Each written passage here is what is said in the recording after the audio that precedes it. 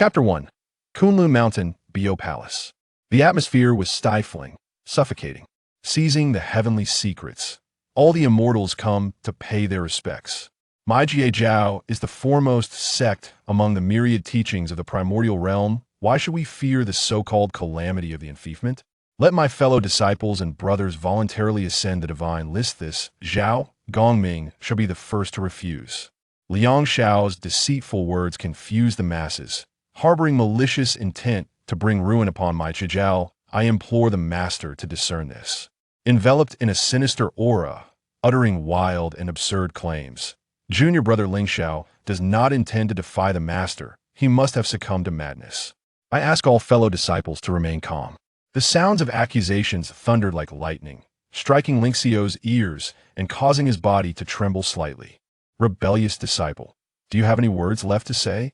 The master of Tongtian, clad in a dark robe, his eyes as deep as the stars, surrounded by an aura of mystery, fixed his gaze upon Lingxiao with unyielding calm. Yet, upon closer inspection, one would notice the furrowed brow and barely concealed anger within his eyes. Oh, rebellious disciple, have the bonds of trust between master and disciple faded to such an extent? Lingxiao's voice was low, a sigh escaping his lips, his face a portrait of struggle and complex despair. Surveying the familiar yet alien faces around him, he gently shook his head, a tide of bitterness swelling within.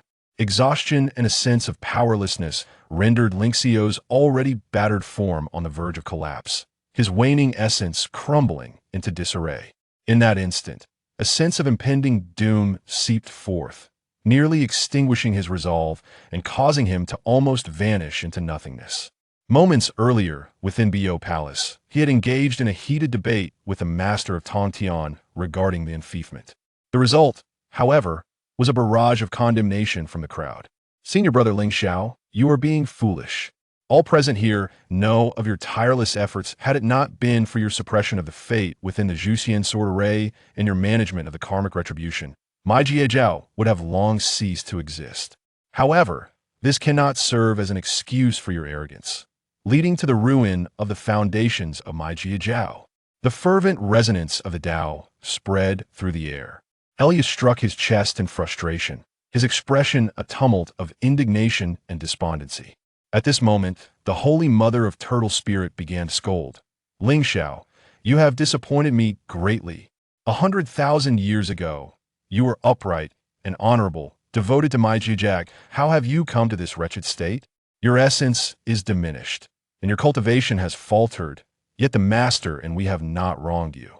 Why, then, do you turn against your fellow disciples, wishing to send them to the divine list? I once believed you had merely lost your realm and foundation, but it appears you have already forsaken your former resolve and buried the bonds of brotherhood with your own hands. The resounding words of the Dao struck deafeningly. Lingxiao fell into a momentary daze, a cold smile gracing his lips. His eyes flickered, filled with the weight of ages. Traversing the primordial world, he bore the 12-petaled pure world white lotus as his foundation, manifesting in the calamity of the witch and demon, subsequently becoming a direct disciple of Tongtian. Thereafter, due to Tongtian's declaration that my disciple Lingxiao possesses the qualifications of a master, Lingxiao devoted himself entirely to Jie Jiao, aspiring to alter the fate of Jie Jiao amidst the cosmic currents. Now, reflecting on it, the so-called qualifications of a master were perhaps but a mirage conjured by Tongtian.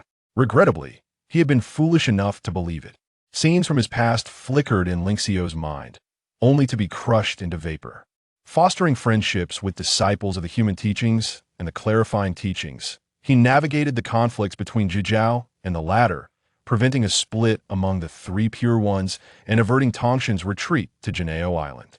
During the calamity of the witch and demon, he sheltered the little Golden Crow Luya and welcomed Kong Xuan and the Golden-Winged Great Peng into Jie Jiao. In the era of the 3 sovereigns and 5 emperors, he aided Tongtian in seizing the Kongtong Seal, with Jie Jiao disciples occupying several revered positions among the human emperors. With the myriad immortals gathering at Jie Jiao, yet no one to guide them, Lingxiao expended great effort to establish the heavenly laws of Jie Jiao, diligently educating his fellow disciples, even sacrificing his essence to help them purify their paths and cleanse their karmic impurities. Moreover, 100,000 years ago, he had bravely entered the Zhuxian sword array to unravel the karmic retribution of Jie Jiao, suppressing its fate at the cost of his own attainment as a great Luo golden immortal, nearly being reverted to his original form. Yet now, he found himself ensnared, trapped in such a dire predicament. Raising his gaze, Lingxiao forced a bitter smile and said, "Have I truly lost my resolve? Have I disregarded the bonds of brotherhood? Know this. In the primordial world, 100,000 years is but a fleeting moment. Yet for me, it has been a transformation of ocean to mulberry fields. The Master has forsaken me, and my fellow disciples disdain me. Where then do I find refuge within Jie Jiao? Were it not for the impending calamity of the enfeefment, would I have come to this?" Having come to this realization, Lingxiao no longer harbored any expectations. Yet he had not anticipated that the disciples of Jie Jiao were all base individuals. Since his great Luo golden immortal cultivation had been destroyed, and with his foundation and essence impaired, he had lost all former prestige among the disciples of Jie Jiao, becoming akin to a drowning dog, reviled by all. Dao Bao, Dingguang, Elia, and others hurled harsh words, while the three Xiaos and the Holy Mother of Golden Spirit remained silent on one side of the Grand Hall, their gazes filled with scorn and mockery. Thus, Lingxiao unleashed his pent-up grievances, declaring that there was no longer a place for him within Jie Jiao. Rebellion, rebellion, a mere waste. How dare you speak such words within Bo Palace, proclaiming that my Jie Jiao shall meet its end. I implore the Master to discern the truth and expel this rebellious disciple, unworthy of the saints, from Jie Jiao in order to uphold our dignity. Dingguang pointed at Lingxiao, his body trembling with rage. His anger flared, eyes blazing with ferocity, as if Lingxiao had committed an unforgivable sin. "Expel him from Jie Jiao." Those words, once uttered, ignited a glimmer of excitement among the disciples present, who exchanged glances. In particular, Daobao's heart surged with tumultuous waves. As the foremost disciple of Jie Jiao, he naturally sought to inherit the legacy of the master of Tongtian and wield authority over Jie Jiao. Yet, Lingxiao's extraordinary emergence had astonished all. Even the master of Tongtian could not help but utter those words. "My disciple Lingxiao possesses the qualifications of a master. A true man born between heaven and earth cannot languish beneath others for long. If you were to become the master of Jie Jiao, would I not merely become a figurehead? Junior brother Lingxiao, do not blame me for my mercilessness." Dao Bao narrowed his eyes, fixing his gaze upon Lingxiao. Today's events were undoubtedly orchestrated by him from the shadows. Rebellion against the master, disrespect for the saints?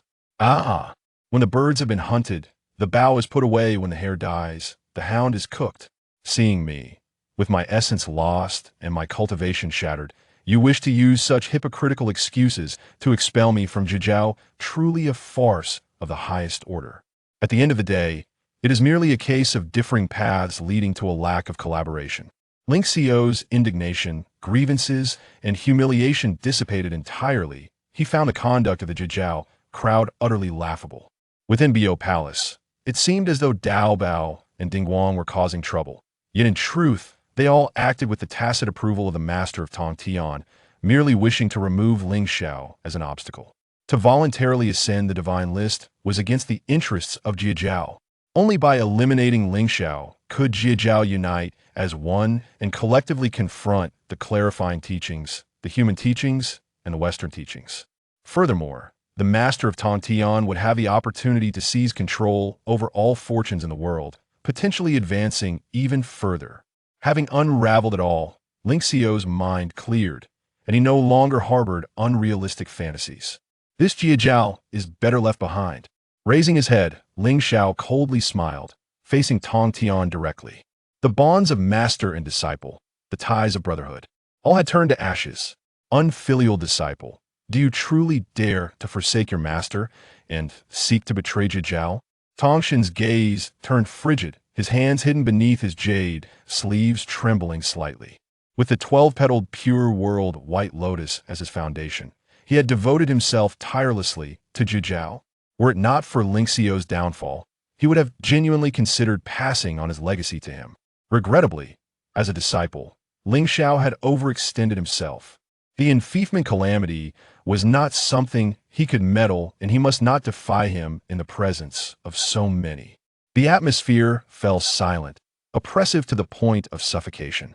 Just as Lingxiao was about to retort against Tongtian, completely severing their ties, a cold, mechanical voice suddenly echoed within his mind. Ding!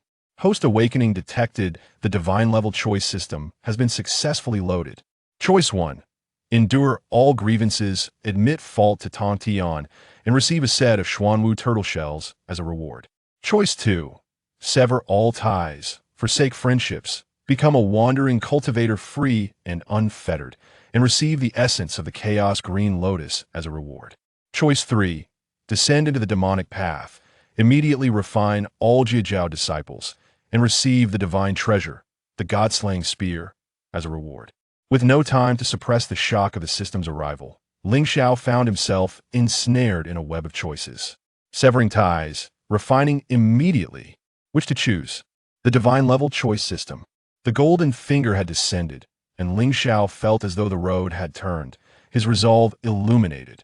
Refining immediately? Let alone my current strength being insufficient, even if I were confident in eradicating the disciples of Jie Jiao present. The master of Tongtian would not sit idly by. Moreover, watching Jie Jiao bring about its own demise is far more satisfying than erasing these individuals. Lingxiao surveyed his surroundings, contemplating within his heart. The pure world White Lotus followed closely.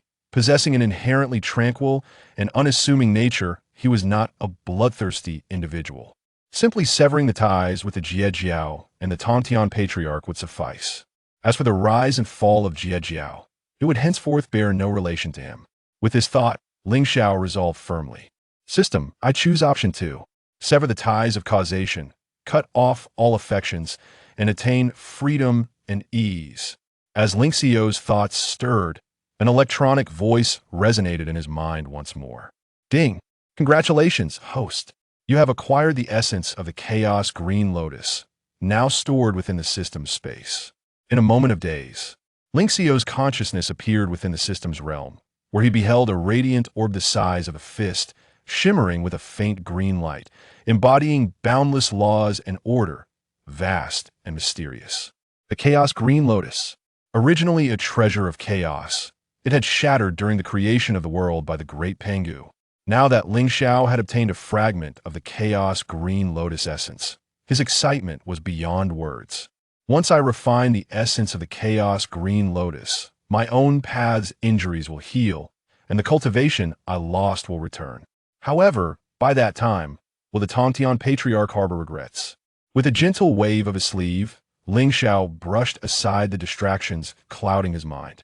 Feeling the searing gazes around him, as well as the oppressive murderous intent within the Bo Palace, his spine straightened even more, and a gentle smile graced his face. From this day forth, he would live for himself. What concern was it of his regarding Jie Jiao? Let it be. To be smiling in the face of death, you truly are mad. If you are willing to apologize to the master and to your fellow disciples, I will plead on your behalf to allow you to remain within Jie Jiao. However, you're no longer worthy of being a direct disciple. At this moment, a proud woman clad in a light blue skirt reprimanded Lingxiao with ire. Senior sister Qiao, do not waste your breath on him. According to the heavenly laws of Jie Jiao, defying the master and disrespecting the saint are sufficient charges to condemn Lingxiao to a fate without burial. Currently, being merely expelled from the sect is already a mercy. The Golden-Winged Great Peng scoffed coldly, showing no restraint in his derision. His gaze fell upon Lingxiao, eyes filled with contempt. Were it not for Lingxiao's instigation of the Jie Jiao's heavenly laws against indiscriminate slaughter, he would still be recklessly devouring humanity to enhance his cultivation. Now, he intended to return the favor in kind. Fur-clad and horned, born in the wet and unteachable, how dare such beasts speak of Jie Jiao's heavenly laws before me, truly unaware of their own insignificance? And you, Qiao, do you possess the right to command me? Before the Tongtian patriarch, Lingxiao boldly confronted them. His words dripped with mockery and disdain. Before anyone could react, Lingxiao proclaimed, Were it not for my efforts to unravel the murderous karma you all have wrought, the sword array of extermination would long have failed to suppress the fortunes of Jie Jiao. Now, as the calamity of the function approaches, you shall reap what you have sown. Tongtian Patriarch, there is no need for you to go through the trouble of expelling me. I shall sever my ties with Jie Jiao of my own volition, thus granting you a favor. As he spoke, Lingxiao raised his head to gaze at the vast sky, then bowed and declared, Heavenly Dao above, my name is Lingxiao. Today I sever my ties with Jie Jiao and dissolve my master-disciple relationship with the Tongtian Patriarch. From this day forth, Lingxiao shall no longer be a member of the Xianmen, nor a disciple of Jie Jiao. May the Heavenly Dao bear witness. In an instant, a mysterious and resplendent golden light emanated from Lingxiao's back, a manifestation of the celestial merits he had accumulated. Without a trace of regret, Lingxiao dissipated all of his celestial virtues. Only the golden light floated between heaven and earth, marking the price he was willing to pay. Only a sage can sever the ties of cause and effect. Yet now, Lingxiao had no choice but to invoke the heavenly principle. And fortunately, the celestial order was just granting his request. These celestial merits were meant to cleanse the connection between Lingxiao and the Jie Sect, as well as with the master of the heavenly passage. Boom! The sound of the Dao echoed, resonating powerfully like a grand bell. With a grim expression on Tongtian's face, Lingxiao turned and began to stride toward the exit of the Bo Palace, lightly waving his sleeve. His steps no longer hesitant, but instead imbued with an air of carefree ease. Stop, came a voice that, if you're not a disciple of the Jie Sect, then you must leave behind the teachings of the upper clear and all that your master has bestowed upon you. Suddenly, an overwhelming force surged towards Lingxiao, the speaker being the Taoist Du Bao. Humph. Lingxiao retorted, aside from that empty proclamation of being a master without substance, what else has the master of the heavenly passage granted me? If we speak of the teachings of the upper clear, I indeed must strip this worthless trinket from my own path. Lingxiao fixed his gaze upon the Taoist Du Bao, gathering the remnants of his dwindling power. His primordial spirit shattered, skin ruptured and blood flowed. Forcing himself to wield his power only exacerbated his already fragile and near-fatal condition, blood trickling from the corner of his mouth as he severed all ties associated with the teachings of the upper clear. After a winding journey, he found himself back at the beginning.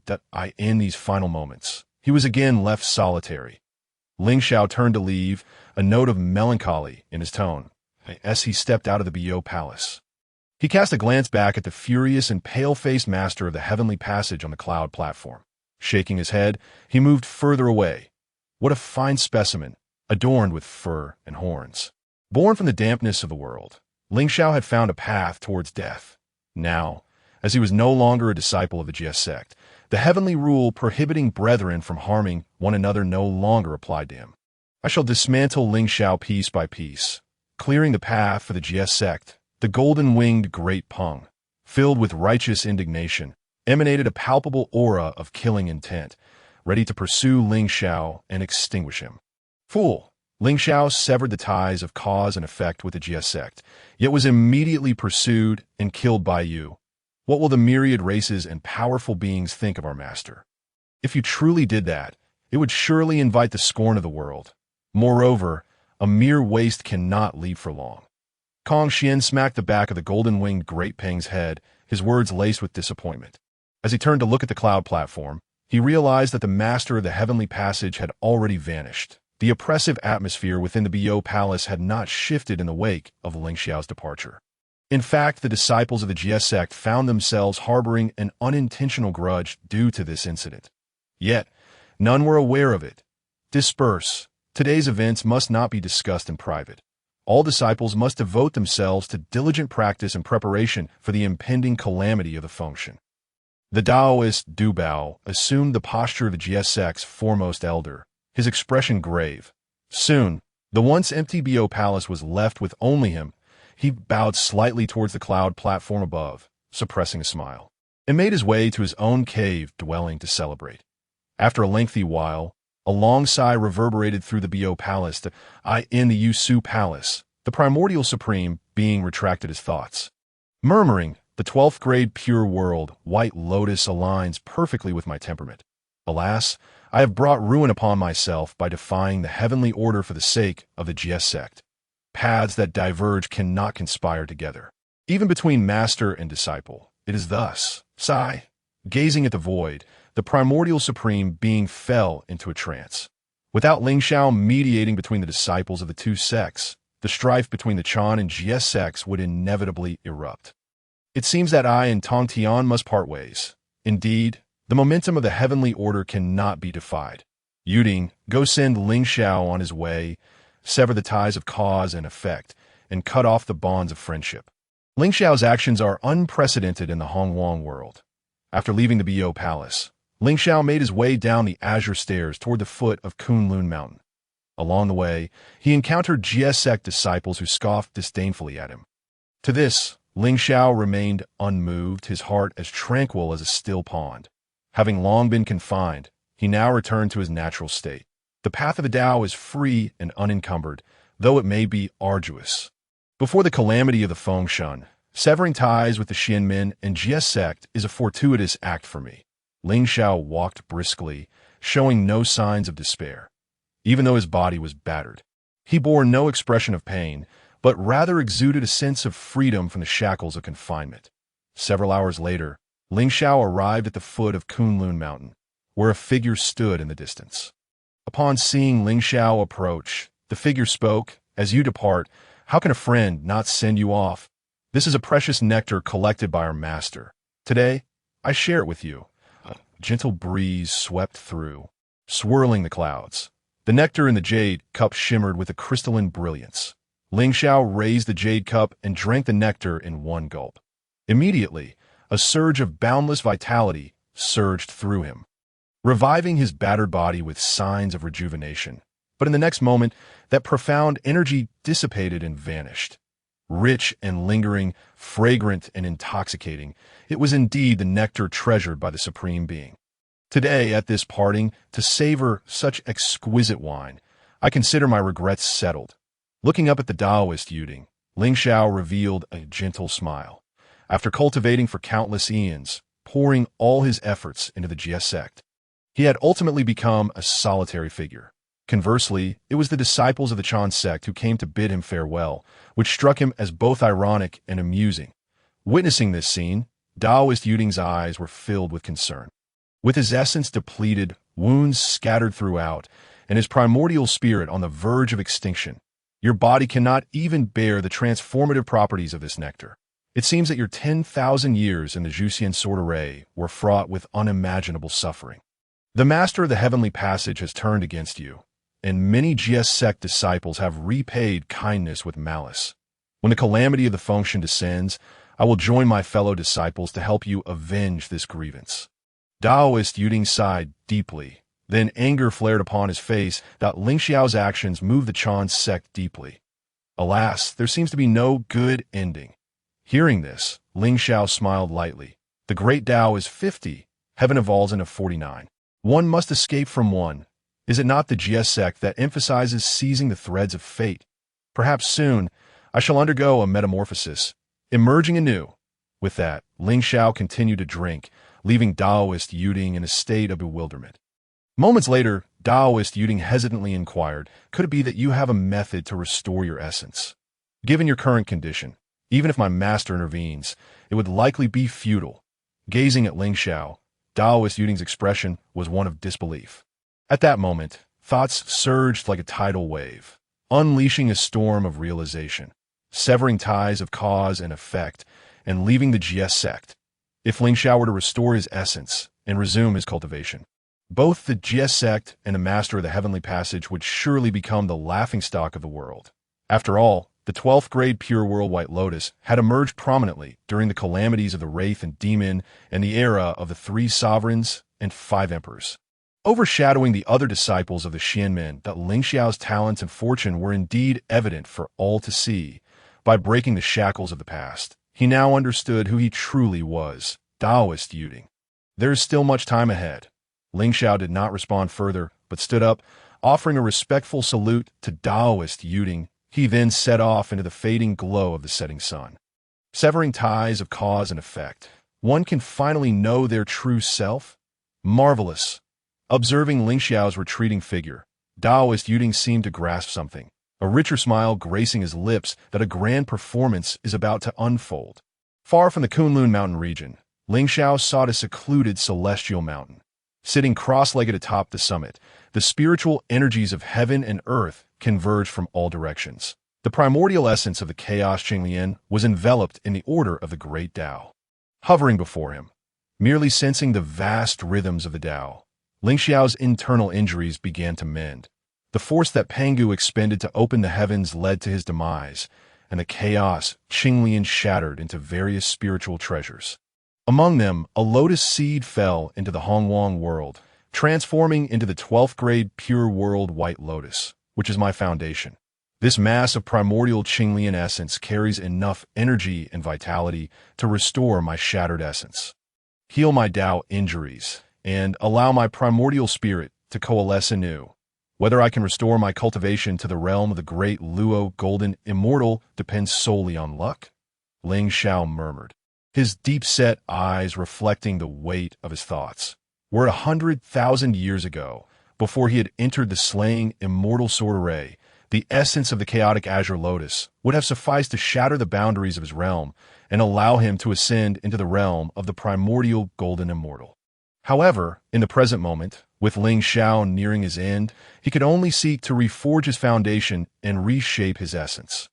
After a moment of contemplation, Lingxiao channeled his power, drawing the essence of the chaotic azure lotus into his being. Accompanied by flickering mystical light and resonating Tao sounds, his cracked meridians began to pulsate with vitality, and the injuries within his body gradually healed under the cleansing influence of the chaotic azure lotus essence. Streams of azure light flickered and transformed, enveloping Lingxiao in a cocoon of orderly laws. His essence, body, and primordial spirit greedily absorbed the vast source of power, while the spiritual energy of heaven and earth within a billion miles surged towards him, transforming into pure magical energy. The cultivation he had lost was steadily being restored in the blink of an eye. Lingxiao's cultivation reached the level of the golden immortal, then broke through barriers to stabilize at the early stage of the Tai golden immortal. Why has my progress stalled? Lingxiao furrowed his brow, feeling a twinge of confusion. The energy contained within the chaotic azure lotus was more than sufficient to elevate him to the pinnacle of the Tai golden immortal, perhaps even to the realm of the great Luo golden immortal. Yet he now found himself facing a bottleneck. Lingxiao pondered this. The essence of the chaotic azure lotus transformed into a torrent, merging with his own essence, and before him, his innate Tao body vanished, replaced by a towering sacred white lotus. Its petals shimmered like frost, its stems stood tall and fragrant, shrouded in mist, radiating a pure light. Crystal clear and exuding a gentle, holy glow, it was the 24th grade pure world white lotus, and he realized that his foundation had been significantly elevated, with his potential and aptitude now far surpassing all disciples of the Jie Sect and the Chan Sect. He stood shoulder to shoulder with the most elite of innate deities. Should he cultivate to the realm of the great Luo golden immortal, he would certainly be able to condense a flower of the great Luo that surpassed his previous state, and his potential would undoubtedly extend beyond the great Luo golden immortal and the primordial golden immortal, venturing into the ethereal realm of the primordial Tao, transforming once again into his innate Tao body. Lingxiao's voice was laced with excitement and fervor. The evolution of heaven and earth, the birth of all things, the moment of consciousness awakening for innate beings, there lies no further possibility for enhancement or transformation. Yet perhaps because he was the pure world white lotus, an inherent part of the chaotic azure lotus, after refining the essence of the chaotic azure lotus, Lingxiao's foundation had forcibly broken through its limitations. In terms of foundation, aside from the three pure ones and a few other innate deities like Nuwa, Lingxiao was not inferior to anyone. Reigning in his aura, Lingxiao's consciousness swept over himself. His demeanor was ethereal, transcending the mundane. The entangled karmic ties and burdens of fate dissipated with the severance of connections to the Jie Sect. Now, he resembled a freshly formed piece of uncut jade, in need of careful refinement.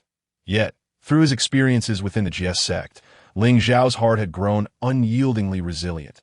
The vastness of the primordial world, where should I venture? Lingxiao murmured softly, lost in contemplation. For countless eons, he had labored to accrue fortune for the Jie Sect, and the forces and cultivators he had associated with had mostly intertwined with the Jie Sect, naturally excluding himself. Lingxiao, my young friend, why not accompany me back to Wuzhuang Temple? Allowing this humble Taoist to extend my hospitality, a benign voice echoed from nowhere. Two figures appeared before Lingxiao, standing a mere foot away. Zhen Yunzi, clad in a flowing azure robe, exuded an air of ethereal grace, while beside him stood the Red Cloud Taoist, donned in a red robe adorned with cloud patterns, a gentle smile gracing his face. Junior Lingxiao pays respects to the esteemed Zhen Yuan de Xian and the venerable Red Cloud. Lingxiao performed a Taoist bow, infused with respect and humility. Transversing the primordial world, he had indeed altered certain heavenly trends. Originally, the Red Cloud Taoist was destined for demise. Yet through Lingxiao's interventions, he had preserved his life. Even the primordial purple energy had not vanished, but instead remained in Zhen Yuanzi's possession. This matter was known only to the three of them, Zhen Yuanzi, the Red Cloud Taoist, and Lingxiao. Thus, a bond of goodwill was forged between Lingxiao and the two venerable figures. Lingxiao, my young friend, do not be overly courteous with us. After you swore your heavenly oath and severed ties with the Tongtian cult master and the Jie Sect, we sought you out to bring you back to Wuzhuang Temple. Initially, our plan was to assist you in resuming your cultivation with that fragment of sacred essence. Yet, seeing you now, having turned misfortune into fortune and undergone a transformation of your foundation, we can finally breathe a sigh of relief. The Red Cloud Taoist spoke, patting Lingxiao's shoulder, his demeanor amiable and unpretentious. Observing the earnest expression of the Red Cloud Taoist and the smiling Zhen Yuanzi, Lingxiao's heart swelled with gratitude and warmth. Deeply moved, not all beings were ungrateful like the disciples of the Jie Sect. Mount Wanshou, Wuzhuang Temple. Lingxiao accompanied Zhen Yuanzi and the Red Cloud Taoist to the sacred grounds that I pay my respects to the two venerable lords. And greetings to senior brother Lingxiao.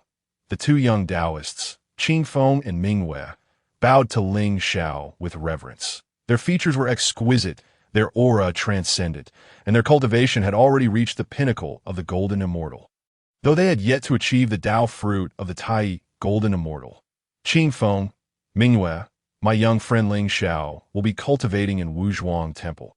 You must not be negligent in your duties. Go and gather some ginseng fruits and bring forth the spirit wine brewed by this humble Taoist. Zhen Yuanzi invited Lingxiao to sit upon a mat, then instructed the two young Taoists. Soon, the fragrant aroma of ginseng fruits wafted through the air, and the spirit wine in the jade cup gleamed with an amber glow that I apologize for any disturbances, esteemed seniors. Lingxiao smiled gently, speaking with measured grace. Although he had formed a bond of goodwill with the two quasi-saint experts, the necessary courtesies should not be overlooked. Observing this, the Red Cloud Taoist sighed. Ah, my young friend, you are simply too kind. You fought valiantly for the Jie Sect, only to meet such an end. Fortunately, the tides have turned, and a clear path lies ahead. Upon reflection, our faiths share certain similarities. As his words fell, a glint of cold light flickered in Zhen Yuanzi's eyes, and a murderous intent began to emanate. This murderous aura was directed at the two saints of the Western world, Jie and Tongtian. During the calamity of the witches and demons, the Red Cloud Taoist met an untimely fate, seemingly at the hands of the demon clan and the old ancestor of the river of the underworld. In truth, the two Western saints had been the hidden instigators, unable to let go of the karmic debt. They resolved to eliminate the Red Cloud Taoist, the creditor. The schemes of the two Western saints were as audacious as they were cunning, but a kind-hearted elder of the primordial world and a benevolent figure of the Jie Sect. These two debts of karma would not be forgotten by this humble Taoist. When a day arrives that I defy the heavens and attain sainthood, it shall be the time for reckoning. Lingxiao, my young friend, do not hesitate to treat us with familiarity. Were it not for your profound fortune, bestowing you with a foundation that rivals the elite innate deities, we would indeed wish to take you as our disciple. Following the eruption of the Fengshan calamity, the rules of heaven and earth fell into chaos at that time. I shall seek the opportunity to attain sainthood, for after countless eons, my merits in the Heavenly Dao have long since accumulated sufficiently. Zhang Yuanzi's tone shifted, returning to one of warmth. His regard and expectations for Lingxiao were almost palpable. In a world teeming with myriad beings, only Lingxiao aligned with the tastes of both Zhang Yuanzi and the Red Cloud Taoist. With such kindness from the two esteemed seniors, I am eternally grateful. However, the matter of attaining sainthood must be approached gradually, without haste. According to my estimations, the Jie Sect must contend with the human sect, the Chan Sect and the Western teachings simultaneously. Once the larger situation is settled, it will not be too late for the Xianjin Yuan to achieve sainthood. Moreover, the individual from the Jie Jiao harbors ambitions that extend far beyond what you perceive as mere simplicity. Lingxiao rose to his feet and bowed respectfully to the two. Since the calamity of the Lich, the influence and foundation of Jie Jiao have grown increasingly formidable, securing a position that surpasses half of the human emperor's respected lineage. Consequently, the ambition within Jie Jiao has also intensified. The master Tongtian wields the extermination sword array and, coupled with the human race's treasures, such as the Kongtong Seal and the Qingping sword, possesses the means to suppress the other saints. Thus, he is motivated to hasten the arrival of the Fengshan calamity rather than heed Lingxiao's counsel to place some of the less accomplished disciples of Jie Jiao upon the Fengshan list. Rest assured, my young friend, I can endure. Come, let us drink. Soon enough, within the five, the atmosphere turned jubilant. Lingxiao, along with the mighty Zhang Yuanzi and Taoist Hong Yun, engaged in spirited conversation over the myriad affairs of the primordial world, while the two quasi-saint powerhouses imparted numerous profound truths of the Dao to Lingxiao. Simultaneously, deep within Kunlun Mountain at the Bayou Palace, the extermination sword array erupted with a resonant clang, unleashing a tempestuous aura. The Holy Mother Wu Dang and the Holy Mother Jean Ling suddenly opened their eyes wide. How is this possible? Their lips parted slightly, struggling to conceal their shock and fear. A sense of panic washing over them. Hadn't Lingxiao entered the extermination sword array to cleanse the murderous karma incurred by his fellow disciples? Why then did the extermination sword array now stir restlessly?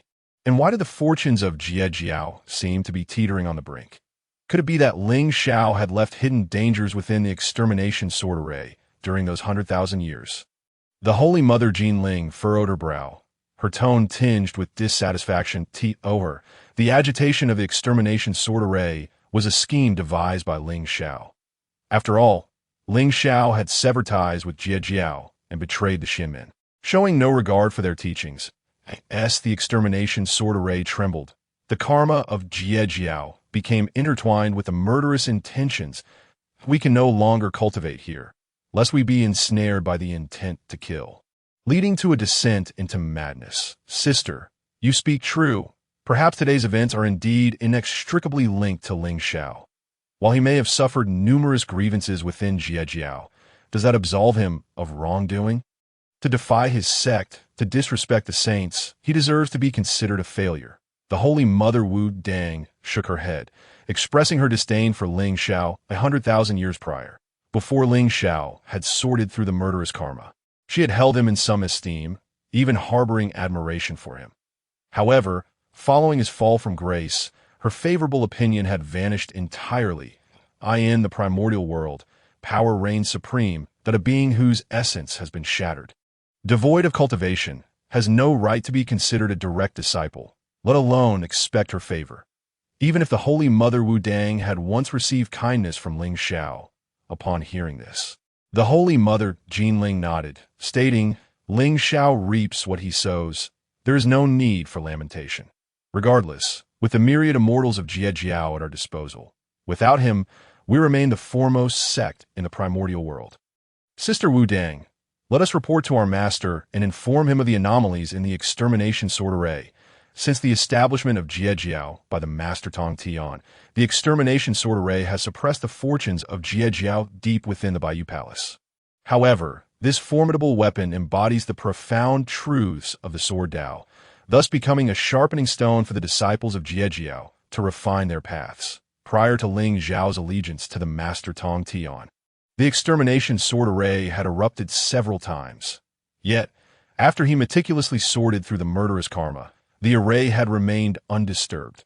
Indeed, during his 100,000 years of seclusion within the extermination sword array, he purified the ominous energies and murderous karma within the fortunes of Jie Jiao, alleviating this hidden peril. Nonetheless, the Holy Mother Wu Dang and the Holy Mother Jinling were puzzled as to why the extermination sword array and the fortunes of Jie Jiao had once again manifested anomalies. Moments later, the two stepped into the grand hall of Baiyu Palace. Upon entering, they beheld the Master Tongtian, the Taoist duo Bao, and the three heavenly maidens among the disciples of Jie Jiao. Yet, why did the atmosphere within the hall seem so peculiar? The Master Tongtian wore a grim expression, and the disciples below the cloud platform exchanged glances, revealing a spectrum of emotions, not excluding the cold intent to kill. Who could have instigated such a sense of impending doom among the Master and his fellow disciples? The Holy Mother Jinling felt bewildered, but resolutely approached the center of the hall to report the anomalies of the extermination sword array to the Master Tongtian. Adopting a serious demeanor, she respectfully announced, "Respected Master, the extermination sword array has exhibited unusual activity. The murderous karma resurfaces, and the fortunes of Jie Jiao are under threat." In that instant, within Baiyu Palace, the disciples of Jie Jiao dared not even breathe. Upon hearing these words, the Master Tongtian's consciousness surged toward the depths of Baiyu Palace, receiving a message from the primordial spirit imprint engraved within the extermination sword array. His previously ashen face darkened further, akin to the bottom of a pot. Misfortunes seldom come alone. Just as he received news concerning Lingxiao, now this dire tidings arrived. Even the Master Tongtian, known for his resolute heart, felt the situation becoming increasingly difficult. Not long after Lingxiao's departure, disturbances arose within the extermination sword array and the fortunes of Jie Jiao. Though the Master Tongtian discerned that this matter had no connection to Lingxiao, his resentment toward the latter only intensified. Rebellious disciple, rebellious disciple. The Master Tongtian struck the cloud platform with a thunderous clap, his voice resonating like thunder. Witnessing this scene, the disciples of Jie Jiao were filled with trepidation. The Holy Mother Wu Dang and the Holy Mother Jinling mistakenly believed that Lingxiao's machinations were the cause of their current predicament. Thus, the Holy Mother Wu Dang stepped forward in indignation, declaring, "Lingxiao is ungrateful. Do not blame Jie Jiao for being heartless. Since he dares to scheme against our fortunes, I am willing to capture him and subject him to severe punishment as a warning to others. A mere failure cannot stir any tempest." Her voice echoed through the silent hall, resounding with authority. Instantly, it drew the attention of all present. After a few breaths, Zhao Gongming, with a grim expression, remarked, "A failure. That rebellious disciple has already reformed his foundation and even ascended to a higher level." Garnering the attention of both the great Master Jin Yuan and Taoist Hong Yun, a rebellious disciple who has severed his karma has now turned Jie Jiao into a complete farce. Impossible, absolutely impossible. His essence has been obliterated, his primordial spirit shattered, his meridians destroyed, and his Dao injuries spread throughout. Unless the Grand Master Hong Jun bestows blessings, even a saint's intervention cannot restore his injuries or reform his foundation. Moreover, Lingxiao is merely a powerless failure. How could he gain the favor of the great Master Jin Yuan and Taoist Hong Yun? Brother Gongming, do not speak such nonsense here. The Holy Mother Jinling gritted her teeth, her face betraying disbelief. Lingxiao had entered the extermination sword array to sort through the murderous karma, and after incurring such injuries, even the Taiji Laozi had intervened to heal him, yet there had been no improvement. The Taiji Laozi, adept in the alchemical arts, could reverse yin and yang, but he could not heal Lingxiao. Reforming his foundation, what right does the useless Lingxiao have? Sister Jinling, accept reality. The Master has divined the heavenly secrets and discerned that the rebellious disciple Lingxiao's fortunes have surged dramatically. Moreover, when he restored his cultivation and reformed his foundation, he did so without concealment, and all great powers are now aware of this. The great master Jin Yuan even personally transmitted Dao sounds.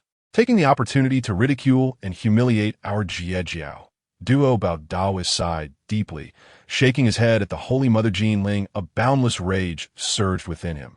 After expending great effort to expel Lingxiao from Jie Jiao, he had managed to be reborn, bringing disgrace upon Jie Jiao and the master Tongtian. Given that the rebellious disciple's injuries have healed, why not command him to rejoin the master's tutelage? We could temporarily overlook his previous outrageous actions and grant him the status of an inner disciple. After all, only that rebellious disciple can cleanse the murderous calamity tainting Jie Jiao's fortunes. Otherwise, when a murderous calamity erupts, the extermination sword array will face a cataclysmic assault. Most importantly, with the myriad immortals of Jie Jiao at our side, the Fengshen calamity is not far off, and our fortunes must not be compromised. The Holy Mother Wu Dang, upon understanding the complete context, was momentarily taken aback, but soon devised a plan. As these words were uttered, a ripple of discussion surged within by Yu Palace, with various disciples engaging in fervent debate. The three heavenly maidens and the Holy Mother Gei Ling occasionally furrowed their brows, appearing to weigh the merits of the Holy Mother Wu Dang's suggestion, while the Master Tongtian also seemed to waver. Severing karma and betraying Jie Jiao, should Lingxiao admit his fault, he could be welcomed back into the fold. Deep down, the Master Tongtian felt a hint of regret for this disciple. If he were to provide counsel for himself, be it Western teachings, human doctrines, or any other, they would all be trampled beneath the feet of the deity this moment, a towering figure, radiating an aura of malevolence. Emerged from the crowd, in a composed tone, he slowly articulated. Senior brother Lingxiao was compelled to sever ties with our master, regardless of the profound opportunities he has to reconstruct his foundation, or the recognition he has garnered from the great immortal Jin Yuan and the Taoist Tongyun. He bears no relation to the... When senior brother Lingxiao departed from Kunlun Mountain, it was only the Yuding Taoist who went to bid him farewell. From that moment forth, his spirit towards her has been utterly disheartened. Now, witnessing his return to the path of cultivation, able to untangle the karmic retribution of slaughter, is there any place under heaven where such a fortuitous event could occur? With righteous indignation, he suppressed his fury. Xingtian had long harbored disdain for figures like the Holy Mother of Gold Spirit and the Holy Mother of Wudong. Because of Lingxiao, Xingtian and Fengbua, among the powerful of the Witch clan, had also joined yet they had not been present in Kunlun Mountain when Lingxiao departed from the otherwise. How could they have stood idly by as Lingxiao faced disdain and was forced to make a vow to the heavenly way? Xingtian's words ring true. Whether he is flourishing or fracturing, it is no longer connected to senior brother Lingxiao. If you wish to engage in such shameless acts, then you shall tread over my corpse. The North Sea's Xiangui spoke coldly, disappointment evident in his eyes. When Nuwa mended the heavens, she intended to slay him and use his limbs to prop up the sky. It was Lingxiao who foresaw the danger, compelling him to vow to the heavenly way, thus preserving his physical essence and true spirit, ultimately reincarnating in his new life and cultivation. Xiangui joined to repay Lingxiao's kindness. Xingtian, Fengbua, and Xiangui, originally qualified to be direct disciples of the Tongtian, ultimately chose to be outer disciples of the should prioritize the sect's fortune and interests if the rebellious disciple Lingxiao abandons the sect. Do you all wish to follow in his footsteps? The immortal of steadfast light glared with fury, bloodlight flickering in his eyes. As his words fell, murderous intent surged wildly within the Bo Palace, with Xingtian and others eager to crush the immortal of steadfast light. The Tongtian, who had witnessed everything, finally spoke. As a saint of the heavenly way, I possess the ability to traverse heaven and earth. I shall use the merits of the great Tao to eliminate the karmic retribution of slaughter upon his fortunes, in order to maintain the stability of the extermination sword array. You must not sow seeds of slaughter during this period before the calamity of the descends. Otherwise, the extermination sword array will no longer be able to suppress this fortunes. As for the rebellious disciple Lingxiao, who is willing to make a trip to the Wuzhuang temple, The merits of the Great Dao are the blessings bestowed upon Pangu, the primordial deity at the onset of creation. This is the foundation and reliance of the Tongtian, and naturally cannot be wholly expended to eradicate karmic retribution, lest his cultivation be affected. Thus, the Tongtian can only place hope in Lingxiao. This kind-hearted individual, his most obedient disciple, should return in due time. Shameless individuals, he scoffed, harboring scorn in his heart upon witnessing the hypocritical side of the Tongtian. Meanwhile, North Sea Xiangge hesitated to speak. Gently shaking his head, his eyes reflecting a hint of indifference, he understood that once the Tongtian had spoken, further disputes would be futile. I report to Master. I am willing to go. Xiong Zhao's voice was cold, disregarding Yun Zhao's attempts to stop her, and stepped forward resolutely. With a graceful wave of her azure sleeves, a hint of aloofness crossed her delicate face. I shall persuade Lingxiao to return with me to acknowledge our master. If he willingly seeks to untangle the karmic retribution of slaughter, I can forgive his transgressions and enlighten him on the essence of respecting one as teacher and the way to a disciple of the. One must be prepared to sacrifice everything for the sect, including their life. Xiong Xiao bowed to the Tongtian and, upon seeing no objections from him, immediately stepped upon clouds, transforming into a streak of light and vanishing. The remaining individuals within the grand hall exchanged glances, each harboring their own ulterior motives. In the heavenly court, within the Lingxiao palace, auspicious signs proliferated and celestial aura wafted through the air. Hao Yin sat upon the throne of the heavenly emperor, with the resplendent queen mother of the Yao pool seated beside him. With the arriving to pay homage, they intended to initiate the calamity. Our heavenly court's foundation is weak. Aside from the capable Tai-Bai Jinxing, there are no other formidable individuals to rely upon. Now that Lingxiao has reconstructed his foundation and formed connections with the great immortal Jin Yuan and Taoist Tongyan, if we were to lend him assistance at this critical moment, we might forge a beneficial relationship with those two powerful beings. The queen mother of the Yao pool slightly parted her red lips and addressed Hao Yin.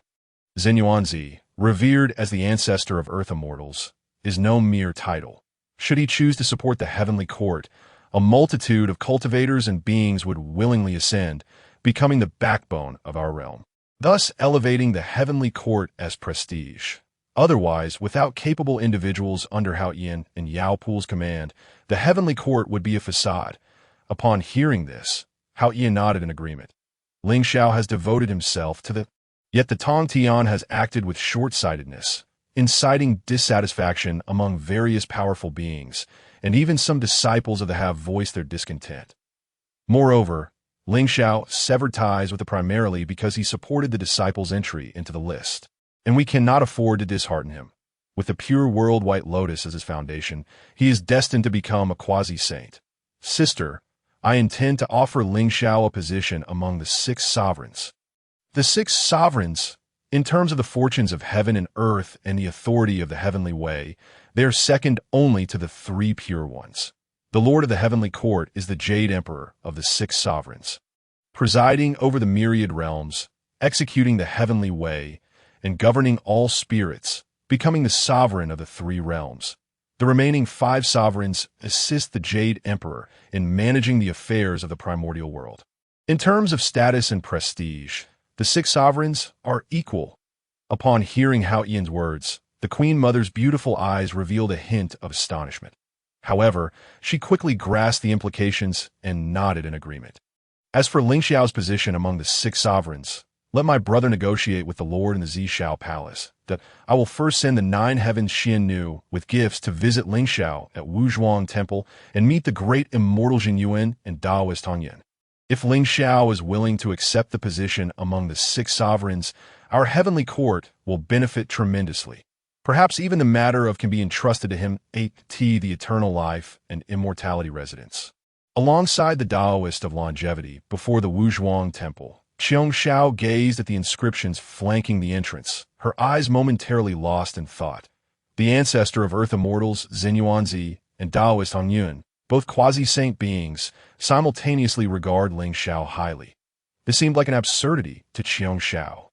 Yet it was indeed the truth. Straightening her posture, Xiao performed a respectful bow at the entrance and declared aloud, "I am Xiao of the sent by Master Tongtian to pay respects to the great immortal Jin Yuan and senior Taoist Tongtian." Her voice echoed, stirring the winds and clouds. Creak! A crisp sound resonated as the doors of Wuzhuang Temple swung open.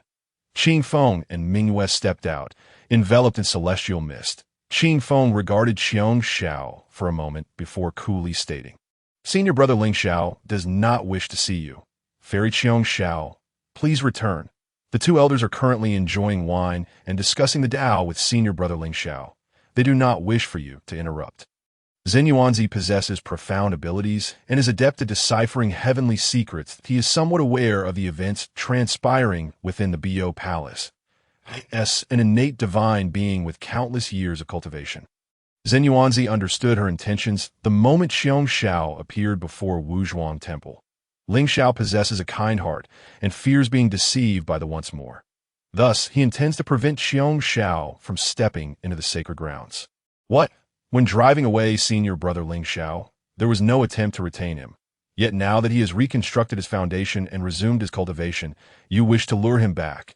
How insidious and cunning he is. Surely, during Lingxiao's time with he also aided you in cleansing your spiritual platform and resolving the karmic retribution and causes you accumulated. Now, you seek to push him into the fire pit. Revealing your ulterior motives.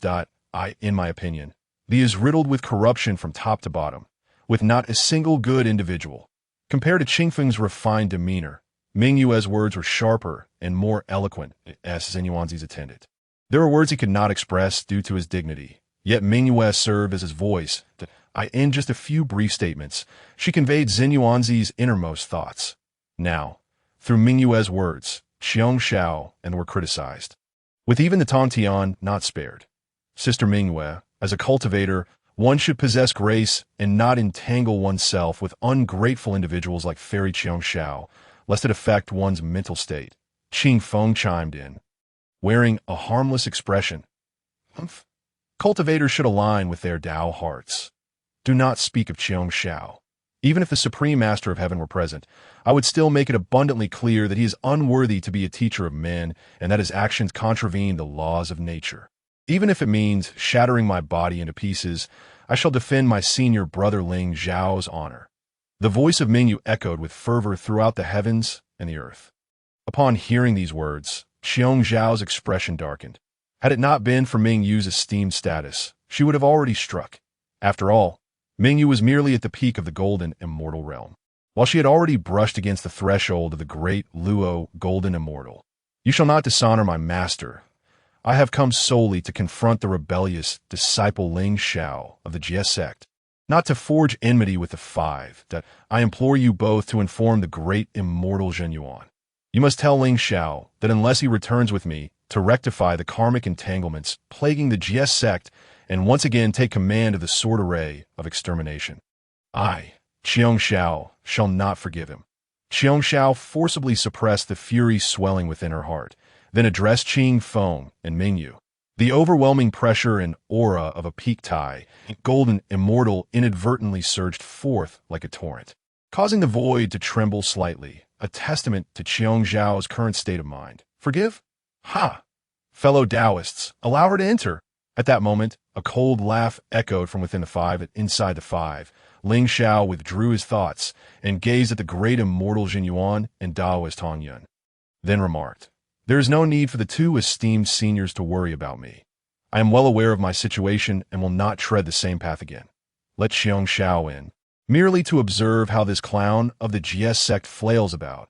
In his previous life, Lingxiao had perused countless novels of the Primordial era, thus he understood the mechanics of the divine selection system.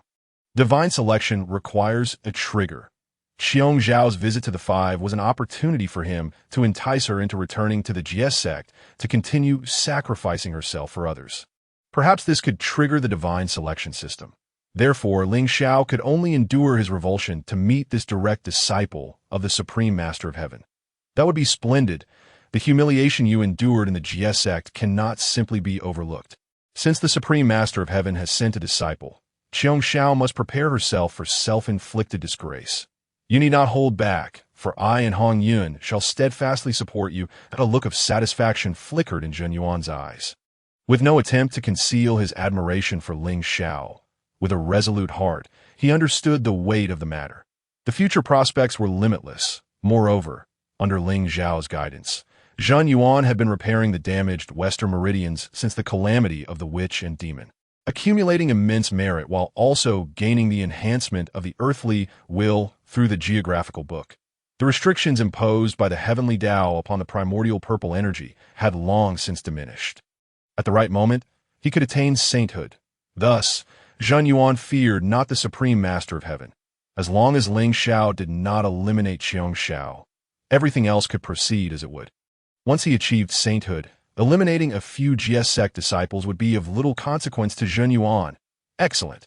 Lingxiao raised his cup and drank the spiritual wine, no longer observing any formalities with Zhen Yuan. Soon after, Qing Feng and Mingyu approached, with Xiao trailing behind them. "I pay my respects to the great immortal Zhen Yuan and Senior Hong Yun." Xiao performed a respectful greeting. Yet her gaze darted toward Lingxiao, the initial stage of the Tai Golden Immortal Realm. His aura was profound, and his Dao rhythm was natural. Lingxiao had indeed reconstructed his foundation, and his essence was fully restored. Now, he exuded an even more sacred and natural demeanor than when he first joined the Jie Sect, as if drawing closer to the great Dao. Such a scene Xiao had only witnessed among the 3 pure ones and a select few top-tier innate deities. Now, possessed such a unique Dao rhythm and aura. Xiao felt a tremor in her Dao heart.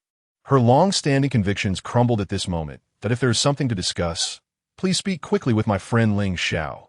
We do not welcome those from the Jie Sect here. Daoist Hong Yun rapped the jade table, his tone laced with indifference, as the Dao rhythm of a quasi-saint emanated outward, nearly suffocating Xiao. Lingxiao remained seated on the mat, never once casting a glance at Xiao. Observing this, Xiao's heart grew calm, and she spoke. "Junior brother Lingxiao, the fate of the Jie Sect requires your guardianship, and the sword array of extermination has grown tumultuous. Come with me back to the Jie Sect. I will plead with Sister Yun Xiao, Brother Duo Bao, and others on your behalf. Surely, Master will pardon your transgressions and allow you to rejoin his ranks. For countless eons, you have been a figure of respect among your fellow disciples. Now, having defected from the Jie Sect, you face the scorn of many. Yet, if you admit your errors to Master, we can return to our former selves." As Xiao spoke, visions flickered in her mind. Lingxiao gestured with his hands, disregarding the sweat beading on his brow, to purify the karmic entanglements that had tainted him. Despite the tremendous expenditure of his spiritual power, he did not cease. In that moment, Xiao felt a stir of yearning and affection. However, as Lingxiao was reduced to a state of powerlessness, all hope dissipated. Contemplating this, Xiao continued. "Sister Yun Xiao, the Golden Spirit Holy Mother, and several other sisters are also concerned for you, that if you return to the Jie Sect, we can fulfill all your previous requests. Furthermore, should you pass my trials, I would be willing to become your Dao partner." As her words fell, Xiao's fair face flushed slightly. It seemed that uttering such sentiments was exceedingly embarrassing for her. Gazing at Lingxiao, who radiated a faint holy light, Xiao felt a warm current surge within her. And an unexpected thought took form. Becoming Lingxiao's Dao partner seemed a notion she could begrudgingly accept. "I can no longer endure this." Upon hearing these words, Mingyu exploded in fury, prepared to lash out at Xiao. Fortunately, Qing Feng swiftly covered his mouth and pulled him back. Zhen Yuan and Daoist Hong Yun exchanged glances, sharing a silent understanding that a typical vain woman. Zhen Yuan's brow furrowed slightly as he pursed his lips. The Supreme Master of Heaven only accepted disciples without imparting true teachings. Thus, Xiao's character was unlikely to be commendable. Even if her essence was not malevolent, the chaotic melting pot of the Jie Sect had undoubtedly left its mark. Continuing to observe the spectacle, Zhen Yuan had never encountered such brazen shamelessness. Did she truly believe she was worthy of becoming Lingxiao's Dao partner? Daoist Hong Yun spared no mercy, having already labeled Xiao as shameless. "What sort of foolishness was this? You wish to test me? Lingxiao was taken aback, realizing for the first time that Qiong Xiao was of such a disposition. Before he could retort, the voice of the system reverberated in his mind. Ding! The divine selection task has successfully refreshed. Option 1. Forgive the Jie Sect and follow Qiong Xiao back to Kunlun Mountain. Reward: a breath of innate cowardice. Option 2. Slap Qiong Xiao, crush her, and slay her. Reward: the supreme innate spiritual treasure, the Zhen Yuan sword. Option 3. Ignore Qiong Xiao and treat her as heir. Reward: the postnatal merit treasure, the Hongmeng Liang Tian ruler. The cold, detached voice of the system echoed in Lingxiao's mind. Flickering with joy, the Hongmeng Liang Tian ruler, a top-tier offensive treasure, bore no karmic ties when killing, with its might only surpassed by the Heavenly Dao's malevolent treasures, the god-slaying spear. This item is indeed fated for me. System, I choose option 3. Without a moment's hesitation, Lingxiao made his choice, and no need for further discourse. Qiong Zhao's demeanor repulsed him, and her defiant words left him speechless. Rather than engage in fruitless argument or suppress her, Lingxiao preferred to dismiss her altogether as for the notion of a Dao partner. Did Qiong Xiao even measure up? Congratulations, host. You have obtained the Hongmeng Liang Tian ruler, as the system's voice rang out once more. An extraordinary phenomenon unfurled within the system's space. A purple-golden hue radiated, with the might of the Dao shining brilliantly. The patterns of the great Dao flickered in and out of sight, the golden light of merit dazzling and resplendent. Its weight akin to 1,000 June, the Dao rhythm was vast and profound, seemingly possessing the power to create universes or annihilate the heavens. For countless eons, I have fought and bled for the Jie Sect. Now, I shall live for myself, and the Hongmeng Liang Tian ruler shall become my trump card, protecting me during the impending calamity of the investiture of the gods. A slight smile graced Lingxiao's lips as he resolved firmly. As for the affairs of the Jie Sect, Lingxiao chose to disregard them entirely. However, in his cultivation and scheming regarding the investiture of the gods, he was utterly serious. Junior brother Lingxiao, what are you still hesitating for? I know you harbor grievances within, but you must not rashly sever your karmic ties with the Jie Sect. I have already provided you with a way out. What more do you desire from me? Seeing Lingxiao fall silent, the shyness on Qiong Zhao's face vanished, replaced by a hint of frost. As a being of innate origin, Qiong Zhao possesses her own pride. Now, compelled by circumstances, she has bowed her head to Lingxiao, which for her is an immense humiliation and an act of great reluctance. Yet, Lingxiao, seemingly indifferent to her feelings, remains aloof and unyielding in his high position. How has the once warm, considerate, and understanding junior brother twisted his psyche to such an extent? A surge of anger swells within Qiong Zhao, like a thorn lodged in her throat. These words she dares not utter, especially with Zhen Yuanzi and Hong Yundao when observing nearby. However, the icy aura she exudes betrays her current emotional turmoil. Surely you don't believe that I would be moved? Lingxiao scoffs, not bothering to lift his eyelids, his tone light and mocking. With a shift in focus, he raises his wine cup. Zhen Yuan to Xian, Hongyan Sr., we need not concern ourselves with this clown. Come, let us drink. As cups clink and laughter fills the air, Lingxiao treats Qiong Zhao as if she were mere air, displaying no desire to acknowledge her presence, sitting cross-legged on the mat. He exudes a demeanor of serenity and elegance. The recent farce, he has never taken to heart. Qiong Zhao, however, stands frozen in place, her crimson lips quivering slightly. She had first extended a gesture of goodwill towards Lingxiao, then resorted to provoking him. Yet these attempts fell flat, like fists striking against cotton, causing no stir. An inexplicable heartache renders her complexion pale, since senior brother Lingxiao is unwilling to accompany me back to Kunlun Mountain. I shall take my leave from Wuzhuangguan. Otherwise, I may become an eyesore to senior brother Lingxiao and the two esteemed elders, a burden we cannot afford. Qing Feng glances at Qiong Zhao. Suppressing the urge to smirk, with a delicate wave of his sleeve, he adopts a stance suggesting he wishes to escort her out. Nearby, Ming Yu snorts softly, having gained insight into the day's events. How could a disciple of the Jie Sect be of such caliber? Lingxiao, Do you truly refuse to return with me to Kunlun Mountain? At this point, Xiao casts aside her pretense. Gritting her silver teeth, her pent-up grievances and fury erupt as she points a finger accusingly at Lingxiao, the imposing aura of a peaked Tai golden immortal bearing down upon him. But in the next instant, Heavenly Dao furrows his brow, and boundless red sand bursts forth from the gore at his waist, engulfing Xiao in an instant. How dare you bark like a dog within Wuzhuangguan, ignorant of decorum? It seems that Tongtian's disciples have been spoiled rotten.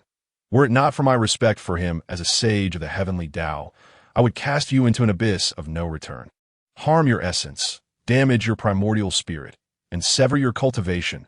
This shall serve as a slight punishment for you, allowing you to experience the suffering endured by my young friend Lingxiao. If you dispute this, feel free to seek support from Tongtian.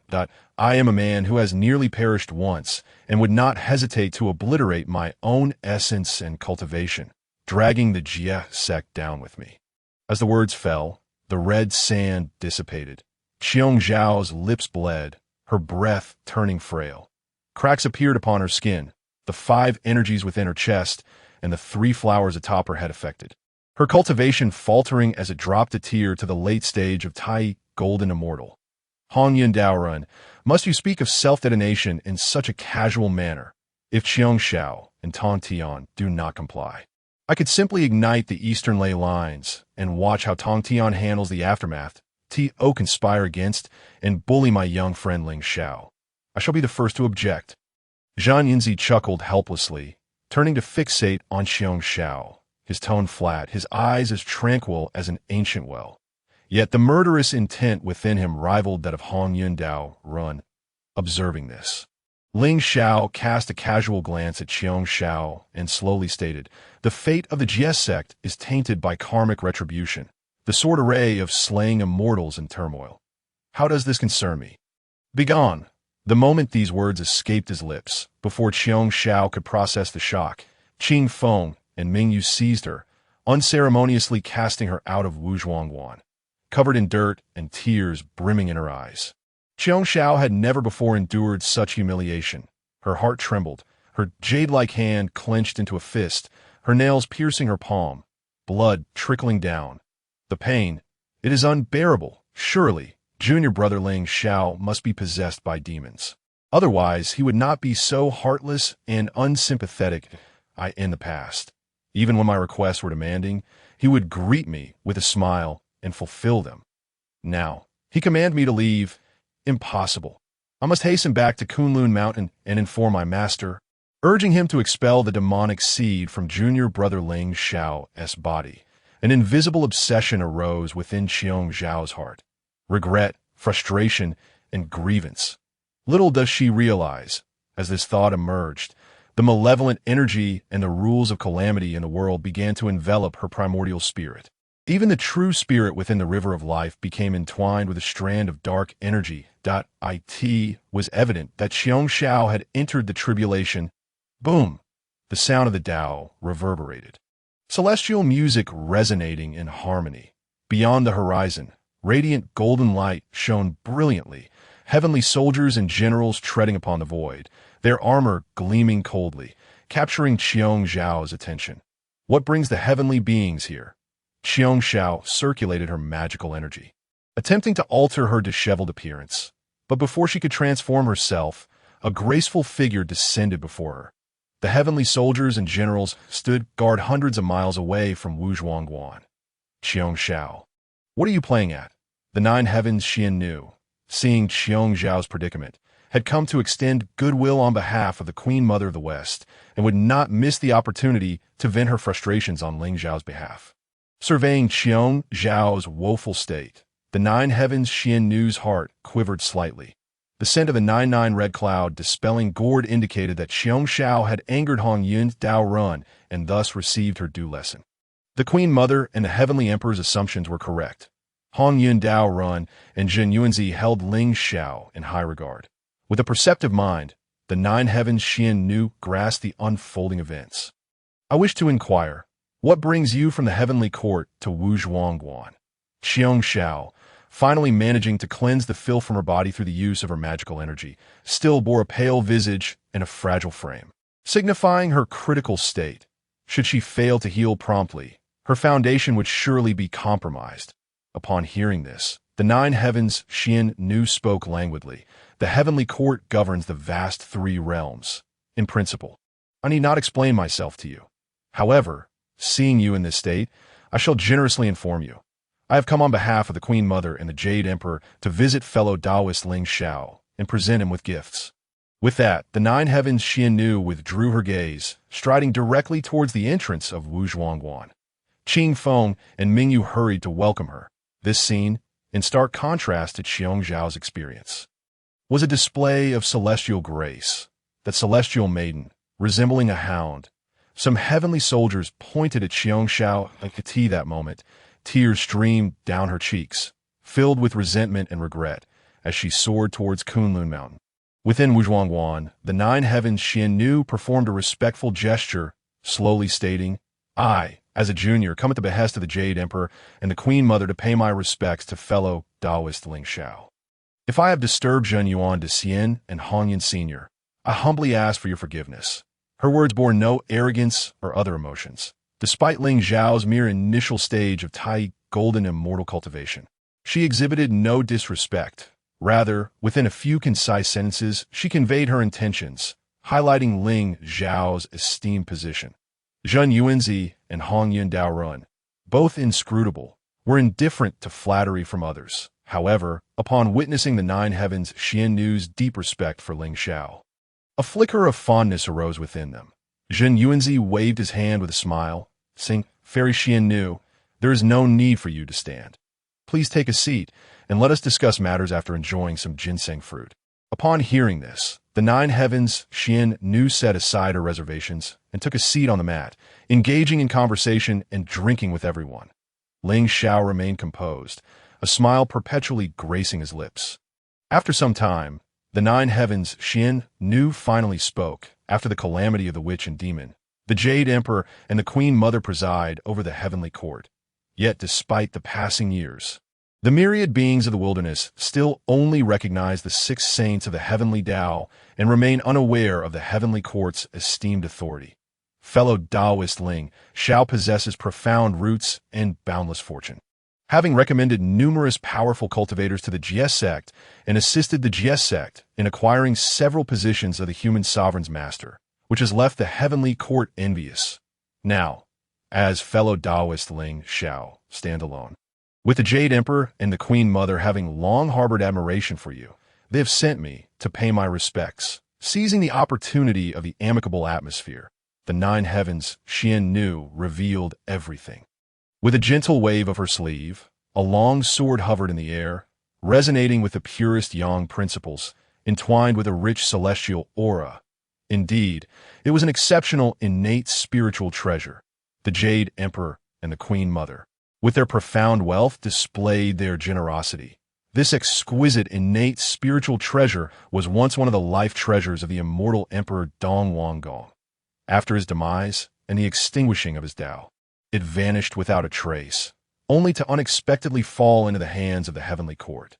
The pure yang sword, also known as the Dongwang sword, is a rare weapon of slaughter in the primordial world. Zhan Yinzi raised an eyebrow and spoke to the nine heavens mysterious woman that in the primal realm, only the most elite innate deities and quasi-saint powers are deemed worthy to wield such exquisite innate spiritual treasures. Yet now, this pure yang sword has been bestowed upon Lingxiao by the Jade Emperor and the Queen Mother. Zhen Yuanzi couldn't help but sigh, acknowledging that the Jade Emperor and the Queen Mother possess greater insight than Tongtian. Able to perceive Ling Zhao's potential and destiny, nothing escapes the discerning gaze of the great immortal Zhen Yuan, and this pure yang sword serves as a welcoming gift from the Jade Emperor and the Queen Mother to Lingxiao. Furthermore, the Penglai immortal island above the eastern sea has already been attended to by heavenly soldiers and celestial maidens.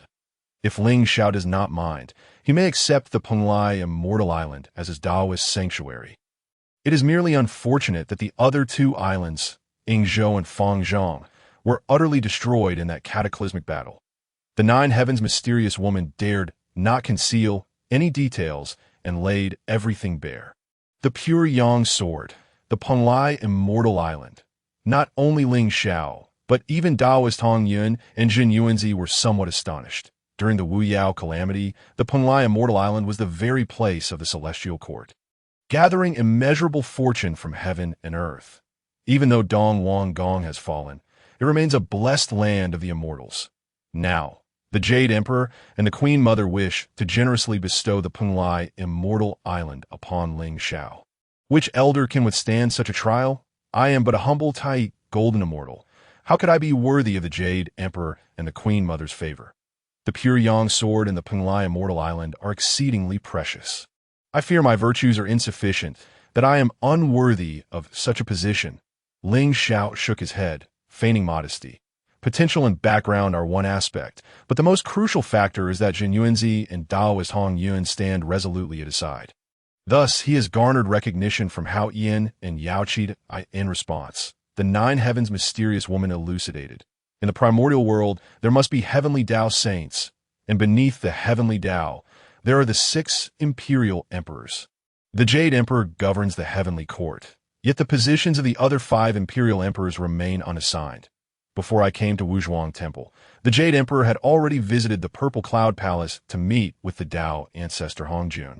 If all goes as expected, Lingxiao will become one of the 6 imperial emperors.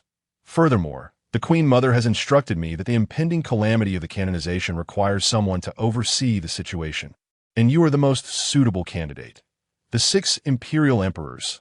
The words of the 9 heavens mysterious woman thundered through Ling Zhao's mind.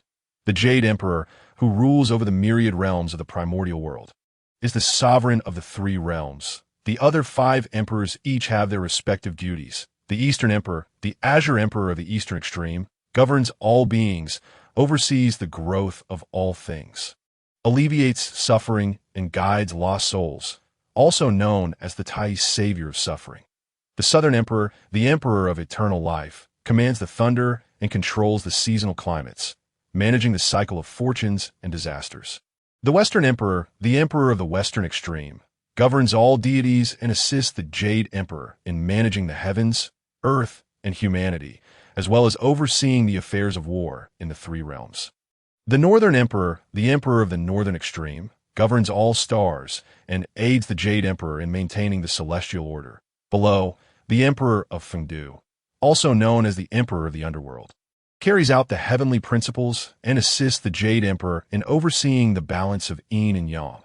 The 6 imperial emperors form the foundation of the heavenly court, with the Jade Emperor at the helm, suppressing the fortunes of the Heavenly Dao and governing the primordial world. Now, the Jade Emperor and the Queen Mother wish to grant me a position among the 6 imperial emperors. Although Lingxiao appeared unperturbed, steady as a mountain, his heart surged with tumultuous waves. Compared to the Heavenly Dao saints, the 6 imperial emperors need not anchor their essence within the depths of the Heavenly Dao, free from its constraints, performing their respective duties. However, the authority enjoyed by the imperial emperors far surpasses that of the Heavenly Dao saints. This is due to the fact that after the Dao ancestor Hong Jun attained the Dao, he decreed that the Heavenly Dao saints could not arbitrarily intervene in the grand affairs of the primordial world. The Jade Emperor's visit to the Purple Cloud Palace to discuss this matter with the Dao ancestor signifies that it will be exceedingly difficult for you, dear friend Lingxiao, to refuse. Thus, in my humble opinion, you should graciously accept the goodwill of the Jade Emperor and the Queen Mother. Once you ascend to the position of the 6 imperial emperors, I and Hong Yin will undoubtedly lend our full support. All you need to do is focus on your cultivation and the impending calamity of the canonization, leaving the rest to us. Zhan Yunzi spoke with a calm demeanor, unhurried and composed, the ancestral figure of the earth immortals, revered by all celestial beings. Every living creature born of the earth may refer to him as the earth ancestor. Should Jin Yunzi call out, a multitude of beings would rush to his side at this moment. Jin Yuanzi intended to spare no effort in supporting Lingxiao, assisting him in securing his position as one of the 6 imperial emperors. Zhan Yuanzi was indeed correct. One must not miss such an opportunity. The grievances within Tongtian will not go unavenged. The time simply has not yet come. once you oversee the canonization calamity. The good days for the disciples of the will come to an end. Not hesitate. Accept the pure yang sword. Taoist Hong Yun patted Lingxiao on the shoulder, his words laced with a sense of vindication. He thought to himself, Tongtian, your day will come. At that moment, Lingxiao stood, solemnly declaring, Great immortal Jin Yuan, Senior Hong Yun, and fellow Taoist mysterious woman, you have truly burdened me. With that, he extended his right hand and firmly grasped the pure yang sword. His consciousness surged forth, beginning to refine this exquisite innate spiritual treasure. The 6 imperial emperors, though their nobility may not match that of the Heavenly Dao saints, are certainly incomparable to the disciples of the. In the future, when seeking revenge, there will be no need for physical confrontation. His identity alone will overshadow them.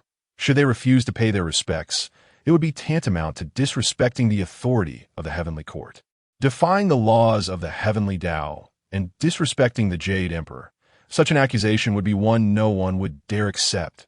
Taoist Hong Yun spoke with ill intent.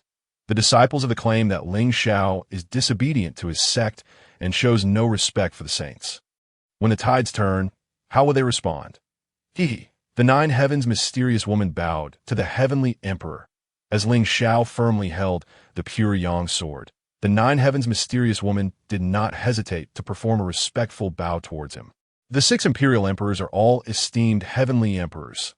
Thus, until the Jade Emperor formally appoints Lingxiao as a heavenly emperor, the 9 heavens mysterious woman can only refer to him with the title of heavenly emperor. Quickly, rise! Lingxiao's countenance softened, and with a wave of his power, he helped the 9 heavens mysterious woman to her feet. At this moment, he felt a surge of fortune from heaven and earth converging upon him, illuminating even his Dao heart. Surely, the Jade Emperor and the Dao ancestor Hong Jun must have reached an agreement. Ascending to the throne of the 6 imperial emperors is merely a matter of procedure now. Meanwhile, Xiao, dragging her severely injured body, traversed countless miles back to Kunlun Mountain. However, before she could pay her respects to the Tongtian with a visit to the Bio Palace, she was greeted by an explosive scene. As people depart, so too do their affections. Lingxiao had just severed his ties with the celestial beings, including Ding Guangxian and others, had already begun dismantling Lingxiao's cave dwelling, Kunlun Mountain. The disciples of the had gathered before a certain cave dwelling. The rebel Lingxiao, in defiance of his sect and without respect for the saints, disregarded the bonds of brotherhood and brazenly abandoned such a heartless and ungrateful wretch, who knows not the respect and decorum of hierarchy, is unworthy to leave any trace within our. From this day forth, all matters related to Lingxiao shall be reduced to ashes in order to uphold the prestige of our. Ding Guangxian passionately declared to the gathered disciples. His words were righteous, as if he were the very embodiment of justice. In an instant, the disciples of the began to murmur, even attracting the attention of the tranquil teachings Yu Ding Jinren. The Manjusri Guangfa and Huang Long Jinren, who exchanged glances from afar. The saying goes, when the people depart, the tea cools. When the rabbit dies, the hound is cooked. Lingxiao had devoted himself to the. Yet this was the fate he received. Today, Ding Guangxian dares to destroy Lingxiao's cave dwelling. Tomorrow, he may even seek to abolish the laws of the. Huang Long Jinren shook his head, letting out a soft sigh. Beside him, Manjusri Guangfa Tianzuan spoke slowly. Lingxiao treated others with sincerity, yet the disciples of the failed to appreciate him. It is a pity that our tranquil teaching lacks such a prodigious talent. Otherwise, the master would surely have cherished him greatly. Lingxiao, having re-established his background, embarked upon his path of cultivation anew. Had it not been for the swift intervention of great immortal Jin Yuan and Taoist Hong Yun, the master would have disregarded the face of Uncle Tongtian and taken Lingxiao under his wing. The feelings towards Lingxiao were complex for Manjusri Guangfa Tanzan, as disciples of the mystical sect. Lingxiao was exceedingly formidable, having assisted the claiming half of the revered positions during the era of the 3 sovereigns and 5 emperors. Yet, in his interactions with the disciples of the tranquil teaching, he was remarkably affable and humble. Truly, it was difficult to find fault with him. That the would expel him was an unfortunate turn of events. At this moment, the Jade Dingjinren spoke with indifference. The myriad immortals come to pay their respects. The foremost sect of the primordial chaos, while the Jie Jiao appears to flourish in truth, without the heavenly edicts established by Lingxiao, it would have long since descended into chaos. Prepare yourself for a confrontation with the disciples of Jie Jiao. The will of the Heavenly Dao is not to be defied. The disciples of Jie Jiao are a mixed lot. The likes of Dao Bao Daoren and Kong Xuan still catch the eye of Jade Dingjinren. However, the rest of the named disciples and the majority of the outer disciples are nothing but demons and monsters, brazenly misusing their status as disciples of saints. The heavenly edicts of Jie Jiao restrain their members. Should they be abolished, Jade Dingjinren dares not imagine how spectacular the ensuing scene would be. Stop this. Everyone, cease at once. Xiao, already severely injured, witnessed Dao Bao Daoren attempting to dismantle Lingxiao's abode. Enraged, blood trickled from the corner of her mouth as she staggered and fell before the cave. Sister Xiao, who has grievously injured you, dare to bully the disciples of Jie Jiao, and I, Luya, shall be the first to object. The disciples of Jie Jiao cried out in alarm. Luya approached Xiao, intending to grasp her jade hand to assess her injuries, but she forcefully pushed him away. Whoever dares to destroy the abode of my junior brother Lingxiao, I shall have no mercy. Lingxiao will return. He will return. Xiao seemed to have lost her sanity, pointing at Luya and Dao Bao Daoren, her murderous intent coalescing into a fierce wind that ravaged the surroundings, causing some lower-ranked disciples to prostrate themselves in fear. The dispersing red sand extinguishes the essence, severing cultivation and injuring the primordial spirit. How similar are the injuries of Sister Xiao to those once suffered by Lingxiao? If I am not mistaken, this is the vengeance inflicted upon Lingxiao by Hongyuan Daoren. Yet, I had not anticipated that Zhen Yuan de Xian and Hongyuan Daoren would be so formidable. Their protective stance no less fierce than that of our master. Huang Longjinren gasped, his expression frozen in shock. In terms of guardianship, Yuan Shi Tianzun is indeed unrivaled in the primordial chaos. Although Huang Longjinren is often bullied among the 12 golden immortals, should any other beings dare to lay a finger on him, the Panga banner would serve as a warning. The disciples of Yuan Shi Tianzun are not to be trifled with. Currently, the treatment Lingxiao receives from Zhen Yuanzi and Hongyuan Daoren is hardly inferior to that of the disciples of the Chan Jiao, among the 3,000 innate deities. Few ascend to the rank of quasi-saint. Those two are like the ceiling in the realm of quasi-saints. Boom! Seeing Qiong Zhao's unstable aura, Ding Guangxian gritted his teeth and made up his mind. He activated his spiritual treasure, unleashing a violent assault upon the abode. Dust and smoke billowed. The cave was reduced to powder, erasing all traces of Lingxiao's cultivation and life within. Sister Qiong, do not be unreasonable. Not only do I intend to destroy the abode where Lingxiao resided, but I also urge our master to abolish the heavenly edicts of Jie Jiao. Let us head to Baiyu Palace. Our master awaits you. Ding Guangxian waved his sleeve dismissively, snorted coldly, and made his way toward the summit of Kunlun Mountain. The disciples of Jie Jiao dispersed. Luya smirked, feeling invigorated. Once the heavenly edicts of Jie Jiao are abolished, I shall no longer be bound by worldly constraints. The grand ambitions of my father and uncle will be inherited by me. With narrowed eyes, Luya's gaze gleamed with cunning. The identity of a direct disciple of Jie Jiao is merely a stepping stone for him to ascend to the pinnacle of the 9 heavens and command the beings of the 3 realms. He, Luya, is the rightful heir to the heavenly court, not just 2 young acolytes before Hongjun Dao Zhu. His ambition swelled. No. Qiong Zhao's eyes were vacant, her spirit seemingly shattered, a mouthful of blood spewed forth, and her delicate frame collapsed, stirring up a cloud of dust. The Baiyu Palace. Yin Xiao, Bai Xiao, and Zhao Gongming were engulfed in an infinite fury and murderous intent that demanded release, just because Qiong Xiao had visited the 5. She returned with injuries that were difficult to heal. Fortunately, Tongtian Jiao Zhu had invited Tai Ching Lao Zi to assist her in recovery, thus sparing her from sustaining injuries to her Dao foundation. However, The severed cultivation must be retrained. I report to our master. Lingxiao has fallen into the demonic path, seducing Zhen Yuan de Xian and Hong Yun Daoren. Thus, Sister Qiong Xiao has encountered misfortune. I am willing to go to the 5 Zhuangguan to capture him. As for Zhen Yuan de Xian and Hong Yun Daoren, I implore a master to help them regain their senses, lest they fall into the traps of demonic paths. Words unspoken are easily ignored, but once spoken, they resonate powerfully. Luya stood in the center of the hall, speaking neither meekly nor arrogantly. As words fell, the atmosphere turned eerily silent, with the disciples of Jie Jiao staring in disbelief. Even Tongtian Jiao Zhu on the cloud platform and Taiqing Lao Zi beside him could not help but twitch their eyelids. After assisting Qiong Xiao in her recovery, Taiqing Lao Zi had not left. It was not that he wished to interfere in Jie Jiao matters, but Tongtian Jiao Zhu had retained him, and he too wished to observe just how outrageous these Jie Jiao disciples could be.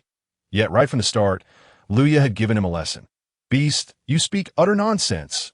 Zhen Yuan de Xian and Hong Yun Daoren are revered quasi-saints of high moral standing. How could they be swayed by others? It is clear that they were merely displeased with senior brother Lingxiao being bullied in Jie Jiao. Thus they imposed a minor punishment upon Sister Qiong Xiao, unruly and brash. This beastly creature dares to bark in front of 2 saints. I, Xing Tian, have never encountered such shameless individuals. The murderous aura surged, and boundless bloodlust erupted.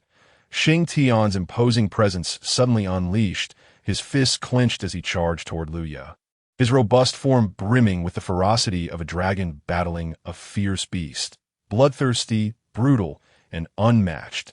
Mongrel, do not presume that just because you have the support of our master and the hidden aid of Nuan Yangyang, you can slander senior brother Lingxiao here.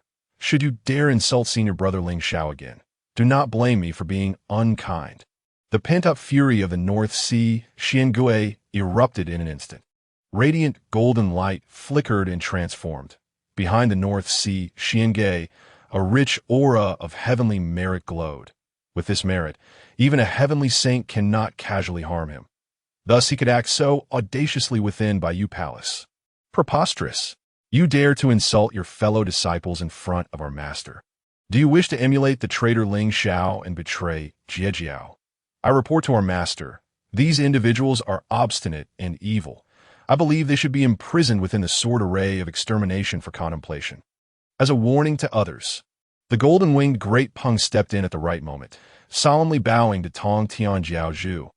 Upon hearing this, Taiqing Lao Zi raised an eyebrow. Interesting.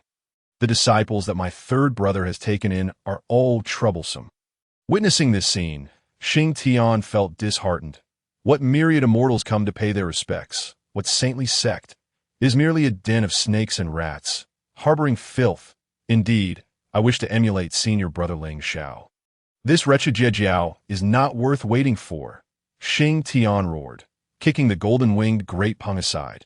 Feng Bo, Yushur, and several members of the Wu tribe stood behind him, and the North Sea Xiangui resolutely took his place beside Xing Tian. The bond of master and apprentice has long been severed, and the ties of brotherhood have been completely broken. Tongtian Sheng Run, fellow Taoists, take heed. In Bayou Palace, the atmosphere was tense and charged with murderous intent. Dao Bao Daoren, Ding Guang Xian, and others summoned their spiritual treasures, surrounding Xing Tian and the North Sea Xiangui, the so-called rebels. They awaited Tongtian Jiao Zhu's command to cleanse Jie Jiao of its internal strife. On the cloud platform, Tongtian Jiao Zhu trembled slightly. His iron-gray face twisted gradually, as rage surged within him like a torrent, the overwhelming might of a heavenly saint rampaging forth. Xing Tian, North Sea Xiangui, and others felt the weight upon their shoulders increase, nearly forcing them to the ground. Ha! Is the saint going to take action against us personally? Xing Tian strained to hold his ground, his spine creaking as blood oozed from his pores. His furious gaze fixed on Tongtian Jiao Zhu, his low voice carrying the thunderous resonance of a storm. When did the disciples of Jie Jiao and Tongtian Sheng Ren become so heartless? First, they forced senior brother Lingxiao to sever his karmic ties, and now they wish to turn against us. You are unworthy to be the true lineage of the Xianmen. Tongtian. Even if you lead the disciples of Jie Jiao to suppress other sects and gather all the fortune of heaven and earth, you shall never emerge victorious in the calamity of the Kong Xuan. Heartless and callous, shameless and brazen, haha. The Black Sea's mysterious turtle stands tall, igniting its own celestial virtues. Facing the piercing gaze of the Heavenly Lord, its form gradually rises, while the celestial merits behind it slowly dissipate. Akin to a candle on the verge of extinguishment. Bring these rebellious disciples down, and according to the celestial laws of let their bodies be shattered, ensuring they can never attain rebirth, the Heavenly Lord declared with a fierce intent. In an instant, figures such as the Taoist of abundant treasures, the immortal of steadfast light, the Golden-Winged Great Peng, and the Holy Mother of non-obstruction sprang into action, conjuring spiritual treasures to weave chains of law. Launching them towards the likes of Xing Tian, a flicker of madness danced upon their faces. If my memory serves me well, the celestial laws of the were decreed by Lingxiao. Were they not? You consistently label others as rebels, yet now have the audacity to impose judgment upon Xing Tian and the others using these very laws. Pray, enlighten me, Heavenly Lord. The gates of the Palace of Azure Waters swung open with a thunderous crash, and the Taoist of illuminating light strode forth, followed closely by the true Lord of Jade Cauldron, the great heavenly venerable of Wenshu, and the true Lord of the Yellow Dragon, their heads held high, their eyes reflecting disdain for the disciples of the Kunlun Mountain serves as a shared sanctuary for the human teaching. The teaching of clarity and the scene unfolding before Lingxiao's abode did not escape the keen eye of the Taoist of illuminating light, prompting him to meddle in the affairs of the Palace of Azure Waters. Certain matters, which the primordial heavenly venerable could not address out of brotherly affection, must now fall to him as the vice-head of the teaching of clarity.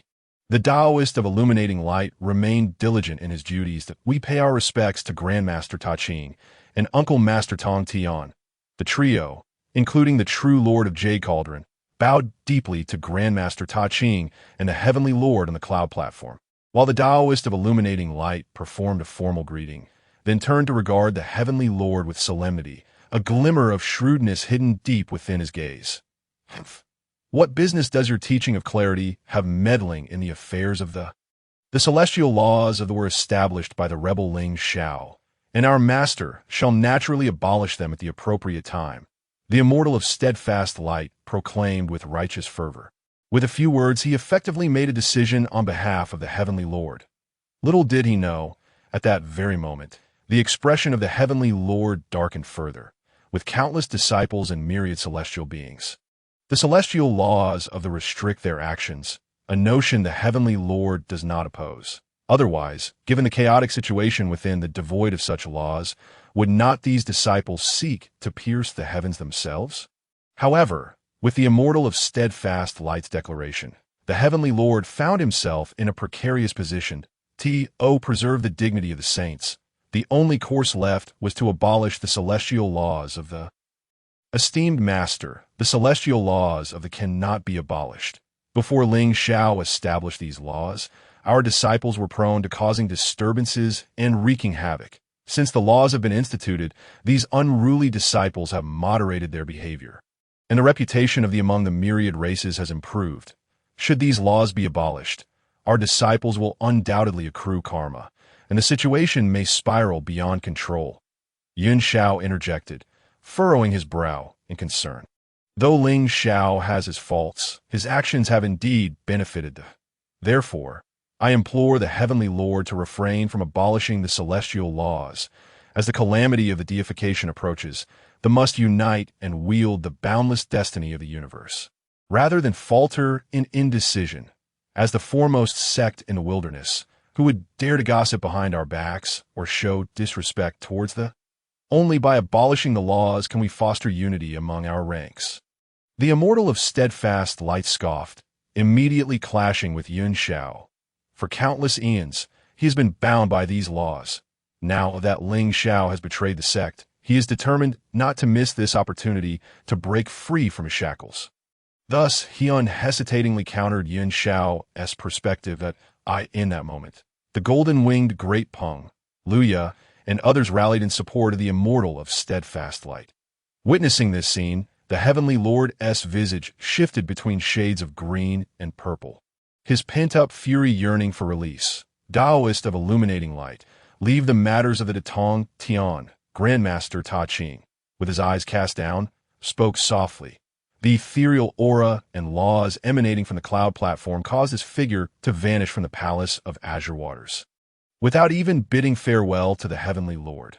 Observing this, the Taoist of illuminating light remarked, "Heavenly Lord, I bear no ill intentions, merely believing it unwise for thee to maintain the laws set by Lingxiao. If I have offended, I beg your forgiveness. However, the opinions among the disciples of thee are far from unified." His tone dripped with sarcasm, mocking the discord he had sown, having muddied the waters of the Taoist of illuminating light swiftly departed with the true Lord of Jade Cauldron, the great heavenly venerable of Wenshu, and the true Lord of the Yellow Dragon. Punish Xing Tian, Feng Bo, and the Black Sea's mysterious turtle.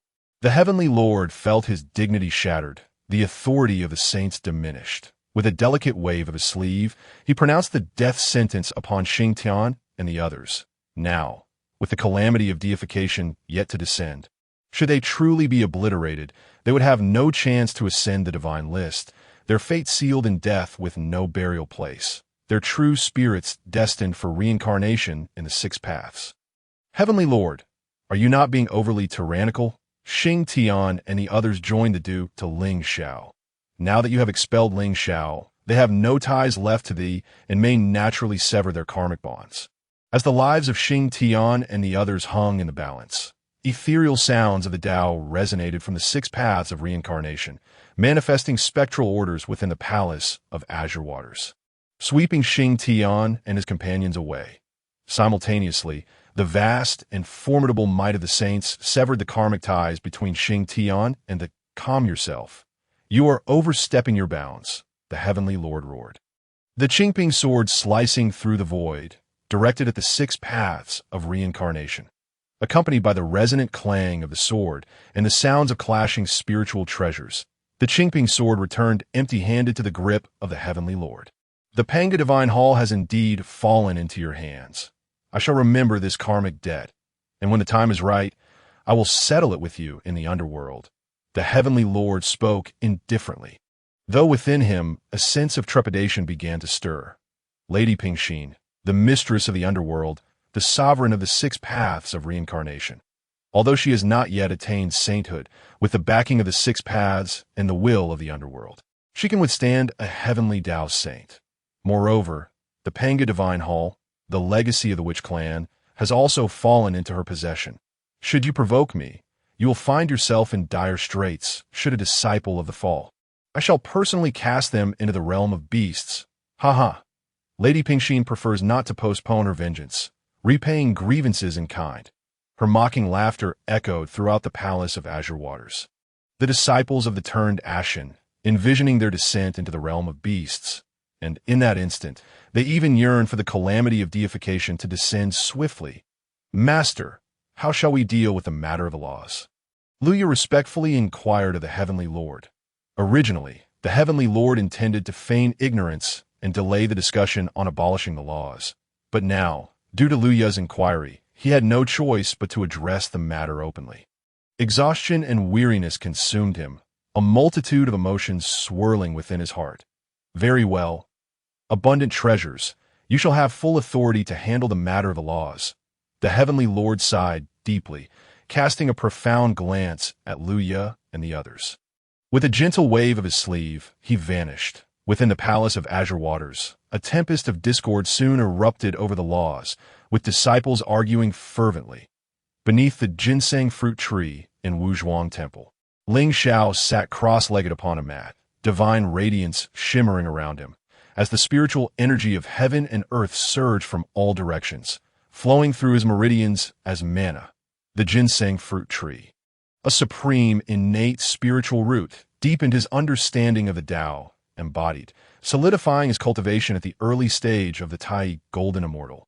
Yet to elevate his cultivation further, favorable opportunities were essential. Alas, one must not rush the path of cultivation. Steadiness is key. Lingxiao opened his eyes and murmured to himself. At the dawn of his journey through the primordial world, he gleaned a profound technique from the 12th grade pure world White Lotus, known as the pure world sacred radiant scripture, which possesses the ability to purify the filth of the mortal realm and emanate sacred creation.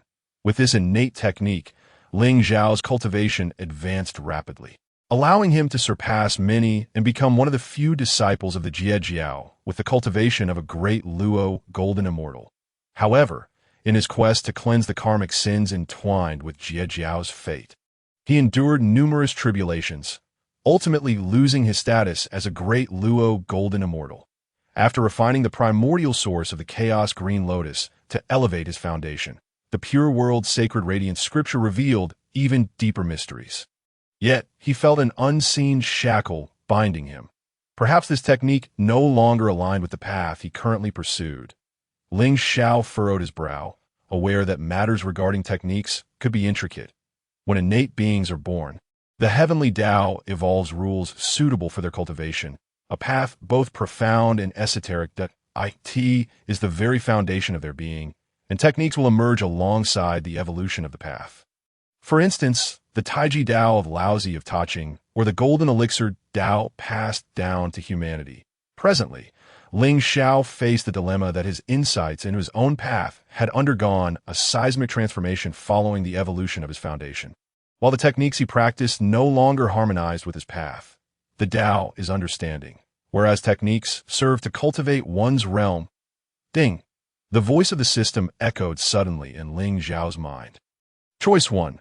Forcefully return to Jie Jiao and prevent Daobao Dao Run from abolishing the heavenly laws of Jie Jiao. Reward. Exquisite innate spiritual object, opening heaven soil spirit. Choice 2. Persuade Tongtian Jiaozhu to establish new heavenly laws for Jie Jiao. Reward. A holy mother banner. Choice 3. Turn a blind eye and allow the heavenly laws of Jie Jiao to be abolished. Reward. The Taichu Dao scripture. The notion of abolishing the heavenly laws of Jie Jiao was intriguing. If the constraints of the heavenly laws were lifted, the disciples of Jie Jiao would certainly stir up a tempest in the primordial world. At that point, the entire Kunlun Mountain would be thrown into chaos.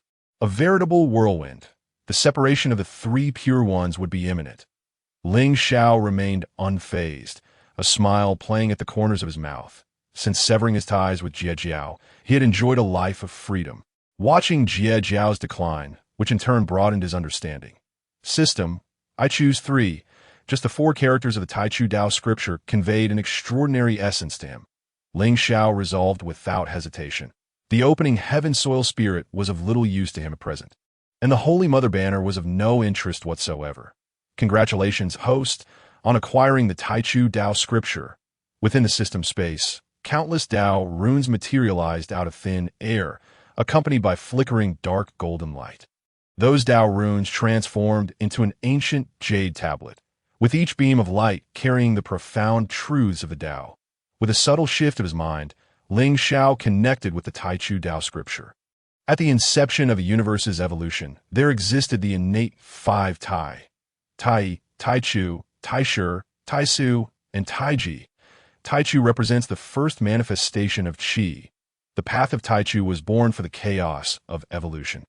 Before the derivation of the 3,000 Daos, capable of encompassing myriad methods, and the 3,000 principles, naturally aligning with my own path, Lingxiao's worries dissipated like smoke, and without hesitation, he integrated the Taichu Dao scripture into his primordial spirit. The jade tablet shattered as if giving birth to the world, followed by a radiant light enveloping his primordial spirit. In the blink of an eye, his body, primordial spirit, true essence, and Dao underwent the cleansing of the Taichu Dao scripture. With the foundation of the 24th grade pure world White Lotus, my comprehension could rival the pinnacle of innate divine beings.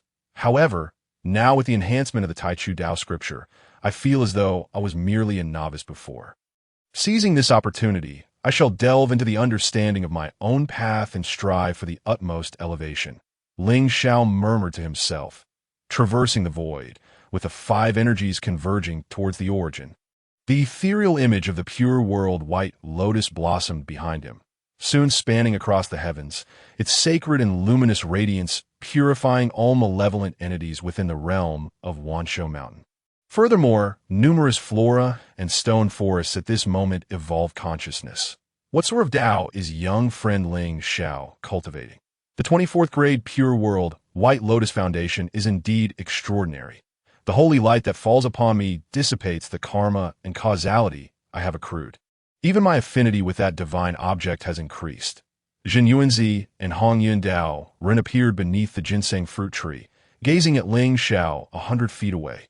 The former gasped in disbelief, exclaiming softly.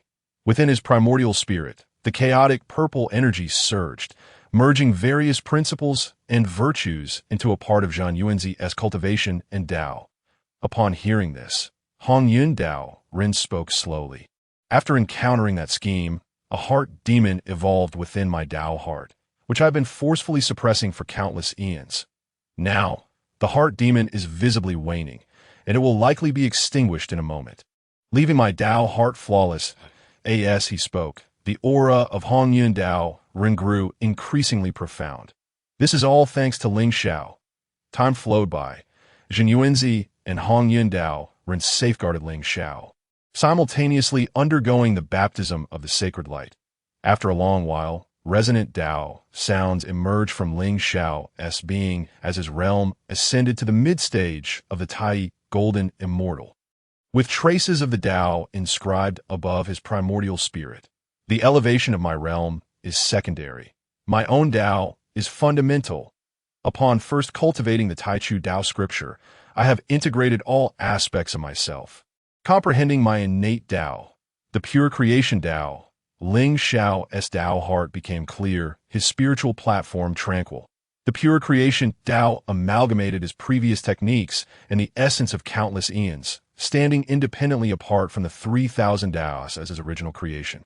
To purify all beings and create the universe. All things in the cosmos emerge from the cycle of chaos to purity, destruction to rebirth. Clarity and turbidity both possess their order. Should this Dao be cultivated to its utmost, my creations will surely surpass all heavenly Dao saints, even allowing me to take a step that Peng the Great had never traversed. Though the pure creation Dao is currently but a nascent form, it is destined to flourish. Lingxiao stood tall, the Dao rhythms around him coalescing. The pure creation Dao aligns with his imminent identity, the Eastern Extreme Qinghua Emperor, also known as the Tai Savior of Suffering. Everything is governed by an unseen fate.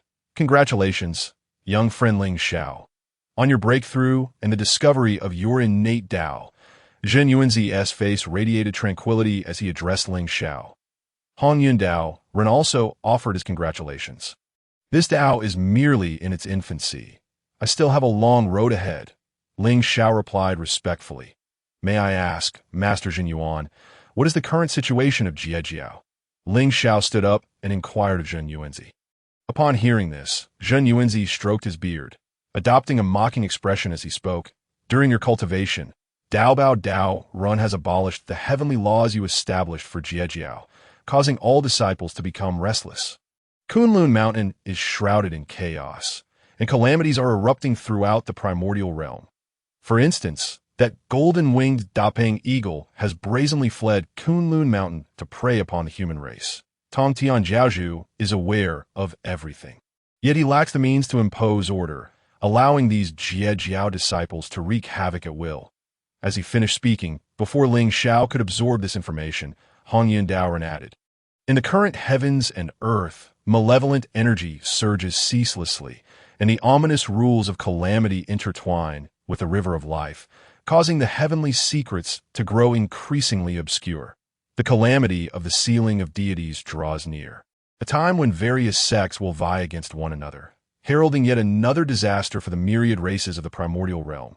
The calamities of fierce beasts, the initial calamity of Long Han, and the calamity of the witches and demons, all serve as a reshuffling of the lives and circumstances of the primordial beings. Tongtian Jiaozhu's obstinacy in initiating the calamity of sealing deities places all beings in peril. The calamity of sealing deities is an inevitable trend of the primordial realm, and it cannot be altered. Nevertheless, I will diligently fulfill my duties, slaying demons and saving lives. Master Jinyuan, Senior Hong Yun, I must now proceed to the heavenly court. Dressed in white as snow, he appeared transcended. Lingxiao bid farewell to Zhen Yuanzi and Hong Yundao Run. Escorted by the two young disciples, Qing Feng and Ming Wei, as he exited the gates of Wuzhuang Temple. My two junior brothers, you may return now. Lingxiao smiled at the two, his tone affectionate. Now he shared a close bond with Zhen Yuanzi and Hong Yundao Run, and thus addressed Qing Feng and Ming Yue with warmth, deeming the title of junior brother most fitting. Should any grievances befall my senior brother during this journey to the heavenly court, do not bear them alone. The two venerable ones, esteemed and profound, would certainly command respect even from the Jade Emperor and the Queen Mother. The bright moon bowed in reverence, formally addressing Lingxiao. Wuzhuang Temple now served as the grandest backdrop for Lingxiao. None could dare to act against him. Haha, I understand now, Lingxiao replied, warmth blossoming within his heart. In an instant he stepped into the void, ascending towards the clouds of the 9 heavens. However, soon celestial soldiers and generals arrived from all directions. Respectfully standing before him, we pay our respects to the Heavenly Emperor. They shouted in unison, their voices thunderous. The clash of weapons and armor echoed, showcasing the might of the celestial warriors and no need for such formalities. Lingxiao said with a gentle demeanor, that moment, an ethereal figure clad in flowing Taoist robes, with hair as white as snow and a long beard, appeared before the celestial soldiers, holding a shimmering, ancient whisk. His countenance radiated wisdom. I am the Star Lord Tai Bai, sent by the Jade Emperor to welcome the Heavenly Emperor back to the heavenly court. Your arrival is an honor, Heavenly Emperor. Tai Bai's aura was calm, akin to that of an ordinary mortal, his Taoist essence contained, his every gesture exuding kindness that evoked no disdain. Your kindness overwhelms me, Star Lord. Lingxiao returned the gesture of respect to Tai Bai, fully aware of the stature of the celestial deity. Tai Bai ranked among the stars in the west, presiding over the inexhaustible laws of metal and the power of destruction. Despite his gentle appearance, if he were to act, few beneath the level of quasi-saint could rival him. After all, Tai Bai was a favored figure before the Jade Emperor, his position akin to that of the Demon Master Kongtong before Emperor Jun during the calamity of the witch and demon tribes. His high status was not to be underestimated. The Heavenly Emperor's foundation is profound, his fortune boundless. I am but a humble servant before you. Tai Bai spoke slowly, his words laced with compliments for Lingxiao. Shortly thereafter, accompanied by Tai Bai, Lingxiao rode upon clouds towards the Lingxiao Palace. Upon entering the 36th layer of heaven, he beheld pavilions, towers, palaces, and celestial mountains, each layer possessing a unique role within the heavenly court. The Lingxiao Palace resided at the pinnacle of the 36th layer, the Great Luo Heaven. Great Luo Heaven served as the core hub of the primordial heavens, where the Jade Emperor Hao Yin and the Queen Mother of the West governed all beings of the 3 realms. Deep within Great Luo Heaven lay several blessed lands of immortals.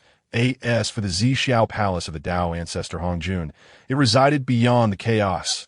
Heavenly Emperor, ahead lies the Eastern Heavenly Gate. Upon entering Great Luo Heaven, Tai Bai pointed towards the imposing jade portal 100,000 miles away, where 3 ancient Taoist inscriptions were carved above it, flanked by 2 lines of celestial soldiers guarding the entrance. These celestial warriors were all at the pinnacle of the true immortal realm. In the primordial world, the East held supremacy. The Jade Emperor tasked Tai Bai with bringing me through the Eastern Heavenly Gate into the heart of the heavenly court, which undoubtedly carries profound meaning. Lingxiao mused inwardly. Under the respectful gazes of the celestial soldiers, Lingxiao and Tai Bai delved deeper into the heavenly court, soon arriving at the magnificent Lingxiao Palace, which stood majestically amidst the boundless clouds. A multitude of celestial deities, led by the Jade Emperor Hao Yin and the Queen Mother of the West, awaited before the Lingxiao Palace, all for the sake of Lingxiao. Boom! The sound of Dao resonated. Auspicious omens manifested, dragons soared, phoenixes danced, and various divine phenomena adorned the heavens. Lingxiao, my friend, you have finally arrived. Hao Yin, disregarding the Jade Emperor's majesty, stepped forward towards Lingxiao, his demeanor eager and respectful, leaving Lingxiao somewhat taken aback. Especially the term friend revealed Hao Yian's sincerity. I am Lingxiao, paying my respects to the Jade Emperor.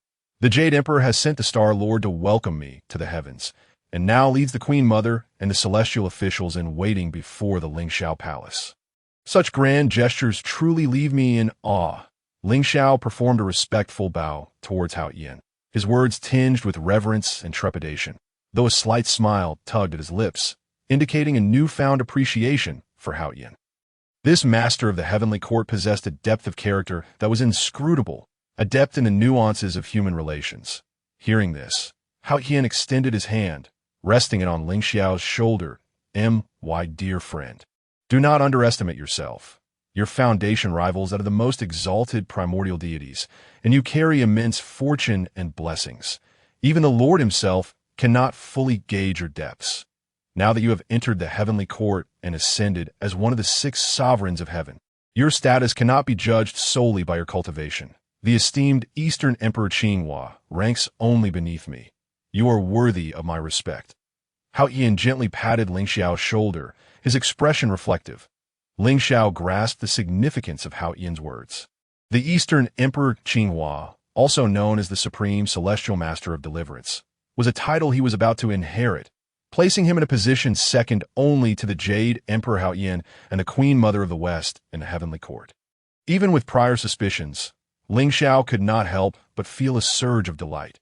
Even with a system, he required time to grow. Yet, joining the heavenly court as the Eastern Emperor Qinghua meant he had secured a role recognized by the Dao and the Dao ancestor Hongjun. And as long as he did not tear the heavens apart, he would remain safe in all endeavors that a profound sense of security enveloped Lingxiao.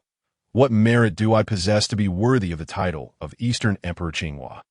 However, since the Jade Emperor has placed his trust in me, I shall not disappoint your earnestness. During the calamity of the witch and demon tribes, Dongwang Gong established the celestial court, while Emperor Jun founded the demon court, both aiming to govern the beings of the 3 realms, ultimately leading to their demise.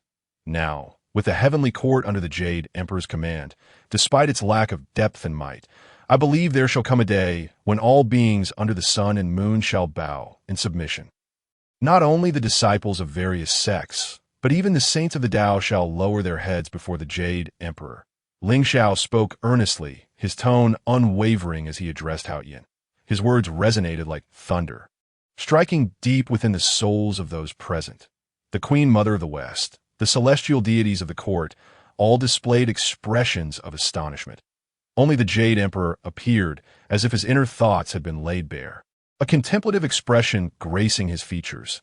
Among the saints of the Dao present, none included the Dao ancestor Hongjun, who had merged with the Dao, and of course, Lingxiao would not be so obstinate, nor would the Jade Emperor oppose the heavenly principles. Lingxiao, my friend, please follow me into the Lingxiao Palace. The Queen Mother and I wish to host a welcome feast for you. Moreover, the Lord's decree must be announced to the beings of the primordial world. Hao Yian did not respond directly, instead nodding towards Lingxiao, discreetly shifting the topic. The matter of compelling the beings of the 3 realms to submit and having the Dao saints bow their heads must be discussed privately, never to be brought to light. Excellent. Lingxiao discerned Hao Yian's intentions, his eyes shimmering with profound insight. Just now, it was both a compliment to Hao Yian and a test. If Hao Yian lacked the ambition to subjugate the 3 realms, he could simply follow the trend of the Dao to promote the unfolding of the canonization calamity. Yet now, it seemed that the canonization calamity was due for a change. Before acquiring the system, Lingxiao could only tread carefully. Now, with the system at his side, should he act like walking on thin ice while still complying with the Dao's momentum? Would that not imply that the system was of no use? In the primordial world, Hongjun was the first among the Dao, while Hao Yian and the Queen Mother were second. He, Lingxiao, the Eastern Emperor Qinghua, intended to claim the 3rd highest position in the primordial world. With this thought, Lingxiao exhaled a breath of turbid air, his Dao heart remarkably untroubled. Moments later, Lingxiao, Hao Yian, and the Queen Mother seated themselves upon the highest jade platform of the Lingxiao Palace. Below them gathered all the celestial deities of the heavenly court, including the 9 heavens, Xian Nu, Taibai, Xingjuan, and others. Additionally, celestial maidens of graceful bearing moved gracefully within the great hall, some playing celestial music, others dancing elegantly, creating an atmosphere of exuberance. Senior brother, please read the Lord's decree. The Queen Mother, resplendent and dignified, spoke softly. The decree of the Dao ancestor Hongjun would be announced to the beings of the 3 realms, declaring Lingxiao as the Eastern Emperor Qinghua in the Lingxiao Palace. Auspicious colors intertwined, and endless signs of good fortune manifested. Hao Yin rose from his throne, his stature imposing, gazing down upon the celestial deities below the jade platform, his expression increasingly solemn and profound, encompassing all 3 realms within his sight. The aura of a pinnacle quasi-saint enveloped him, carrying the weight of Taoist fortune and laws that, in an instant, amidst the primordial chaos, all living beings quivered, gazing towards the pinnacle of the celestial heavens. Ethereal purple mist ascended from the east as flowers of heaven cascaded downwards. An extraordinary phenomena filled the skies. What could Hao Qian be scheming? In the western realms, on Mount Shumi, the Holy One of Guidance and the Holy One of Propriety exchanged a glance, both harboring a sense of perplexity. Ever since the conclusion of the conflict between the witch clans and the undead, Hao Qian and the Jade Pool had taken charge of the heavenly court. Yet aside from gathering a few lowly cultivators, they had remained largely inconspicuous. Now, however, Hao Qian seemed poised to enact the authority of the Heavenly Dao, as if he wished to proclaim something to the beings of the 3 realms. The very instigator of the calamity arising from the canonization of gods was none other than this Lord of the heavenly court. Were it not for his grievances reported to the Dao ancestor, the ancestor would not have unleashed his wrath and instigated the calamity. Brother Tongtian had expelled Lingxiao from the Jie Sect, aiming to utilize the foundation and influence of the Jie Sect to suppress the teachings of humanity. The clarification of the Dao and our Western teachings becoming the ultimate victor in the canonization calamity. The heavenly court, too, has become restless. We, as brothers, must seek an escape for the Western teachings in advance, behind the Holy One of Propriety. The golden light of Buddhist merit shimmered, filled with resentment towards the master of Tongtian and Hao Qian. After all, among the various sects, the Western teachings were the most shallow in foundation. Fortunately, Zenyuanzi, with compassion in his heart, had repaired the ley lines of the Western realms. Upon hearing this, the Holy One of Guidance nodded and said, Brother Tongtian's Jie sect is indeed a grave threat to our Western teachings. Should we falter, the beings of the West may perish in the calamity of canonization. Once inscribed on the list of gods, everything will fall under Hao Yin's control until that time. Only by relying on incense merit can we sustain our existing cultivation, unable to break free from our chains and attain true freedom. Let us observe what Hao Yin intends to do. The extraordinary phenomena stirred not only the 2 saints of the West, but also drew the attention of the 3 pure ones, Nuwa and the peaceful heart goddess, towards the movements of the heavenly court. Disciples of various sects simultaneously looked up towards the skies. Luya raised his head, his expression far from pleasant. The 33 heavens, the Lingxiao Palace, the dominion of the 3 realms. These were all meant to belong to me. Those who occupy the nests of others are courting death. I shall certainly drag you, Hao Yin, down from the throne of the heavenly emperor. Luya clenched his fists, his heart surging with emotion. The remaining disciples displayed various expressions, each lost in their own thoughts. At this moment, within the Lingxiao Palace, Hao Yin wore a grave expression as a jade tablet of laws appeared in his hand. As he opened the tablet, the celestial laws unfolded into boundless order, prompting Lingxiao to rise. Holding the jade tablet, Hao Yin recited aloud the divine inscriptions of the Heavenly Dao. The Dao ancestor Hongjun decrees, the great Dao is vast. The laws of the Dao are natural. Lingxiao, endowed with extraordinary talents and a heart for the common people, has endured tribulations and ultimately achieved fruition. Thus, I decree the canonization of Lingxiao as the Eastern Extreme Qinghua Emperor, ruling over all beings in the 3 realms. overseeing the growth of all things, alleviating suffering, rescuing the distressed, guiding the souls of the deceased, and assisting the Jade Emperor in governing the three realms. As the calamity approaches, with the Heavenly Dao not yet manifest, I bestow upon Lingxiao the canonization list and the God-whipping whip to preside over the canonization. May you reverently heed the heavenly decrees, prioritizing the well-being of the world and protecting the three realms, nourishing all things. The resounding words of the Tao reverberated, shaking the heavens. The overwhelming might of the Tao instilled awe in all beings. The decree of Tao ancestor Hong Jun manifested across the heavens and earth, and in that instant, the celestial mechanisms shifted while two spiritual treasures transformed into streaks of light, descending from beyond the chaos to rest in Lingxiao's hands. The heavenly book of the canonization list, decreeing the gods of the heavenly court, the supreme innate spiritual treasure, the God-whipping whip, capable of punishing deities and judging all living beings. Anyone who harms the majesty of the heavenly Tao or endangers the common folk shall be laid to rest beneath the God-whipping whip. In strict adherence to the ancestors' command, this humble Taoist shall not dishonor the esteemed rank of the Eastern Extreme Qinghua Emperor, assisting the Jade Emperor in educating the populace and upholding the authority of the heavenly Tao. Rectifying the laws of heaven and earth, Lingxiao gazed towards the void beyond chaos, bowing deeply. Each word was sincere, probing the depths of his Tao heart. As his voice fell, boundless heavenly lux surged forth from all directions, alongside a vast quantity of heavenly merit descending upon his head. Witnessing this scene, Lingxiao chose not to refine the heavenly merit to elevate his cultivation, but instead transformed it into a golden wheel of merit, approximately a zhang in height, which he suspended behind him, gradually retracting it from view. As for the heavenly luck entwined with Lingxiao, enhancing his understanding of the laws of the great Tao and the truths of the heavenly Tao. The signs of loosening in his original mid-stage, tight, golden immortal realm were swiftly suppressed as he sought to further temper his Tao foundation with the Hongmeng measuring ruler, the pure Yang sword, the canonization list, and the God-whipping whip in hand. He may not claim invincibility below the great Luo golden immortal realm, but he could certainly safeguard himself in the original history of the primordial world. The canonization was presided over by Jiangxia. Now, due to my presence, the heavy responsibility of canonization has fallen into my hands.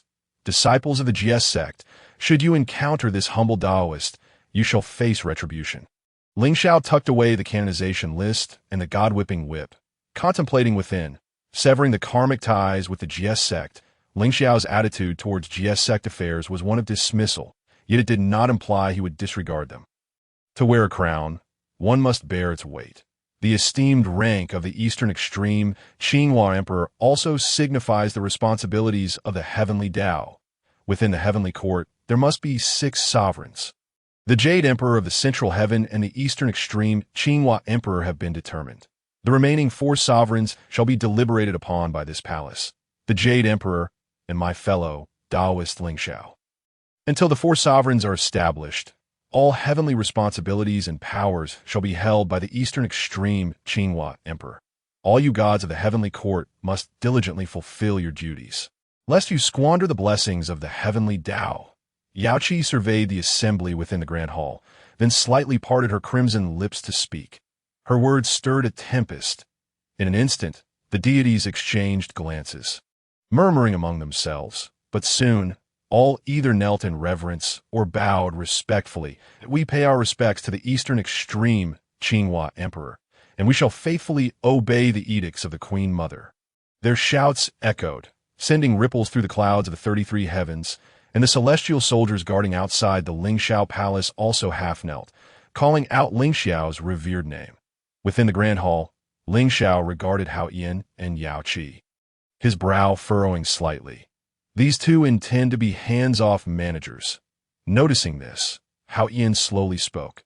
I preside over the 3 realms, standing equal to the myriad saints of the heavenly Tao. Generally, I will not intervene.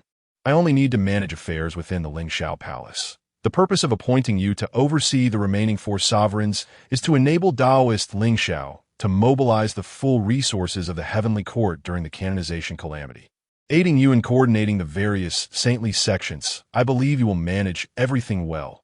Hao Yin feigned concern for Lingxiao, while secretly enjoying the spectacle of him being put to the test, since the Jade Emperor and the Queen Mother hold this humble Taoist in such high regard.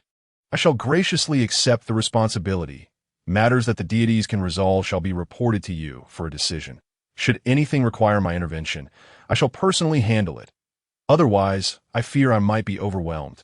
Ha! Lingxiao sighed softly, as if agreeing to the arrangements of Yao Qi and Hao Yin. The Heavenly Court's machinations are about to unfold. However, he bore no grievances, only a sense of anticipation.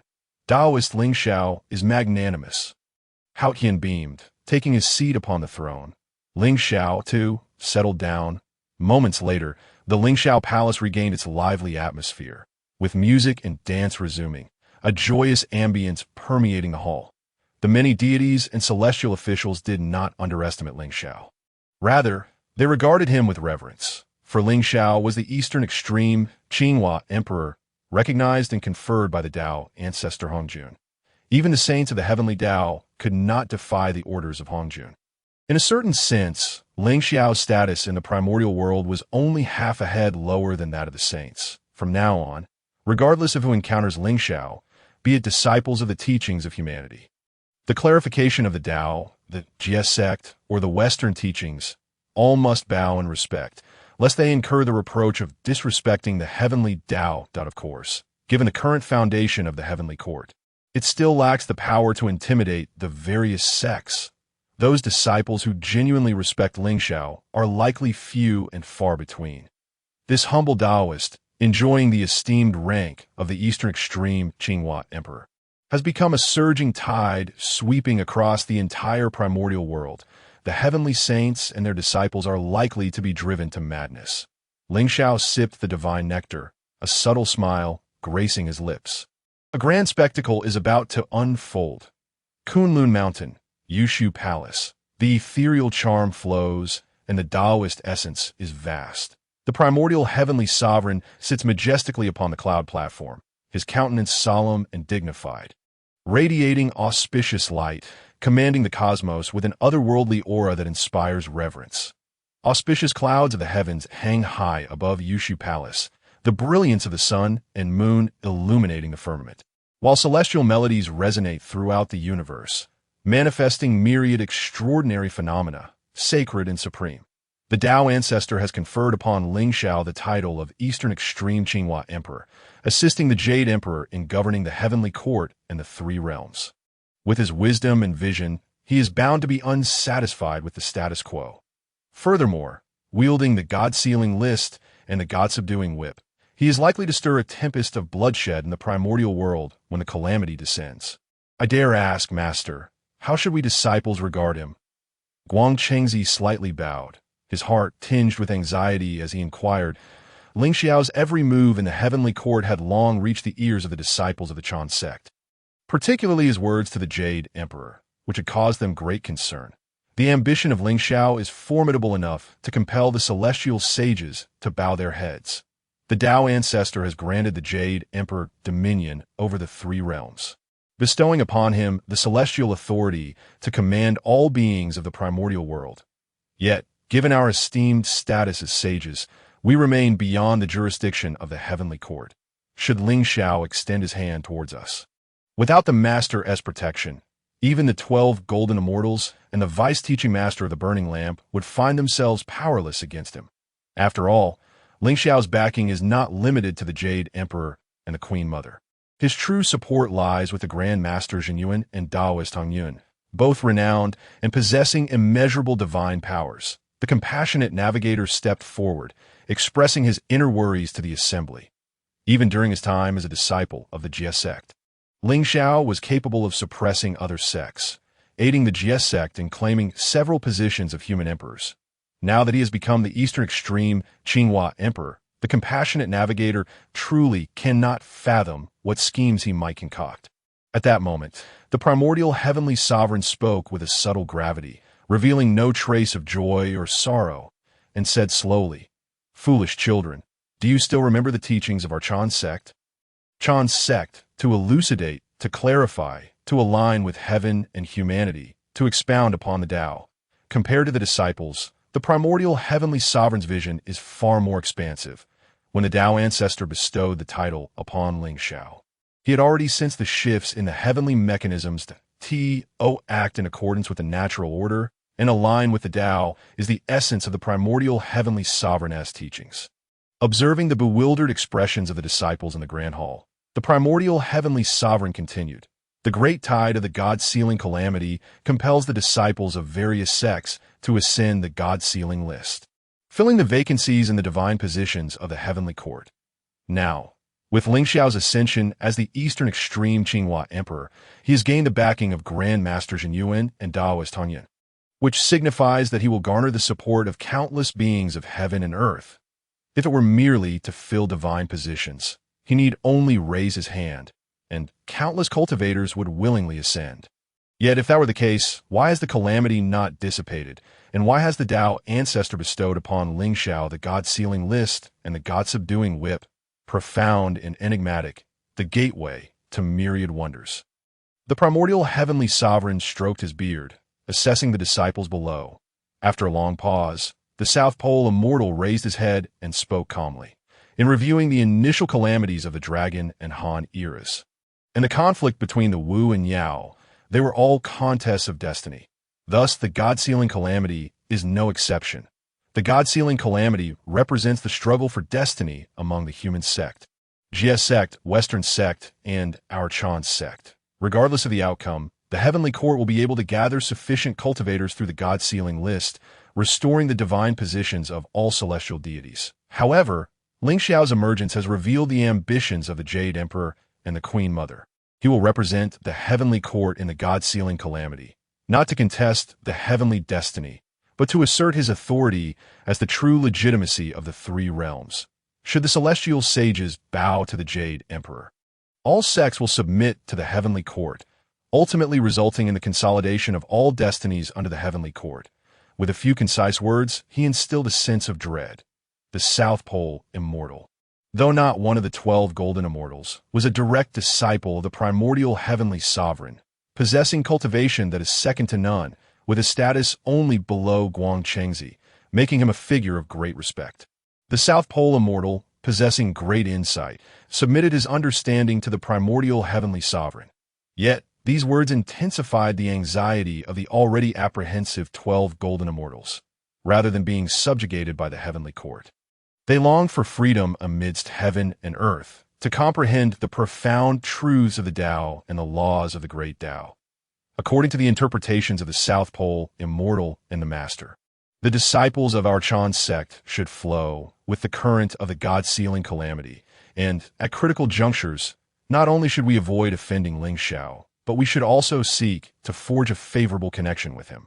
The outcome of the struggles between the sects is of little consequence. It is the willingness of the celestial sages to submit to the heavenly court that will determine the trajectory of the God-sealing calamity. If we truly reach a point of desperation, that favorable connection with Lingxiao may allow our Chan sect to fare somewhat better. It must be said, the Jade Emperor's move is indeed a gamble. And Lingxiao is a madman. Tai Zhenren swallowed hard, incredulous as he spoke. Even with his extensive experience, he was taken aback by the true purpose of the God-sealing calamity. The Jade Emperor and Lingxiao are exceedingly ruthless. On the cloud platform, the primordial heavenly sovereign's face broke into a smile, his eyes gleaming with satisfaction. Since you all understand, then strive to cultivate diligently in preparation for the God-sealing calamity. The destiny we pursue in our Chan sect must be contested. Otherwise, does it not imply that this seat is inferior to the other sages? To align with the grand trend of the Tao and learn to harness its momentum is the path of our Chan sect. The primordial heavenly sovereign waved his hand, speaking earnestly.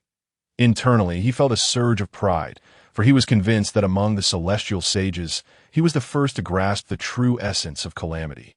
Even surpassing Taiji Lao Jun, that we humbly send off our master, the 12 golden immortals exclaimed in unison, while the burning lamp Taoist also bowed slightly. The Jie Sect is likely in utter chaos, as the disciples of the Chan Sect practiced.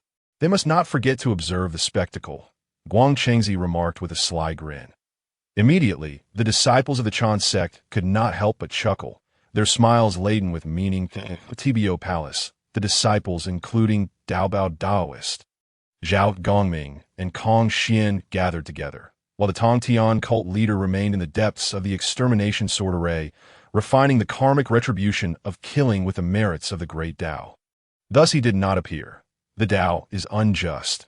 Why should that rogue Lingxiao become the Eastern Extreme Qinghua Emperor? This exalted position of the 6 imperial heavenly emperors allows such a scoundrel to enjoy immense destiny and merits, which is a gross misuse of resources. Moreover, the Dao ancestor has conferred the God-sealing list and the God-subduing whip to Lingxiao, awaiting the onset of the God-sealing calamity. Should any disciples of the Jie Sect encounter misfortune, they will undoubtedly face this rogue's malice once they ascend the God-sealing list. I implore my fellow brothers to devise a plan to ensure Lingxiao's fall from grace.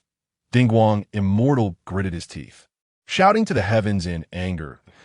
As a direct disciple of the Tongtian cult leader, possessing late-stage Tai golden immortal cultivation, his pride and ambition were formidable, yet he now faced a setback that Lingxiao's conferment by the Hongjun Dao ancestor was beyond Dingguang immortal's expectations.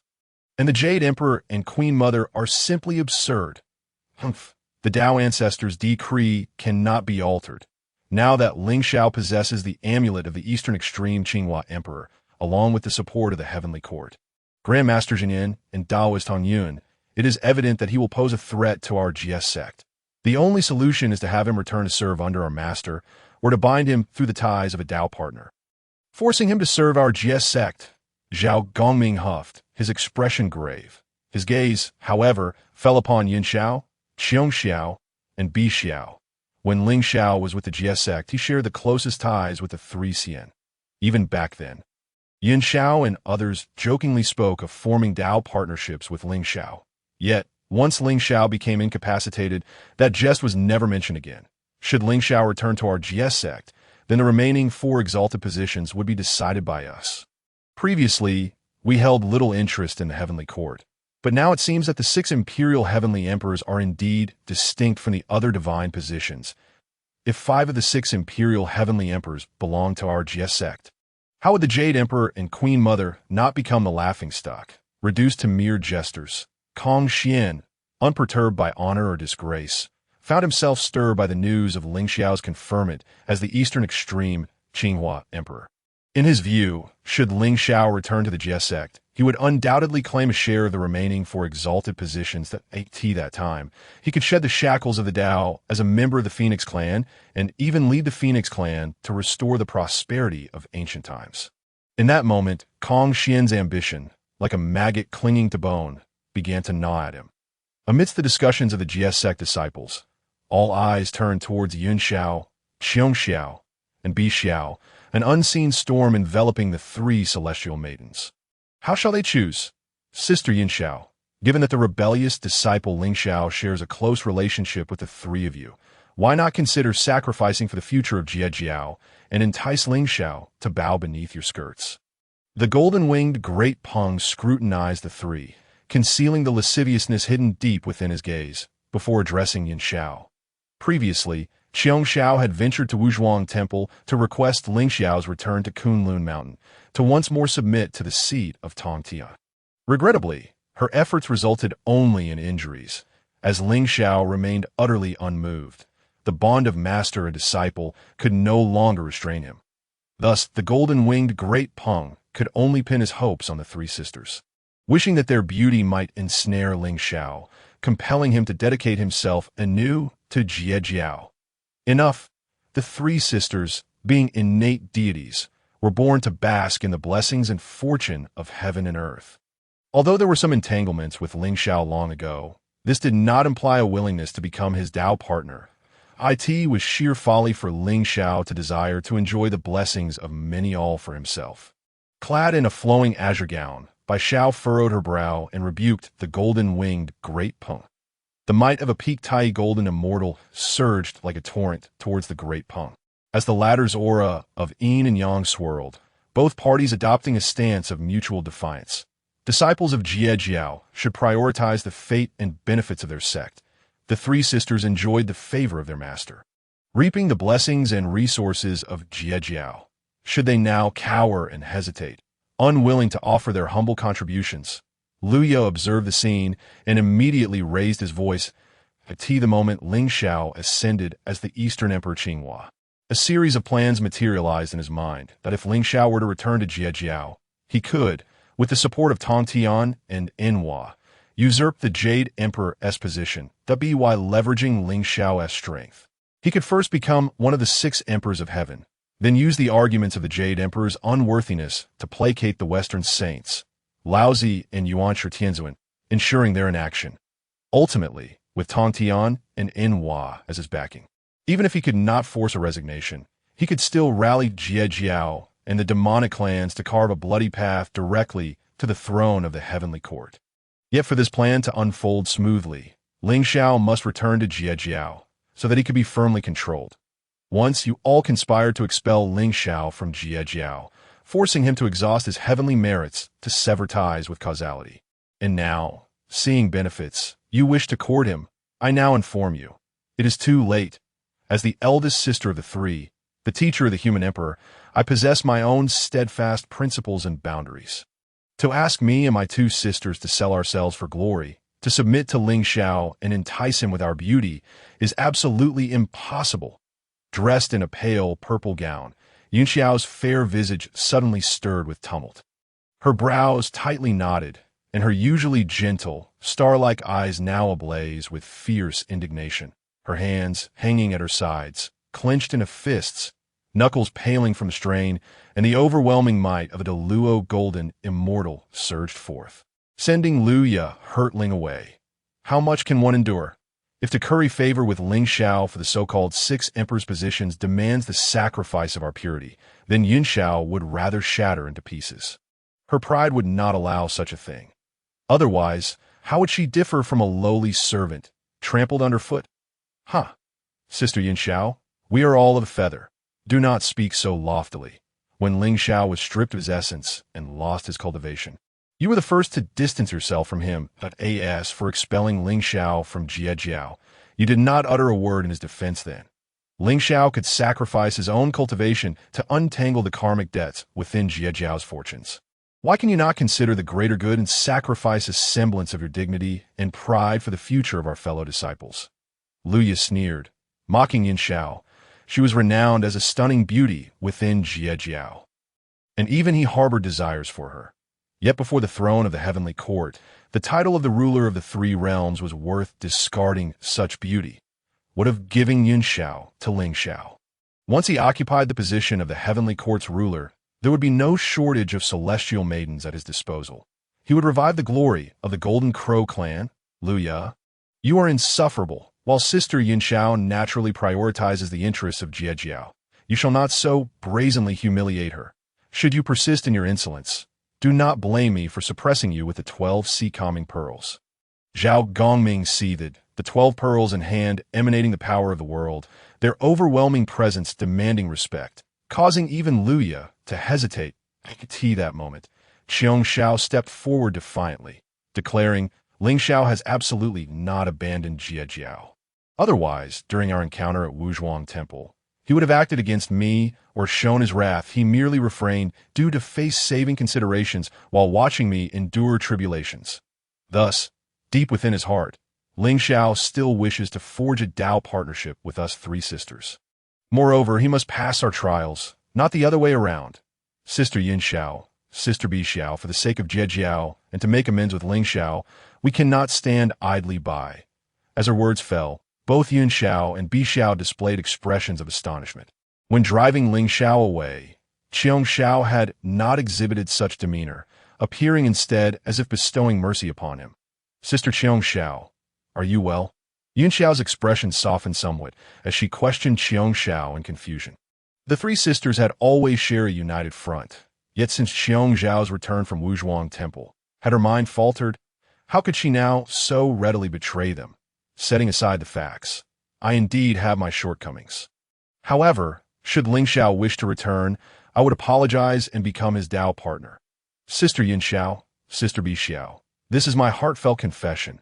Xiao spoke again, igniting dissatisfaction in both Yunxiao and Bixiao, who exchanged glances. Ultimately, they suppressed their anger, intending to clarify matters privately with Xiao. Seeing this, Zhao Gongming hastily interjected, Sister Xiao has already agreed. Surely, Sisters Yunxiao and Bixiao will not disregard the rise and fall of Jie Jiao. Senior Sister Wudong, Senior Sister Jinling, please escort the three sisters back to their cave abode and grant them some time to deliberate. Zhao Gongming and the three sisters had forged a bond of brotherhood before joining Jie Jiao. Yet now he seemed somewhat oblivious, fixated on reeling Lingxiao back into Jie Jiao, utterly disregarding Yunxiao's and Bixiao's sentiments.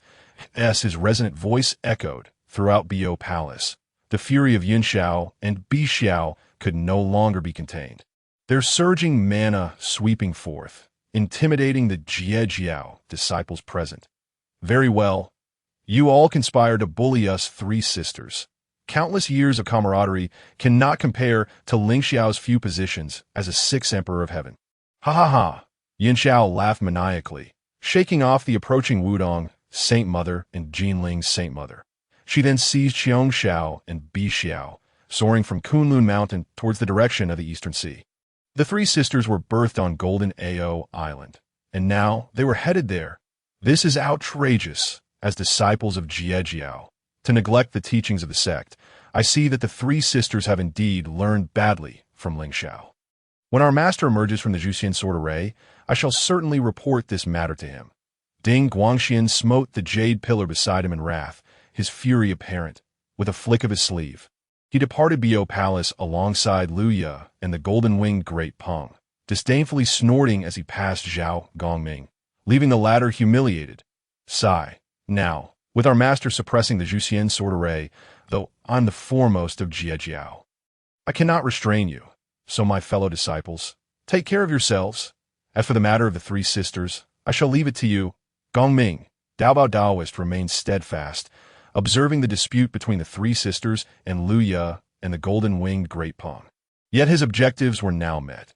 Once Lingxiao returned to Jie Jiao, he could use the three sisters as a vulnerability to firmly grasp control. Meanwhile, in the 33 heavens, within the Lingxiao Palace, the revelry of the banquet was harmonious, only calming once the divine beings and celestial officials departed, at which point Lingxiao's smile gradually softened. Lingxiao, my friend, allow the 9 heavens' mysterious maiden to take you to the celestial abode of the Luo, where the palace of the Eastern Emperor Qinghua has already been prepared as for the Penglai immortal island over the Eastern Sea. Once you have settled matters in the heavenly court, you may visit your own Dao ground. Haotian clapped Lingxiao on the shoulder, a hint of inebriation gracing his features, for the so-called wine does not intoxicate the person, but rather the spirit. Haotian, in high spirits, reveled in his delight, in the vast expanse of the Deluo heaven. Auspicious clouds swirled gracefully among the pavilions and towers, while the stars in the void shimmer with unparalleled brilliance, casting mysterious light upon the myriad realms of existence, departing from the Lingxiao Palace. Lingxiao and the 9 heavens Xin new journey towards the innermost depths of Deluo heaven, where boundless celestial charm surges, gathering the immense fortunes of the heavenly court. This place is the closest to the true essence of the Heavenly Dao within the 33 heavens. The Celestial Emperor, in this profound realm of Deluo heaven, there exist numerous blessed lands of the immortals.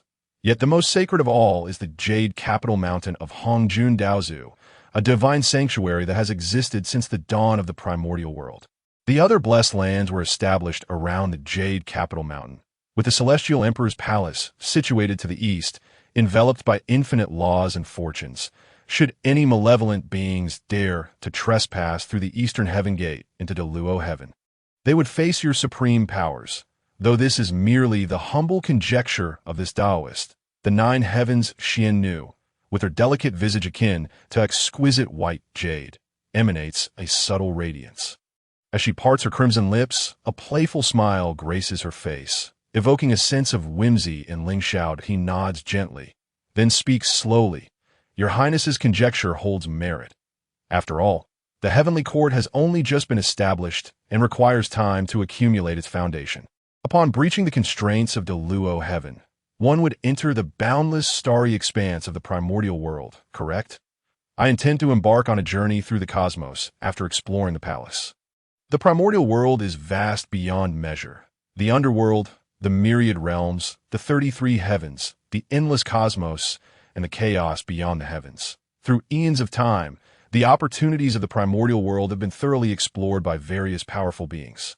Nevertheless, Lingxiao still wishes to seek fortune in the endless stars. Furthermore, he now stands on par with innate deities and has cultivated the Primordial Dao Sutra.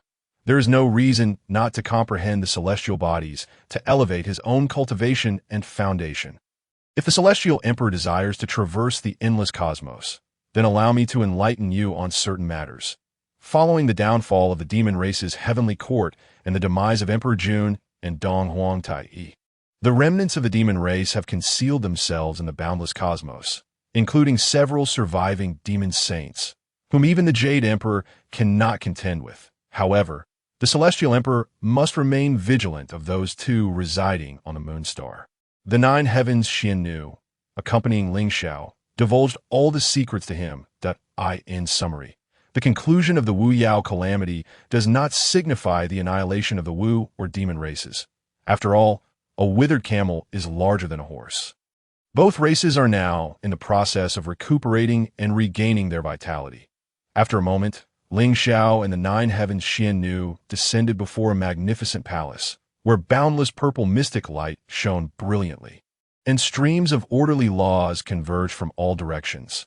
The spiritual essence of heaven and earth, fused with the supreme truths of the Heavenly Dao, transformed into a gentle celestial mist that enveloped the great hall, exuding an aura befitting a blessed land of the immortals. Thousands of miles away lay the jade capital mountain of Hongjun Daozu, the celestial abode referred to as the White Jade Capital. However, since merging with the Dao, Hongjun Daozu primarily cultivates within the Purple Cloud Palace, the place closest to the essence of the Heavenly Dao, allowing him to perceive the entirety of the primordial world. This is merely due to the presence of external heavenly demons and remnants of chaotic demonic gods lurking beyond the chaos.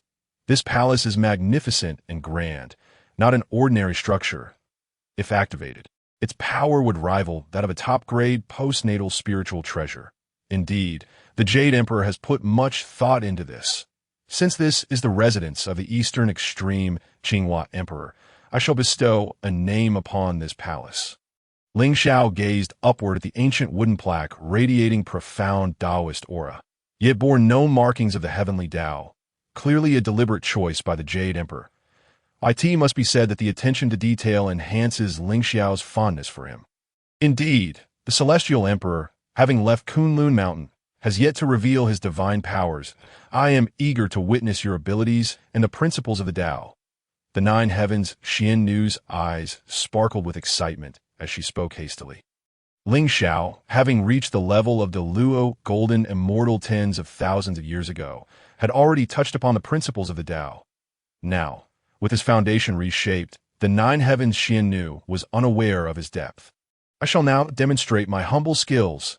As Lingxiao's words fell, an ethereal aura enveloped him, and boundless, auspicious, and holy light flickered around him. He raised his right hand, and laws began to converge around him. The path of pure creation, with a slight motion of his finger, immense power surged forth, intertwining with the principles of the path of pure creation, inscribing the markings of the Heavenly Dao upon the plaque. In an instant, the four symbols of the Heavenly Dao from the Primordial Dao Palace appeared upon the plaque.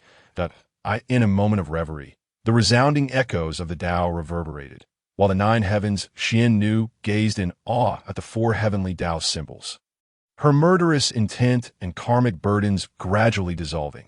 This exemplifies the terrifying nature of the path of pure creation. After a long while, the Nine Heavens Xiannu regained her composure and bowed slightly to Lingxiao.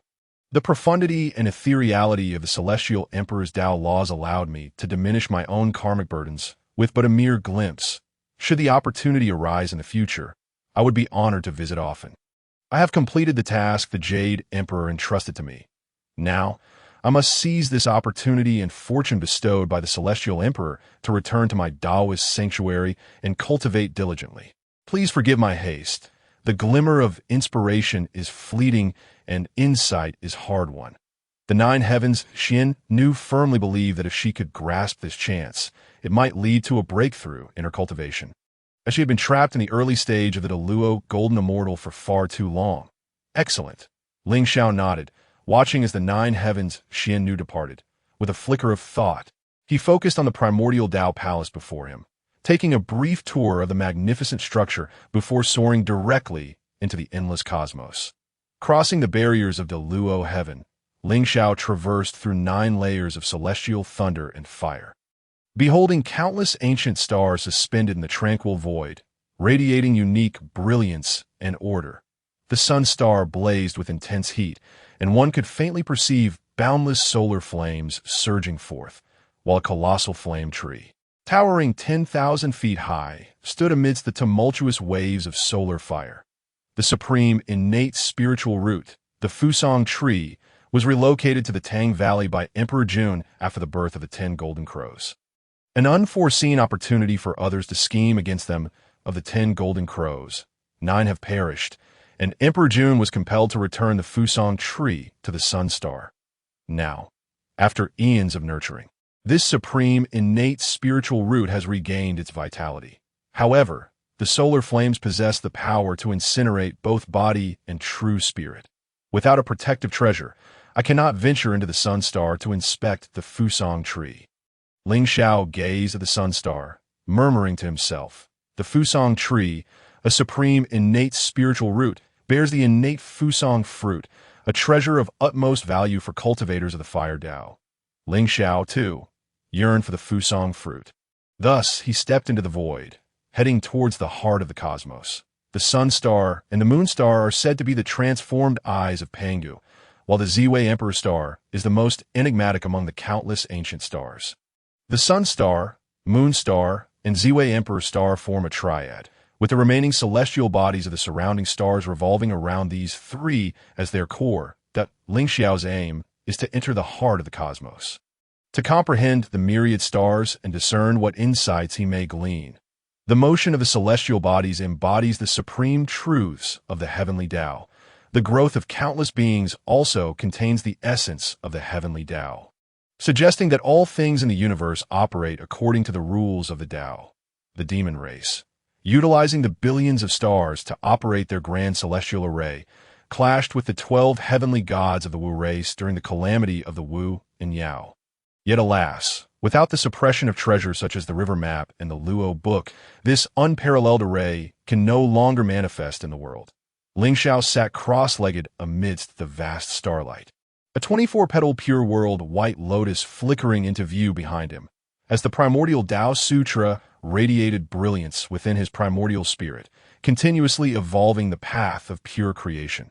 Stars converged, and the essence of the Dao flowed. Strands of star essence pierced through the void, entering Lingxiao's heart of Dao, merging into the essence of the path of pure creation, becoming part of the source of the Dao. Indeed, what Lingxiao seeks is to embrace all. The path of pure creation, in conjunction with the Primordial Dao Sutra, can encompass the 3,000 Dao laws of the world. This star essence is a manifestation of the star Dao and can naturally be refined by Lingxiao. Purify all beings, create the universe. All things can be transformed into the Dao, and I too can create all. This is the cyclical nature of the Dao. Lingxiao's spirit soared through the vast void, his voice resonating like the murmurs of the Dao, echoing throughout the lifeless cosmos. The fortunes and merits of the Heavenly Dao also infused into Lingxiao, aiding him in comprehending the laws of the stars and refining the essence of the stars. Unbeknownst to Lingxiao, as he engaged in his cultivation, the Moon Star, radiating a cool, silvery light, trembled slightly to comprehend the laws of the stars and refine the foundation of one's body. After observing the celestial movements of the cosmos, the humble practitioner have finally grasped some profound mysteries that be why communicating with the celestial bodies, one can harness their astral power to forge chains of order, capable of ensnaring even the most formidable of cultivators, such as those at the pinnacle of the Tai Golden Immortal realm, or even the great Luo Golden Immortal. Awakening from my self-cultivation, I gazed at the myriad stars and smiled, uttering incantations with my hands as the brilliance of starlight enveloped me. Chains formed from the power of the stars pierced the void with a chilling radiance that could enthrall the soul. Celestial chains, bind the heavens, I proclaimed, as the starlit chains confined the vast emptiness before me, solidifying even the elemental forces of fire, wind, and water, creating a moment where time itself seemed to halt. With a piercing gaze, I unleashed the chains, their savage energy surging forth, rendering the once boundless void into a state of ruin. Had a cultivator been caught in this, they would have been reduced to mere dust.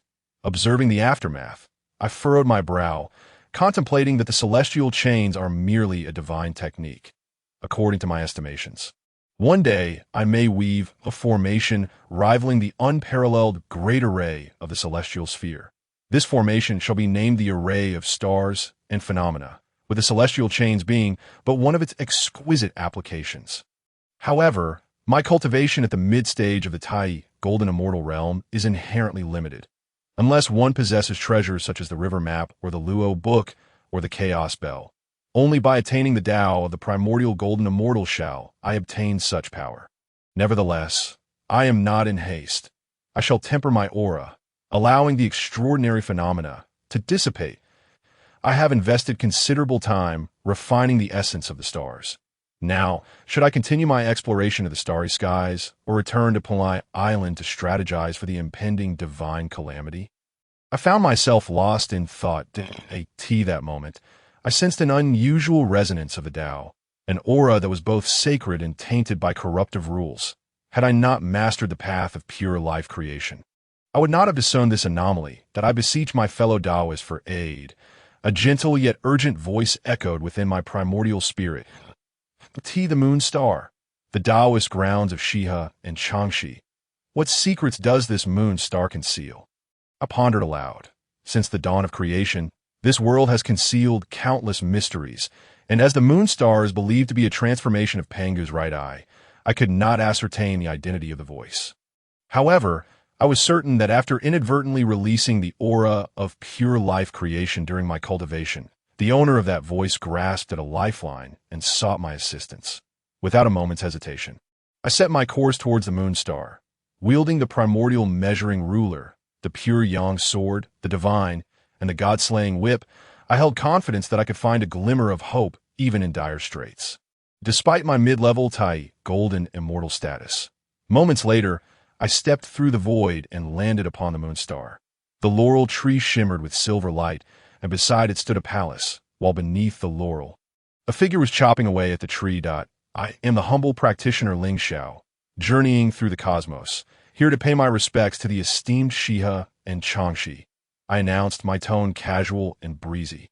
The Heavenly Court governs the three realms, and, as I am the Eastern Emperor of the Azure Heavens, as long as I do not deliberately offend them, they would not dare to challenge the authority of the Heavenly Court. Since the calamity between the Wu and Yao has passed, Shihe and Changxi have secluded themselves for cultivation. Now this moon star is managed by me on their behalf. I wonder what brings the Heavenly Emperor to visit. The palace emanated a cold light, with three divine patterns of the Heavenly Dao manifesting upon it. Guanhan Palace, a graceful and slender celestial maiden approached me with light steps, her complexion as fair as snow, exuding an ethereal beauty untouched by the mortal realm. Cradled in her arms was a jade rabbit, her delicate face betraying no hint of emotion. Taoist Chang'e, I pay my respects. I saluted, recognizing the figure before me. Tales of Chang'e's origins and legends are widely circulated throughout the primordial world. Some say she ascended to immortality by stealing the divine medicine of the Queen Mother, while others claim she is one of Changxi's 3 corpses. With so many differing accounts, I dared not presume. The secrets of the pre-saints are beyond my conjecture. I was originally wandering through the void, but sensed a certain opportunity waiting deep within the moon star. Hence, I wished to explore further. Might Taoist Chang'e be able to assist me? Upon hearing this, Chang'e appeared contemplative. Finally, She parted her lips slightly, saying, "The heavenly court governs the three realms, and naturally, the moon star is among them. The heavenly emperor may venture into the depths of the moon star, but be cautious not to harm its primordial essence." With this, I breathed a sigh of relief. Had Chang'e refused, I would have had to resort to persuasion by virtue. Both Shiha and Changxi had committed their share of karmic transgressions during the calamity between the Wu and Yao. Previously, the Jade Emperor and Queen Mother refrained from acting against them, due to their status. But I would hold no such reservations. Should they be ungrateful, I would unleash the great summoning technique. Xinyuanzi and Hanyan Daoist are not to be trifled with, after all, as they have their own grievances with the demon clan. "Thank you, Daoist Chang'e, that I express my gratitude before vanishing from sight. Lingxiao's enmity with my nephew Luya is truly unwise." Chang'e sighed softly, her gaze shifting to the figure beneath the laurel tree, filled with a mix of pity, hatred, and a hint of affection. Had Lingxiao been present, he would surely deduce that Chang'e is indeed one of Changxi's 3 corpses. At this moment, I held the god-slaying whip, the divine hovering above my head, and the golden wheel of Heavenly Dao merit manifesting behind me, with various laws and restrictions sealing the space within a radius of 10 feet, forming a protective barrier. The deeper I ventured into the moon star, the more I felt an overwhelming chill. It was a chilling aura that instilled dread. Shiha and Changxi, born of the moon star, are its deities. Logically, they should possess formidable powers, yet why had they failed to detect the anomalies lurking within the depths of the moon star? Could it be that the owner of that voice surpassed their cultivation? I sensed a veil of mist shrouding my vision, and a flicker of doubt arose within me. Moments later, frost clung to my body, and my primordial spirit felt as if it had solidified. Thus, I drew forth the pure yang sword, its flames blazing fiercely, aiding me in dispelling the biting cold. Here lies the core of the moon star. An overwhelming surge of pure yin energy erupted, imbued with the laws of the moon. Were I to cultivate here for a century, I could undoubtedly master this power. Before me lay an expansive, deep blue ocean. Each droplet was a condensation of pure yin energy and the spiritual essence of the heavens and earth. Having undergone eons of evolution and refinement, it could be said that each droplet weighed as much as a mountain. Since the creation of the primordial world, the first wisp of pure yang energy transformed into the Eastern King, while the first wisp of pure yin energy became the Western Queen Mother.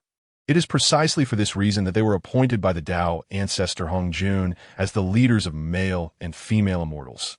The pure yin is boundless, possessing infinite power of the cosmos. However, the moon is even more terrifying and ancient, for it was birthed after the chaos and flourished amidst the cosmic upheavals. Path of pure life creation, I chanted, weaving my hands through incantations as sacred and pure light radiated through the space. And the phantom of the 24-petal pure world, White Lotus, erupted into existence. This act was meant to uncover the source of that peculiar Tao resonance. Time passed, and I raised my brow in astonishment, exclaiming, I never expected that within the core of the moon star there exists a hidden chaotic void, and the source of that voice lies within. Perhaps during the time of Pengu's creation, this chaotic void merged with the newly born realm, only to be fortuitously absorbed into the moon star later on. Deep within my eyes flickered a profound light, and I grasped the primordial measuring ruler, descending upon the location of the chaotic void. Then swung this postnatal treasure with great force.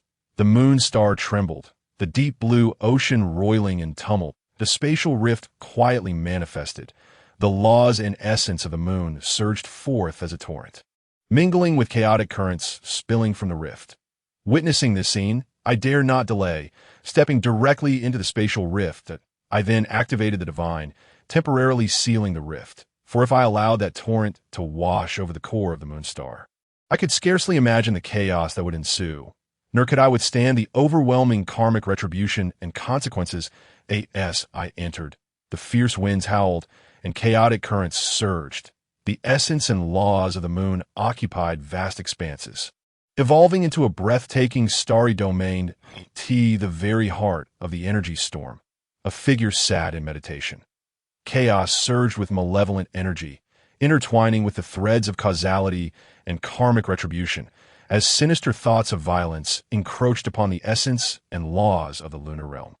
The life force of this figure flickered like a candle on the verge of extinguishment, seemingly poised to vanish in the next moment.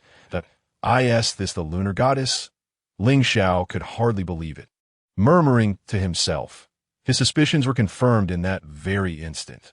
The lunar goddess, Wang Shu, accompanying her was the chaos demon god, who governed the path of the lunar realm. When Pangu opened the heavens, 3,000 chaos demon gods had risen to obstruct the unfolding of fate, ultimately igniting a cataclysmic battle from which Wang Shu could not escape unscathed. Comparatively fortunate, Wang Shu had not perished, however, to Lingxiao's eyes, without aid to unravel the myriad ominous laws entwining her. This lunar goddess was destined for an untimely demise. Do you know this palace? Wang Shu's figure stirred slightly as she opened her eyes. The nearly depleted essence within her stirred, and her once dull gaze glimmered with a hint of life, as though she had at long last discovered a chance for redemption amidst the tribulations of countless eons. In the blink of an eye, Wang Shu materialized before Lingxiao, their distance less than half a foot apart. Lingxiao felt a peculiar sensation, as if Wang Shu's towering presence was about to press against him, her faint, ethereal fragrance stirring his very soul. Indeed, Lingxiao sensed that his long-held composure was being subjected to a profound test. Her graceful form, with legs as slender and light as a crane and skin whiter than snow, seemed to glow even in the dim chaos of the void. Her delicate brows arched, and her starry eyes sparkled like clear springs, her crimson lips painted with an alluring hue without the need for pigment. Clad in a flowing moon-white gown, its hem danced without wind, cinched at the waist with a pale blue ribbon, imbuing her gentle demeanor with a touch of vivacity. Wang Shu, my friend, why have you summoned this humble Taoist? Lingxiao inquired with a benevolent countenance, his tone light and airy. Addressing her as such was a subtle maneuver on his part. The lunar goddess, Wang Shu, had once wielded supreme authority over the path of the lunar realm. Even in her current state of desolation, she remained a formidable presence. Forming a beneficial connection with her could prove advantageous. Upon hearing his words, a flicker of conflict crossed Wang Shu's eyes, yet she swiftly elucidated the sequence of events. In the great calamity of the heavens' creation, my essence was gravely wounded, and I nearly perished. I sought to employ my life as treasure to enter the nascent world of the primordial realm. However, unbeknownst to me, Pangu, whether by design or happenstance, sealed me within this chaotic void. Following Pangu's demise, this chaotic void established a connection with the lunar star, causing my essence to gradually wane. Yet, these matters are of little consequence. For within the chaos of the heavens' creation, malignant energies, karmic retribution, and the remnants of the chaos demon gods are all gnawing at my very soul. The painful memories caused Wang Shu's delicate form to shudder. Even as the lunar goddess who governed the lunar path, she dreaded experiencing the heavens' creation calamity once more. Pangu's might was overwhelming. No chaos demon god could withstand such suffocating pressure.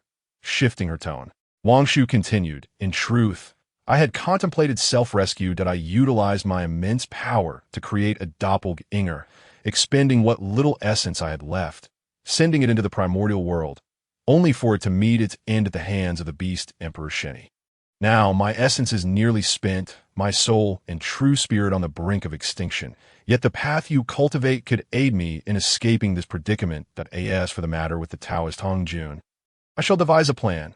As her words fell, Wang Shu fixed her gaze upon Lingxiao, her expression revealing naught but inscrutability. Listening to Wang Shu's tale, Lingxiao shook his head, for it struck him as tragically dire. Rather than be consumed by ominous laws until obliteration, it would have been preferable to perish beneath Pangu's axe, for such an end would at least be swift, the ancestor of Yin and Yang. The Taoist of heaven and earth and other chaos demon gods had managed to endure until the great conflict between Tao and demon. Yet, Wang Shu's doppelganger had perished amidst the calamity of the savage beasts. A truly woeful fate, in the face of her tragic experiences and her shattered state. Who would care for her if he did not? Lingxiao's heart stirred as he scrutinized Wang's. He could see the moment he encountered her. A string within him was silently plucked, a faint current of emotion surging forth, his gaze drawn irresistibly to her. With a measured tone, Lingxiao slowly spoke. This humble Taoist possesses the fortune and authority of the heavens, capable of employing unparalleled might to assist you in breaking free from the grasp of Pengu's power. However, to cleanse all ominous laws, you must be prepared to endure some suffering. Upon hearing Lingxiao's declaration, Wangshu appeared contemplative. Shortly thereafter, she gently nodded. Then I must trouble you, dear friend. Yet, may I inquire as to your name? Realizing her oversight, a subtle blush crept across her fair visage. After all, she sought Lingxiao's help, and yet she did not even know his name. Lingxiao, he uttered, then proceeded toward the heart of the chaotic void, where the energies converged and the essence and laws of the lunar realm surged. Sitting amidst the void, Lingxiao channeled the primordial scriptures that in an instant. A 24-petaled pure, white lotus blossomed within the space, its sacred radiance dissolving the malignant energies, karmic burdens, and the aura of violence. Cries of anguish echoed from the energy storm. They were the lamentations of the remnants of the chaos demon gods, now being obliterated by Lingxiao. The path of pure creation surged forth, an extraordinary phenomenon manifested, akin to the primordial world unfolding and chaos giving birth. Ancient runes and divine patterns sliced through the insidious energies that clung like parasites, that Wangshu's forehead glistened with cold sweat, for these malignant energies had long since intertwined with her soul, were it not for Lingxiao's mastery of the path of pure creation. With its divine light suppressing the tumultuous energies within her, her very soul would have shattered in that moment. Primordial measure of heaven, sever. Celestial chains, imprison the heavens. Lingxiao's robe fluttered lightly as the primordial measure of heaven transformed into a fleeting light within the chaotic void, severing the ties between the various ominous laws and energies in Wangshu. Subsequently, innumerable starlight chains, empowered by the path of pure creation, ensnared all these laws and energies as time flowed and the winds of fate shifted. From billions of miles away, one could behold the dazzling starry domain, now even more resplendent, as all energies that harmed Wangshu's essence, true spirit, and body were stripped away and sealed within the corners of the chaotic void. Primordial scriptures, Lingxiao channeled his power, continuously restoring his own essence to maintain his peak state, thereby alleviating Wangshu's suffering. Time passed, and months flew by. Lingxiao navigated with ease as he helped Wangshu purge the last vestiges of energy from her body. Then he vanished from this starry domain, forged from the essence and laws of the lunar realm. Thank you, Lingxiao, my friend. I shall never forget this life-saving grace. Wangshu's voice resonated, her tone imbued with fervor. In an instant, the essence and laws of the lunar realm surged into her being, and the vast starry expanse dissipated, replaced by the burgeoning strength of Wangzi, the pinnacle of Deluo, Golden Immortal. Entering the early stages of Mixed Yuan Golden Immortal, and then the mid-stages of Mixed Yuan Golden Immortal. How terrifying. After enduring countless tribulations over eons, Wangshu was able to ascend to the mid-stages of Mixed Yuan Golden Immortal with her remaining essence and laws. How formidable must she have been at the time of the heaven's creation calamity? Lingxiao inhaled sharply, marveling at the revelation. Had Wangshu been able to break her chains at the dawn of the primordial realm, she would likely have become a Mixed Yuan Deluo Golden Immortal by now. Of course, she had to escape the machinations of Taoist Hongjun by fleeing into the chaotic void, the ancestor of Yin and Yang. The Taoist of heaven and earth and other mighty reincarnations of the chaos demon gods had become mere pawns in the great conflict between Tao and demon, ultimately meeting tragic ends. Only the ancestor Yangmei had eluded the chaos and vanished without a trace. In this regard, Lingxiao refrained from making simplistic judgments of right or wrong. He did not view Taoist Hongjun as an unequivocal villain. The path of the Tao is fraught with obstacles. Every being struggles along the river of the Tao, with all things subject to fate, the wheel of heavenly merit, the fortune of heaven, and authority. Manifest, with a steadfast commitment to saving lives to the very end, Lingxiao immediately wielded his divine powers once more. brandishing the god-slaying whip towards the void at a surge of primordial energy, remnants of the Panga deity, severed its connection with Wang Shu. With all restraints lifted, he was free to roam at will. Lingxiao, my friend, you have saved my life and aided me in breaking free from an aeon of confinement and tribulations. From this moment forth, should you have any requests, I shall gladly comply. Upon returning to the Honghuang world, may I accompany you at your side? Wang Shu descended gracefully, her jade-like feet barely touching the ground. Compared to before, she now radiated even more beauty and gentleness, her autumn-like eyes resting upon Lingxiao. The atmosphere was imbued with an enchanting allure. Upon hearing Wang Shu's words, Lingxiao's previously tranquil heart was stirred anew. He met her gaze, warm and inviting, and a subtle smile graced his lips. Among the myriad realms, there existed numerous female immortals of remarkable beauty and cultivation, such as the Queen Mother of the West, Nuwa, and the Nine Heavens' mysterious maiden. Even with the three sisters of the Jie Sect, he had never truly been moved. His heart was consumed by the pursuit of cultivation and dedication to the sect. However, now, faced with Wang Shu, he found it difficult to divert his gaze that it was not merely her exquisite form and unintentional display of tenderness that captivated him, but also the allure of her eyes, like a starry lake, clear and pure. The gentle waves within her gaze resembled spring waters, elegant and serene, akin to a pristine spring untouched by worldly affairs. Wang Shu, if you do not mind, let us return together to the Penglai Immortal Island. As he spoke, Lingxiao waved his jade sleeve lightly, summoning the god-sealing list from the rift in space back into his hand. With a quick flip of his right hand, he stowed away this supreme, innate treasure and stepped forward. Behind him, Wang Shu smiled faintly, imbued with deeper meaning. Before long, Wang Shu and Lingxiao departed from the chaotic void, the former employing the principles of the Taiyin to erase the spatial rift, preventing the murderous karma that Lingxiao had suppressed from ravaging the Taiyin star.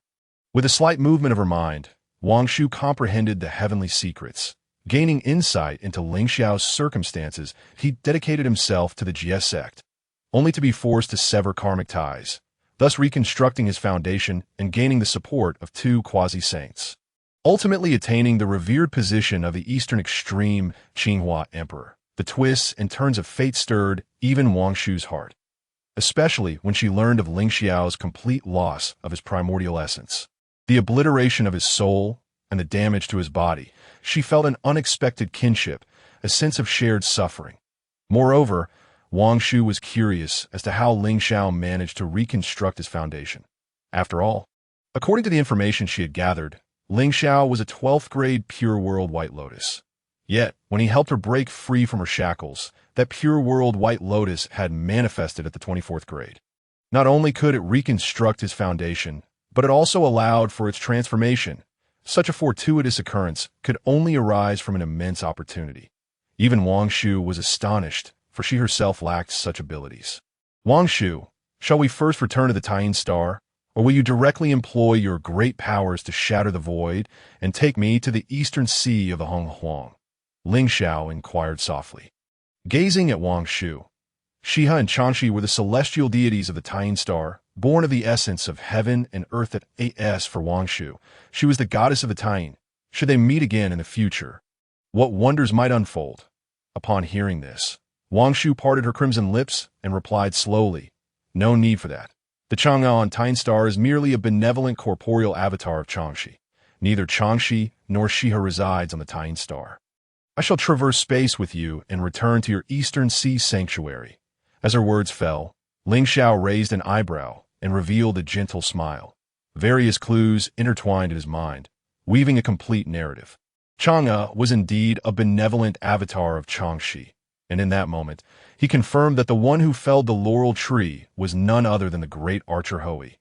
Amid the calamity of the Witch Demon War, Hui shot down 9 golden crows, causing Shia's heart to shatter and Changshi to grieve deeply.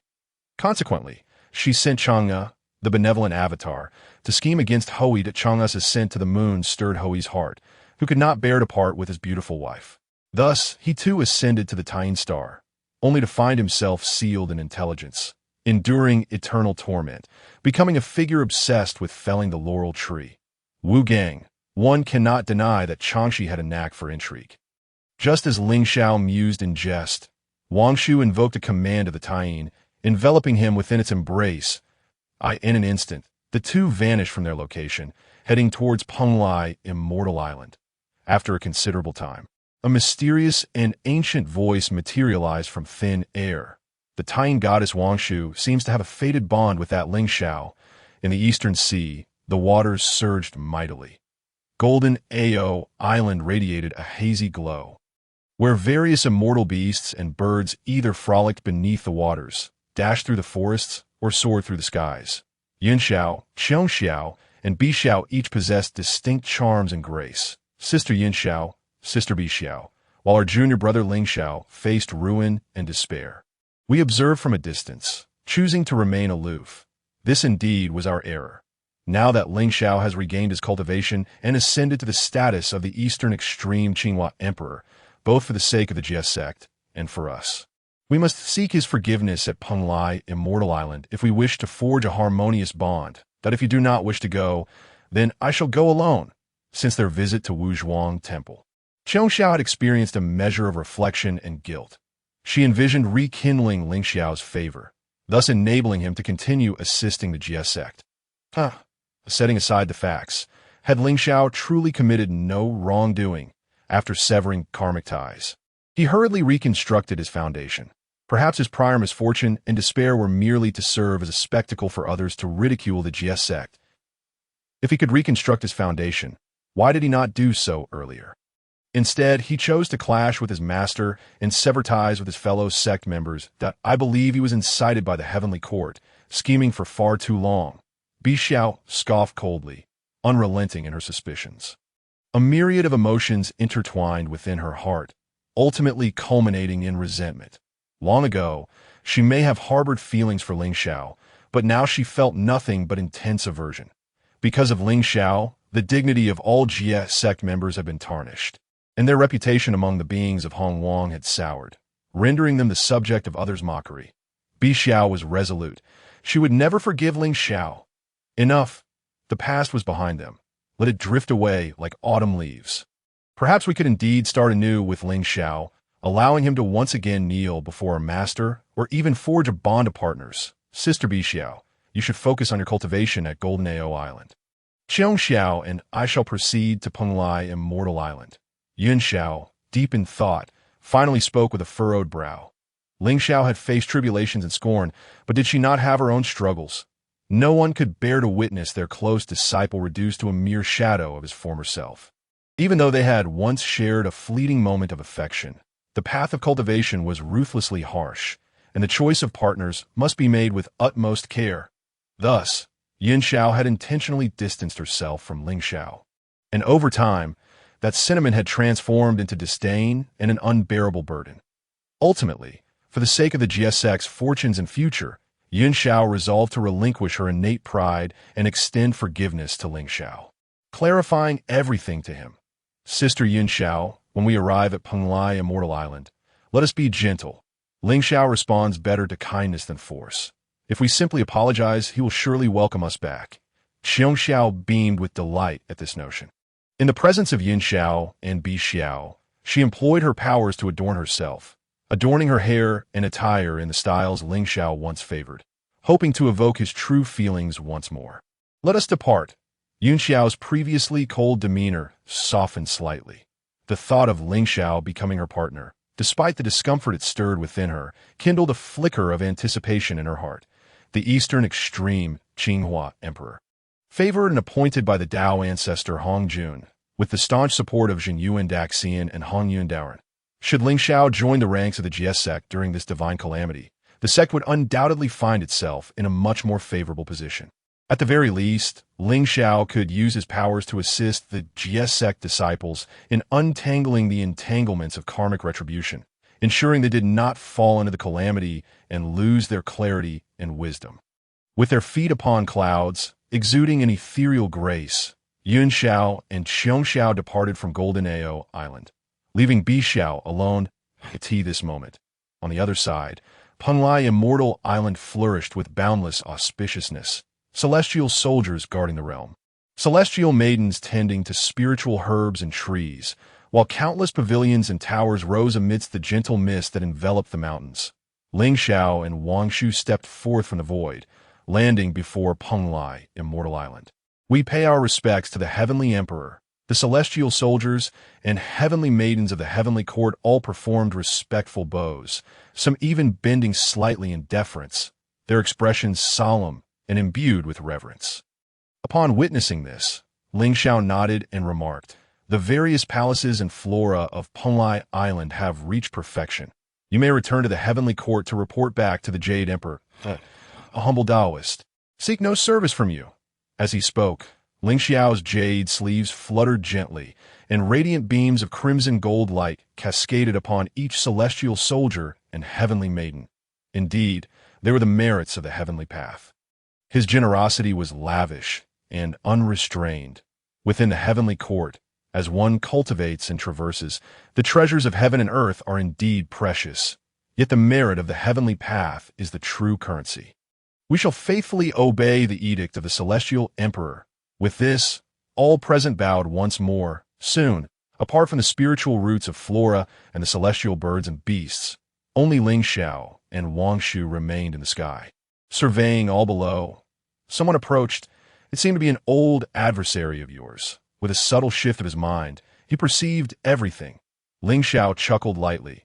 Merely a few winds and frosts. There are no so-called old enemies. It is simply that I, a humble Taoist, once lacked discernment, that my previous downfall was such that even dogs would shun me.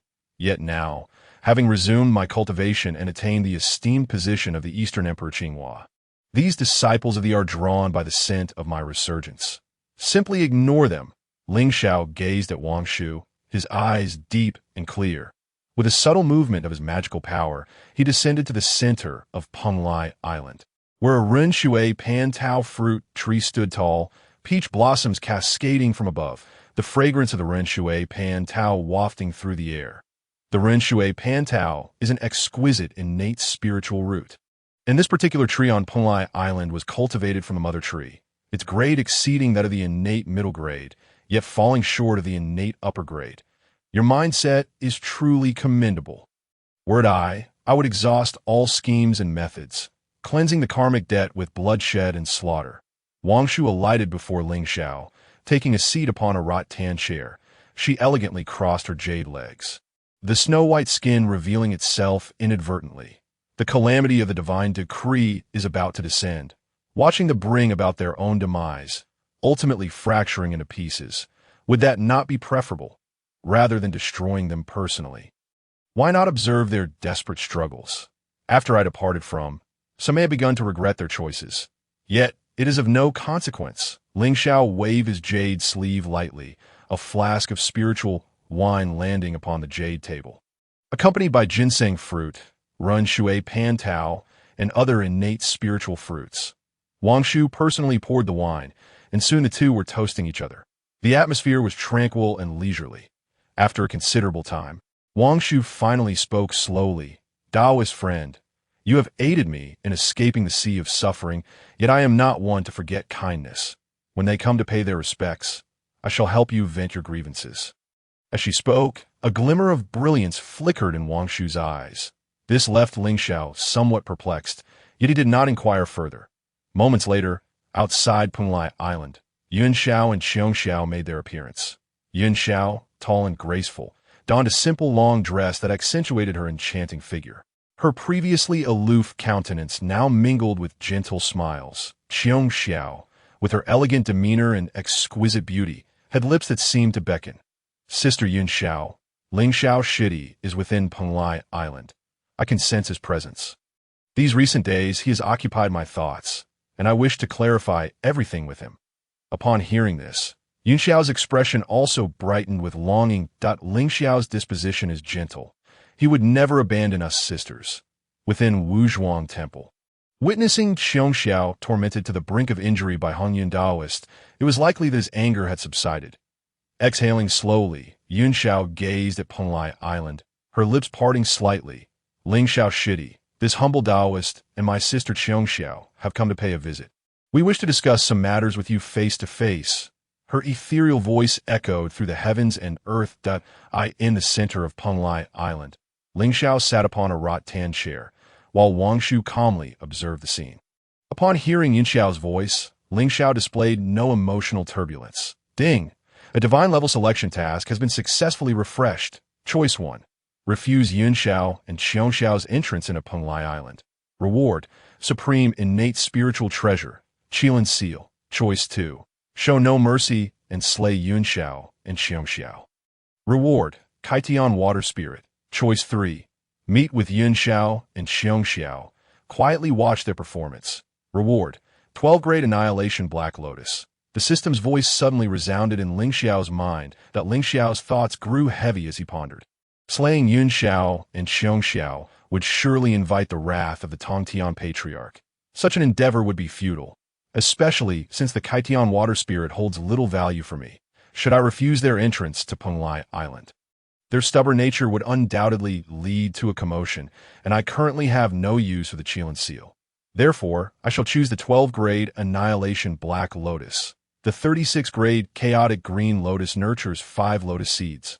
Transforming into the Creation Green Lotus, the Pure World White Lotus, the Merit Golden Lotus, the Annihilation Black Lotus, and the Karmic Fire Red Lotus. Among them, the Creation Green Lotus is of the 24th grade. Acquired by the 3 Pure Ones during the Wu and Yao calamity, transforming into 3 supreme innate spiritual treasures, the Tai Dust Whisk, the 3 treasures Jade Rui, and the Qingping Sword. Henceforth, a saying arose in later generations. Red flowers, white lotus roots, and green lotus leaves. Originally, the 3 Pure Ones were one family. System: I choose 3. Lingxiao made his decision, and soon within the system space, a lotus platform of 100 feet ignited with blazing demonic flames. Its extinguishing magic light transforming and annihilating the void. Should I integrate the 12 Grade Annihilation Black Lotus into my essence, perhaps my foundation could undergo transformation. However, possessing only this Annihilation Black Lotus is insufficient. Gathering the Creation Green Lotus, the Merit Golden Lotus, and the Karmic Fire Red Lotus would grant me the opportunity to attain the 36 Grade Pure World White Lotus Foundation. It seems that this divine calamity will involve some scheming. The 36 Grade Pure World White Lotus Foundation will undoubtedly rival the chaotic demon gods of the Kaitian calamity that time. Lingxiao's comprehension and potential will reach an extraordinary elevation, entering an entirely new realm. Contemplating this, a fierce glint flashed in Lingxiao's eyes. The Creation Green Lotus has been divided into 3 supreme spiritual treasures under the 3 Pure Ones' control, while the Merit Golden Lotus resides in the hands of the Western 2 Saints. Currently, he must contend with the old ancestor of the Underworld River to seize the Karmic Fire Red Lotus. Patience is key. This matter requires careful planning. Lingxiao steadied his breath, calming his restless heart.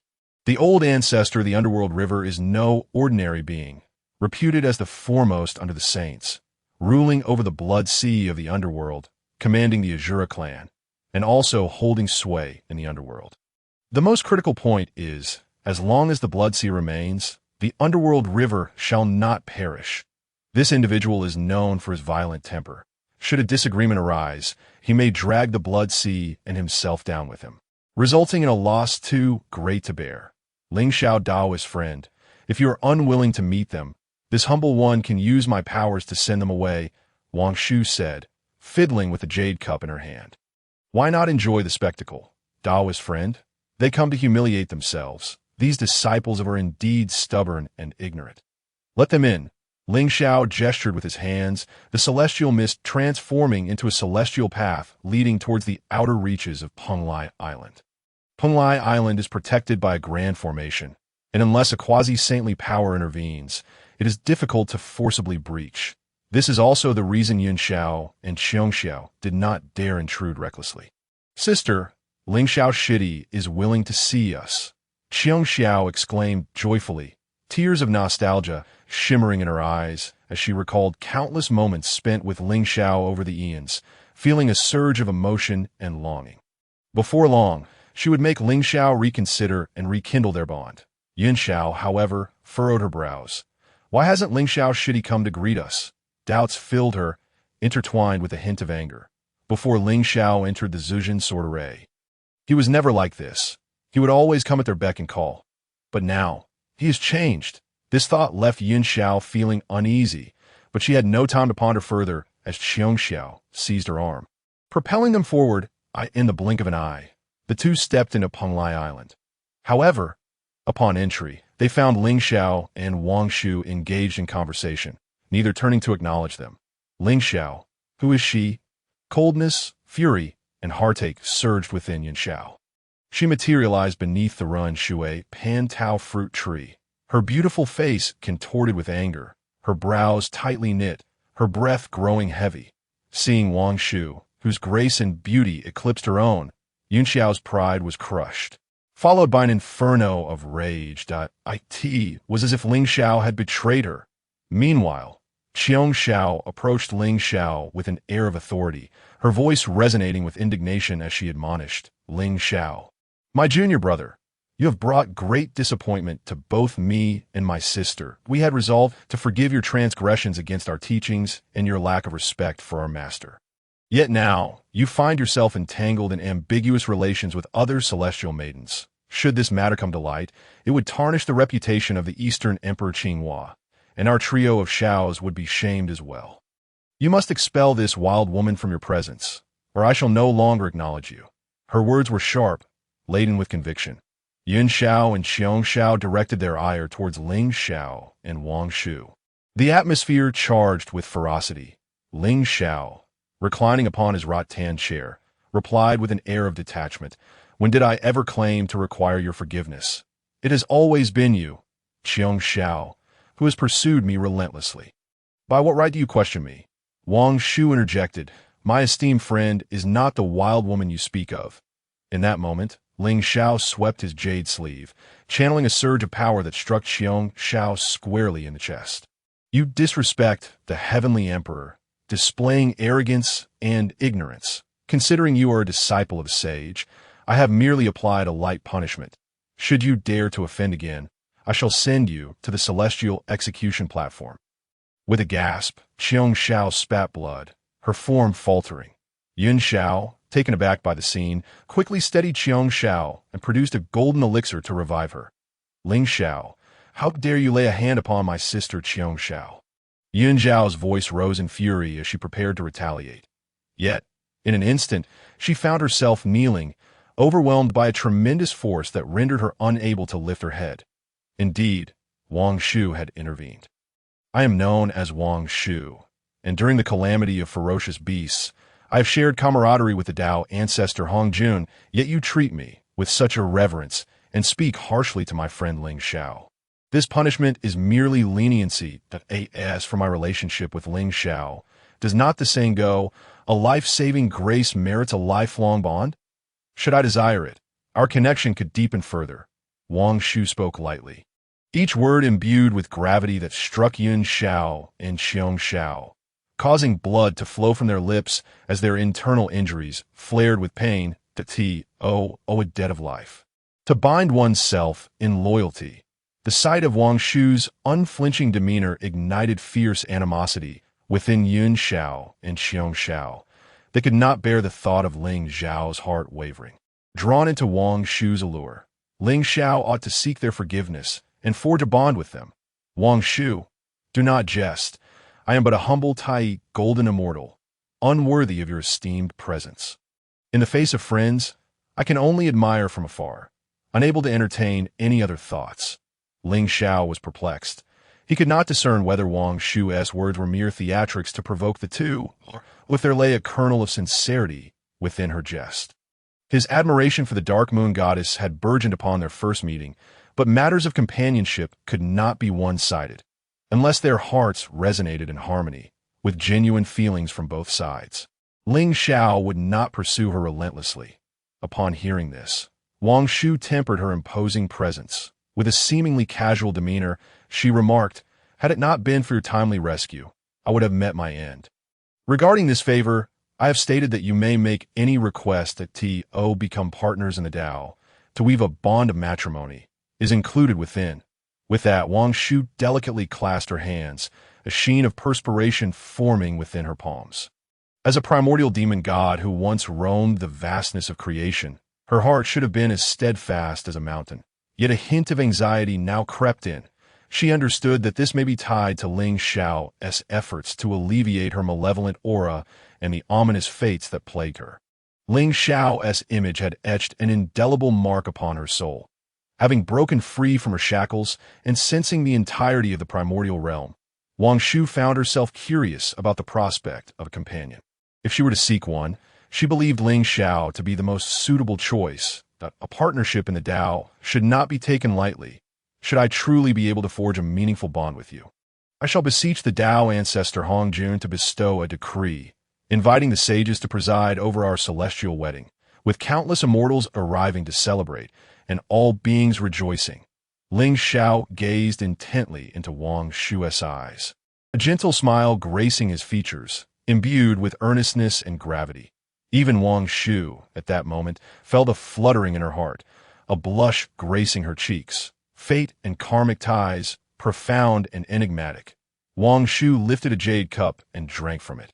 Casting a glance at Lingxiao, she then made her way towards a distant ancient palace, constructed from primordial spiritual wood. The Pure Life Dao Palace. This was Lingxiao's sanctuary and place of cultivation on Penglai Island. Now claimed by Wang Shu. It seems fortune may yet favor me, Lingxiao thought to himself, choosing not to expose Wang Shu's intentions. At this juncture, Yun Xiao and Xiong Xiao were left heartbroken, their spirits wavering as if the events that had just transpired were not but a fleeting dream. Yet the pain in their hearts elucidated the harsh truth. Sister Xiong Xiao, we must depart. Yun Xiao raised her chin, attempting to salvage her remaining dignity. Tears streamed down Xiong Xiao's face. She was acutely aware that she and Lingxiao could never return to the past. All their dreams and aspirations had shattered into mere illusions, and they now faced the torment of a cruel reality. Lingxiao, you cannot simply abandon us, forsaking our master and the Jie Sect.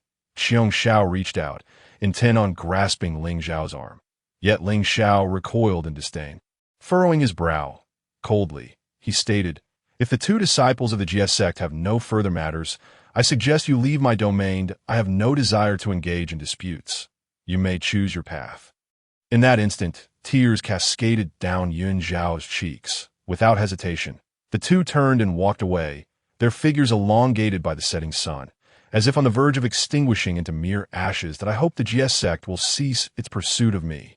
Lingxiao sighed softly, shaking his head. He then turned his gaze towards the Pure Life Dao Palace, a smile gradually returning to his face, warmth illuminating his features. Manifest, world-destroying Black Lotus. A moment later, Lingxiao summoned the 12th grade world-destroying Black Lotus. Torrents of demonic energy coiling into a ferocious dragon that soared skyward, casting darkness across an expanse of 1 billion miles. Observing this, Lingxiao subtly refined the exquisite innate spiritual treasure. As for his concerns regarding whether the Dao ancestor Hongjun would perceive him as having strayed into the demonic path, Lingxiao remained resolute. He did not believe the Dao ancestor would be so petty. Meanwhile, Yun Xiao and Xiong Xiao had visited Penglai Island to seek out Lingxiao, only to return in tears, defeated. This incident, unbeknownst to whom among the celestial saints may have fanned the flames, spread throughout the primordial world. Kunlun Mountain. The disciples of the Jie Sect were indignant, their spirits deflated like frostbitten eggplants.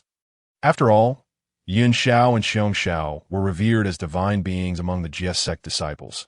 Yet before Lingxiao, they seemed like mere sycophants, subjected to inhumane treatment. Lingxiao, the traitor, dares to show such disrespect towards my esteemed seniors. Yun Xiao and Xiong Xiao, I implore the eldest senior brother to lead us, the disciples of the Jie Sect, to suppress him with unmatched might. Such insolence, this grudge shall not go unpunished. I vow to uphold the honor of the Jie Sect. From the beginning, it was Zhao Gongming and Dingguang Xian, among others, who had instigated the two sisters. This matter could not be divorced from their influence. Various voices erupted within the Jie Sect. In an instant, What was once a unified front began to fracture over this incident. The Daobao Daoist, out of desperation, issued a decree forbidding the disciples from discussing the matter. However, the decree of the Daobao Daoist could not silence the disciples of the Chan sect. Ha ha! The disgrace was self-inflicted. The face of Uncle Tongtian had been thoroughly tarnished by these Jie sect disciples. It must be said that appointing that Daobao rat as the leader of the Jie sect was truly a blunder. The laughter of Tai Jinren echoed across Kunlun Mountain. Observing the Jie sect's predicament, he was filled with delight. Ever since the Tongtian sect master had taken in numerous disciples, Kunlun Mountain had become a tumultuous place. Their cultivation grounds increasingly encroached upon, often facing provocations and disdain from the outer disciples of the Jie sect. Whenever disputes arose, Jie sect disciples would boastfully retort with a few cutting remarks. For instance, my revered master, the supreme leader of the Celestial Gate, commands the extermination of a mortal's sword array, which cannot be breached by any save the four saints, in all the realm beneath the heavens. No saint of the Heavenly Dao stands as his equal. Even the esteemed Yuan Shi cannot contend with him. The disciples of the Chan sect are but hollow shells, lacking substance. Upon hearing this, the venerable Puxian raised his voice and declared, "Those beasts, born of damp eggs and adorned with fur and horns, possess no qualification to be disciples of saints. They are merely objects of pity from Master Tongtian.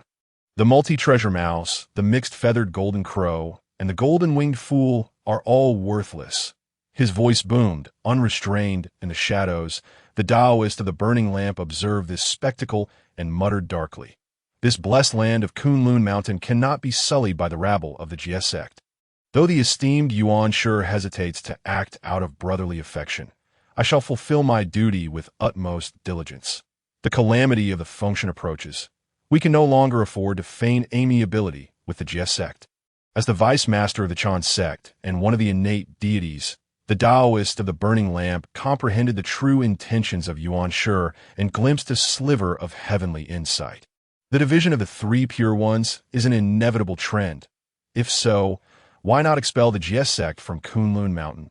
Silence. To disrespect the saints and spew slander is an affront deserving of death.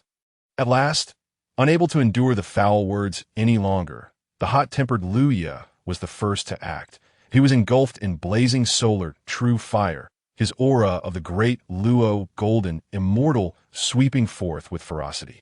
He sought to suppress Tai Jinren and Puxian Jinren.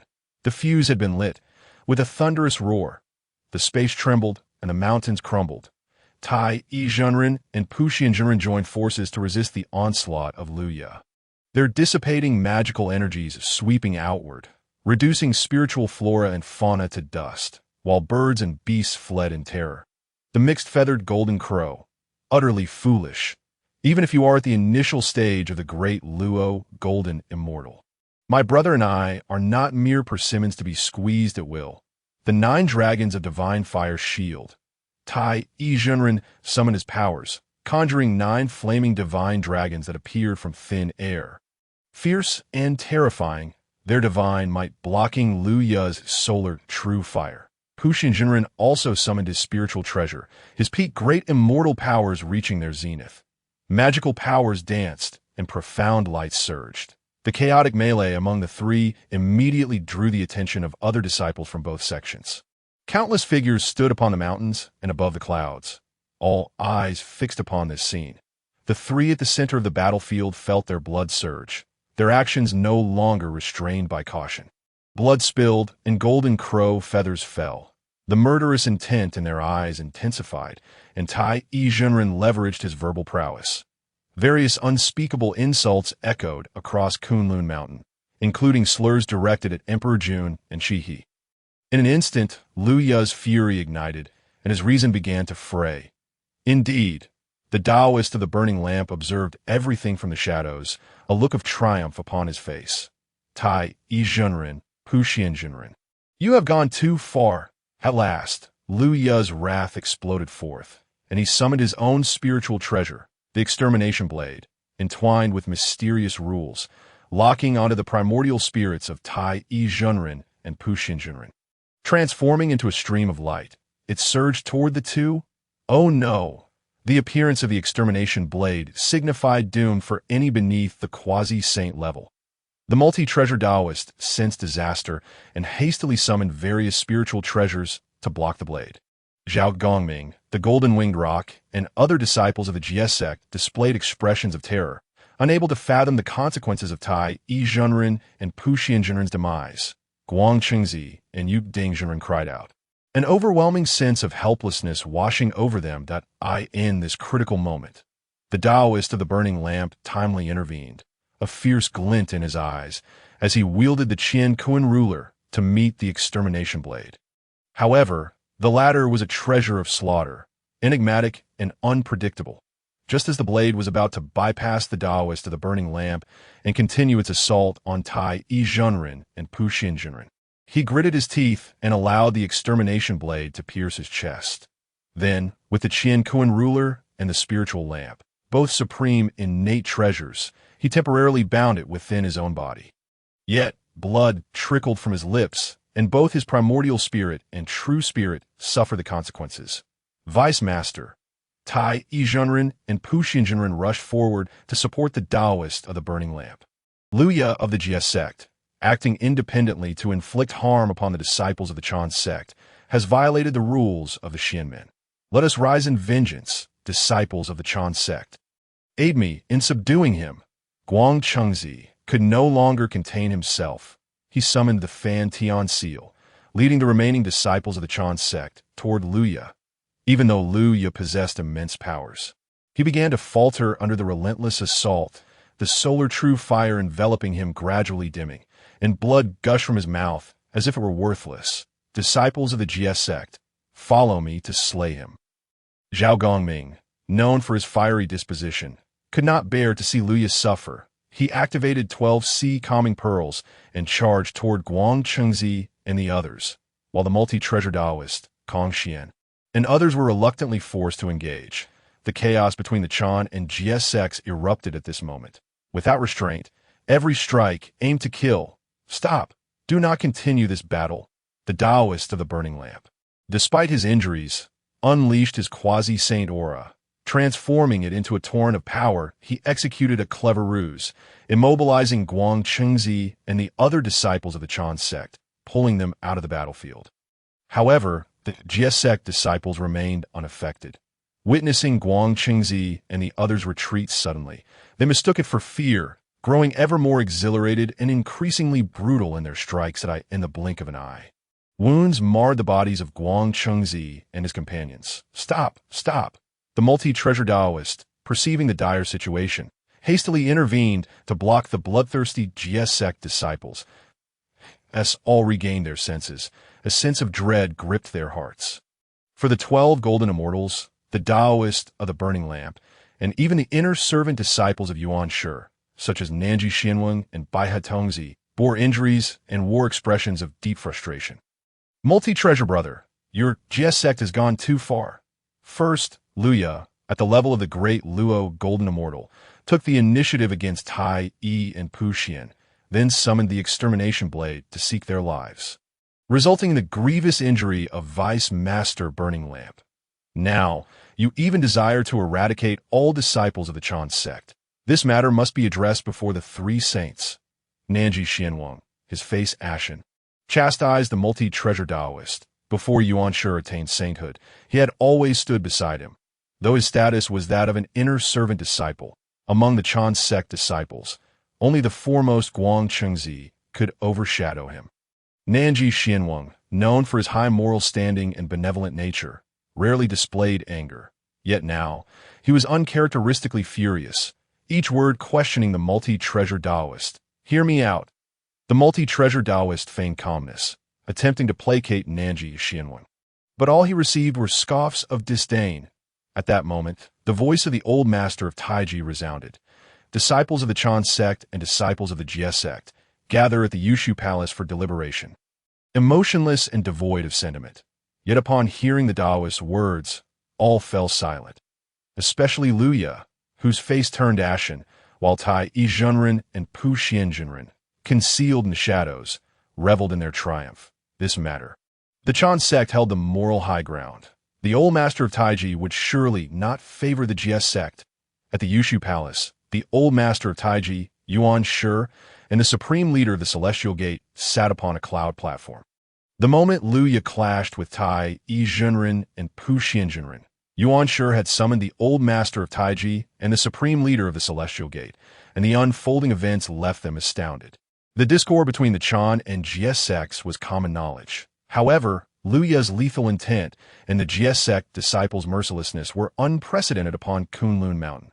Yuan Shi and the supreme leader of the Celestial Gate forcibly repressed their fury. Especially Yuan Shi, who felt his dignity being ground into the dirt. With his protective nature, he would not easily let this matter pass.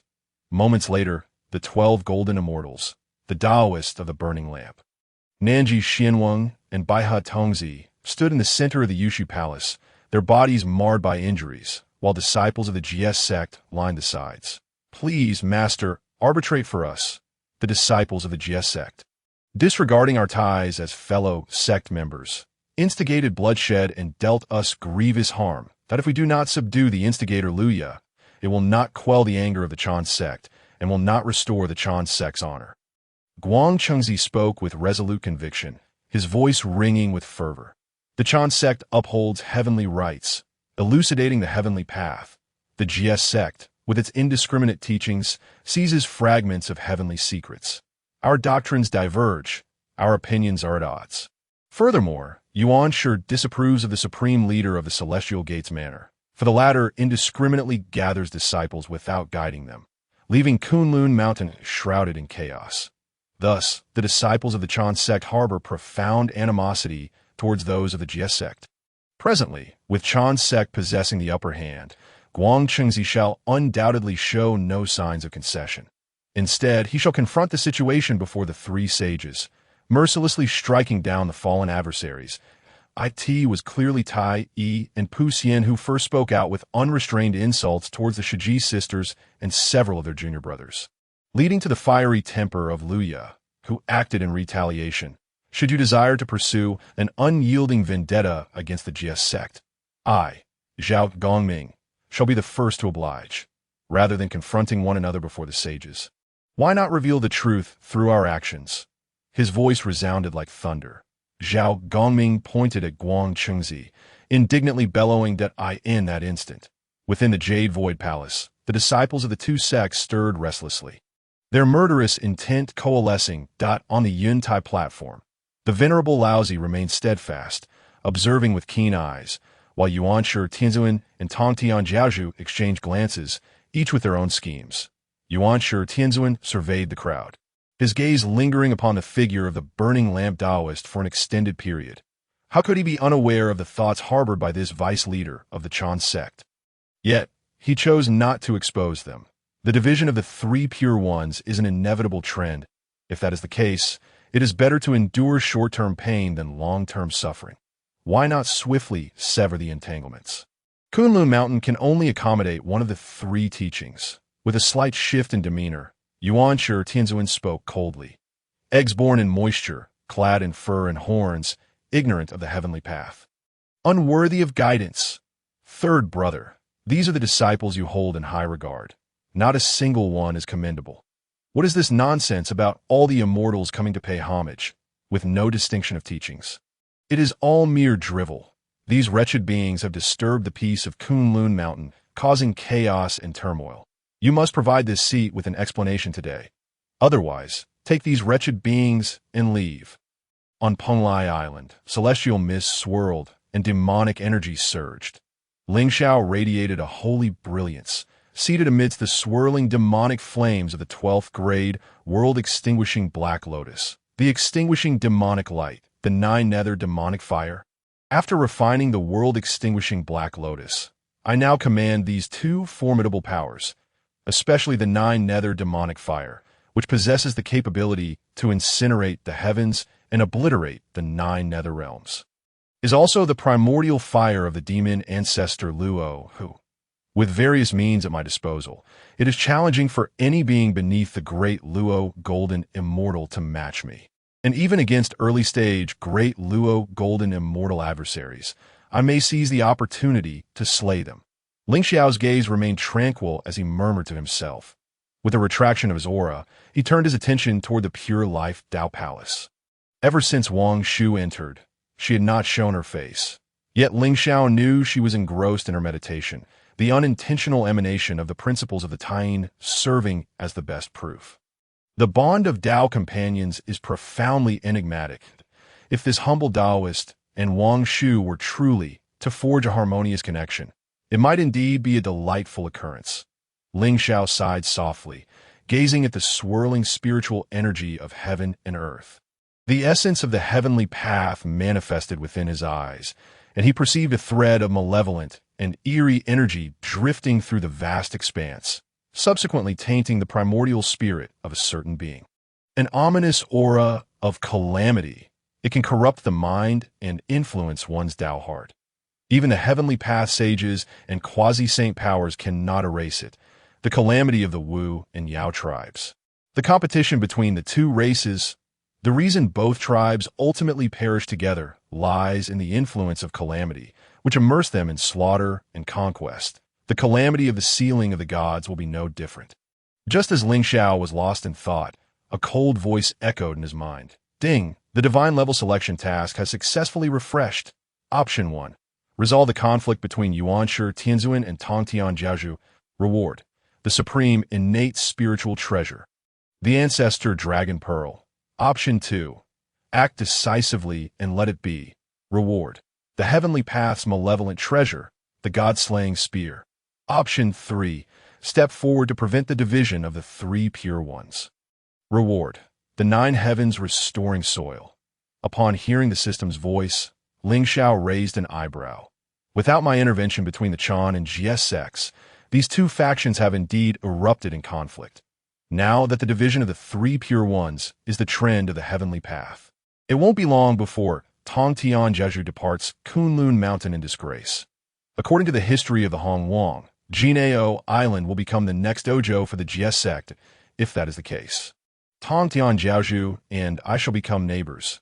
How intriguing. Lingxiao exhaled a breath of murky air, his Dao heart remaining undisturbed. The Jie sect's self-destruction has nothing to do with him. After the division of the three pure ones, the calamity of sealing the gods shall commence at that time. The Chan sect, the Western teachings, and the human teachings will unite, and even if the Jie sect has profound foundations, it will inevitably disintegrate. System, I choose option 2. Ding! Congratulations to the host for obtaining the heavenly path's malevolent treasure, the god-slaying spear. Within the system space, the god-slaying spear materialized. Lingxiao showed no hesitation and immediately retrieved this heavenly path's malevolent treasure. An infinite surge of murderous aura and pure demonic energy breaking through the protective barrier of Penglai Island, piercing through the clouds of the 9 heavens. The emergence of the heavenly path's malevolent treasure caused the winds and clouds to shift, and strange phenomena to arise. Lingxiao, what has transpired? Wang Shu's figure appeared in an instant, her face etched with concern. After her gaze swept across the god-slaying spear, Wang Shu wore a look of astonishment. She had not anticipated that Lingxiao would acquire this malevolent treasure and so brazenly display it. Could it be that Lingxiao does not fear the wrath of Hong Jun Daozu? After all, during the battle between the Dao and the demons, Hong Jun Daozu and demon ancestor Luo, who were locked in a bitter conflict, employing countless methods to transform demon ancestor Luo, who into an otherworldly demon, by a stroke of fortune, he obtained this supreme treasure. Wang Shu, there is no need for concern that I am now the Eastern Extreme Qinghua Emperor, enjoying the luck and authority of the heavenly path. Even wielding both the god-slaying spear and the world-extinguishing Black Lotus is not a matter of great concern. Moreover, the god-slaying spear and the world-extinguishing Black Lotus are both derived from the 36th grade chaotic Qinglian. It is merely due to demon ancestor Luo who that they gained their fearsome reputation. I shall not be plunged into the demonic path merely because of these two treasures of demonic origin. Lingxiao spoke with an air of nonchalance to Wang Shu. Had it been before he became the Eastern Extreme Qinghua Emperor, he would have hidden the god-slaying spear and the world-extinguishing Black Lotus as trump cards. only to be used in times of life and death crises. However, now that he enjoys the esteemed status of the Six Domain's Heavenly Emperor, he can no longer afford to conceal his strength, especially since the God-slaying spear and the world-extinguishing Black Lotus are treasures of the demonic path. Presenting them now to report to Hongjun Daozu and the Heavenly Path will ensure that their future use does not raise suspicion. As for the Hongming measuring ruler, Lingxiao would not reveal it. While speaking, Lingxiao rose to his feet, performing a respectful bow toward the void. Heavenly Path, Daozu above, I, Lingxiao, as the Eastern Extreme Qinghua Emperor, shall certainly align with the grand trend of the sealing calamity. Though I wield the God-slaying spear and the world-extinguishing demonic lotus, my Dao heart is steadfast, and I shall never unjustly slay the innocent, that I hope the Heavenly Path and Daozu will discern this. His words were filled with righteousness, rolling forth. Lingxiao bowed deeply, devoid of any extraneous thoughts, as he felt the rules of the Heavenly Path sweep past him, only to vanish shortly thereafter. Moments later, an ancient voice echoed in the void. Approved. Lingxiao and Wang Shu exchanged glances, both aware that it was the voice of Hongjun Daozu. Thus, the God-slaying spear and the world-extinguishing Black Lotus were brought to light, the Tai saving suffering Heavenly Venerable, vanquishing evil, universally saving sentient beings. But now, with Lingxiao wielding the God-slaying spear and the world-extinguishing demonic lotus, he indeed exudes the aura of a demonic overlord. Ha ha ha. Wang Shu gently covered her lips, laughing with a touch of mischief. Deep within, however, she was somewhat astonished. The pure Yang sword, the list of gods, the God-slaying whip, the God-slaying spear, and the world-extinguishing Black Lotus, all controlled by a mid-stage Tai Golden Immortal, was indeed astonishing in the world of Hong Wang. Even the Heavenly Path sages may not possess the profound foundations that Lingxiao holds. Upon hearing this, Lingxiao chuckled softly. The Great Dao is 3,000, giving rise to all things. Both the celestial path and demonic path are paths. The so-called Dao consumes the demonic, and the demonic consumes the Dao, with the Dao towering over the demonic, and the demonic towering over the Dao. All are ultimately paths in harmony. Though the demonic is fearsome, in comparison to the Jie Sect's disciples who rely on their status as disciples of the sages to act unruly, they are but small demons before great demons. His tone was calm, yet resonated profoundly. Upon hearing this, Wang Shu felt a slight tremor in her Dao heart. Lingxiao's understanding of the Great Dao transcended all others of the same realm. I'm growing increasingly curious about you, as I am unable to repay the life-saving grace. Perhaps I can only offer myself in return. Wang Shu revealed a gentle expression, moving closer to Lingxiao amidst his astonished gaze, their eyes locking in an intimate exchange that sparked an atmosphere of romance. Her crimson lips parted slightly, exhaling a fragrance akin to orchids. A faint, enchanting scent filled Lingxiao's nostrils, while a hint of pink blossomed on Wang Shu's earlobes, causing Lingxiao's heart to race. And he swallowed hard. If you, my friend Wang Shu, are willing, then I cannot afford to show any timidity. I wonder if the requests you mentioned before still stand? The bold thrive. While the timid perish, a sudden chill coursed through Lingxiao's heart as he grasped Wang Shu's delicate hand, his eyes brimming with affection as he leaned closer to her enchanting visage, scrutinizing her intently. An intriguing interplay of offense and defense. Lingxiao's actions immediately disrupted Wang Shu's serene composure. Initially, she intended to tease him, but now she found herself on the brink of surrendering her heart. Thus, Wang Shu gently withdrew her jade hand and feigned calmness as she spoke. Naturally, calculations must be made.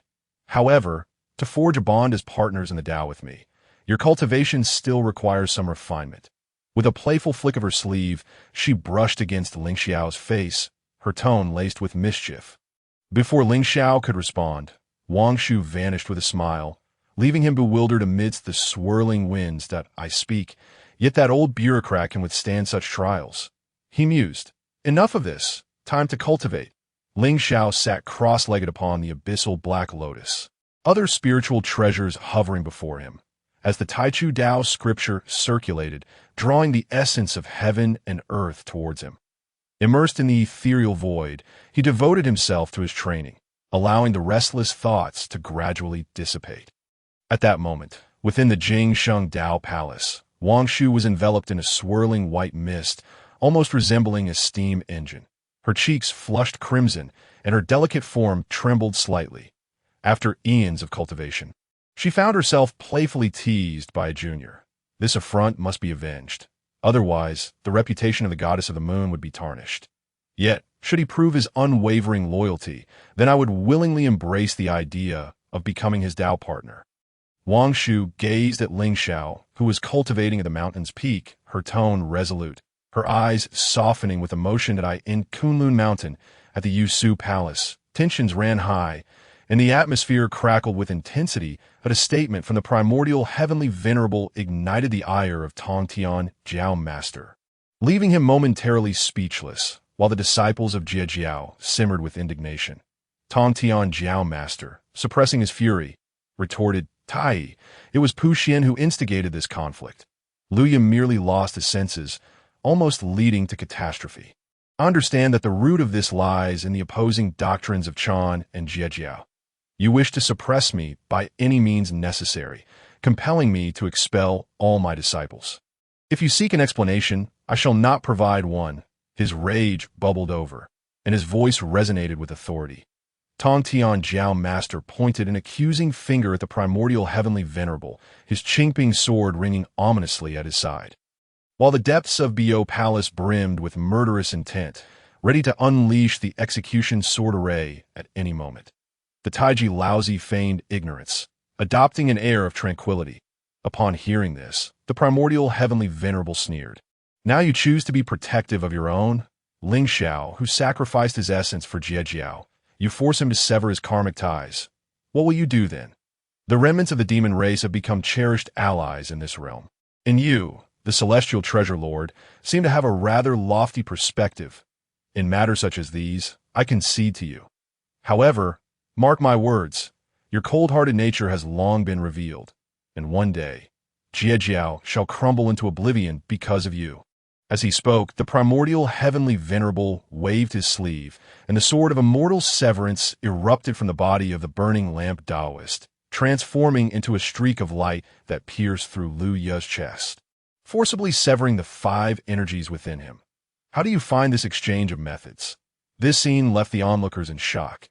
The disciples of Jie Jiao had not anticipated that the Primordial Heavenly Venerable would personally strike at Luya, and the 12 golden immortals in the hall could not muster a smile. Frustration, helplessness, and fury reigned. Jie Jiao had gone too far. Tongtian Shu expelled Lingxiao from Jie Jiao in an attempt to incite the Fengshen calamity. The ambitions of Jie Jiao were laid bare. We, the disciples of Chan, must not allow these demonic forces to wreak havoc. Please, Taiji Shibua, render your judgment. Guang Chengzi knelt, gazing defiantly at Taiji Laozi. Previously, the Primordial Heavenly Venerable and Tongtian Jiao Master had clashed, but it was always Taiji Laozi who intervened. Now, however, he remained indifferent, causing Guang Chengzi to worry. After all, Guang Chengzi was guileless, unaware of the intricate machinations behind today's events, and believed that the Primordial Heavenly Venerable and Tongtian Jiao Master would soon reconcile as they had in the past. Alas! The burning lamp Taoist sighed inwardly upon witnessing this spectacle. Guang Chengzi failed to grasp the Primordial Heavenly Venerable's intentions, foolishly hoping to reconcile the two, a notion most naive to teach without discrimination, yet only to receive without imparting. In Tongtian, you forced Lingxiao away and allowed Duobao to obliterate the laws of Jie Jiao. Thus, it has strayed from its true path. Today, I shall not intervene, Taiji Laozi remarked, his gaze fixed on the ground, his demeanor indifferent. Though he subtly pointed out the faults of Tongtian Jiao Master, how would such a proud celestial sage ever acknowledge his errors? Very well, very well. You hold yourselves in high esteem, banding together to bully me. Is it not your desire to expel me and the disciples of Jie Jiao from Kunlun Mountain? If I do not meet your expectations, would that not reflect poorly on my character? From this day forth, the 3 purities shall no longer exist, and brotherly bonds shall be severed. My esteemed brothers, take care of yourselves. Tongtian Jiao master drew his Qingping sword and struck it against his own Dao robe. As the laws and principles scattered, he renounced his brotherly ties with Taiji Laozi and the Primordial Heavenly Venerable, stepping onto the cloud platform with the disciples of Jie Jiao, casting aside his sleeves as he departed the Yusu Palace. In an instant, Bo Palace vanished from sight. The disciples of Jie Jiao ascended into the clouds, heading towards the direction of Donghai Jinao Island. Depart, depart. The Fengshen calamity, the Chan and Jie Jiao shall be locked in a death struggle, slaughtering until the heavens are darkened and the sun and moon are obscured. The Primordial Heavenly Venerable already foresaw the outcome, yet he could not contain his wrath. The mountains crumbled and the earth shook, darkness enveloping the sky. The might of the saints swept across countless miles, causing all living beings to tremble in fear, prostrating themselves in reverence. Second brother, it is time for me to take my leave. Taiji Laozi remained unfazed, his demeanor inscrutable, casting a profound glance at the Primordial Heavenly Venerable before shifting his gaze to the burning lamp Taoist. As the foremost among the three purities and the leader of the celestial sages. Surely he understood the heavenly machinations, yet it was precisely because of this that he felt powerless. The tides of fate are immutable. Big brother, travel well.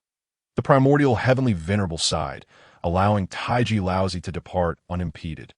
After a long while, the Primordial Heavenly Venerable spoke solemnly. The division of the three purities is an inevitable trend. Had it not been for Lingxiao's mediation, this conflict would have erupted during the Wu Yao calamity ages ago. Burning Lamp Taoist, 12 Golden Immortals, do not let today's events cloud your Tao hearts. Focus on your cultivation and await the onset of the Fengshen calamity. As his words faded, the Primordial Heavenly Venerable vanished from the Yusu Palace, and the crowd quickly dispersed, leaving Kunlun Mountain in unprecedented silence and tranquility for the first time in eons on Jinao Island. The Bo Palace stood tall at the island's center. The Jie Jiao disciples chose their respective palaces and caves to reside in, transforming what was once a vibrant, flourishing paradise filled with spiritual herbs and flowers into a realm tainted with murky energies. Most of the Jie Jiao disciples were postnatal beings, many being descendants of the demon race, their very essence marred by demonic aura and bloodshed. Even with advancements in cultivation, such stains could not be erased, now erupting forth in full force. The three Xiaos could only shake their heads in lamentation. Meanwhile, the other Jie Jiao disciples began to entertain dubious thoughts. Ding Xian, Luya, the Golden-Winged Great Peng, and Zhao Gongming gathered together, their faces etched with fury, their eyes glimmering with murderous intent. We, the Jie Jiao, have come in great numbers, yet we were driven from Kunlun Mountain with our tails between our legs. If we do not avenge this grievance, how can we stand in this world? Though Jinao Island is vast, the number of Jie Jiao disciples is overwhelming. Beyond countless miles lies Penglai Island, another celestial paradise. Now that it rests in Lingxiao's hands, why not seize it for ourselves? Luya scanned the crowd before speaking up, suppressing his excitement that if Penglai Island falls into his grasp, he could boldly lead some of the demon race to plot the restoration of the demon court. Once this matter is settled, even Tongtian Jiao master could not intervene. Originally, Luya intended to proceed cautiously, but with the three Xiaos mishandling the situation and failing to rekindle ties with Lingxiao, he had no choice but to take a risk as his words hung in the air. Zhao Gongming was the first to respond. Lingxiao dares to lay hands on our junior sister Qiongxia and shows disrespect to our junior sister Yinxiao. He is truly arrogant and presumptuous. I must avenge my two sisters. In the realm of celestial beings, the fabled lands and treasures are traditionally reserved for the virtuous. Swiftly, the four individuals finalized their plans, accompanied by nearly 1,000 disciples from both the inner and outer sects of the, along with Luya and others. They set forth with great momentum towards the direction of the Penglai Immortal Island. Within the Bayou Palace, the master of the Celestial Way sat cross-legged upon the cloud platform, the Qingping sword resonating with a series of melodic sword cries. Behind him, the Zhuxian sword array transformed into a vast universe, with the fortunes of the surging incessantly. The karmic retribution of bloodshed was difficult to eradicate. At present, the only recourse was to sever all ties and resolutely resist all forces of the primordial chaos, even that lofty heavenly court. Luya aspired to re-establish the celestial court for the demon clan. Perhaps this presented an opportunity for a breakthrough. The master of the celestial way, with a solemn expression, murmured to himself, "The foundation of the was built upon beings born from the wet earth, those adorned with fur and horns. Should he obstruct Luya, it would undoubtedly shake the very roots of the conversely. Should he allow events to unfold unchecked, it would attract those powerful, reclusive demon beings back to the, such as Shiha and Changshi, along with the few surviving demon saints. The path is vast and intricate. The celestial machinery is complex and elusive. The grasped a sliver of heavenly insight, and this master would not face utter defeat." The master of the celestial way hesitated no longer, resolutely making his decision. Subsequently, news of his seclusion for cultivation and the suppression of his fortunes spread throughout Golden Tortoise Island. Meanwhile, in the chaotic realm beyond the heavens, at the Purple Cloud Palace, the Dao ancestor Hong Jun manifested from the Heavenly Dao's golden wheel, the creation jade dish hovering above his head. "Oh, you truly dare to defy me." His voice, aged and detached, harbored a hint of anger. The grand scheme remained intact, yet the minor factions were unpredictable, especially the conduct of the master of the celestial way, which left the Dao ancestor Hong Jun feeling disappointed. Time passed, and the voice of the Dao ancestor resonated once more. "Emperor Qinghua of the Eastern Extremity, what secrets do you hide? If you can truly align with the heavenly will, I shall bestow upon you a decree for marriage and permit Jin Yuanzi to attain sanctity." As the winds of change surged and murderous intent permeated the air, nearly 1,000 disciples of the, under the leadership of Luya and others, emanated an aura capable of obliterating heaven and earth. Appearing before the Penglai immortal island, the demonic energy soared, and malevolent forces surged. The Penglai immortal island is fated to be ours, intertwined with our and with Brother Luya. The golden-winged rock, flanking Luya, added with a hint of flattery. For he was somewhat aware of Luya's schemes and thus held him in high esteem. Should the celestial court of the demon clan be re-established, their relationship would surely grant him a place among the demon emperors. Brother's words ring true. With nearly 1,000 disciples of thee and the four of us united, even if Lingxiao wields several supreme innate treasures, he cannot stir up any significant turmoil. Luya stood tall, his body engulfed in the blazing fire of the sun. Clad in a scarlet gold robe and adorned with a purple gold crown, he exuded an imposing presence. The disciples of the behind him murmured in admiration, likening his might to that of Emperor Jun in his prime. Hearing such words, Luya's smile nearly reached his ears. "Two junior brothers, let me show you how I shall summon that traitor Lingxiao. Dare to act against Sister Xiao, and my 12 sea-calming pearls shall suppress him, forcing him to kneel before us and plead for mercy." The mere thought of the so-called Emperor Qinghua of the Eastern Extremity bowing down, descending from his pedestal, eased some of the resentment within Luya, bringing clarity to his Dao heart. Zhao Gongming laughed heartily, his aura thick and oppressive, transforming into a torrent that surged forth. The 12 sea-calming pearls floated around him, each exuding the might of a world. And as he took a step forward, he looked down upon the entire Penglai immortal island. Holding his breath and concentrating, he then called out in a deep voice, "Rebellious disciple Lingxiao, defying the teachings of the sect, showing disrespect to the saints, and harming fellow disciples, come forth. Otherwise I shall turn this Penglai immortal island upside down. Yield the Penglai immortal island, so that we may also partake in the fortune of the 6 sovereigns. Perhaps, in consideration of past ties, I might spare you some suffering." As his words fell, the disciples of the erupted in a chorus of shouts, a cacophony of abusive language spilling forth to the center of Penglai immortal island. Lingxiao opened his eyes, narrowing them slightly. "A mere clown dares to covet what belongs to me. How utterly laughable! Zhao Gongming Liya, Dingguangxian, and the Golden-Winged Rock, since you seek your own demise, do not blame me for being merciless. To save the suffering and eradicate evil, most of these nearly 1,000 disciples carry the weight of karmic retribution. Slaying them would indeed rid the world of harm. Rising to his feet, the world-extinguishing Black Lotus hovered beneath him, and the god-slaying spear appeared in his grasp. The demonic energy surged, and his resolve to kill was unwavering. The Fengshan list and the god-subduing whip were not to be used lightly. Although the pure Yang sword was a top-tier, innate treasure, Lingxiao had long erased any memory of the Shangqing Dao and Sword Dao, rendering this treasure unsuitable for bloodshed. Thus, only the world-extinguishing Black Lotus and the god-slaying spear were most fitting for him at this moment. How dare you bark like a dog before me? You do not respect the Heavenly Dao, disdain the authority of the Heavenly Court, and have committed grievous sins, according to the rules of heaven. You ought to be slain, die. Lingxiao, unwilling to waste words on Zhao Gongming and the others, brandished the god-slaying spear, which flickered with blood-red light, and charged into the midst of the disciples, severed limbs and dismembered bodies soaring through the air. Blood and entrails raining down, becoming food for the aquatic beings of the East Sea.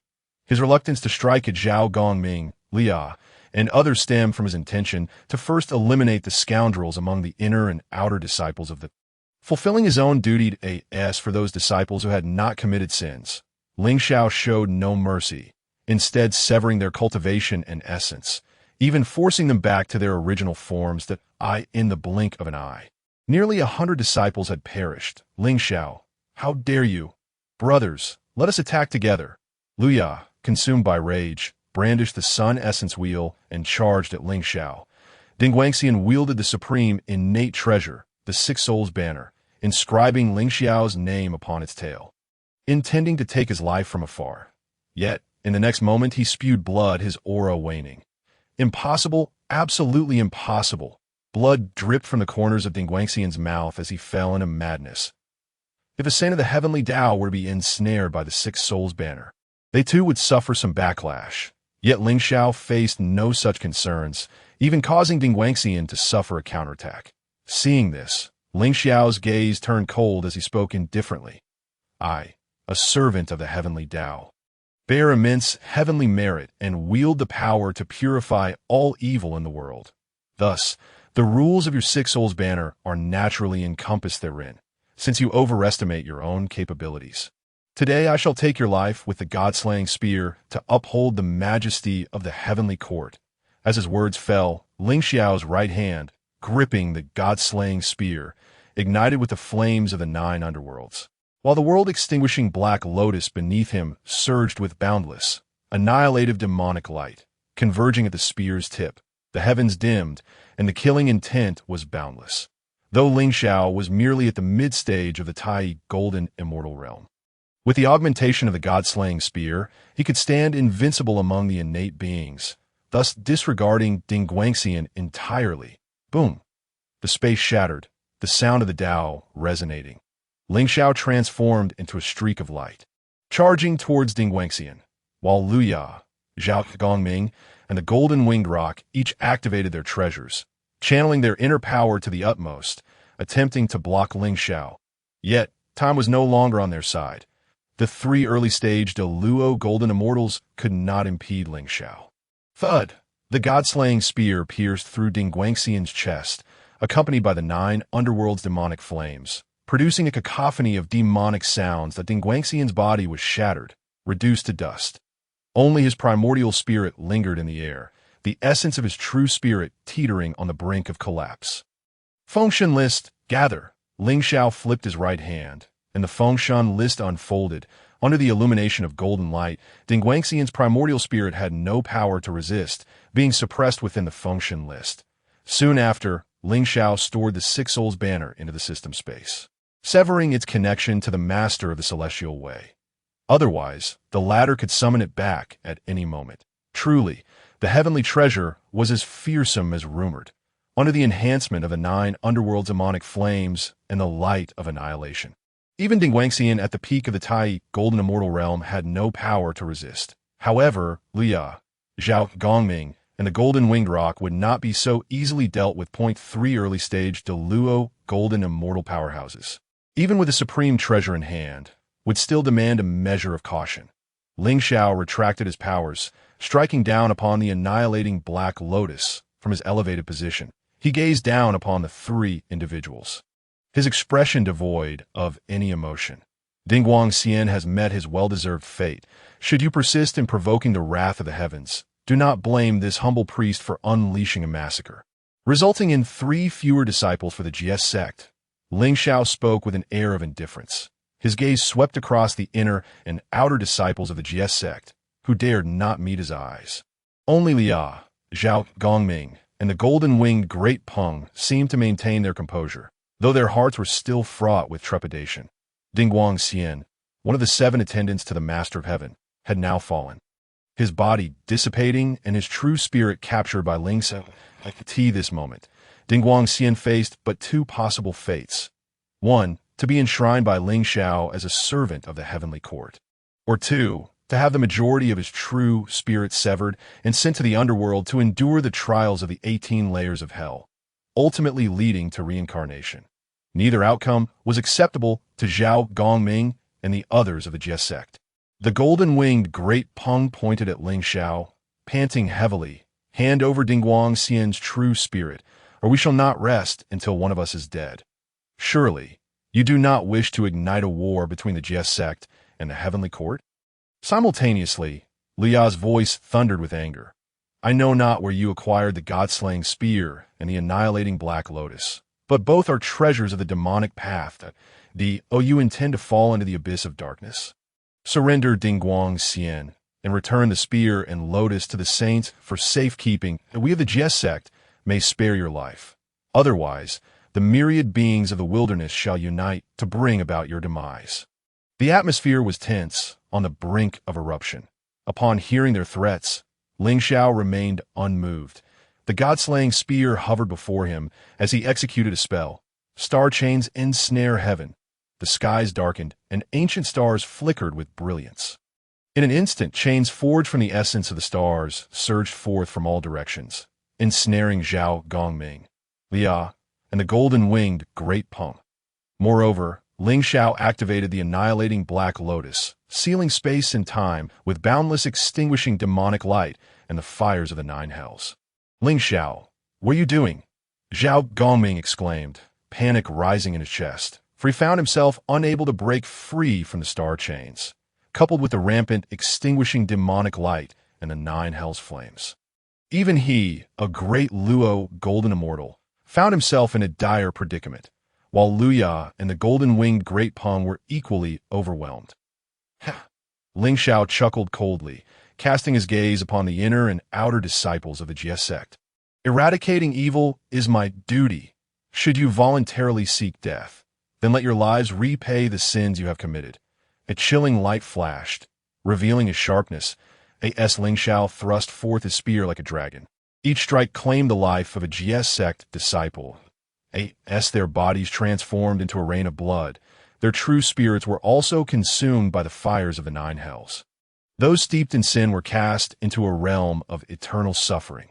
The disciples of the Jie sect had not even qualified for the divine ranking. Upon their demise, only lingering remnants of their true spirits would wander towards the underworld, guided by the laws of the universe. "Treasure, please turn back," Luya cried out in desperation. Unwilling to witness the complete annihilation of Jie sect disciples, he summoned the immortal slaying flying knife, aiming to strike down Lingxiao. A flash of white light surged forth, slicing towards Lingxiao's chest with an unstoppable force. "This is bad." Lingxiao mobilized his powers, preparing to block the immortal slaying flying knife, utilizing the primordial measurement ruler to protect his true spirit from harm. At a critical moment, Wangshu appeared before Lingxiao. With a mere wave of her delicate sleeve, the laws of the moon transformed into a barrier, intercepting the immortal slaying flying knife, and subsequently, a tremendous force sent Luya, Zhao Gongming, and the Golden-Winged Great Peng flying away. Seizing the opportunity, Lingxiao swiftly moved behind Luya, intending to pierce him with the god-slaying spear. "Let him go." The Eastern Emperor Qinghua's voice resonated. "This Luya is a person of my acquaintance. Having slain so many Jie sect disciples, you should have quelled your anger by now." Amidst the heavens, a figure emerged, regal and dignified, worthy of reverence. Enhua, the mother of humanity, and once a sovereign among the demon race. The Heavenly Dao saints must not easily intervene in the affairs of the wilderness. Do you seek to defy the Heavenly Dao and the Dao Ancestor, thereby entangling yourself with the Heavenly Court? Lingxiao gripped the god-slaying spear tightly, raising his chin to question her. With a swirling aura of malice and bloodlust encircling him, he stood resolute, his calm gaze laced with murderous intent, showing no regard for Enhua. During the calamity between the witch and demon races, Enhua had allowed the demons to slaughter the humans.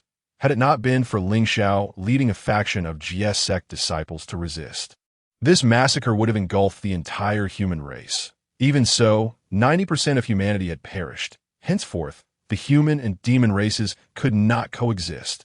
Meanwhile, Enhua, while receiving offerings from humanity, also reveled in the fortunes of the demon race. Though Lingxiao held no malice towards this Heavenly Dao saint, he certainly harbored no goodwill either. In response, Enhua parted her crimson lips, speaking gently. I harbor no intention of defying the Heavenly Dao or the Dao Ancestor. I merely wish for you to spare Luya a path to survival.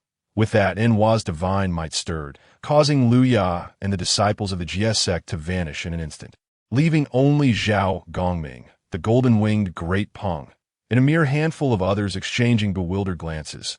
The treasures of the Heavenly Dao can harm saints. Who would have thought the god-slaying spear would find its way into your hands? Yet do not overestimate your abilities, lest you invite your own demise. Enhua's indifferent voice echoed once more, fading as her form became ethereal. Seeing this, Lingxiao raised his voice, declaring, any demon race being who dares to wreak havoc upon the world and instigate slaughter shall meet with my blade.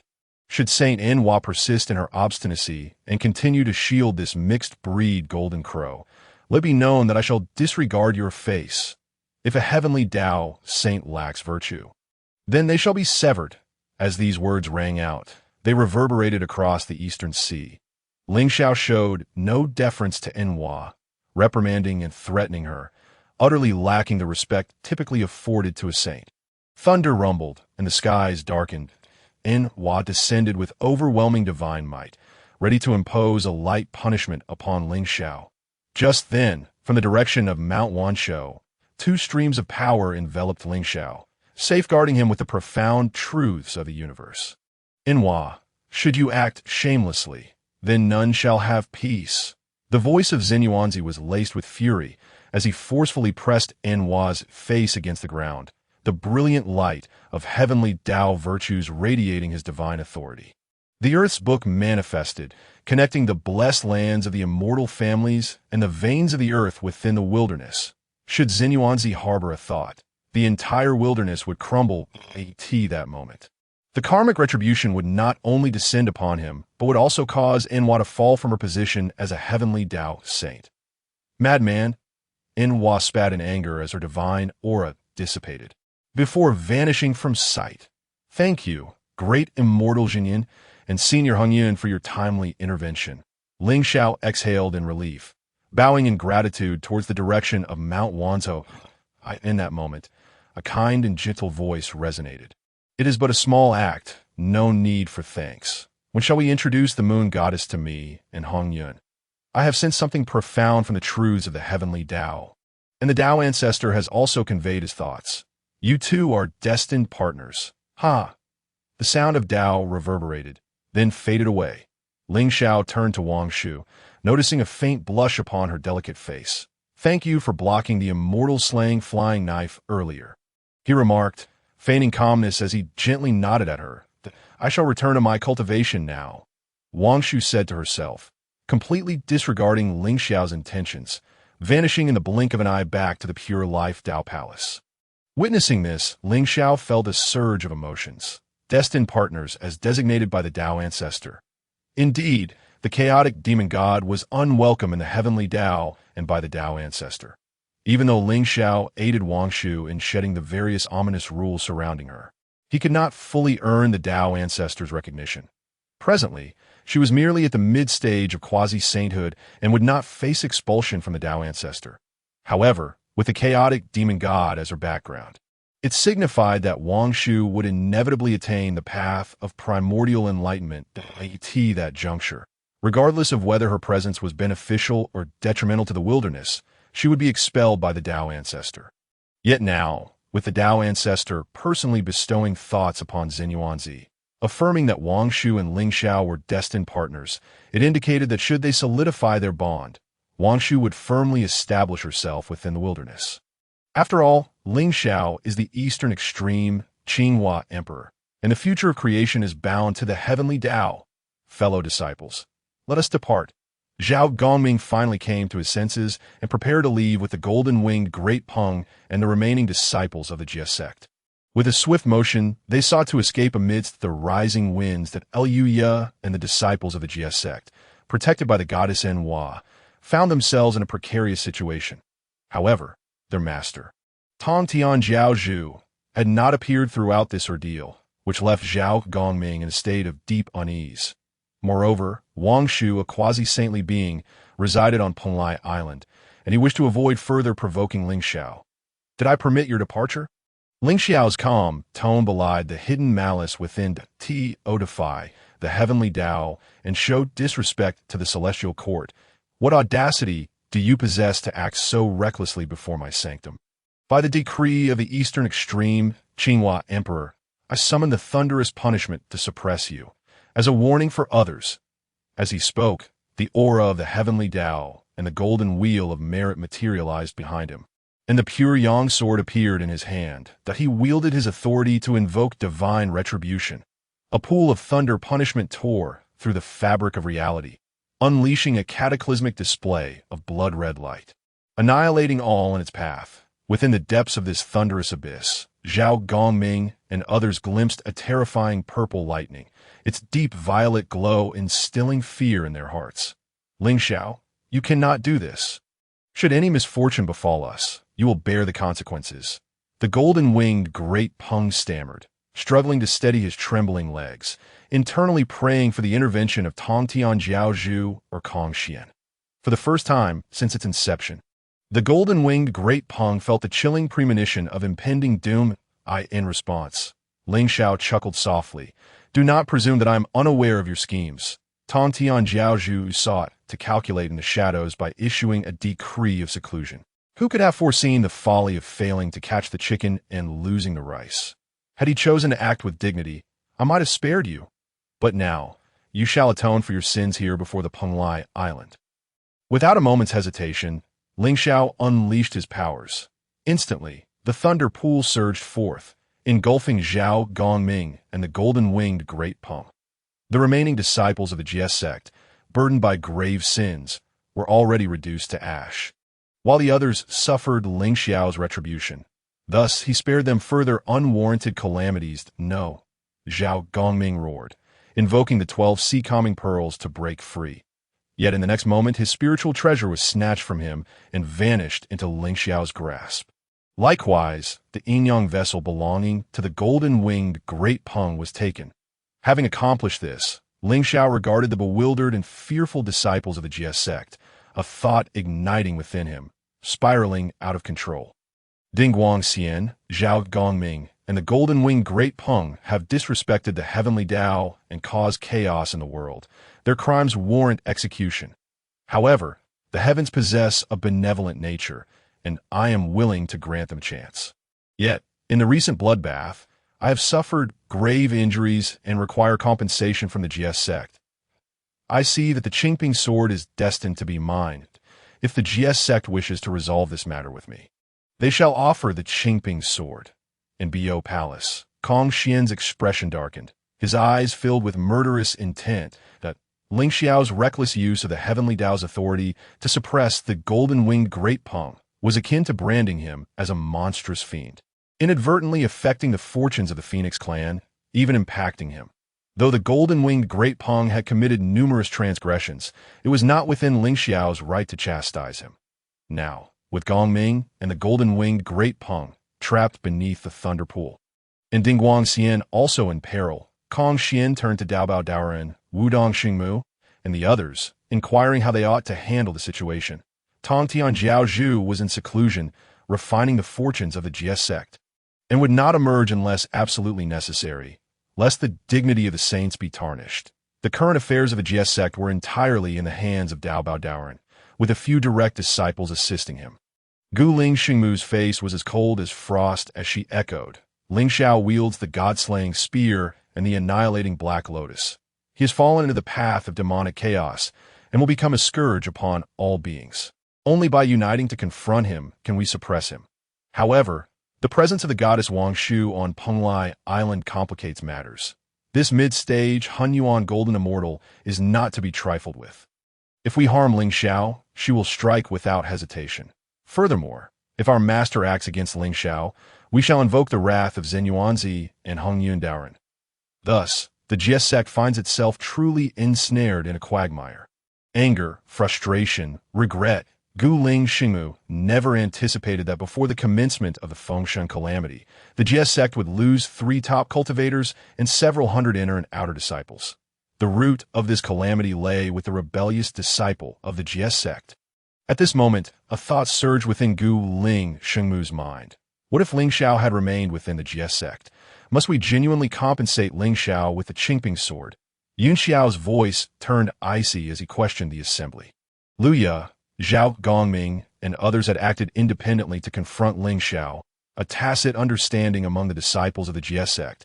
Even Tongtian Zhu had tacitly permitted this under the pretext of seclusion.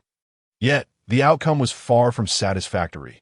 The entire Jie Sect now found itself in a passive position. The Qingping sword was one of the Master's innate treasures. How could a mere scoundrel like Lingxiao claim it? I shall head to the Zhuxian sword array and present myself before the master.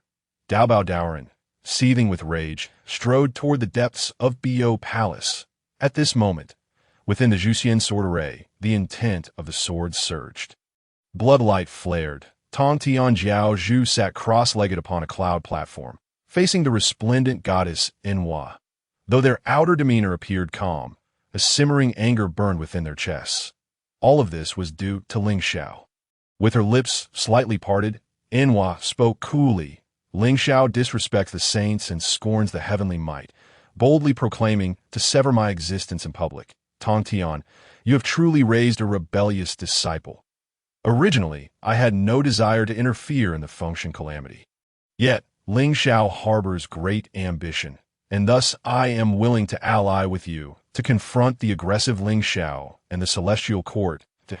In the aftermath of the Wu and Yao calamity, Enhua's control over the fortunes of the Heavenly Dao had been steadily waning, both in terms of cultivation speed and authority. Now, with Lingxiao having offended her, she sought to plot and scheme. In response, Tongtian Zhu's face darkened as he declared, Lingxiao has chosen the path to destruction. Were it not for his protection by Zenyuanzi and Hongyun Daoren, I would have surely ground him to dust to uphold the dignity of the Jie Sect. Alas, the Dao ancestor conferred upon him the Fengshen list, the god-slaying whip, and even bestowed upon him the title of Eastern Extreme Qinghua Emperor, making it exceedingly difficult for us to intervene in celestial court matters.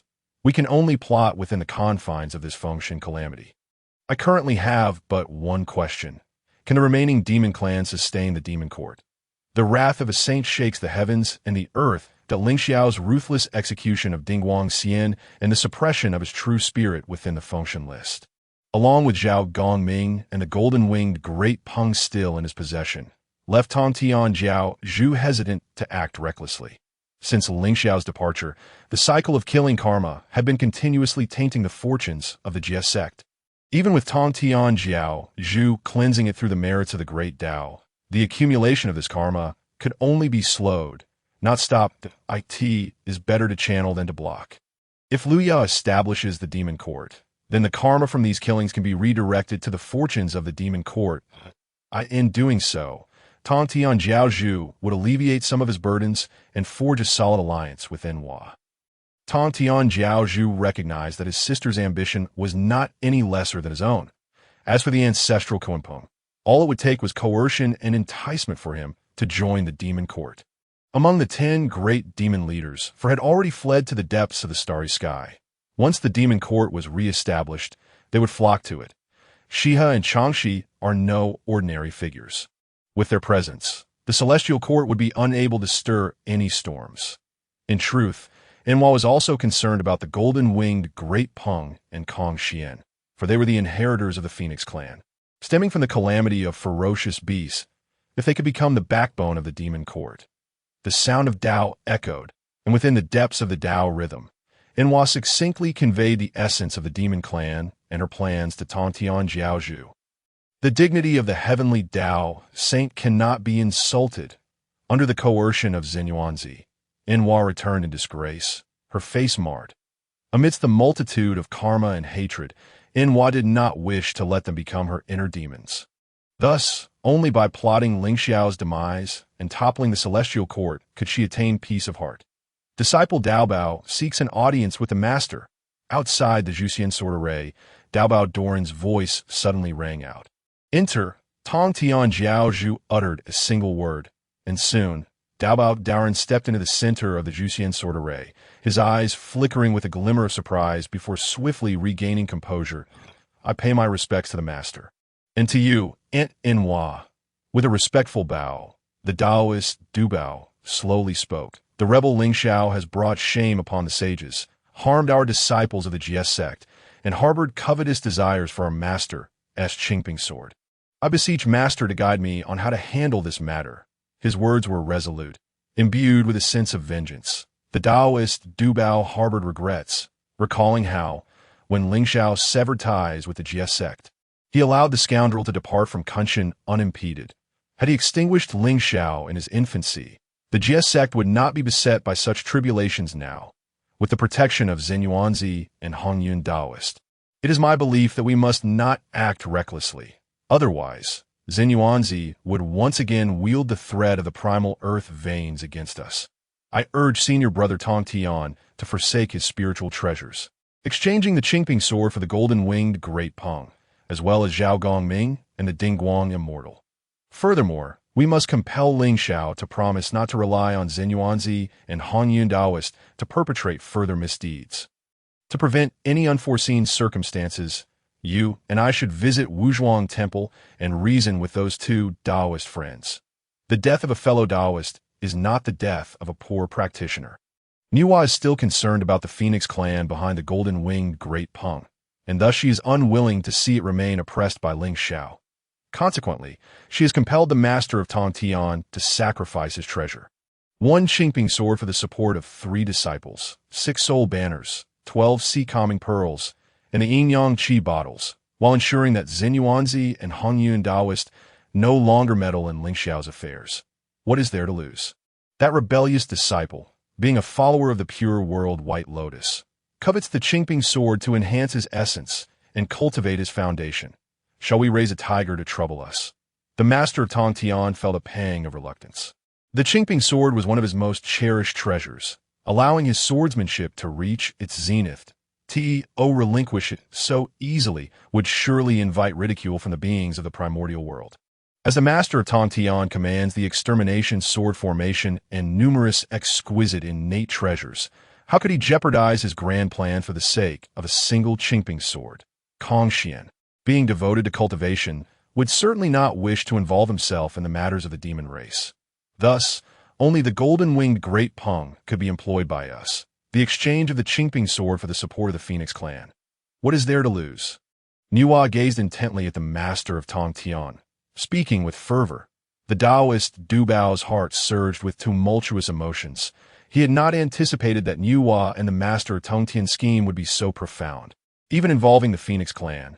Yet, the mere thought of the Qingping sword falling into Lingxiao's hands caused him great anguish, almost tearing his heart apart.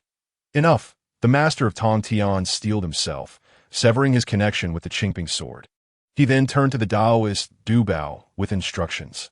As your disciple, I shall faithfully carry out the master's command and ensure the return of the 3 junior brothers. The Taoist Dubao sheathed the Qingping sword and made his way beyond the extermination sword formation. The master of Tongtian and Yinhua gradually became ethereal. The two proceeded to Wuzhuang Temple. On the Isle of Penglai, enveloped in celestial mists, Lingxiao stood upon the extinguished world Black Lotus, the divine authority list hovering before him, radiating with dazzling golden light. Below, thunder raged, countless shackles binding Zhao Gongming and the Golden-Winged Great Peng, the former relatively untainted by karmic retribution, while the latter was steeped in profound sins, now emitting continuous wails. Nuwa, disregarding her own dignity, sought to rescue Luya and those Jie Sect disciples associated with the demon race, surely with ulterior motives, though the poor practitioner could not fathom her secret designs. Lingxiao fixated on the divine authority list, stroking his chin in contemplation. During the era of the 3 sovereigns and 5 emperors, various sects fought fiercely for the esteemed position of being the emperor's teacher, leading to cataclysmic bloodshed among the human race, particularly the fateful clash between the Xianyuan and Shiyu clans. Countless lives perished, entangled in karmic retribution. This was the root of the calamity of the divine authority. Yet the sages refused to send disciples to serve in the heavenly court, igniting the fuse for this catastrophe. Now, with Dingguang immortal suppressed within the divine authority list, Lingxiao harbored no intention of consecrating him as a deity. For the long-eared Dingguang immortal was hardly virtuous, and he did not wish for the heavenly court to become a refuge for refuse. To govern all beings across the 3 realms and act on behalf of heaven. In Lingxiao's vision, the heavenly court must stand above all the heavenly Taoist sages, commanding reverence and worship from all beings, compelling the various heavenly Taoist sages to bow their heads. Here, the heavenly Taoist sages do not include Hongjun Daozu, nor Zenyuanzi, to whom Lingxiao owes gratitude. Lingxiao had long since devised Zenyuanzi's path and destiny, only needing to find a suitable opportunity to discuss it with Hao Yin. He would then report to the heavenly Dao and Hongjun Daozu.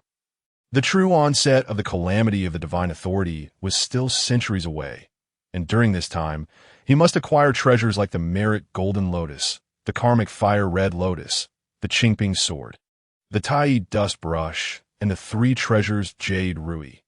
Only by transforming his foundation into the 36th grade pure world White Lotus could he cultivate a status surpassing that of Hongjun Daozu and the 3 pure ones when achieving the great Luo Golden Immortal, thus possessing the foundation and insight to ascend to the pinnacle of the great Dao.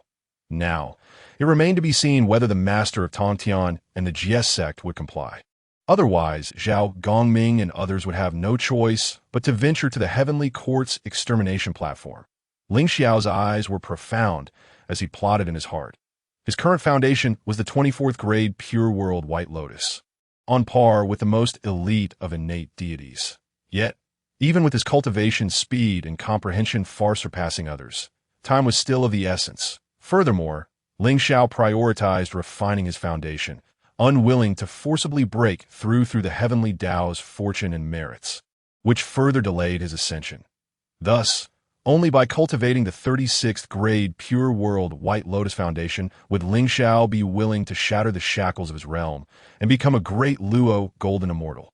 Lingxiao, the Taoist Dubao, stepping upon clouds and adorned with various spiritual treasures, finally arrived at the Isle of Penglai. Upon witnessing the dire predicament of Zhao Gongming and the Golden-Winged Great Peng, the Taoist Dubao's fury erupted. The Qingping sword in his hand ringing fiercely, wishing nothing more than to reduce Lingxiao to a mere pulp.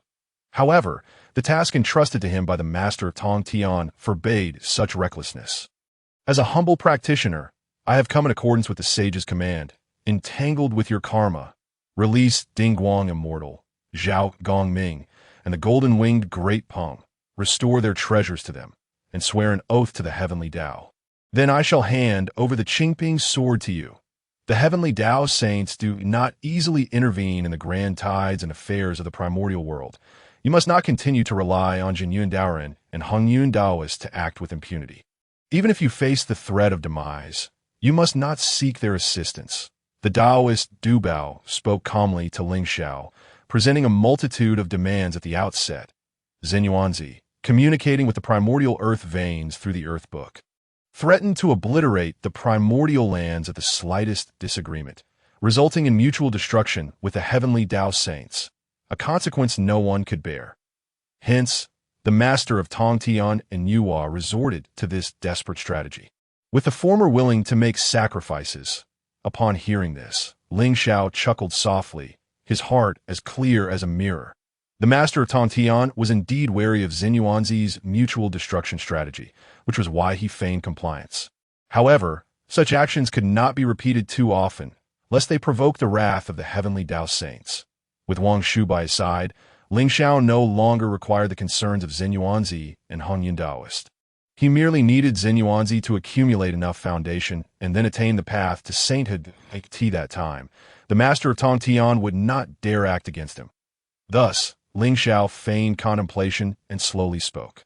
I agree to the conditions set forth by Daoist Du Bao, for it is due to the affinity between the Qingping sword and myself that I engage in this transaction with the Jie Sect. Should such an occurrence happen again, I shall strictly adhere to the heavenly laws. He then promptly swore an oath to the Heavenly Dao to demonstrate his sincerity. The 6 soul banners, 12 sea-calming pearls, and Yinyangqi bottles were all splendid treasures, yet they were tainted with significant karmic ties, and he could not simply claim them as his own. The master of Tongtian, under the pretext of compensating Lingxiao, produced the Qingping sword, thus following the proper protocol, allowing Lingxiao to avoid bearing any karmic burdens, released Dingguang Immortal and the other junior brothers. The Daoist Du Bao flicked his wrist, sending the Qingping sword soaring towards Lingxiao. Friend, your promptness is commendable. Lingxiao's lips curled into a slight smile as he received the Qingping sword into his system space, intending to refine it only after ensuring that the exquisite innate treasure remained untainted. With both hands forming seals, the divine authority list shimmered with profound light. The true spirit of Dingguang Immortal, in a state of desperation, flew directly to the side of the Daoist Du Bao, as if grasping a lifeline. Simultaneously, the thunder in the boundless sea vanished into thin air, freeing Zhao Gongming and the Golden-Winged Great Peng from their shackles, granting them their long-awaited freedom. Yet the Golden-Winged Great Peng remained weakened, its meridians and vitality damaged. Still in a daze, with only its eyes alight with hatred and murderous intent, the treasures returned, and karmic accounts settled. Lingxiao's thoughts stirred as the 6 old banners, 12 sea-calming pearls, and Yinyangqi bottles fell into the hands of Dingguang Immortal and the others. The heavenly mechanism shifted, and karmic ties unraveled. Without the protection of the venerable Zhenyuan Daxian and the esteemed Hongyun Daoren, I am curious to see what other cards you possess, with merely the spiritual treasures upon your person. In the mid-stage Taiyin goddess Wang Shu of the Hunyuan Golden Immortal Realm, you shall not stir any significant turmoil. Daoist Duo Bao scoffed mockingly before departing with the other 3. Lingxiao scoffed disdainfully. A cold smile gracing his lips. Wang Shu, who presides over the Taiyin Dao, will soon restore her peak cultivation as a Hunyuan Golden Immortal, as long as the Tongtian cult leader does not intervene personally. Who in this primordial world could stand against her? The Jie Sect is a chaotic assemblage, and figures like Luya and Daoist Duo Bao are not to be underestimated. It won't be long before they devise some new scheme. Yet I have my own strategies to counter them. The 4 other positions of the 6 sovereigns cannot be disturbed for now. I must demonstrate the potential of the heavenly court to Yuanshi Tianzuan and Taqing Laozu, so as to win over the Chan sect and the human sect, thereby acquiring the 3 treasures, the Jade Rui and the Tai Dust Brush. The Merit Golden Lotus and the Karma Red Lotus must also be sought after at the right moment. With a calm smile, Lingxiao turned towards the Renwater Peach Tree, where Wang Shu had been waiting for some time, her figure graceful and her aura ethereal. In the blink of an eye, Lingxiao settled into a rattan chair, savoring the spiritual wine and innate spiritual fruit. The Qingping sword from the Genesis path and the Mind Insight system showed no abnormalities, and only then did Lingxiao retrieve this exquisite innate spiritual treasure, placing it upon the jade table before him. How bold you are, daring to threaten the Tongtian cult leader and even scheming to acquire his life treasure.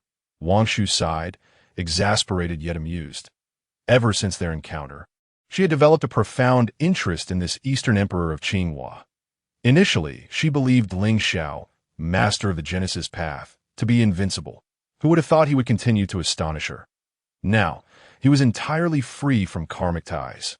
Having gained the Qingping sword, the dignity and face of the Tongtian cult leader had been cast in the mire, only to be continually rubbed in. But you are here to protect me. With Jinyuan Daxian and Senior Hongyuan no longer able to offer their shelter, you must not neglect me. Otherwise, before I can fulfill my destined partnership, I may very well disintegrate into ashes. Lingxiao feigned anxiety, grasping Wang Shu's jade hand.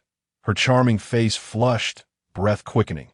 Wang Shu attempted to pull away, but Lingxiao did not relent, leaving her no choice but to acquiesce. "Do not go too far." Wang Shu's tone softened considerably, watching as Lingxiao leaned closer. Their faces seemingly about to touch that eye in her astonished gaze. Her own lips felt the searing warmth. Clang, clang, clang. The sound of the sword rang out, tearing through the fabric of space. Holding the Qingping sword, streams of azure light erupted.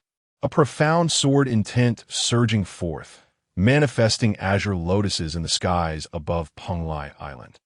The Qingping sword resonates with my very essence, allowing me to comprehend the azure lotus sword path, even without employing the god-slaying spear. I can now slay formidable foes like the Dingguang Immortal. Lingxiao murmured to himself, retracting his divine power. The Qingping sword transformed into a streak of light, entering his body while he comfortably reclined in the rattan chair. With Wang Shu standing behind him, gently massaging him with her jade hands, a refreshing sensation penetrating his very soul that a kiss sealed their bond. From that moment on, Wang Shu grew increasingly tender towards Lingxiao, no longer resisting physical contact. Yet, to truly forge a marital bond, it still felt premature. Nevertheless, the distance and barriers between them had noticeably diminished. Everything felt unspoken and naturally progressing. During your cultivation of the Azure Lotus Sword Path, the Jie Sect and the demon race have not been idle.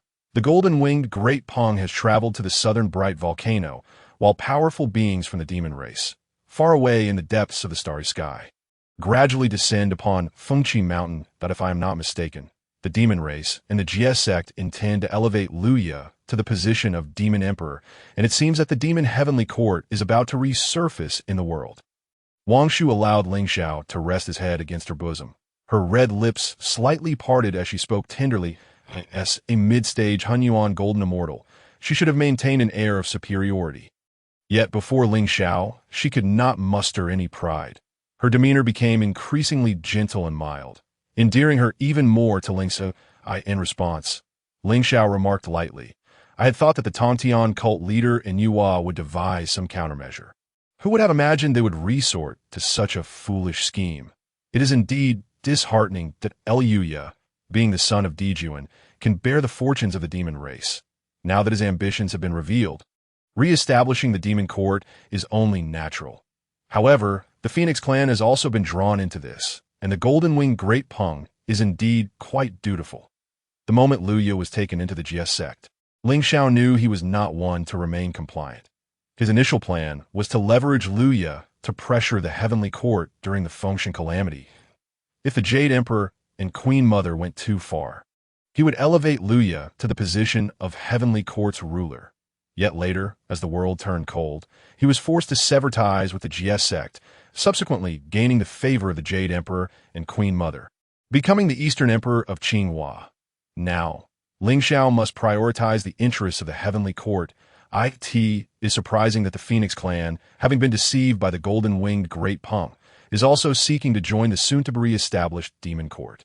This truly astonishes Lingxiao. Fengqi Mountain is a former sanctuary of Nuwa and Fuxi, and now it is about to become the stronghold of the demon race, indicating that Nuwa is also preparing to intervene in the Fengshan calamity.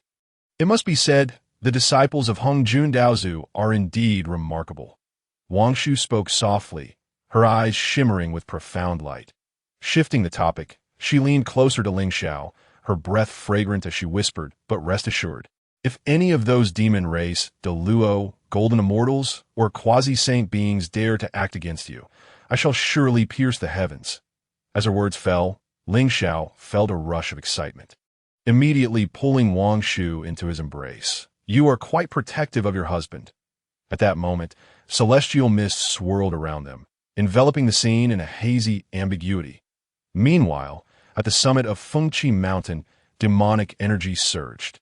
Countless demon beings inhabited the vast expanse of Fengqi Mountain, Clad in a crimson golden imperial robe, Luya donned a purple golden divine crown, with true solar flames swirling around him, exuding the aura of a nascent Deluo golden immortal. Beside him stood the Golden-Winged Great Peng, adorned in a yin-yang imperial robe, wielding the yin-yang chi vessels. The auspicious hour has arrived. We may ascend the high platform to proclaim the heavenly decree. The face of the Kunping ancestor bore a forced smile. Originally, he had no intention of involving himself in the affairs of the demon race, but Niwa had tempted him with the He Tu and Luo Shu, leaving him no choice but to succumb. After all, the Kunping ancestor did not wish to offend Niwa, a heavenly sage. Excellent, Luya declared with exuberance, gazing down at the countless figures below, his heart swelling with ambition. Shiha, Changshi, Baizhe, Jimeng, Guiche, and Shangyang. These quasi-saint powers would serve as the foundation and backbone of the demon race. Additionally, there were dozens of peak Deluo golden immortals from the Phoenix clan, whose qualifications would allow them to attain quasi-saint status with relative ease. Yet, bound by the shackles of heavenly destiny and karmic retribution, their progress and cultivation had been stymied. However, in Luya's eyes, the potential of these individuals was immense. With the re-establishment of the demon court, gathering heavenly fortune to cleanse their constraints, they would soon become sharp blades in his hand. Soon, Luya and the Golden-Winged Great Peng ascended the towering platform, then gazed toward the clouds of the 9 heavens. Bowing deeply, I, Luya, in accordance with heavenly principles, carry the fortunes of the demon race and the rightful heavenly laws, observing the chaos among the myriad beings unable to attain enlightenment. Today, we re-establish the demon court to enlighten all sentient beings. I shall be the ruler of the demon court, with the Golden-Winged Great Peng as the demon emperor, using the summoning banner to suppress the fortunes of the demon court. Let the heavenly principles witness this. Their voices resonated powerfully, shaking the very heavens. Luya and the Golden-Winged Great Peng were filled with anticipation, hoping for a response from the heavenly principles. Yet, several breaths passed without any sign from the 9 heavens. At that moment, the Tongtian cult leader and Niwa both sighed softly, appearing at the summit of Fengqi Mountain. Dao ancestor, let the heavenly principles witness, they intoned in unison, bowing to the heavens. As their words fell, purple chi surged from the east, and the winds and clouds shifted. The fortunes of the demon race converged upon the summoning banner, and heavenly fortune descended upon the demon court. In an instant, the demon court re-emerged in the world, gaining recognition from the heavenly principles and the Dao ancestor Hongjun. Seems the Dao ancestor does not wish for the re-establishment of the demon court. The Grand Master of Heaven appeared somewhat desolate, transmitting his teachings towards Niwa. Had it not been for the intervention of the 2 heavenly saints, who simultaneously petitioned the Dao ancestor Hongjun, the re-establishment of the demon court would have devolved into a farce. Alas, let us both relinquish some heavenly merits to bestow upon Luya and his companions. Niwa shook her head, casting a helpless glance at the Grandmaster. The resurrection of the demon court contravened the laws of the Heavenly Dao. Its current acknowledgement by the Dao was already a considerable stretch. Thus, no heavenly merits would manifest. Consequently, the 2 of them had no choice but to devise their own solutions after a few breaths. A vast golden radiance illuminated the celestial expanse as heavenly merits descended upon the heads of the demon court's denizens. Though sparse in quantity, it was better than nothing that moment. Dozens of peak Deluo golden immortals from the Phoenix clan, invigorated by the auspices of the demon court and the heavenly merits, shattered their shackles and ascended to the quasi-saint realm. Instantly, Fengqi Mountain erupted with fervor. Only the ancestral figures of Kunping and Bei's exchanged knowing glances. Their spirits somewhat diminished. They were well aware of the Grandmaster's schemes and the origins of the heavenly merits that had just appeared. They simply found themselves powerless to intervene. The re-establishment of the demon court reverberated throughout the primordial world, yielding profound implications, with humanity being the most affected. In the Fire Cloud Cave, the 3 sovereigns and 5 emperors, alongside the 3 ancestral figures of humanity, were deeply immersed in their meditative practices, yet their expressions turned grim. exchanging glances laden with uncontainable fury. The resurrection of the demon court and its occupation of Fengqi Mountain. Fushi, your sister is truly formidable. Haha. Sui Ren exclaimed in anger, directing his ire towards Fushi. This emperor of humanity had once been the demon emperor of the demon race, but due to Nuwa's influence, he had inherited the momentum of the Heavenly Dao and the fortunes of humanity. Becoming the first emperor of the human race, I have nothing more to say. From this day forth, I shall seclude myself in this fire cloud cave. Regardless of how the various emperors and the three ancestral figures deal with Nuwa and the demon court, I shall have no part in any of it. Fushi, aware that he could not defend himself, offered no explanation. After all, it was he who had personally entrusted the river map and Luo book to Nuwa. Never anticipating that her intentions were to recruit the ancestral Kunpeng and to support the Grandmaster in the resurrection of the demon court. With that, Fushi vanished, leaving the remaining emperors and ancestral figures seething with righteous indignation. The demon court's backing was not solely Nuwa. Luya was a disciple of and the Grandmaster not only did not obstruct his resurrection of the demon court, but personally appeared to have the Dao ancestor Hongjun acknowledge it. He is the true villain. We must prepare to strip those disciples of their positions as human emperors, and the Grandmaster is also unworthy of wielding the Kongtong Seal. The Xinyuan clan's murderous intent surged. His eyes glimmering with fierce coldness. In an instant, the emperors and the three ancestral figures responded in unison. However, the Grandmaster and the remained oblivious, pleading for the esteemed 5-star ratings and small gift from fellow Taoists. Seeking to join my bookshelf, I thank you all. On Penglai Island, Lingxiao reclined leisurely, resting upon Wangshu's jade legs. Ding! The voice of the system echoed in his mind, announcing the successful refresh of a divine-level choice task. Option 1. Annihilate the demon court and slay Luya. Reward. An exquisite innate spiritual treasure, the Qian Kuan map. Option 2. Join forces with the various human emperors and the three ancestral figures to scheme against the Grandmaster. Reward. An exquisite innate spiritual root, the 5-needle pine. Option 3.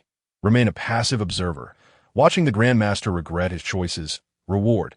A chaos spiritual root, the enlightenment tea tree. The system's voice resonated abruptly in Lingxiao's mind. It seemed the various human emperors and the three ancestral figures were poised to strike against the Grandmaster and the if I am not mistaken. Their aim is to seize the position of the human emperor's teacher from his disciples, as well as the human treasure, the Kongtong Seal. Annihilating the demon court is premature, and the Grandmaster's self-destructive actions do not concern me. System, I choose option 3. After a moment of contemplation, Lingxiao made his decision. He currently lacked for spiritual treasures. The Enlightenment Tea Tree holds greater value compared to the 5-needle pine, as it is a chaos spiritual root. Congratulations, host, for acquiring the Enlightenment Tea Tree, as the system's voice resounded once more. A tea tree, less than a yard tall, emerged within the system space, adorned with hundreds of tea leaves, each entwined with the principles of the Tao, exuding the vitality of creation. Lingxiao, what are you pondering? Wangshu gently stroked Lingxiao's long hair, her expression tender as she inquired. The fated bond between Tao partners is destined. Wangshu found no aversion to this. Thus she indulged Lingxiao further, her feelings of affection deepening. The resurrection of the demon court stirred a tremendous uproar across the realms that it would not be long before we witness a grand spectacle. Lingxiao sat up, addressing Wangshu, with a flick of his jade sleeve. A teacup and teapot appeared upon the jade table.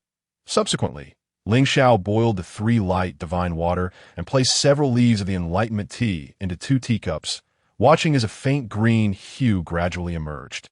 The brilliance of the Tao intertwining within the cups. Enlightenment tea leaves. How is this possible?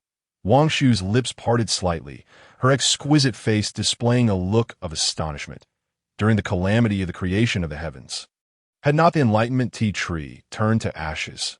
Hearing this, Lingxiao grasped Wangshu's jade hand, saying, "If I were to claim that I fortuitously acquired the Enlightenment tea tree, would you believe me? Tasting it should also benefit your cultivation." Upon hearing Lingxiao's words, Wangshu regarded him intently for a few moments. "I believe.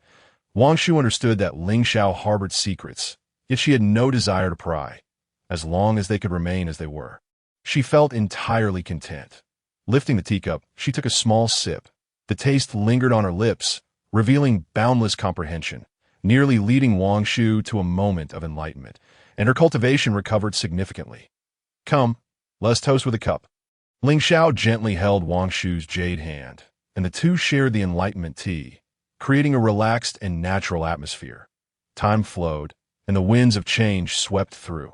Except for Fuxi, all the human emperors and the three ancestral figures broke taboos, stepping upon the fortunes of humanity, making their way from the Fire Cloud Cave towards Golden-Ao Island. Anomalies erupted, and the heavens trembled. This event alarmed the Heavenly Dao saints, as well as the Jade Emperor and Queen Mother of the Heavenly Court.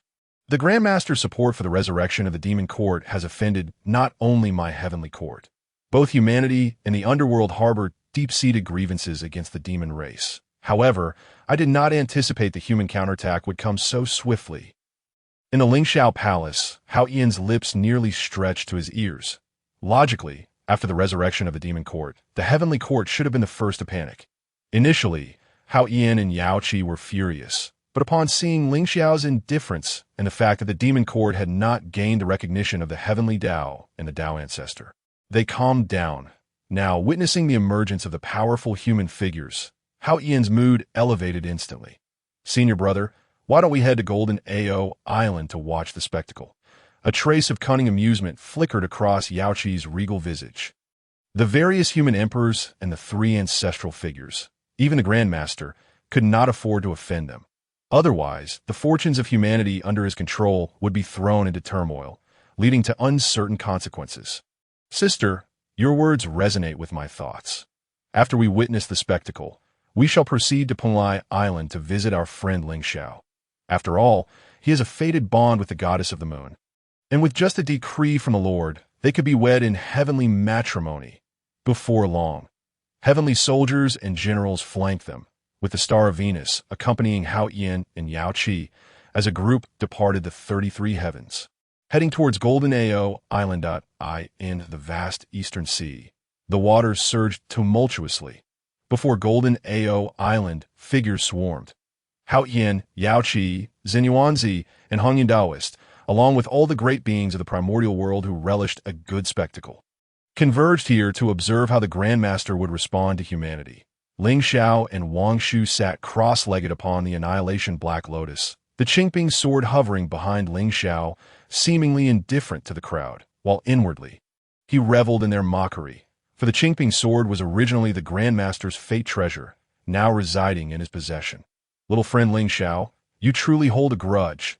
Hongyan Daoist and Xinyuanzi descended upon the annihilation Black Lotus, the former unable to contain his amusement, clapping in delight. Scanning the surroundings, the other great beings whispered among themselves. Within Golden-Ao Island, the disciples were seething with indignation, especially Ding Guangxian, Zhao Gongming, and the Golden-Winged Great Peng, who were nearly driven to the brink of tearing Lingxiao apart. What the senior Hongyun said, I cannot comprehend. Once this tumult subsides, Senior Jinyuan and Senior Hongyun, please accompany me to Penglai Island as guests. I have wonderful treasures to present to you. Lingxiao spoke with profound significance. Wang Shu's gaze remained calm, her expression gentle, for she understood the meaning behind Lingxiao's words. Friend Lingxiao, this is rather ungracious of you. I, the Emperor along with the Queen Mother, intend to pay you a visit on Penglai Island. Hao Yian, accompanied by Yao Qi, also descended upon the world-destroying Black Lotus. In that moment, the scene drew the attention of many great powers. They had not anticipated Lingxiao's considerable influence. However, remembering that Lingxiao was the emperor of the eastern extreme Qinghua, they soon found themselves at ease. Yet, the disciples of the Jie Sect seethed with resentment. Your Majesty, Queen Mother, how could I possibly neglect you? The fine treasures I speak of also include a share for you, and I must trouble the Jade Emperor to make a trip to the Xiao Palace. Lingxiao chuckled lightly, instantly piquing Hao Yian's interest. However, with so many eyes upon them, Hao Yian refrained from further inquiry, merely surveying Lingxiao and Wang Shu, a mysterious smile playing at the corners of his mouth. With a resounding crash, the various human emperors and 3 ancestral figures descended. Each emanated an aura that reached the pinnacle of quasi-saintship, while the Xinnong and Xianyuan clans radiated a might that far surpassed the rest. Their dispersed magical power carrying a hint of sacred majesty. Stepping forth, the Swearing clan stirred a colossal wave in the eastern sea, shaking Jie Jiao Island as boundless ripples surged forth, seemingly capable of annihilating heaven and earth. Master Tongtian, please reveal yourself. Xianyuan brandished his long sword, unleashing an endless surge of killing intent. What, dear friends, do you intend to do? Left with no choice, Master Tongtian manifested himself, seated upon a cloud platform, his sacred aura radiating outward, his face betraying a sense of helplessness. The re-establishment of the demon court had not brought misfortune to the demon race or Enhua, but rather to him, Master Tongtian, a most unexpected turn of events. Especially with the appearance of all the great human powers, feigning ignorance, the enmity between the human and demon races was irreconcilable. Today I, the Emperor, demand an explanation from you. Hand over the Kongtong Seal and allow those Sect disciples to sever their ties with the human race willingly. Should you remain obstinate, I shall have no choice but to take matters into my own hands. Xuanyuan's resolve was unwavering, his eyes intolerant of any defiance. Among the human emperors, he alone had ascended to the position of the human race's sovereign through bloodshed. Thus, he cared not for Master Tongtian's face or saintly status, only wishing to avenge the human race. How outrageous! How dare you speak to my master in such a manner? Have you forgotten the teachings I imparted to you? Lingxiao exclaimed, filled with anguish as she confronted Xianyuan. Indeed, during the era of the 3 sovereigns and 5 emperors, she had been Xuanyuan's master, enjoying the esteemed position of the emperor's mentor. The Sect's claim to multiple esteemed positions as mentors to the human emperors was not due to you, Lingxiao, or the others, but rather because of the eastern extreme Qinghua emperor, who genuinely cared for the human race. If the Sect wishes to achieve something during the function calamity, they should gracefully sever their ties with the human emperors and return our human race's treasured Kongtong Seal. Otherwise, do not blame me for being merciless. The declaration was thunderous and resonated deeply. Before the interests and dignity of the human race, Lingxiao had no authority to sway Xianyuan. Lingxiao, atop the world-destroying Black Lotus, gently sighed, resting a hand on his forehead. How had this spectacle turned against him? The heavens dimmed, and the winds and clouds shifted as Xuanyuan's words fell. The Sect disciples erupted in fury, while Master Tongtian's face turned ashen, his concealed hands trembling slightly beneath his robes. Anger, regret, and a plethora of emotions surged within him. Supporting the re-establishment of the demon court had yet to yield any benefits, yet the human race's counterattack was so fierce that even he could scarcely bear it. Was he truly to confront these formidable human powers? Master Tongtian's gaze sharpened as he contemplated, but this thought was quickly extinguished. During the function calamity, the various sects would vie for the most suitable candidates among the human race. If he were to openly clash with them now, the Sect would find it exceedingly difficult to gain the human race's recognition in the future. At that point, how could the Sect hope to calculate the heavenly fate and ascend as the foremost sect? Ungratefulness would lead to rebellion against the heavenly order. Were it not for the support of my Sect brothers, how could you easily ascend to the position of human emperor, after attaining the pinnacle of quasi-saintship through the fortunes of the human race?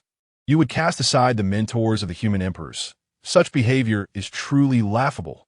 Kong Xuan pointed an accusatory finger at Xianyuan and the others, unhesitatingly berating them. The 3 sovereigns and 5 emperors. The 8 esteemed mentors of the human emperors. Xiandu, the Grandmaster, was the mentor to Fuxi. Daobao Daoist was the mentor to Xinnong. Yunxiao became Xuanyuan's mentor, and I, Kong Xuan, occupied one of the esteemed positions as well. The remaining 4 were shared between the Chan and Sects. The Sect was the greatest beneficiary, grasping the fortunes of the human race while also acquiring the Kongtong Seal. Now, Xianyuan and the others wished for them to relinquish these benefits. Kong Xuan was the first to refuse. The esteemed position of the human emperor's mentor is a bond of causality with the human emperors and the human race. It not only aids in their cultivation and protection from harm, but also grants the Jie sect a legitimate reason and authority to intervene in human affairs. No one is willing to relinquish their position as the mentors of the human emperors. How dare you, Vol demons, bark here. The Chan sect and Jie sect have not harmed the essence of the human race, nor insulted its dignity. Thus, we certainly will not sever our ties with those three. However, your Jie sect's ambitions are widely known, and we, the human race, must cut off our connection with you. Esteemed human emperors, three ancestral figures, since Master Tongtian and others are unwilling to spare any face. Let us take action. Shinnong snorted coldly, immediately summoning the fortunes of the human race. Observing this, the other human emperors and three ancestral figures ceased their restraint, harnessing their own human emperor's Dao fruit.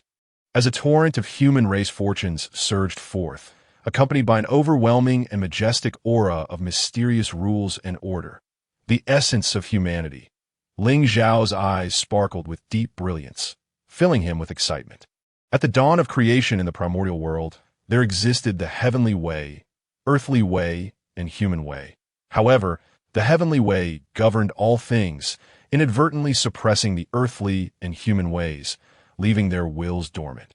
Now, witnessing the condensation of the essence of humanity and the faint evolution of its will, a thought emerged in Lingxiao's mind.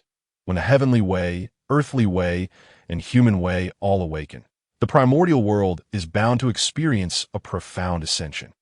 Whether in terms of the world's essence or the myriad laws of the 3,000 paths, a transformative change would occur.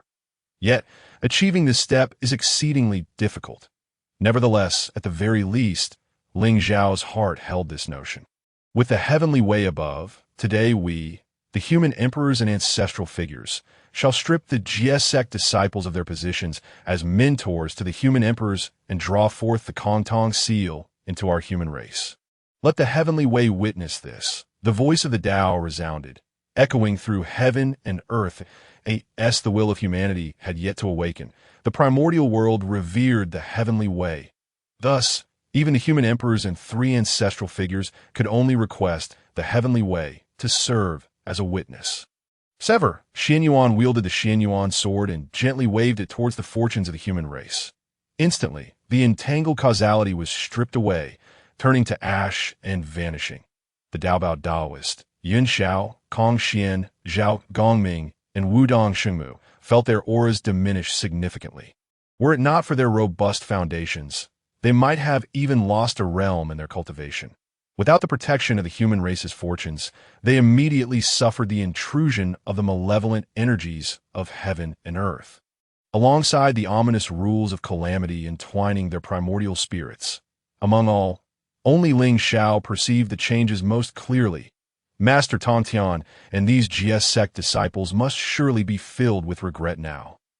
Although the re-establishment of the demon court could satisfy the Jie sect's ambitions, this act was ultimately rebellious, not in accordance with the great trend. They would reap what they sowed, and such a fate was not worthy of sympathy. Lingxiao raised an eyebrow, calmly observing everything unfold. The Kongtong Seal must return to its rightful place. The human emperors and three ancestral figures shouted in unison, witnessing the unpredictable fluctuations of human race fortunes. They immediately transformed into a colossal golden dragon of fortunes, soaring skyward with a deafening roar. Boom! Master Tongtian's body trembled, the Kongtong Seal within his primordial spirit quaking, as boundless human race fortunes and resplendent golden light surged forth. Beyond even his capacity to suppress, in the blink of an eye, the Kongtong Seal severed its connection with Master Tongtian, the primordial imprint within this treasured artifact of the human race vanishing entirely, leaving only the essence of humanity and its will growing ever more potent. No. Master Tongtian ground his teeth in fury, silently cursing. To wield the Kongtong Seal was to have the power to establish or dethrone human emperors. It was a crucial treasure in his scheme during the Fengshen calamity, yet now it slipped away from him just like that. The pain was excruciating. A suffocating sensation engulfed the Tongtian. The Kongtong Seal hovered above the EC. 9 dragons intertwined, and the seal's pedestal bore the divine visages of the 5 emperors of heaven on all 4 sides, with the characters Kongtong inscribed beneath. The Kongtong Seal is a supreme treasure of humanity, possessing the power to manipulate the fate of humankind and to establish or dethrone emperors. However, if employed in battle, its efficacy would be significantly diminished. Should it incite the karma of bloodshed, one would also suffer repercussions. When the Kongtong Seal emerged into the world, I, taking advantage of my identity as the master of the human emperor and a disciple of the, drew upon the fate of humanity to ensure this treasure fell into the hands of the Tongtian. Now that it has returned to its rightful owner, it can be said that no great calamity has been wrought. Lingxiao gazed wistfully at the Kongtong Seal, murmuring to himself, defying the grand trend and acting against the heavens.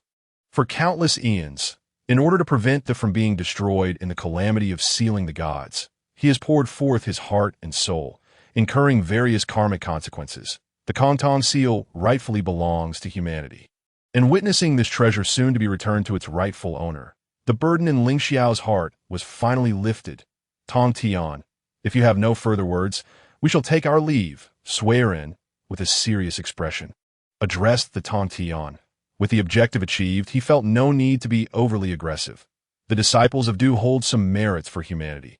Perhaps stripping the title of the human emperor's master from Tongtian to reclaim the Kongtong Seal seems somewhat unjust, likely inviting the criticism of the primordial beings. Yet, after all, the sins lie with the present, while the merits span the ages.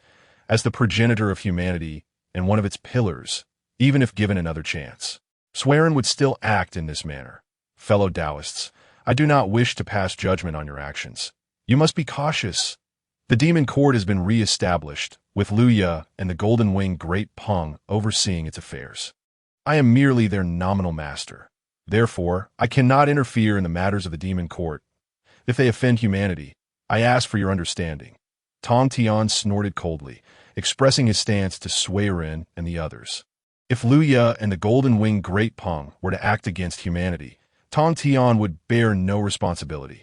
With the likes of Baizhe and Kunping old ancestor stationed in the demon court, he was not concerned about any disorder arising. Excellent. Swearin nodded lightly, refraining from further comment.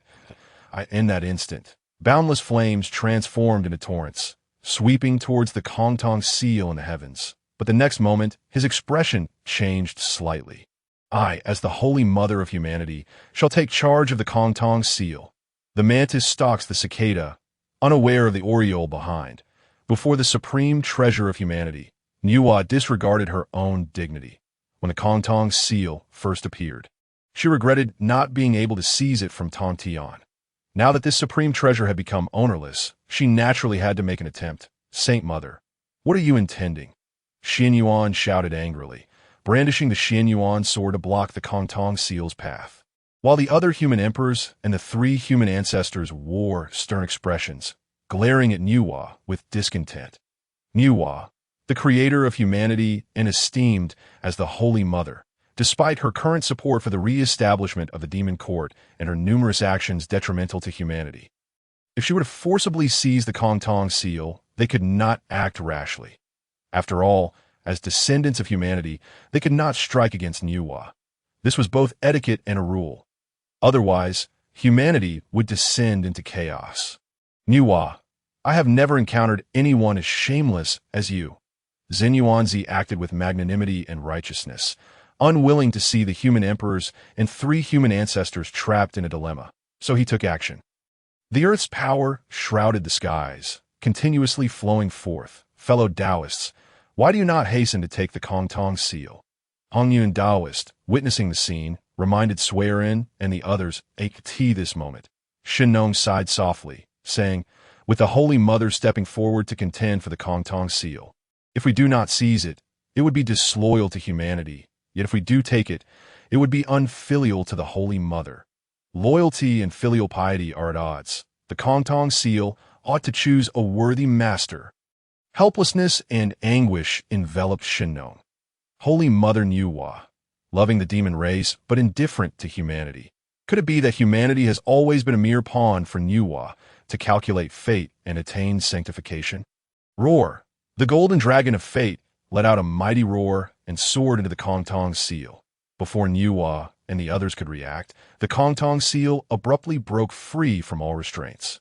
Appearing in Lingxiao's embrace in the blink of an eye, the will of humanity established a connection with him. All present felt as though their heads had exploded. The Kongtong Seal flew into my hands. "Do not regard me with such eyes." Lingxiao, somewhat flustered, raised the Kongtong Seal with his right hand, and a myriad of gazes filled with confusion, anger, or hatred were directed at him.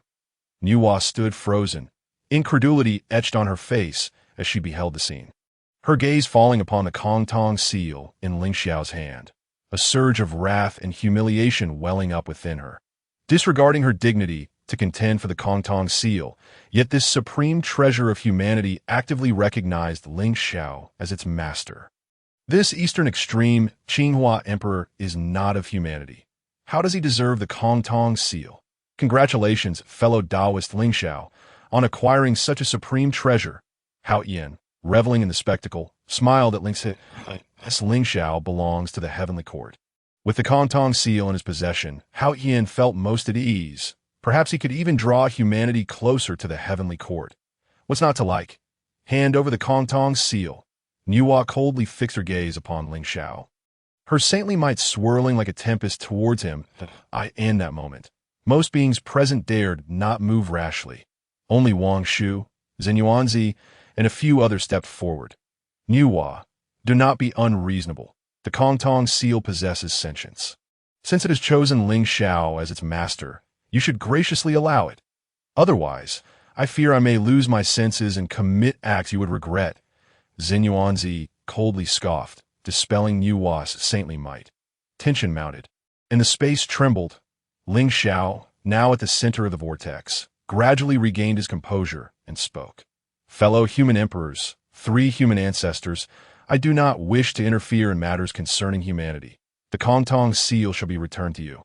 With that, Lingxiao prepared to summon the god-slaying spear to forcibly sever his connection with the Kongtong Seal. There was no other choice. This supreme treasure was too hot to handle. Unthinkable, fellow Taoist Lingxiao. With profound roots and compassion for the masses, possesses high moral integrity. The Kongtong Seal in your possession assures us, if you sever the bond with the Kongtong Seal, the Holy Mother will surely concoct some schemes. Swearin decisively declared, making a decision before the crowd. The human emperors, along with the 2 human ancestors, Wu Chao and Zi, exchanged glances filled with satisfaction, casting a sidelong glance at Niuhua. The Kongtong Seal had actively chosen its master. They could not be happier. For Niuhua to contend for the supreme treasure of humanity was nothing short of a daydream. Lingxiao, accept it. The will of humanity acknowledges you. Across the world, you alone are most qualified to wield the Kongtong Seal. Wang Shu, with slightly parted red lips, offered Lingxiao a gentle smile. With matters reaching this point, Lingxiao no longer feigned modesty. He solemnly proclaimed, I, as the eastern extreme Qinghua Emperor, govern the growth of all things. Today, I have acquired the Kongtong Seal. Though it intertwines with the karma of humanity, I shall not favor humanity unduly. Should a human emperor be unworthy of their position, I will strip them of their rank and destiny.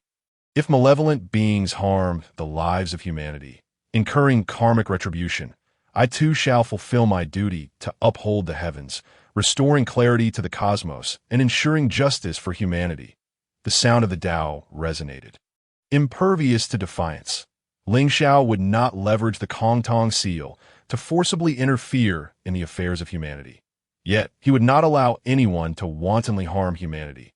He had once halted the demon race's slaughter of humanity during the calamity of the witches and demons, and he could do so again now. Moreover, the re-establishment of the demon court does not align with the grand trend of the heavens. Should the demon court once again slaughter humanity, he would unhesitatingly obliterate them. Your integrity is commendable. We are convinced. The human emperors and the 3 human ancestors all bowed respectfully to Lingxiao. Subsequently, casting a glance at Tongtian and Niuhua, they gracefully departed, guiding the fate of humanity with serene composure. After all, the human emperors and ancestors must not easily emerge. This is a rule established by the order of the heavens and the sages, and it cannot be broken for the time being. Lingxiao, my dear sister, I know your heart lies with the, otherwise we would not have come to this juncture today. Hand over the Kongtong Seal and entrust it to our master for safekeeping. You cannot grasp this supreme treasure. The Holy Mother of Golden Spirit appeared from nowhere, gracefully striding before the annihilation Black Lotus, gazing at Lingxiao with longing. Were it not for the fact that the 9 nether magic fire was untouchable, she would have likely thrown herself at Lingxiao. For the sake of the Kongtong Seal, she could endure humiliation. Lingxiao, who is she? Upon catching sight of the Golden Spirit Mother, Wang Shu feigned a sense of grievance as she clutched Ling Zhao's arm. Her tone carried a hint of indifference. Had it not been for Ling Zhao's understanding of Wang Shu's character, he might have genuinely believed in the acting prowess of this lunar goddess. Nonetheless, he chose not to expose her fa ade and instead leisurely began to enjoy the moment. After several breaths, Ling Xiao nonchalantly remarked, "This person, a madwoman from who knows where, is unknown to me. Come, take this Kongtong Seal and play with it." With a flick of his right hand, Ling Xiao pressed the Kongtong Seal into Wang Shu's grasp. The human treasure offered no resistance, instead shimmering with a radiant golden light as Wang Shu toyed with it quietly. This scene left the Golden Spirit Mother feeling utterly humiliated. The Daobao Daoist, Yun Xiao, and other disciples of the Jie Sect were breathless, astonished that Ling Xiao would so blatantly disregard and insult the Golden Spirit Mother. Even the Tongtian cult leader wore a grim expression. "Return the Kongtong Seal, or I shall never forgive you." The Golden Spirit Mother pointed an accusatory finger at Ling Xiao, her demeanor brash and unreasonable. Though uncertainty gnawed at her heart.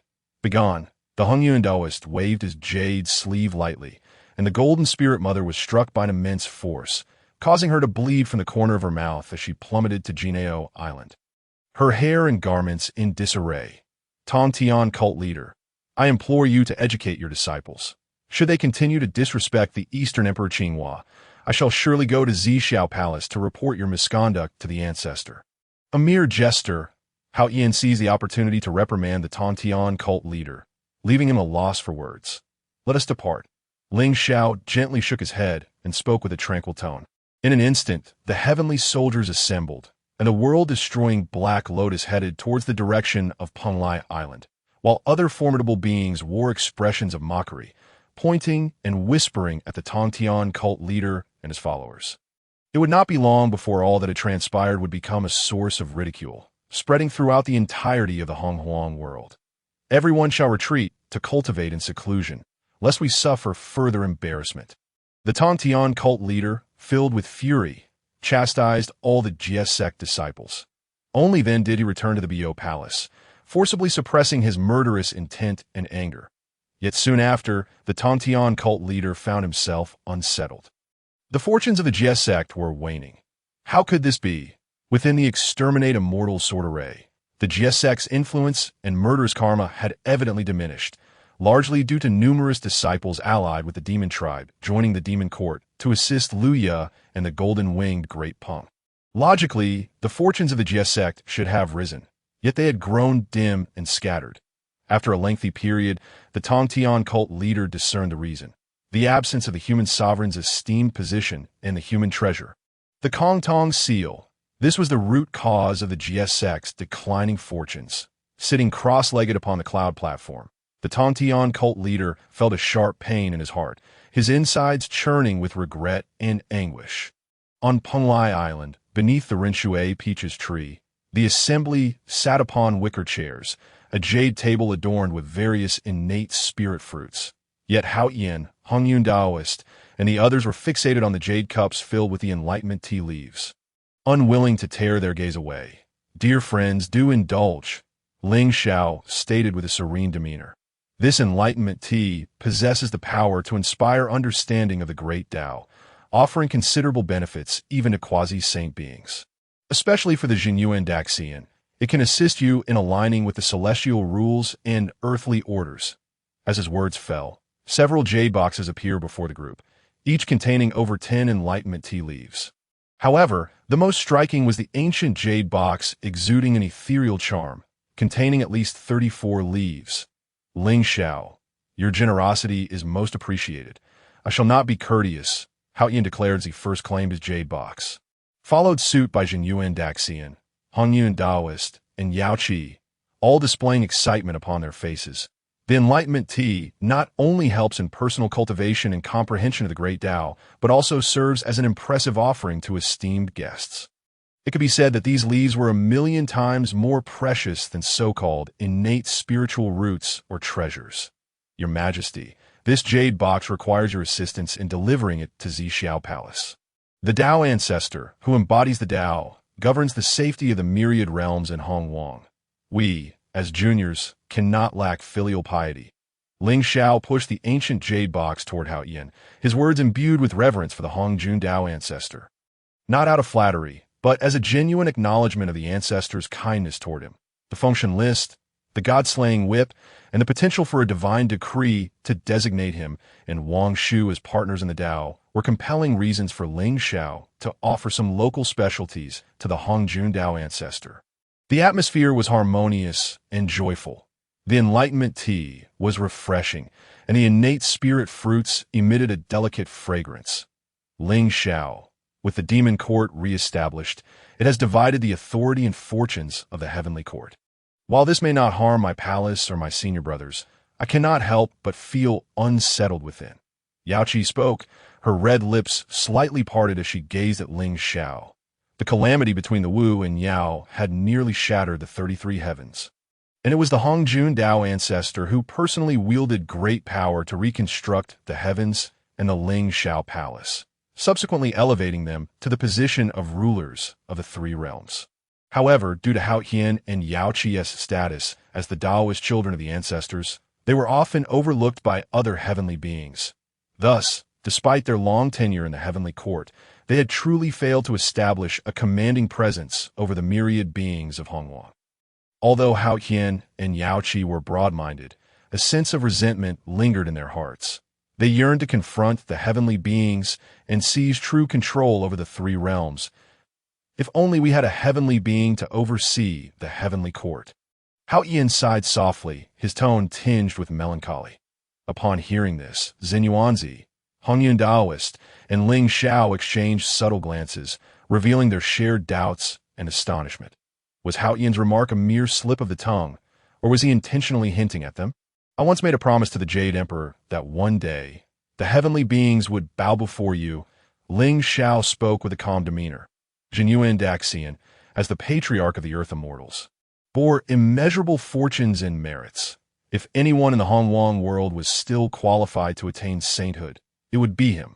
What if one day the Tao ancestor bestows upon Jinyuan Daxian the opportunity for enlightenment? The myriad beings and affairs of Hongwang cannot escape the watchful eyes of the Tao and the Hongjun Tao ancestor. Such implications were profound and worthy of contemplation. Hao Yin and Yao Qi furrowed their brows as they began to unravel the heavenly mysteries. Moments later, Hao Yin suddenly rose, his eyes shimmering with intensity. Jinyuan Daxian, I implore you. The heavenly court's foundation was shallow, lacking the presence of noble innate deities. You alone possess the qualifications to preside over Yujing Mountain. Hao Yin's voice was filled with excitement as he addressed Xinyuanzi. While he had gleaned nothing from his divination of the heavenly mysteries, Hao Yin realized that at the moment Lingxiao's words fell, the restrictions and orders of Yujing Mountain and the Daluo heaven had completely dissipated, and an unknown palace had appeared atop the mountain. Without needing to ponder further, he understood that this was the enlightenment of the Hongjun Tao ancestor. It is known that Yujing Mountain was the Tao ancestor's place of enlightenment before achieving sainthood, and now it had become a desolate entity. When considering Lingxiao's earlier words, all mysteries began to reveal themselves. Xinyuanzi possesses the potential for enlightenment and sainthood. What merit do I have to preside over Yujing Mountain? The Tao ancestor bestowing such fortune and opportunity surely intended to inspire me to continue seeking the welfare of the beings of Hongwang, to align with the Tao and assist the Jade Emperor and my young friend Lingxiao in governing the myriad beings of the three realms. For now, I shall set aside the matter of presiding over Yujing Mountain, but I will choose a blessed land within the Daluo heaven to jointly suppress the heavenly court with Hongyun. Xinyuanzi performed a Daoist salute, his heart stirred with tumultuous waves. The Hongjun Dao ancestor undoubtedly knew that he had gained the final trace of primordial purple energy and was plotting his path to sainthood. However, the ancestor did not obstruct him, but instead granted him Yujing Mountain as a place of cultivation. The implications of this were clear to Zhen Yuanzi. Achieving sainthood was no longer in question. It was merely a matter of timing. Congratulations to the Jade Emperor and the Queen Mother.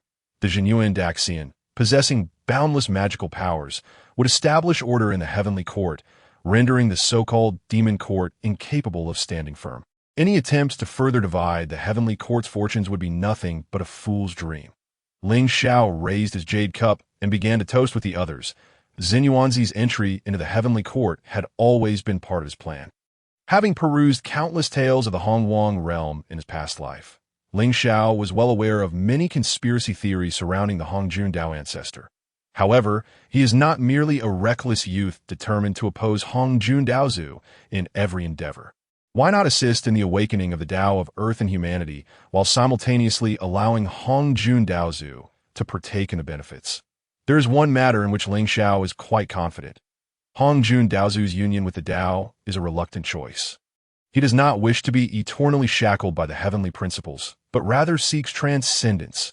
As time flows, amidst the clinking of cups and the ethereal sounds of Taoist melodies, Lingxiao and Wang Shu watch as Haoyan, Yao Tai, Zhen Yuanzi, and Hongyuan Daoren depart. From this day forth, the Heavenly Court shall boast 2 additional pinnacle quasi-saint powers, and Zhen Yuanzi has indeed garnered Hongjun Daozu's acknowledgement. Provided he prioritizes the primordial world, the attainment of sainthood is but a matter of time.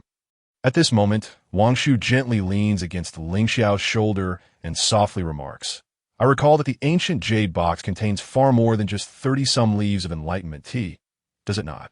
Pray tell. What clandestine words do you wish to convey to Hongjun Daozu?" Her breath, fragrant like orchids, carries a playful tone. The gentle breeze she exhales sends a tickling sensation to Lingxiao's ears. Nothing of great import. He replies, "Simply inform Hongjun Daozu to maintain his spirit and not lose face. The Heavenly Dao, Earthly Dao, and Human Dao all constitute the Dao, yet Hongjun Daozu aspires to break free from his confines and advance further. In due course, his name shall resonate throughout the myriad realms, and even the Heavenly Dao shall take heed of his strength." Lingxiao does not speak plainly, but even so, Wang Shu discerns his meaning. Prior to this, Hongjun Daozu was the progenitor of the 3,000 innate deities and the beings of the primordial world. However, Lingxiao intends to restore the heavenly, earthly, and human Dao to their rightful places, allowing the former to embody the 3 Taoist ancestors. Such ambition is indeed formidable. It is no wonder that Hongjun Daozu holds you in such esteem. You have painted a grand vision for him. Yet, even with only the faintest glimmer of hope, Hongjun Daozu would seize the opportunity, for since merging with the Dao, he has had no choice, whereas you can aid him in breaking through. Indeed, truly remarkable. Wang Shu muses, wrapping her arm around Lingxiao's, allowing him to take advantage of her. Her mind, however, wanders to many possibilities, including the grand scene of myriad immortals coming to pay their respects to their destined union and the sanctification of their marriage. The plan of the humble Taoist is straightforward, yet its execution is fraught with challenges. Lingxiao pulls Wang Shu down to sit, resting his head upon her long, jade-like legs, the faint fragrance enveloping him, igniting a fervor within that moment. The Kongtong Seal within his spirit trembles slightly. Lingxiao's gaze sharpens as the seal hovers in the air, transforming into a vivid scene that is Shichuling. Lingxiao exclaims, fixated on the image before him, where dark clouds gather, blocking the sun, and fierce winds howl through the mountains like wailing specters. While malevolent demons wreak havoc upon humanity, blood stains the earth, and the 800 miles of Shichuling have become a hell on earth. Not long ago, the humble Taoist had heard of the Golden-Winged Great Peng wreaking havoc in Shichuling. Yet he never anticipated that, in such a short time, the place would devolve into a purgatory. The myriad grievances of the human race, along with the lingering will of the remaining humans, have summoned the Kongtong Seal. Otherwise, unless I personally descend upon Shichuling, I could not witness this scene. Xian Shou Xian, Ling Xian, Golden-Winged Great Peng, you all are unworthy of pity. Lingxiao clenches his fists, fury flickering in his eyes. The Eastern Emperor Qinghua, who governs the growth of all things, now finds these three disciples of the Jie Jiao colluding with the demon race to slaughter and ravage humanity. How could Lingxiao stand idly by? Do you require my assistance? Wang Shu inquires, her expression calm, yet her tone betrays a simmering anger. Had it been before, she might have lacked the inclination to intervene. Yet, given her bond with Lingxiao and the close connection she shares with the Kongtong Seal, she cannot turn a blind eye. Upon hearing this, Lingxiao shakes his head. I bear the authority of the Heavenly Dao and its fortune. I have a duty to address the matters of Shichuling. However, you possess no celestial position, and acting rashly may leave evidence for the Jie Jiao and the demon court. Yet if anyone seeks to harm me, I will feign a weakness, allowing you the justification to unleash a massacre. After earnestly advising Wang Shu, Lingxiao steps upon the world-extinguishing Black Lotus and heads westward. Shichuling lies in the western continent, beneath the vast expanse of Ling Mountain. Logically, it falls under the jurisdiction of the Western Church. Shichuling, steeped in the stench of blood mingled with the odor of decay, is shrouded in miasma, with anguished cries echoing from within. The Western realm is home to two heavenly sanctuaries, Mount Shumi, the abode of the two Western saints, and Ling Mountain, presided over by their direct disciple, Mithriao Buddha. Beneath the Buddha's feet, demons ravage humanity, an utterly ludicrous sight. Lingxiao stands atop the world-extinguishing Black Lotus, gazing down at the interwoven auras below. A surge of murderous intent wells up within him, causing the Kongtong Seal to tremble. After the demon race indiscriminately slaughtered humanity to forge the slaughter which soared, a staggering 99% of the human populace perished. Although the numbers have been gradually recovering since, they can hardly compare to their former strength. The majority of humanity now thrives on the eastern continent, while those who have migrated to the western continent have gradually developed their own unique civilization and beliefs. Here, the people of humanity adhere to the Western Church, firmly believing that good deeds will lead them to the Pure Land. Ding! The Divine Level Selection mission has been successfully refreshed. Option 1. Annihilate Shichuling and slay the horde of demons. Reward: Innate Thunder Essence. Option 2. The source of Shichuling lies in the collusion between the Western Church and the Golden-Winged Great Peng. Confront the two Western saints directly. Reward: Supreme Innate Spirit Treasure. The Demon Suppressing Sword. Option 3. Persuade the two Western saints to handle this matter. Reward: Supreme Innate Spirit Treasure, the Buddha's Relic. The system's voice suddenly resounds in Lingxiao's mind, presenting him with 3 divine-level options. I understand, Lingxiao muses. The Western Church's indulgence of the Golden-Winged Great Peng and others in Shichuling stems from 2 reasons. Firstly, they wish to avoid entanglements with the Jie Jiao and the demon court. And secondly, this situation benefits the Western Church in fostering its followers among humanity. After the Jie Jiao's celestial laws were abolished, the Golden-Winged Great Peng began its rampage in Shichuling, and since then, the human populace in the Western continent has gradually adopted faith in the Western Church, often without the need for the Church's intervention. Lingxiao murmurs to himself, suppressing his anger. Jin and Zhuani, as Heavenly Dao saints, allow the demon race to run rampant in the Western continent, leading countless humans to become fodder for the demons, thus turning Shichuling into a forbidden zone. Annihilating a single Shichuling will only give rise to countless others. In the annals of primordial history, during the calamity of the journey to the west, Tang Sung and his disciples, upon leaving the eastern Tang, found the demon threats multiplying and increasingly difficult to counteract. The root of all this lies in the Western Church's negligence. Without suffering and tribulation, how could humanity ever believe in the Western Pure Land? System. I choose option 3. After a moment of contemplation, Lingxiao makes his choice. Confronting the two Western saints directly is not a route he wishes to take.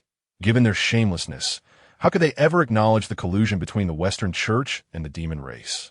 Thus, he must approach the matter indirectly, using incentives to sway them. Congratulations, host! You have obtained the supreme innate spirit treasure, the Buddha's relic. Within the system's space, The radiance of the Buddha's merit dazzles. The boundless power of Buddhism suppresses evil, allowing one to comprehend the Buddha's path. With a mere flicker of thought, Lingxiao grasps the profound utility of the Buddha's relic, compared to employing the 12-petal merit golden lotus to suppress the Western Church's fortune.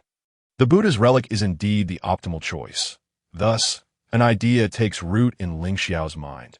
Soon after, he steps upon the world-extinguishing Black Lotus and heads towards Mount Shumi, meticulously organizing his plan to ensure that he is not left in a passive position when confronting the two Western saints. At Mount Shumi, the ethereal flora sways gently. Amidst the conflict between Tao and demon, the earth's veins of the Western realm were ignited by the demon ancestor, Luo Ho, transforming it into a desolate wasteland, with only Mount Shumi and Ling Mountain remaining as sanctuaries. However, after Xinyuanzizi began to mend the primordial earth's veins, the origins and spiritual energy of the Western realm have gradually been restored. Although it may not rival the Eastern continent, it is no longer as barren. The humble Taoist Lingxiao has come to pay respects to the two saints. The resonant tones of the Tao echo forth. Lingxiao stands a myriad miles away from Mount Shumi, gazing at the resplendent aura of merit and listening to the soul-stirring sounds of the sacred chants, a smile gradually forming on his lips. Can the temptation of the Buddha's relic be resisted by the two Western saints? The arrival of the Eastern extreme Qinghua Emperor is indeed a moment that illuminates the humble expanse of Mount Shumi. Fellow Taoist Lingxiao, please accompany this humble practitioner. The two esteemed masters await you at the summit of Shumi Mountain. The medicine master Luminous Buddha, clad in an elegant Taoist robe, performed a respectful salute towards Lingxiao. Before stepping onto the ethereal lotus projection, guiding Lingxiao towards the peak of Shumi Mountain, in this present age, the Western teachings are no longer akin to the later Buddhist sections among the disciples of the Western teachings. Few don the Kasaya robes, as only true devotees of the Western teachings wear monk's garb and shave their heads to express reverence for the Buddha and their yearning for the Western Pure Land. Those who attain enlightenment within the Western teachings typically sport full crowns of hair, symbolizing nobility, wisdom, and completeness, much like Maitreya Buddha and Ksitigarbha Bodhisattva. Your assistance is greatly appreciated, dear friend. Lingxiao, walking beside the medicine master Luminous Buddha, bore a gentle smile. Among the disciples of the Western teachings, only a handful possess exceptional potential, and the medicine master Luminous Buddha is among them. Had it not been for the intervention of figures like the lamplighting Taoist, the precious Taoist, and Luya during the divine calamity, the medicine master Luminous Buddha would have surely attained the status of a Buddha. The competition among the various sects leaves the Western teachings in a position of dominance, evoking a sense of lamentation. However, with my intervention, those individuals may either fall or ascend to divine recognition, but they cannot simply change affiliations without consequence in the vast expanse of the primordial realm. A balance among the sects is essential. Only the heavenly court can govern the entirety. Lingxiao's eyes narrowed slightly as he contemplated within. Jin and Junti were originally disciples of the Hongjun Dao ancestor, but later veered onto unorthodox paths to achieve enlightenment. In a certain sense, this act defied the principles of the Xianmen and the Hongjun Dao ancestor. Yet ultimately, this endeavor has proven beneficial to the primordial realm, thus gaining the acknowledgement of the Heavenly Dao. Moments later, at the summit of Shumi Mountain, extraordinary phenomena emerged. Beneath the Bodhi tree, Jin and Junti were seated upon lotus pedestals, clad in simple Taoist robes, exuding an aura of simplicity and authenticity, with a faint golden light of merit from their Buddhist and Taoist deeds shimmering behind them. This humble practitioner, Lingxiao, has come to pay respects to the two saints. I hope for your gracious understanding regarding my unannounced visit. Lingxiao slightly bowed, performing a respectful gesture towards the two, setting aside other biases, the unwavering resolve of Jin and Junti, along with their unyielding ambition to restore the Western world. Commands his respect. Young friend, you have come for the Lion-Tiger Ridge, have you not? Jin gently nodded, fixing his gaze upon Lingxiao as he settled down. The moment Lingxiao appeared at Lion-Tiger Ridge, Jin understood his purpose. Yet a flicker of doubt lingered in his heart. Why had Lingxiao journeyed to Mount Shumi? Was he perhaps intent on stirring the waters? The saints possess vast powers. My thoughts cannot be concealed from you. However, the obliteration of Lion Tiger Ridge is but a minor objective of mine. I have come to engage in discourse with the two saints, to be precise. I wish to discuss Buddhist teachings and the Tao of Buddhism. Words must be striking to hold weight. Lingxiao spoke in a calm tone, addressing Jin and Juni. The medicine master Luminous Buddha, standing behind the two Western saints, was taken aback by Lingxiao's proclamation, his long-held composure beginning to unravel. The two Western saints, having comprehended the Tao of Buddhism, established the Western teachings. That Lingxiao's audacity in discussing Buddhist teachings here seems like an act of folly, a jester's display. Discussing Buddhist teachings and the Tao of Buddhism. Young friend Lingxiao's words are indeed astonishing, catching us off guard. Pray tell, what kind of Buddhist teachings and Tao of Buddhism do you wish to discuss? Junti inquired with a smile, lacking any sign of anger. Lingxiao's lineage and capabilities rank among the pinnacle of innate divine beings, and he is even the eastern extreme Qinghua emperor, bestowed by the Hongjun Dao ancestor. Thus, Junti did not dismiss his words lightly. Young friend, you wield the world-destroying Black Lotus and the God-slaying spear, both treasures of the demonic path. Be mindful that Buddhism and demonic ways cannot coexist. Do not disappoint this humble practitioner. Jane stroked his beard, addressing Lingxiao with a smile in response. Lingxiao remained steadfast. A single thought can lead to Buddhahood, while another can plunge one into demonic realms. There are false Buddhas as there are true demons. Whether one is a Buddha or a demon hangs upon a single thought. If one dedicates oneself to the well-being of the primordial beings, then even demons can embody the essence of a Buddha. Lingxiao gazed at Jin, his tone steadied. He then shifted his focus. What I wish to discuss with the two saints is the Mahayana Buddhist teachings. With a resounding echo, the profound sound of Dharma reverberated. The teachings of Buddhism manifested in boundless measure, but a relic of Buddhist teachings appeared from thin air, radiating countless golden rays of light, hovering at Lingxiao's brow. Subsequently, the principles of Buddhist teachings surged like a tidal wave, causing the entire Mount Shumi to tremble. Seated atop the world-destroying Black Lotus, his brow emanated the golden light of Buddhist relics. Lingxiao's Taoist robe shimmered with hues of black and gold. The nine nether demonic fire intertwining with the principles of Buddhism, each sustaining the other, perfectly harmonized under his command. Impossible. The demonic path and Buddhism cannot coexist. How can you possess both powers simultaneously? Could it be the mysterious effect of that relic that has enabled you to achieve this? The medicine master Luminous Buddha pointed at Lingxiao, utterly astonished. After countless eons of practicing the Buddhist teachings, he had never witnessed such an astonishing spectacle. Initially, he thought Lingxiao's declaration of a single thought leading to Buddhahood or demonic paths was mere arrogance. Yet, the scene of the fusion of Buddhism and demonic forces unfolded right before his eyes. His heart trembled, his conviction wavering. Foolish child.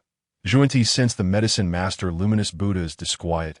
He quickly uttered a chant, prompting the latter to awaken, casting aside all distracting thoughts. Otherwise, excessive rumination would lead the medicine master Luminous Buddha astray. Mahayana Buddhist teachings, though unfamiliar to me, surely possess merit. Young friend Lingxiao's simultaneous mastery of the world-destroying Black Lotus and the Buddhist relic truly evokes envy among us brothers. Jane gazed at Lingxiao with a hint of longing, then sighed softly. The foundation of the Western teachings was established by their brotherhood within the Buddhist path. The teachings encompass all aspects of Buddhism, yet the Mahayana teachings and Lingxiao's previous theories are not included. Rather, the core of the Western teachings lies in the Hinayana teachings. Jane pondered quietly, uncertain which of the two holds the superior position. The saints have misjudged. The Mahayana teachings are a manifestation of the Buddhist path, inextricably linked to the teachings created by the two saints. This humble practitioner has never cultivated the Buddhist path in his life. To engage in discourse with you is surely due to the merits of this Buddhist relic. Perhaps this exceptional innate spiritual treasure bears a connection to the Western teachings. Lingxiao spoke with an air of nonchalance, yet his eyes subtly glanced toward the 12-petaled lotus of merit within the Western Pure Land. a gesture that did not escape the notice of the two Western saints, though they chose to remain silent. All phenomena arise from causes and conditions. All phenomena cease through causes and conditions. All actions are impermanent. Birth and extinction are the laws of existence. Once birth and extinction cease, tranquility becomes bliss. Soon, Xuan composed himself, uttering sacred words, his voice resonating. The brilliance of Buddhist merit shone brightly as the Western Pure Land echoed with countless recitations. With disciples of the Western teachings clasping their hands in reverence, absorbing Xuanti's teachings, as the phenomena shifted, the cycle of birth and extinction unfolded naturally.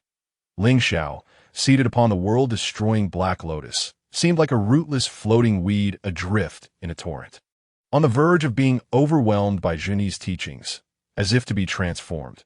The Hinayana teachings emphasize personal liberation and nirvana, yet my Mahayana teachings stress the salvation of all beings. I humbly request guidance from the two saints.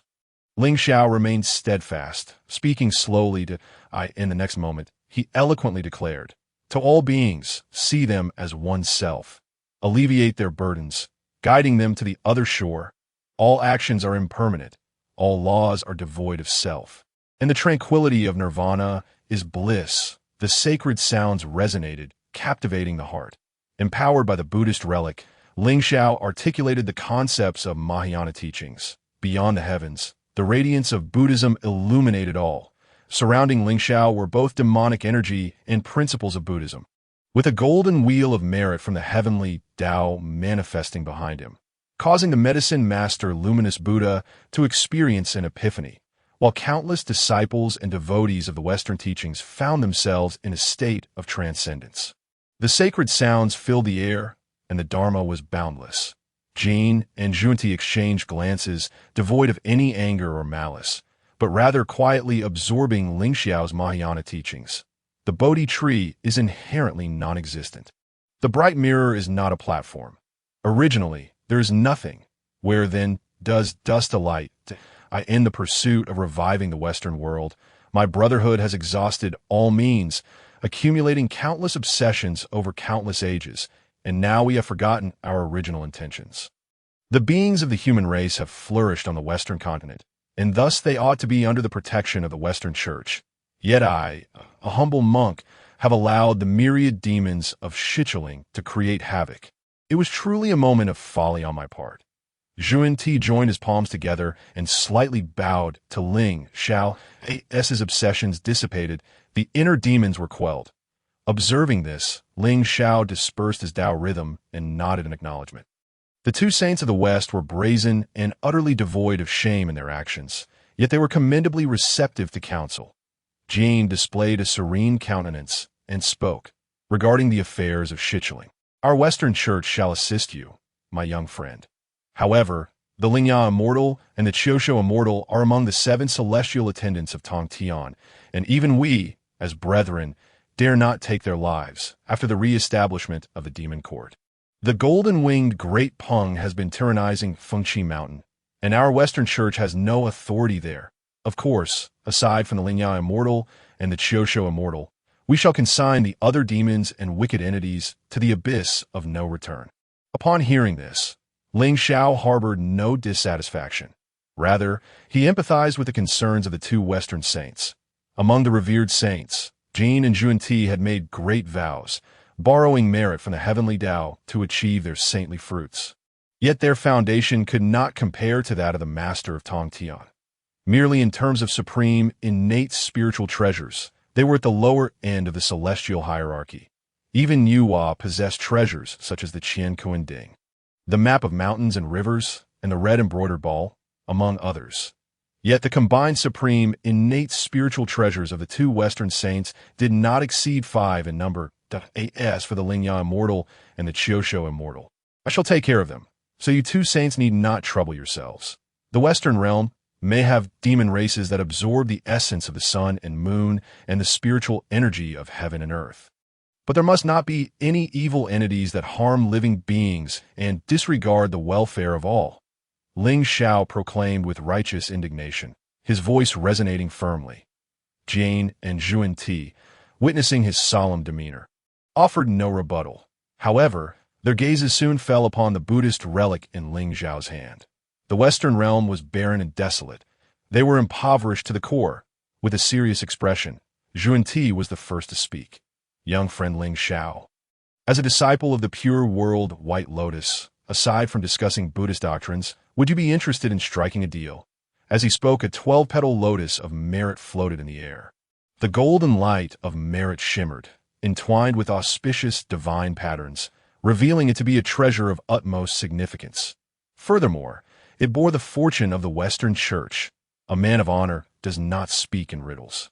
This lotus of merit is fated to be with me, that in exchange for this Buddhist relic and the Heavenly Dao's merit golden wheel behind me. What do you think, esteemed saints? If you two saints could grant me this favor, I would have treasures to bestow in return. Lingxiao, no longer hesitating, directly articulated his intentions. The lotus of merit, the fiery red lotus of karma, the Tai whisk, and the 3 treasures Rui. If he could acquire these few treasures, he would be able to attempt the elevation of his foundation and complete his transformation.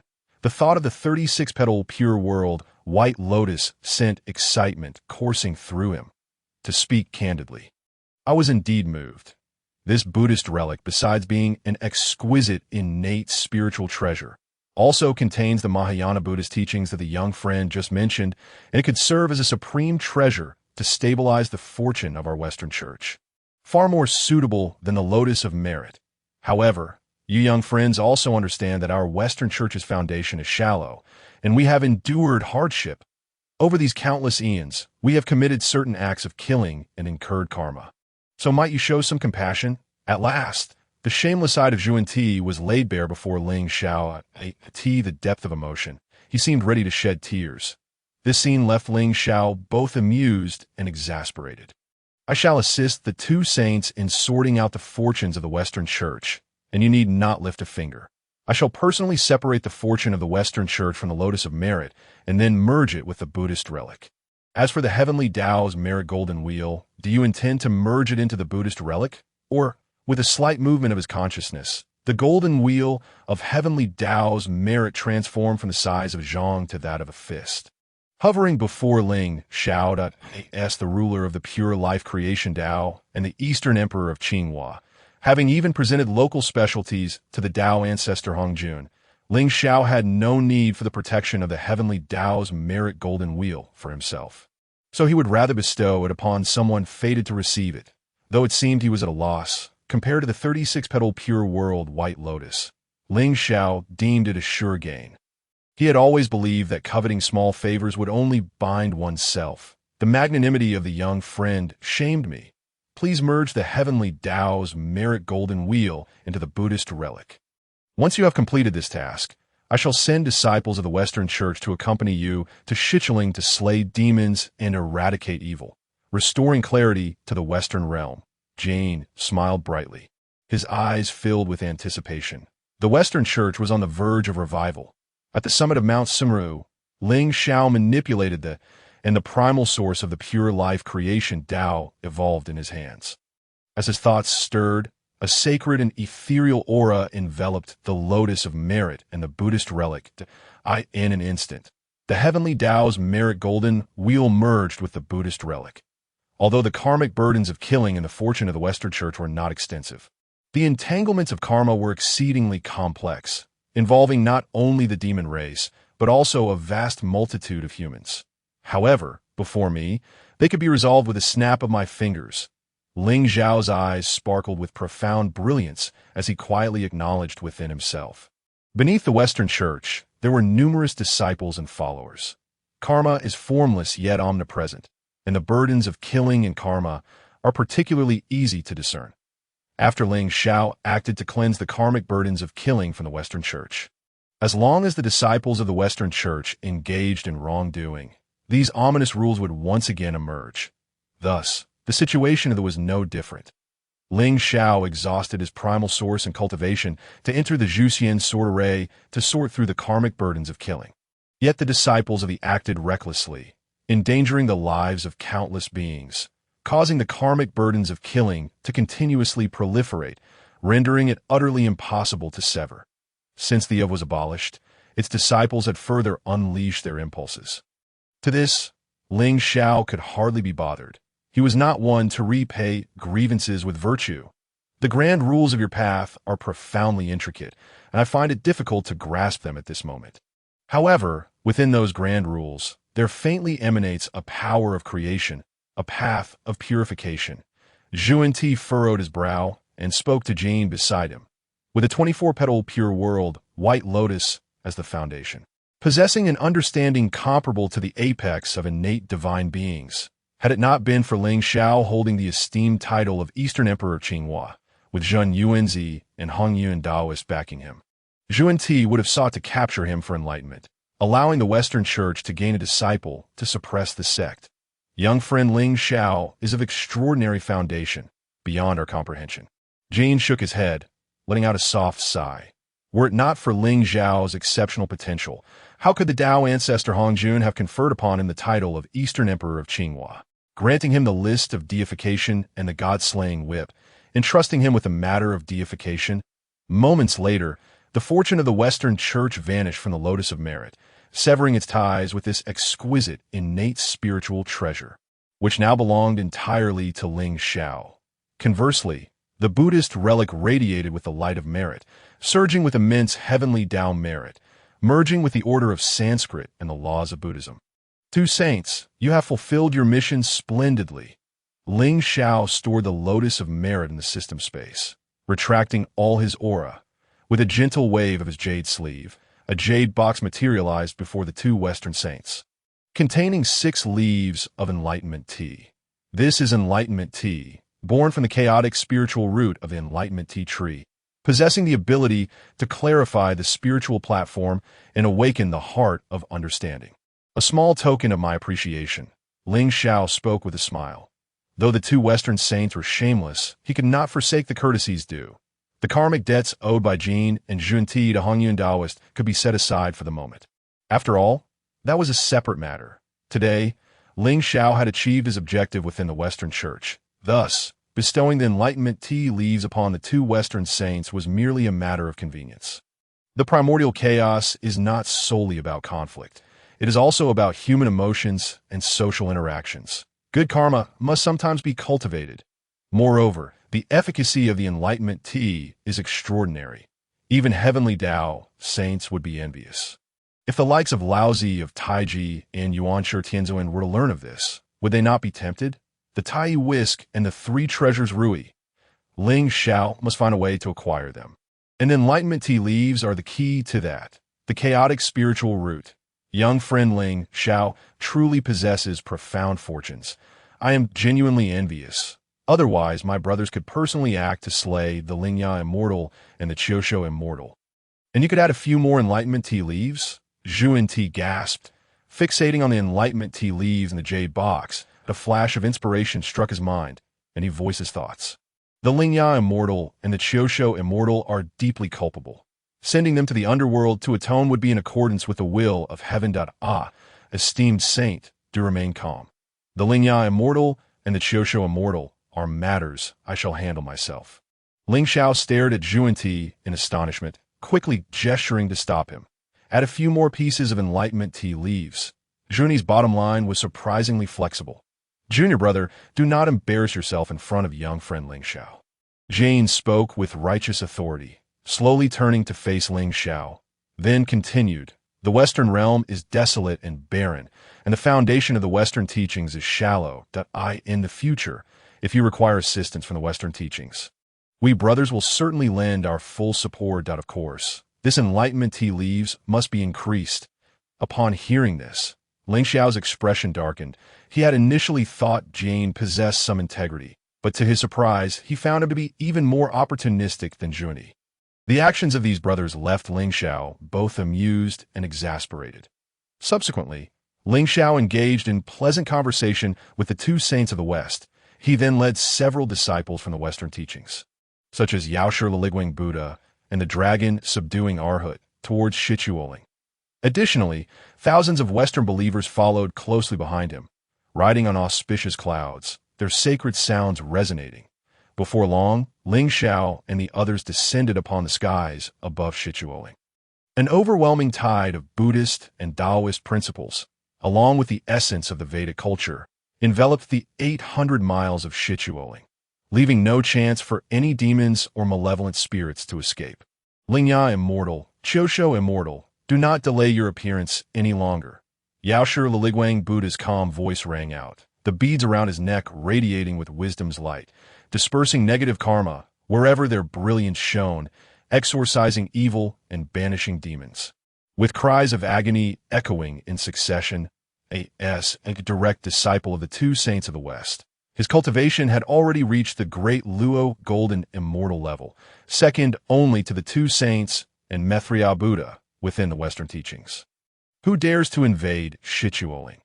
A roar shook the heavens and the earth as Qiushou immortal and Lingxiao immortal appeared before the crowd, their forms not yet fully transformed into innate Tao bodies. Their appearances somewhat fearsome and grotesque. Qiushou immortal, with his sharp fangs and a face tinged with indigo, donned menacing armor and wielded a blood-stained longsword, emanating a chilling aura and sharpness. Lingxiao immortal, half man, half elephant, wore a silver Taoist robe, with tusks that seemed capable of upending the world, brandishing a long spear, his eyes ablaze with fury. After their appearance, both focused their gaze upon Lingxiao. What is this all about? Qiushou immortal sneered. So it turns out that the Western teachings have allied with this rebellious disciple of the... Are you here to harm me and my kin of Shichuoling? With an arrogant glare, Qiushou immortal directed his ire at Yaoshi Liliguang Buddha and Lingxiao. He had harbored grievances against Lingxiao for a long time. Before he had severed ties with the Lingxiao had pointed fingers at the disciples of, binding them with so-called heavenly laws, brazenly claiming it was for their enlightenment.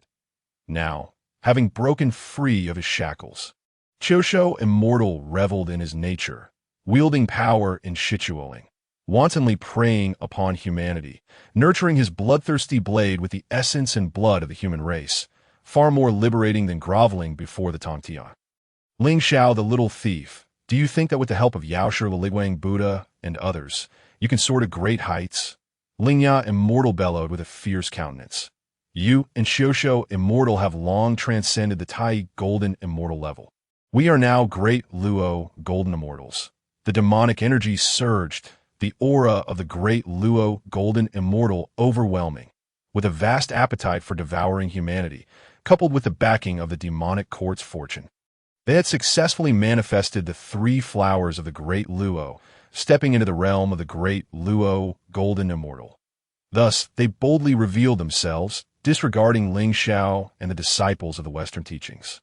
You commit atrocities against humanity, staining your hands with blood, and earning karmic retribution that the heavenly order cannot tolerate. As the Eastern Emperor Qinghua, it is my duty to slay demons and eliminate evil, turning you to dust. Moreover, you wretches are unworthy of ascending the divine list, let alone speaking of receiving divine ordination. Lingxiao spoke with a calm tone, concealing a murderous intent beneath. Qiushou immortal and Lingxiao immortal were deeply culpable. Having relied on devouring humanity to attain the great Luo, a farce of epic proportions that, in Lingxiao's eyes, they were even more detestable than Dingguang immortal. Lingxiao, allow me to take action against Qiushou immortal. Yaoshi Liliguang Buddha looked at Lingxiao, his tone filled with hope that he was eager to advance, for no other reason than the enlightenment tea leaves. 6 pieces of enlightenment tea leaves were far too few for the Western teachings. Each leaf could potentially create a great Luo golden immortal, and this was not an exaggeration from Yaoshi Liliguang Buddha, but rather a reflection of the stagnation many disciples faced at the late or pinnacle stages of the Tai golden immortal. They lacked the sudden enlightenment and inspiration needed to break through to the great Luo golden immortal level. Yet, this was precisely what the enlightenment tea leaves could provide. Very well, Lingxiao replied without hesitation. Since righteousness lies with us, I shall trouble you, Taoist Yaoshi, to take action. By pulling the Western teachings into the fray, it signified that he would gain 2 additional celestial saints by his side. Of course, the support of the 2 saints of the West would be temporary, but that would suffice for Lingxiao. Arrogance. Lingxiao immortal released his killing intent, charging towards Lingxiao and Yaoshe Liliguang Buddha with his spear drawn.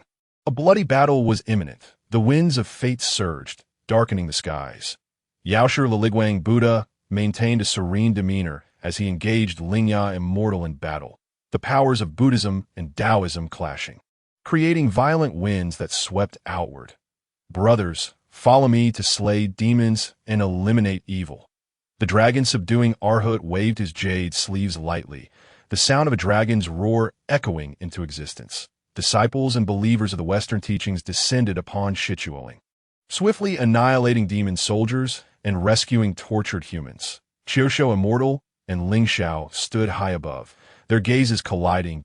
I am a direct disciple of the saints and one of the demon kings of the demon court. You conspire with the disciples of the Western teachings to harm my kin, and you dare to pursue our brothers to the death. Do you not fear the wrath of the saints? Qiushu Immortal gripped his bloodthirsty blade tightly, a fierce glint in his eyes. Yet in the face of Lingxiao, he still dared not act recklessly. After all, Lingxiao, as the Eastern Emperor Qinghua, wielded the heavenly authority to summon unparalleled power, having previously bested Zhao, Gongming, and the Golden-Winged Great Rock. Thus, Qiushu Immortal secretly channeled his power, sending messages to Jinao Island and Fenkishan, hoping to bolster his forces with the help of the disciples and the demon court. Now, Qiushu Immortal merely needed to wait for reinforcements to arrive. Foolish!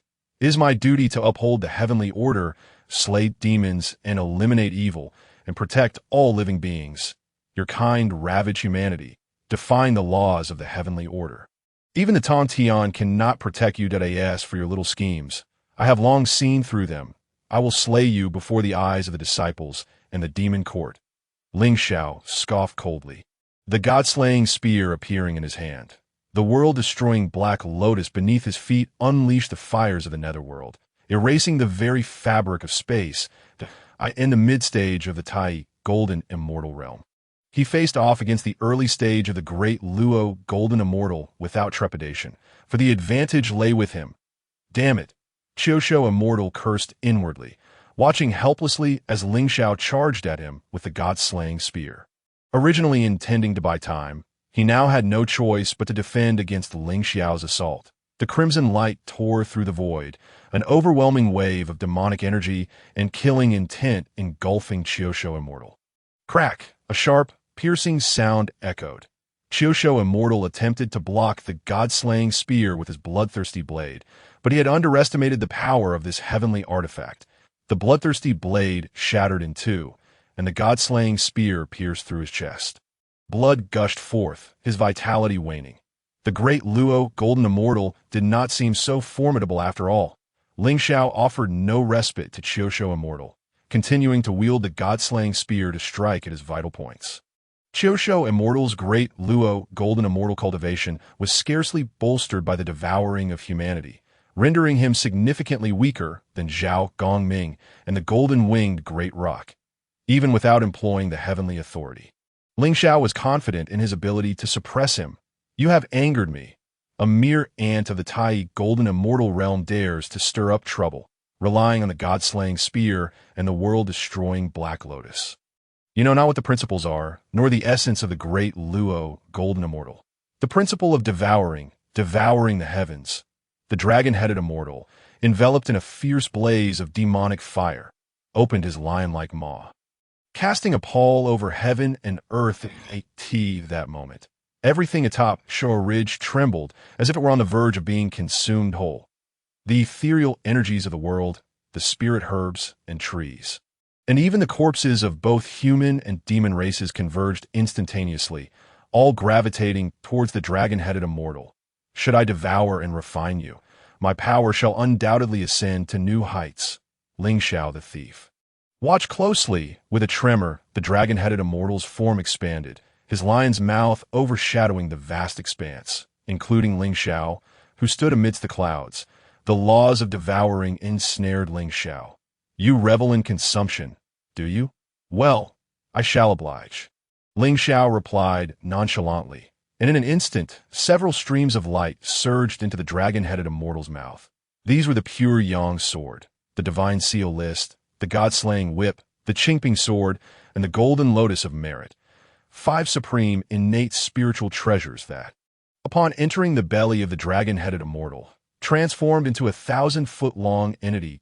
No, the dragon-headed immortal was compelled to revert to his true form, striving to expel the myriad treasures with a mere thought.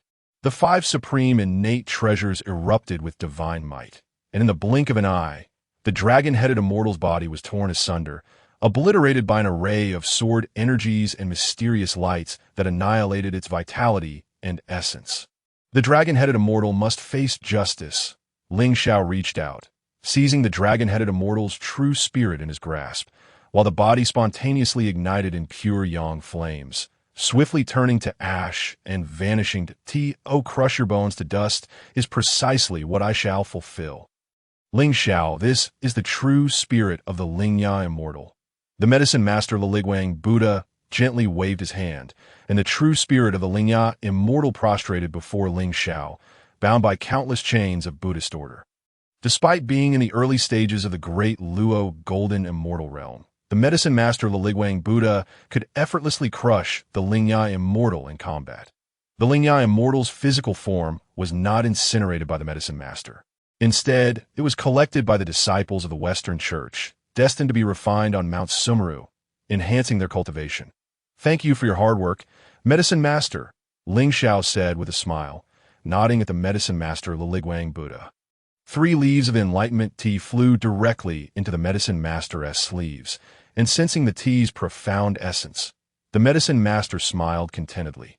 Then, with a subtle motion of his power, the true spirit of the dragon-headed immortal also knelt in the air. "Brothers, lie in perfect alignment. The disciples of thee in the demon court must be arriving soon. Slaying demons and purging evil is the duty of the heavenly order." Lingxiao intended to intimidate the disciples of thee in the demon court. Only by slaying the Lingya immortal and the dragon-headed immortal before them could he assert his authority, all while harboring additional schemes. Yet, how could the slaying of 2 great Luo golden immortals suffice to atone for the sins of the demon race? "Lingxiao, dare you threaten my 2 junior brothers?" At that moment, the laws of yin and yang transformed into countless sharp blades, descending upon Lingxiao from the horizon. The arrival was none other than the Golden-Winged Great Peng.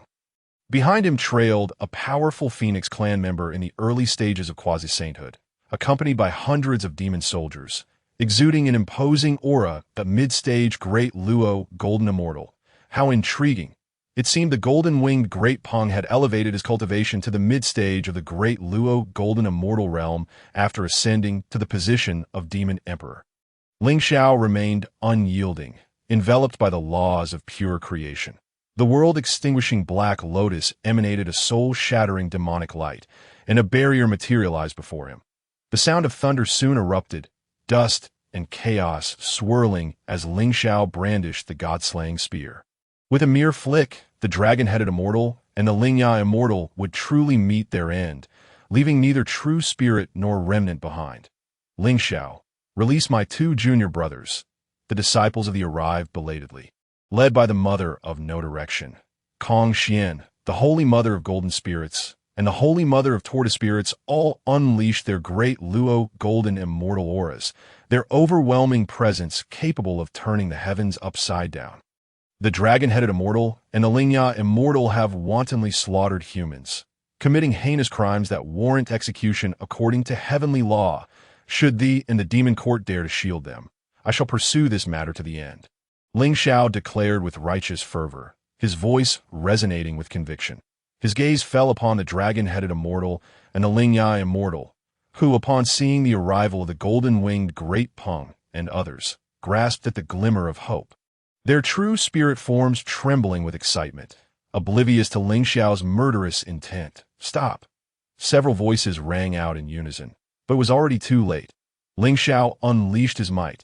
The god-slaying spear sliced through the true spirits of the dragon-headed immortal and the Lingya immortal, unleashing an unfathomable rage and killing intent, rendering them utterly annihilated. Not a trace of their true spirits even made it to the underworld. In other words, the dragon-headed immortal and the Lingya immortal had truly fallen, bereft of any chance for reincarnation. What a ruthless individual! Only a quasi-saint could utterly obliterate a being's opportunity for rebirth. Yet, Lingxiao, wielding the god-slaying spear, had slain both the dragon-headed immortal and the Lingxiao immortal. Even the celestial teacher could do nothing to reverse this fate. The medicine master Liliguang Buddha's gaze flickered, and a sense of awe for Lingxiao welled up within him. The Western Church must never offend this Eastern Emperor of pure clarity, lest they face dire consequences. Yanji Laozu, suppress Lingxiao for me.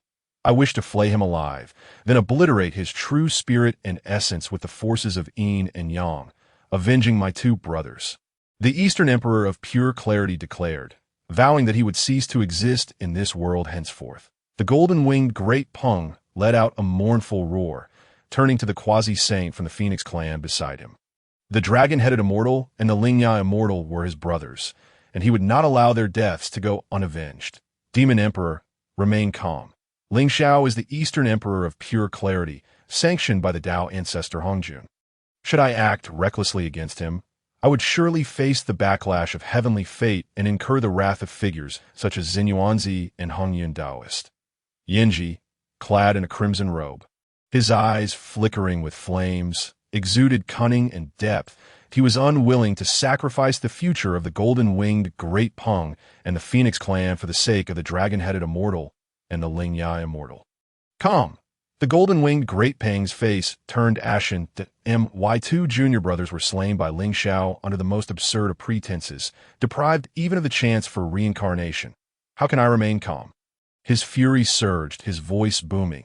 The dragon-headed immortal and the Lingxiao immortal were both favored disciples of the celestial teacher, and should the Golden-Winged Great Peng remain indifferent, he would certainly leave a poor impression in the celestial teacher's heart.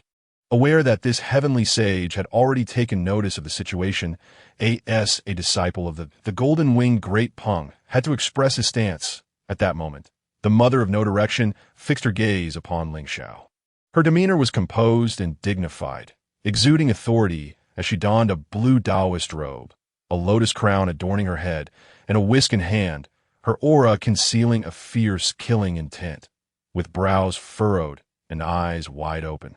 The mother of no direction thundered. The dragon-headed immortal and the Lingxiao immortal are the celestial teacher's personal disciples.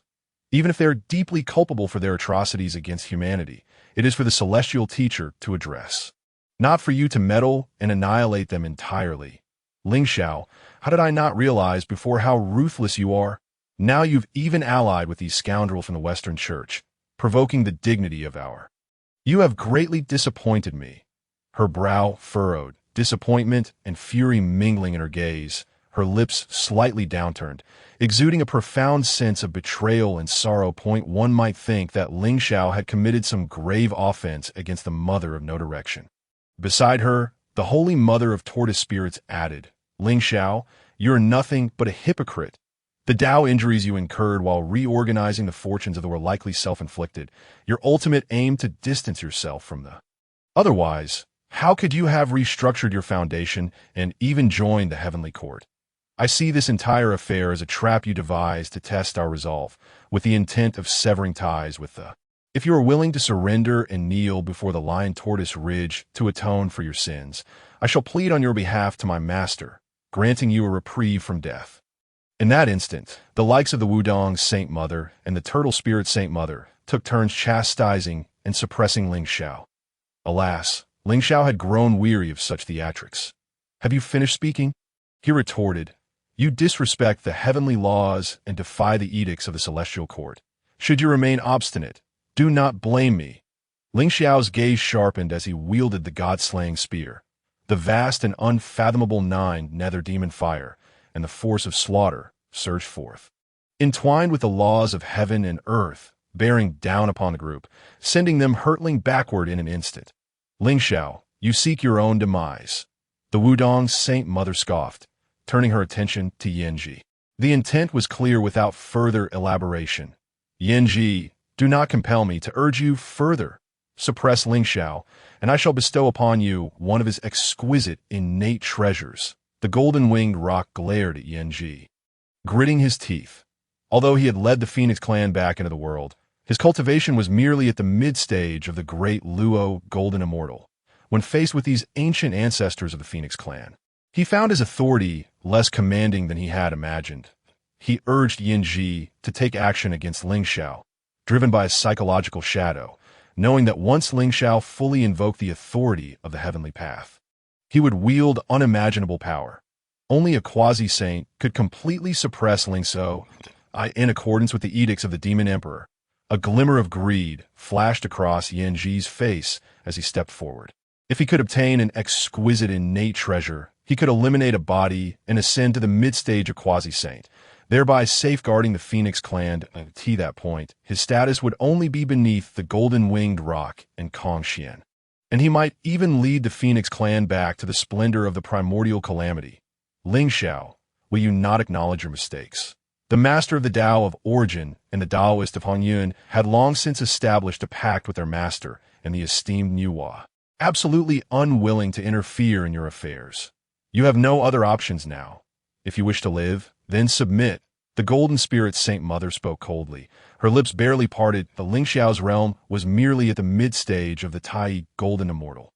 Even with the God-slaying spear and the world-destruction Black Lotus as his protective treasures, he could at most contend with a great Luo Golden Immortal at the early stage, let alone stir up trouble before a quasi-saint. In the eyes of the Golden Spirit Saint Mother, Lingxiao had but one path to tread, to bow his head in submission and yield to them. Enough of this noise. Lingxiao dismissed her with a casual utterance. His gaze unwavering, chest held high. The God-slaying spear erupted with bloodlight, while the world-destruction Black Lotus shimmered with the light of annihilation. The dragon-headed immortal and the spirit-toothed immortal were guilty beyond redemption. The Golden-Winged Rock had Kong Xuan as his elder brother, who was now the Demon Emperor of the Demon Court. It was not that Lingxiao dared not kill him, but rather that he had other plans. As for the Wudong Saint Mother and the others, Lingxiao could not be bothered to engage with them. Thus, he could only direct his ire towards Yanji, or rather, the might of the Demon Court. Lingxiao, kneel before me. Yanji loomed over Lingxiao, a smile tugging at the corners of his mouth, as his quasi-saint early-stage momentum surged forth like a tempest, a world-consuming flame pressing down upon Lingxiao. The very fabric of space fractured as the elements of earth, fire, wind, and water transformed. The overwhelming and profound aura caused the ground of the Line Tortoise Ridge, spanning millions of miles, to tremble. Huffed. Lingxiao's complexion paled as he spat out a mouthful of blood. This scene left Yanji dumbfounded. How could he not withstand the full force of my momentum, when I have yet to unleash my complete power? But in the next moment, Yanji caught sight of the deeply meaningful smile on Lingxiao's face. And a sudden chill crept down his spine, penetrating into his chest and soul. The Phoenix clan, in their disrespect for the Heavenly Way and their conspiracy against the Celestial Emperor, deserve extinction as a warning to others. Yanji, your fate is sealed. The medicine master of glazed light, quick-witted as ever, was the first to perceive the intent behind Lingxiao's smile. Channeling his entire magical essence, he raised his voice to the heavens. Boom! The sun and moon dimmed, and the world fell into darkness. The eye of heavenly punishment manifested, lightning intertwining and ensnaring Yanji. The karma of cause and effect descended upon him. Furthermore, the heavenly shackles that had previously vanished from Yanji's being began to coalesce once more. And even the other beings of the Phoenix clan within the southern bright volcano could not escape. Lingxiao, you have plotted against me. Yanji exclaimed, trembling with fear, pointing accusingly at Lingxiao. Leveraging the fortune of the Demon Court, the Phoenix clan had cleansed their karma and consequences. Yet now, due to his momentary lapse in vigilance, he had provoked such calamity. Beyond fear, Yanji's mind was plagued with countless enigmas. Why, after merely striking at Lingxiao, did the Heavenly Way impose such a cruel punishment? During the primordial calamity, the three clans fought, sowing seeds of slaughter and infinite karma. The Dao ancestor Hongjun and the Heavenly Way had shown mercy, allowing the Phoenix clan to suppress the southern bright volcano and redeem their sins. Yet now, the Phoenix clan sought to repeat the mistakes of the past, defying the Heavenly Way and betraying the Dao ancestor. I, a humble practitioner, follow the Heavenly Way and protect all beings. How could I allow the Phoenix clan to run amok? Lingxiao spoke with a calm demeanor, addressing Yanji slowly. His words rang clear and resounding. Among those present, save for the medicine master of glazed light who had foreseen this, everyone else stood frozen in shock, especially the Golden-Winged Rock and Kong Xuan, whose faces were etched with malice. Lingxiao, you are severing the Phoenix clan's only hope. You cannot do this. Those beings of the Phoenix clan are innocent. The Wudong Saint Mother, regaining her composure, spoke with a mixture of fear and unease. Haha, the sins committed by the Yuan Feng and the ancestors of the Phoenix clan were sufficient for the Heavenly Way to eradicate them entirely. The mere fact that the Phoenix clan still exists in this world is already a testament to the Heavenly Way's compassion. In the eyes of this humble practitioner, it is the beings of the human race, devoured and ravaged by the likes of the Golden-Winged Rock and others, who are truly the innocent ones. Lingxiao let out a cold laugh, his words imbued with thunderous intensity, leaving the Wudong Saint Mother speechless and her expression in a state of turmoil. The Phoenix clan could suppress the southern bright volcano simply by calming the restless fire veins. Yet, in contrast, the Dragon clan needed to sacrifice lives to fill the spring of the eastern sea, and the Qilin clan transformed into auspicious omens of the wilderness, nearly facing annihilation. It could be said that among the three clans, the Phoenix clan's fate was the most favorable. Yet, Yanji and the others failed to cherish it. The demon court disrespected the Heavenly Way, allowing Yanji to attempt to slay the eastern extreme Qinghua Emperor. I, with my fated bond with Lingxiao, have come to Fengqi Mountain today to seek justice from the demon court. If not, I shall gladly sink the primordial earth. The voice of Wang Shu echoed above Fengqi Mountain, resonating throughout the primordial world. Exquisite and unparalleled, she commanded the path of the great Yin. High above the clouds, Lingxiao, who had observed this scene, felt a deep brilliance flickering in his eyes. The grand performance was just beginning. Onward, to Fengqi Mountain, Lingxiao turned to the medicine master of glazed light, speaking with a nonchalant tone. The Golden-Winged Rock, Yanji, and others were completely overlooked by him. Excellent. The medicine master of glazed light nodded in agreement. In the blink of an eye, Lingxiao, the medicine master of glazed light, the dragon-taming Arhut, and others made their way towards Fengqi Mountain.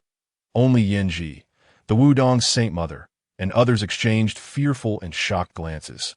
How shall we deal with the eye of heavenly punishment? The Golden Spirit Saint Mother gazed at the heavens, where the bloodlight and thunder interwove within the eye of heavenly punishment, casting a cold and merciless gaze upon Yanji and the Golden-Winged Rock. As the rules of fate continuously evolved, as if about to unleash calamity in the next moment, the heavenly shackles of the Phoenix clan re-emerged, but fortunately, the younger brother of the Golden-Winged Rock was protected by the fortunes of the demon court and the interception of the teachings, thus avoiding the same fate as Yanji. The Phoenix clan could only become pawns, allowing Yanji to fend for himself. The Turtle Spirit Saint Mother spoke indifferently, as her words fell. They left everyone in a stupor, for they had not anticipated the Turtle Spirit Saint Mother to be so resolute, devoid of any sympathy or compassion. With just a few words, she had sentenced Yanji to death. Boom! Thunder roared and the echoes of the Dao resonated throughout the air. The eye of divine retribution flickered ominously as the heavenly wrath descended upon the blazing figure of Yanji, enveloped by the relentless bloodlust of the divine thunder from the purple heavens.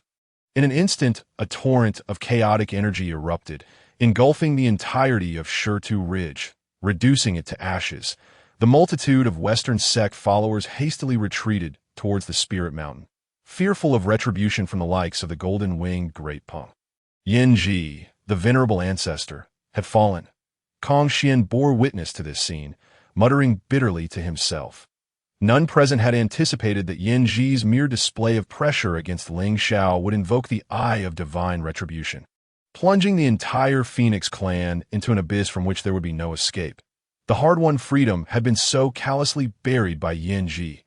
At most, he could sink the primal chaos. Alone, Wang Shu ventured into Fengqi Mountain, seeking her own demise. Our demon court cannot lay a hand on Lingxiao, but that does not grant her the audacity to act with such arrogance. Cursed chaos demon god! The Golden-Winged Great Peng trembled, gritting its teeth in fury. Ji, a formidable being at the nascent stage of the quasi-saint realm, had thus perished. All of this, a consequence of Lingxiao's insidious machinations.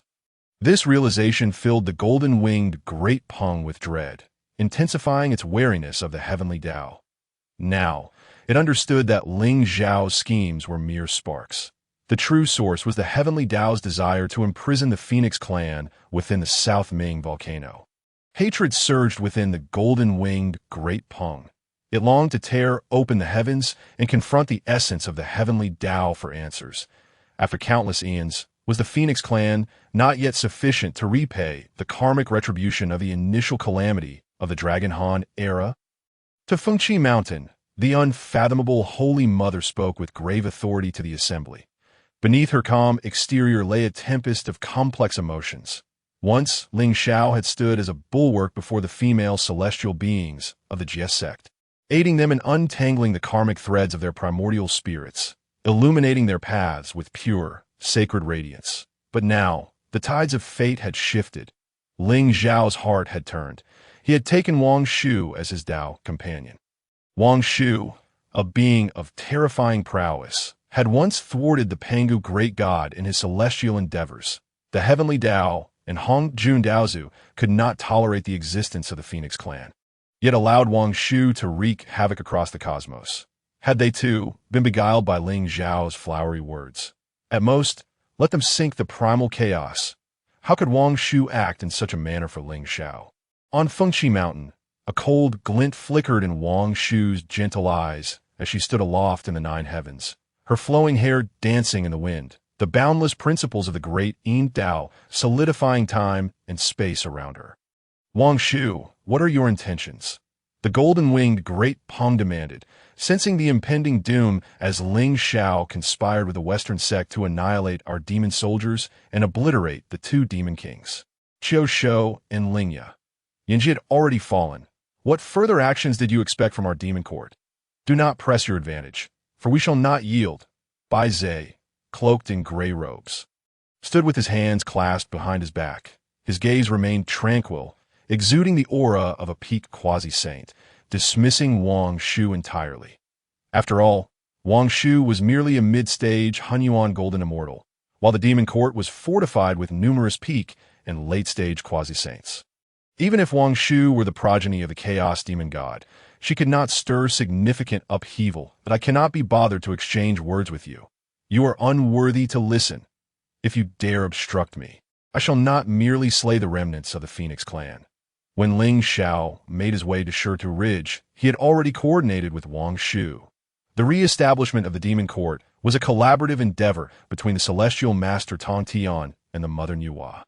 However, Lingxiao, as the Eastern Emperor of the Azure Heavens, could not permit the Demon Court to run rampant and infringe upon the rightful status of the Heavenly Court. Thus, he facilitated Wang Shu in finding the opportune moment to turn Fengqi Mountain upside down. Now, Wang Shu would not easily retreat. As her words fell, the principles of the great Yin Dao surged forth like a tidal wave, sweeping toward Bai Zhe. Wang Shu vanished from sight. In the next moment, countless palatial structures on Fengqi Mountain crumbled, figures transformed into torrents of blood, only to be reduced to dust by the great Yin Dao's principles. The fallen beings were all nascent quasi-saints of the Phoenix clan. They had managed to break free from the Heavenly Dao's shackles through the fortune of the Demon Court, but now, due to Yin Ji's foolish actions, they were once again bound by the Heavenly Dao's rules. Their primordial spirits, true essences and cultivation levels shackled, leaving them without the strength to resist Wang Shu. Thus began an unbalanced massacre. Wang Shu, do you dare? Several figures materialized, preparing to besiege Wang Shu. Yet, even though she was a mid-stage Hunyuan golden immortal, her capabilities were boundless. The power of the great Yin surged. Streaks of purple-golden brilliance emerged. The primordial measuring ruler, which does not stain its hands with karma. Indeed, Wang Shu thought to herself as her divine abilities and principles continued unabated. In the midst of the great opening cataclysm, Wang Shu's great Yin divine staff was utterly obliterated. Hence, Lingxiao temporarily entrusted her with the primordial measuring ruler, enabling her to unleash her utmost combat prowess. Boom! The central palace atop Fengqi Mountain collapsed. Wang Shu annihilated the last nascent quasi-saint of the Phoenix clan, calmly standing amidst the encircling demon court powers. With a graceful and aloof demeanor, her exquisite visage resembled jade. Her long hair like ink, radiating an aura of coldness, with ethereal orchids of the great Yin Dao blooming beneath her feet. Isolated from the world, she stood unparalleled in beauty. Wang Shu, you are audacious. You have slain dozens of our nascent quasi-saints and nearly reduced Fengqi Mountain to ruins. You must provide an explanation to this sovereign, or you shall undoubtedly meet your demise. What nonsense about Dao companions and fates. I shall make Lingxiao experience the agony of losing his beloved. Luya, disheveled and covered in dust, soared forth from the crumbling palace. His crimson golden imperial robe was soiled, blood trickled from his mouth, and his body was ensnared in a chilling light, the great Yin power continuously eroding his form. The aura of the great Yin Dao that Wang Shu had inadvertently released while slaying those powerful phoenix beings had nearly extinguished him. This indignation was unbearable for Luya. Is that so? Lingxiao's voice suddenly rang out. The god-slaying spear transformed into a bolt of light, hurtling toward Luya from afar. The ancestral Kunping acted swiftly, deflecting the spear. Otherwise, Luya would have either perished or been gravely injured. Leave the rest to this humble Taoist. Lingxiao descended before Wang Shu, gently grasping her jade hand, his eyes shimmering with affectionate depth, a gentle smile gracing his features. This scene left Wang Shu momentarily entranced. If you require it, I can break through at a moment's notice and obliterate the demon court. Wang Shu lifted her jade hand to smooth a stray lock of hair behind Lingxiao's ear. Gentle and soft, the aura of killing intent and aloofness dissipated, leaving Lingxiao with her bright, autumn-like gaze and a tender smile at the corner of her lips. Beyond the horizon, the unfathomable Holy Mother and others finally arrived. Upon entering the scene, they were met with the intimate display between Wang Shu and Lingxiao. The unfathomable Holy Mother, the Golden Spirit Holy Mother, and the Turtle Spirit Holy Mother all curled their lips. A sense of discomfort washing over them, akin to having their toys claimed by another. Anger and dissatisfaction welled within them. Lingxiao, how treacherous you are. Dozens of our Phoenix clan elders have been slaughtered at your behest. I shall contest you. Kong Xuan's heart ached as he beheld the devastation. Fengqi Mountain had nearly turned to ruins, the remnants of blood splattered everywhere. From within, he sensed a familiar essence, that of a recent predecessor who had imparted numerous secret methods of the Phoenix clan to him. Separated by the heavens, the cruel reality struck. Even with Kong Xuan's inherently peaceful nature, he could not suppress the thunderous wrath that surged within him, intent on confronting Lingxiao. The sea of suffering is boundless. Turning back is the shore. My dear friend Kong Xuan possesses profound roots and a resolute heart. He will surely step into the quasi-saint realm in the future. If you involve yourself in today's affairs, you shall indeed plunge into the abyss of hell, unable to break free from your shackles. The medicine master, Liuli Guangfua, clasped his hands together, reciting sacred verses. The golden light of Buddhist merit shimmered as he positioned himself before Kong Xuan, unleashing the aura of an early-stage Deluo golden immortal, wishing to prevent Kong Xuan from acting against Lingxiao. Lingxiao was a mid-stage Tai, a golden immortal, while Kong Xuan now stood a full realm above him. Even with the god-slaying spear and other supreme treasures in Lingxiao's possession, the medicine master Liuli Guangfua believed he would find himself at a disadvantage. Thus, this disciple of the Western Two Saints stepped forth to advocate for him. Thank you, medicine master. Lingxiao turned and nodded lightly. He then softened his gaze, patting Wang Shu's hand. To involve you in this is truly a last resort. Upon hearing these words, Wang Shu smiled gently, her voice a melodious whisper. The debt of saving one's life cannot be repaid. I can only offer myself in return. Since Hong Jun Daozu has candidly declared our destined bond, I, as the princess, must assist you that if you feel any remorse. Then upon our return to Penglai Immortal Island, you shall massage my shoulders and knead my legs, serving me well. The air was thick with an ambiguous atmosphere. Massage my shoulders and knead my legs. Upon hearing Wang Shu's words, many male immortals thumped their chests and stomped their feet in disbelief. Why would this extraordinary beauty reward Lingxiao? Ha, splendid! Lingxiao's eyes sparkled as he chuckled. The laws of the Tian Path were ethereal and mysterious. In the next moment, Wang Shu had appeared miles away, leaving Lingxiao surrounded by the various quasi-saints of the demon court, without a hint of concern. Wang Shu was more than aware of Lingxiao's profound strength. Moreover, it would not be appropriate for her to intervene in the ensuing events. Lingxiao, you have defied your masters and disrespected the sages. Now, you have even slain 2 of my sect's beloved disciples and allowed Wang Shu to annihilate the Phoenix clan's quasi-saint powers. You must provide this emperor with an explanation. Otherwise, do not blame me for summoning my master and the goddess Niwa. Luya pointed at Lingxiao, his expression contorted with rage.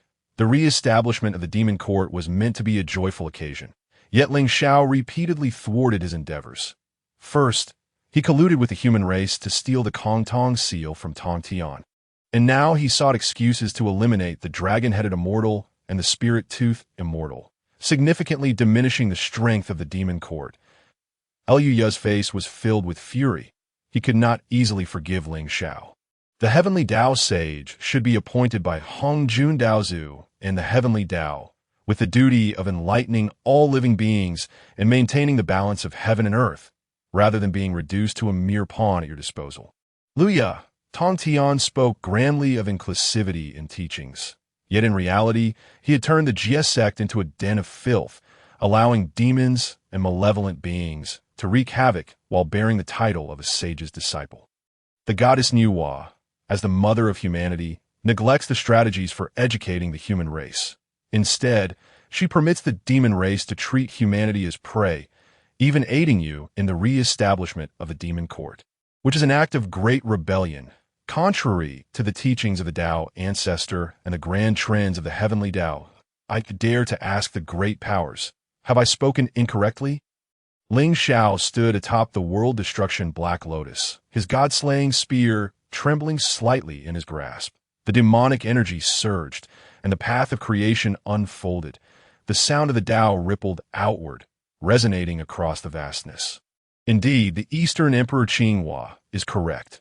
The primordial heavenly venerable sat cross-legged upon the cloud platform, accompanied by the burning lamp Taoist and a multitude of disciples from the Chan sect. Their holy might was magnificent and boundless. Shifting his tone, he continued, I act in accordance with the Heavenly Dao, elucidating the principles of the Dao, often restraining my disciples to prevent them from oppressing the masses. Yet my junior brother Tongtian and my junior sister Niwa act in opposition to this. And it pains my heart. Young friend Lingxiao, executing the Heavenly Dao's will by slaying the dragon-headed immortal and the spirit-toothed immortal is an action in accordance with the greater trend. A righteous act on behalf of the heavens. How can there be any fault in that? The primordial heavenly venerable regarded Lingxiao with a nod of approval. In that moment, a peculiar sensation arose within him. He felt as if he had always lived in Lingxiao's shadow. Compared to following the Heavenly Dao and revering the Dao ancestor, the primordial heavenly venerable appeared almost juvenile before Lingxiao. Originally, he had intended to remain a passive observer atop Kunlun Mountain, but who could have anticipated that Lingxiao's words would echo his own unspoken sentiments? Thus, the primordial heavenly venerable felt compelled to lend his support from behind. Otherwise, should the demon court conspire against him, it would spell disaster for the entire world of the primordial chaos. Indeed, this is most unjust. Each of his statements cast Hongjun Daozu before the Heavenly Dao. No wonder he garnered the Dao ancestor's favor. Guang Chengzi looked at Lingxiao with an expression of respect. As the head of the Chan sect, inheriting the teachings of the primordial heavenly venerable, he now found himself somewhat bewildered. How could Lingxiao align with the Heavenly Dao more than he himself? A model for our generation, the errors of the goddess Niwa and Master Tongtian had been laid bare by Lingxiao. Their support for Luya in re-establishing the demon court was indeed a case of being bewitched and losing their senses. Realizing Zhenren Yuding raised his head proudly, smacking his lips as he spoke. Only Lingxiao could stand boldly against 2 Heavenly Dao sages in this world. Heavenly Venerable, I am immensely grateful for your just words on behalf of the younger generation. Taoist Jianglong, please assist me in preparing tea for the Heavenly Venerable. As it serves to express my respect, Lingxiao slightly bowed, performing a respectful gesture toward the Primordial Heavenly Venerable. When it comes to protecting one's disciples, the Primordial Heavenly Venerable stood unparalleled in the world of primordial chaos. In the original history of the primordial chaos, he had lowered himself to confront the likes of the three heavens, disregarding his own dignity as a sage for the sake of his disciples. Given that the Primordial Heavenly Venerable could take the initiative to appear, Lingxiao understood he would speak in defense of him, and thus this necessary respect must not be neglected. Serving the Enlightenment tea was a matter of courtesy. Young friend Lingxiao, the Taoist Jianglong, is somewhat clumsy. Let us brothers handle this matter. Suddenly, a resplendent golden light burst forth from beyond the horizon. Jin and Junti, riding upon golden lotuses and exuding boundless merit and virtue, soon appeared before Lingxiao. Junti rubbed his hands together, forcing a smile toward Lingxiao. Master, you all. Taoist Jianglong looked perplexed at the two sages from the west. Clumsy? Was that referring to himself? However, seeing Jane and Junti's earnest gazes, he silently stepped back, feeling somewhat regretful. Had he brewed tea for the Primordial Heavenly Venerable, he might have savored its flavor. The Enlightenment tea. What could it possibly taste like? I have brought 2 sages with me. Here are 9 leaves of Enlightenment tea, along with a pot of Sanguang divine water. I must trouble you with these. Lingxiao could not help but chuckle as he produced the Enlightenment tea leaves and the Sanguang divine water. Each sage shall receive 3 leaves of Enlightenment tea. It is settled. In the face of the demon court and the disciples of the Jie Sect, there is no need for any retreat. We brothers, along with my elder brother Primordial Heavenly Venerable, will ensure justice prevails. Junti's magical power stirred as he whisked away the Enlightenment tea leaves and the Sanguang divine water, landing directly upon the Primordial Heavenly Venerable's cloud platform to commence his work. However, in the Primordial Heavenly Venerable's cup were 3 leaves of Enlightenment tea, while Junti and Jin's jade cups contained only 1 leaf each. The remaining 4 leaves had been discreetly stored away. As Heavenly Dao sages, the importance of sudden enlightenment was diminished, that if savings could be made, then so be it. My 2 junior brothers, must you truly be so miserly? The Primordial Heavenly Venerable found himself both amused and exasperated as he lifted the jade cup. Before him, the 3 leaves of Enlightenment tea swirled with the laws of the Tao, emanating profound and boundless light. Merely the fragrance wafting from them could clear one's spirit and purify one's mind. A gentle sip was refreshing and invigorating. The disciples of the Chan sect looked on with envy, yearning to experience the awakening brought by the Enlightenment tea. Not to hide anything from my elder brother, our Western sect has already acquired 9 leaves of Enlightenment tea from friend Lingxiao, and with the 4 just received, it is sufficient for 13 disciples to ascend to the great Luo golden immortal realm. My elder brother's generosity in consuming it may not only be Enlightenment tea, but perhaps the opportunity for 2 disciples to attain the great Luo golden immortal status, upon witnessing the Primordial Heavenly Venerable consume the tea. Jane spoke with a mischievous glint in his eye. The first sip of Enlightenment tea was the most mystical, capable of granting sudden insight into the Tao. Now, even if the Primordial Heavenly Venerable wished to share it with his disciples, there was no means to do so. 13 leaves of Enlightenment tea. Surely you haven't just given away your entire fortune to friend Lingxiao. The Primordial Heavenly Venerable nearly spat out his tea. Appearing calm on the surface, yet internally feeling a twinge of jealousy. When did the 2 sages from the West become so affluent? Just the thought of a single leaf of Enlightenment tea being able to elevate a disciple to the great Luo golden immortal realm made his heart ache, as he could sense the resentful gazes of his disciples behind him. How could that be? We brothers merely exchanged 12-petal merit golden lotuses with friend Lingxiao, and on the side, had a few disciples assist him in vanquishing the demons of Shizhou Ridge. Junti patted his chest, speaking with righteous fervor. Little did he know, this statement would stir up a considerable uproar. On the cloud platform, the Primordial Heavenly Venerable's lips twitched as he looked on in shock at Master Junti. You so easily relinquished the merit Golden Lotus? In astonishment, the primordial heavenly venerable's mind swirled with tumultuous thoughts. He immediately discerned Lingxiao's intentions, which were to utilize the merit Golden Lotus, the Qingping sword, and other treasures to enhance his essence and even facilitate his foundation's transformation. After all, Lingxiao, recalling the wretched state he was in upon departing from Kunlun Mountain, remains indelibly etched in his memory. With his original essence utterly annihilated, his primordial spirit desiccated, and his path marred by injuries, he nevertheless managed to reconstruct his foundation and even transform it into the 24th grade pure world White Lotus. From that moment onward, he rose to prominence. Should he integrate treasures such as the merit Golden Lotus, the Qingping sword, and the world-destroying Black Lotus, Lingxiao's foundation would surpass all innate divine beings. Standing shoulder to shoulder with Hongjun Daozu, Yuan Shi Tianzun gasped in astonishment, sipping the enlightenment tea to quell the shock within his heart. His gaze fell upon Lingxiao, a serious expression adorning his face. Lingxiao, in accordance with the heavens and the Tao, has garnered significant esteem from Hongjun Daozu. The fusion of the merit Golden Lotus and other treasures would undoubtedly not incur the suppression of the heavenly order.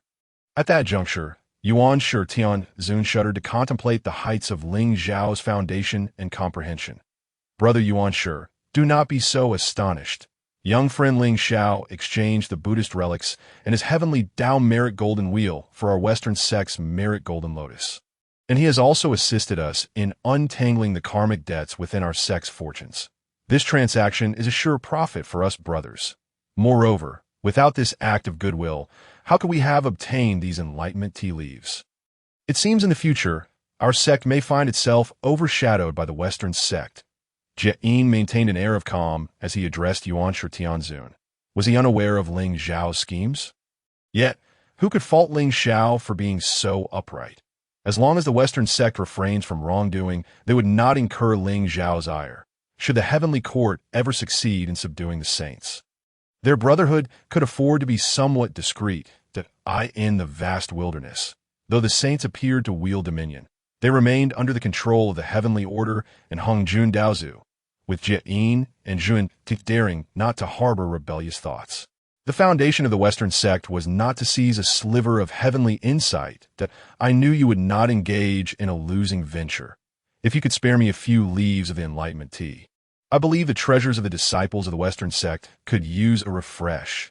Yuan Shi Tianzun patted Jie's shoulder, his demeanor transforming into one of warmth and amiability. The Chan sect must not be subdued by the Western sect. What my brother has said, I cannot comprehend. Jie feigned ignorance, shifting his posture slightly away, signaling his reluctance for a deeper engagement with Yuan Shi Tianzun. This scene elicited laughter from onlookers as the winds and clouds shifted in the skies. Lingxiao's final traces of concern dissipated upon the appearance of Yuan Shi Tianzun and the two saints from the west. He surveyed the surroundings with an air of nonchalance, only to find Jie, Luya, and others wearing ashen expressions that Luya, were you not supposed to invite Tongtian Jiaozhu and Nu Wan Yang to emerge? Lingxiao inquired with a slight smile, directing his gaze toward Luya. When one examines the unfolding events, it was evident that he had occupied the moral high ground from the very beginning.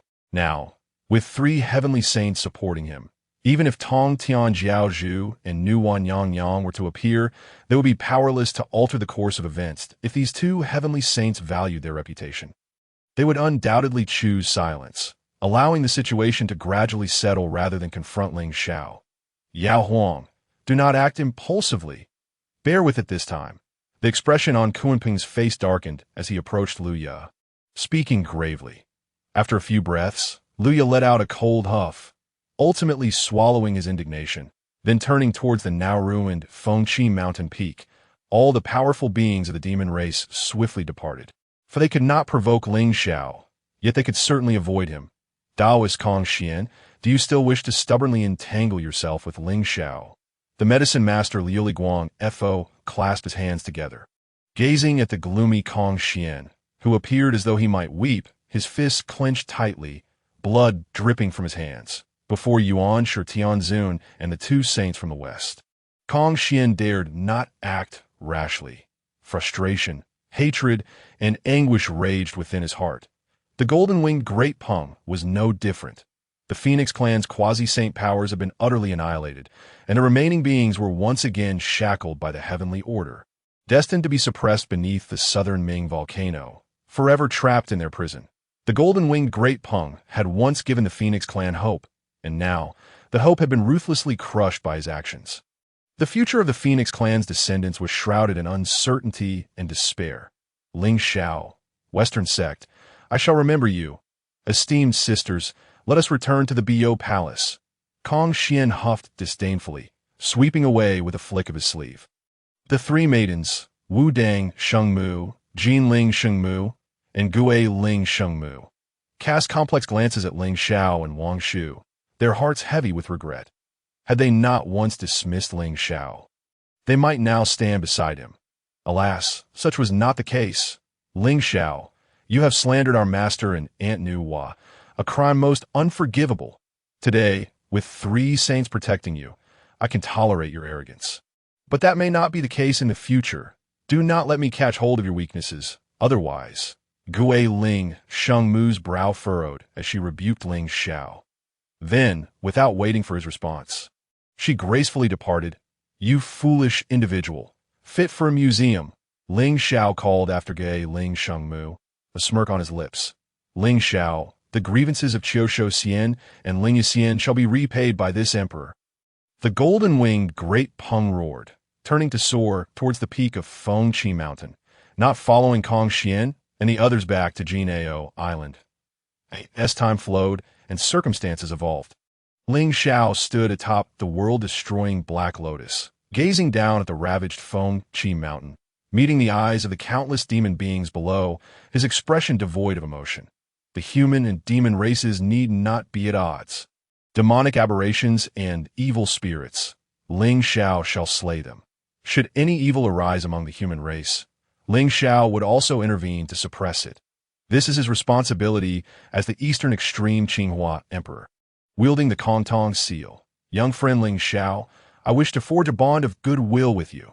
How about I gift you this 3 treasures jade rui? Yuan Shi Tianzun's demeanor shifted slightly, his holy presence receding, appearing akin to a kind-hearted, venerable elder. The Chan sect follows the heavenly order, and Lingxiao does so as well. In Yuan Shi Tianzun's eyes, Lingxiao was akin to a kindred spirit. Thus, forging a connection with this Eastern Extreme Qinghua Emperor through the 3 treasures jade rui seemed entirely reasonable. In response, Lingxiao performed a courteous bow of refusal. Esteemed elder, such a gift cannot be declined. It is a matter of the laws of heaven and earth. However, as I have no ties to the Chan sect, if I were to accept the 3 treasures jade rui without caution, I fear it may invite karmic repercussions that in due time, I shall personally visit Kunlun Mountain to pay my respects to the revered Tongtian that time, in accordance with the heavenly order. I shall ensure the Chan sect gains a steadfast pillar, and only then shall it be appropriate for the esteemed Tianzun to bestow the 3 treasures jade rui upon me. Here are 3 leaves of enlightenment tea, a humble gift from me to the esteemed Tianzun. I hope you will accept it. As he spoke, Lingxiao gracefully waved his jade sleeve, producing a jade box containing 3 leaves of enlightenment tea, which then hovered before Yuan Shi Tianzun. Lingxiao was not being stingy. Rather, he could not show favoritism. Previously, at Shumi Mountain, he had only gifted the 2 saints of the West 6 leaves of enlightenment tea. Thus, presenting 3 leaves to Yuan Shi Tianzun was entirely reasonable. Should he offer more, it would surely displease the 2 saints of the West. Young friend Lingxiao is quite thoughtful. It seems I have been a bit reckless. Yuan Shi Tianzun said, accepting the jade box, a look of appreciation gracing his features. Following this, Lingxiao watched as Yuan Shi Tianzun and the 2 saints from the West took their leave. Lingxiao, why did you not accept the 3 treasures jade rui? With the great path you command, surely you could erase any sense of karmic consequence. Wang Shu, her figure graceful, approached Lingxiao, taking his hand and leaning her delicate frame against him, a hint of shyness gracing her countenance. Having experienced these events, their bond as partners was now firmly established. While karmic ties may be erased, I cannot forget the bonds of human sentiment. The Tianzun adheres to the heavenly order, respecting the laws of heaven and earth. I cannot be ungrateful. Having chosen to follow the heavenly order and become the eastern extreme Qinghua emperor, I must uphold a righteous heart and must not covet trivial gains. Lingxiao embraced Wang Shu's slender waist, exuding an ethereal charm, both refined and amiable. In Wang Shu's eyes, admiration sparkled brightly. Soon after, she leaned in, her crimson lips brushing against Lingxiao's ear, playfully whispering, "You promised this princess you would massage my shoulders and legs. You cannot be untrustworthy." On the enchanting isle of Penglai, enveloped in mystical mists, the pure life Dao palace was permeated with an alluring fragrance. Lingxiao stood before the jade couch, his face betraying no sign of concern. Yet waves of emotion surged within him, his blood boiling in his chest and veins, causing him to swallow hard. Wang Shu languidly reclined upon the jade couch, her delicate waist curving slightly, her long jade legs gleaming, casually intertwined. Turning her head to glance at Lingxiao, her enchanting face revealed a blush and a hint of anticipation. Her eyes narrowed slightly, and the corners of her mouth lifted in a barely perceptible smile. "Lingxiao, showcase your unparalleled skills of shoulder massage and leg kneading," she urged, her crimson lips parting slightly, exhaling like the fragrance of orchids, with a playful demeanor that was both charming and gently shy. Her eyes gradually grew dreamy. What seasoned veteran could withstand such a test? Were it not for Wang Shu being a formidable being at the mid-stage of the Hunyuan Golden Immortal Realm, far surpassing his own cultivation, today would not be merely about shoulder massages and leg kneading. Lingxiao mused internally, his gaze clear and profound, suppressing the rising fire of desire. "Wang Shu, I shall commence." With a slight tremor of his hands, he resolutely seated himself beside the jade couch. Then, the ethereal mist thickened, and beads of fragrant sweat began to trickle down Wang Shu's fair skin. In the depths of the East Sea, dark currents swirled. A magnificent palace stood proudly at the center of the abyss. It was the Dragon Palace of the East Sea. Inside the grand hall, various treasures shimmered brilliantly, and 4 robust Taoists sat upon their thrones.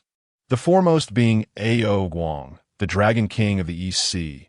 Clad in a deep blue brocade robe adorned with lifelike wave patterns, he exuded an air of majesty and solemnity, his dragon horns standing tall like ancient pines. His dragon whiskers long and flowing, emanating a formidable aura. The other 3 were equally distinguished, being the remaining 3 dragon kings, Ao Qin, Ao Run, and Ao Shun. Ao Guang's expression turned serious as he solemnly addressed them. "During the time of the witch and demon calamity, we, following the divine will, allowed our dragon clan to become the totem of the human race, thereby gaining some heavenly fortune to assist our clan in breaking free from the shackles of the heavenly path. Now, with the impending arrival of the divine calamity, as various sects vie for dominance and the heavenly saints confront one another, we must choose a faction to align with. Only then can we hope to gain fortune and merit, cleansing our past karma and sins. Brothers, what are your thoughts? At the beginning of the Dragon Han calamity, the 3 races contended for supremacy. After the fall of the ancestral dragon, the dragon clan suppressed the 4 seas. With countless ancestral dragons sacrificing themselves in the East Sea's spring to accrue merit and atone for the karmic debt incurred during the Dragon Han calamity. Now, Ao Guang saw an opportunity, with the resurgence of the Demon Court and the Golden-Winged Great Peng aiding the Phoenix clan in attaining freedom. Why should the Dragon clan not attempt a similar endeavor? Of course, Ao Guang would not allow the Dragon clan to suffer the same fate as the Phoenix clan. Upon hearing this, Ao Qin slowly spoke. By common logic, the Dragon clan must choose a saintly sect. However, after witnessing the actions of the Eastern Emperor Qinghua, I believe we should join the Heavenly Court. Moreover, when the Jade Emperor and the Yao Qi first took control of the Heavenly Court, they had sent the Tai Bai Star to invite our Dragon clan to ascend. But at that time, we declined their goodwill for various reasons. Now, with Lingxiao receiving the favor of Hongjun Daozu and establishing good relations with Yuanshi Tianzun and the two saints of the West. This signifies that the Heavenly Court's orthodox position will be further solidified. As the words fell, the others exchanged glances, and then began to discuss fervently, their smiles growing more pronounced as they envisioned the day the Dragon Clan would break free from the shackles of the Heavenly Path. What my esteemed brothers think aligns perfectly with my plans. In fact, prior to inviting you to the Dragon Palace of the East Sea for this discussion, I visited the East Sea Spring to seek counsel from our ancestral dragons. They believe the Dragon Clan should no longer attempt to vie for supremacy in the vast wilderness. Only by aligning with the Heavenly Path can we hope for a sliver of opportunity.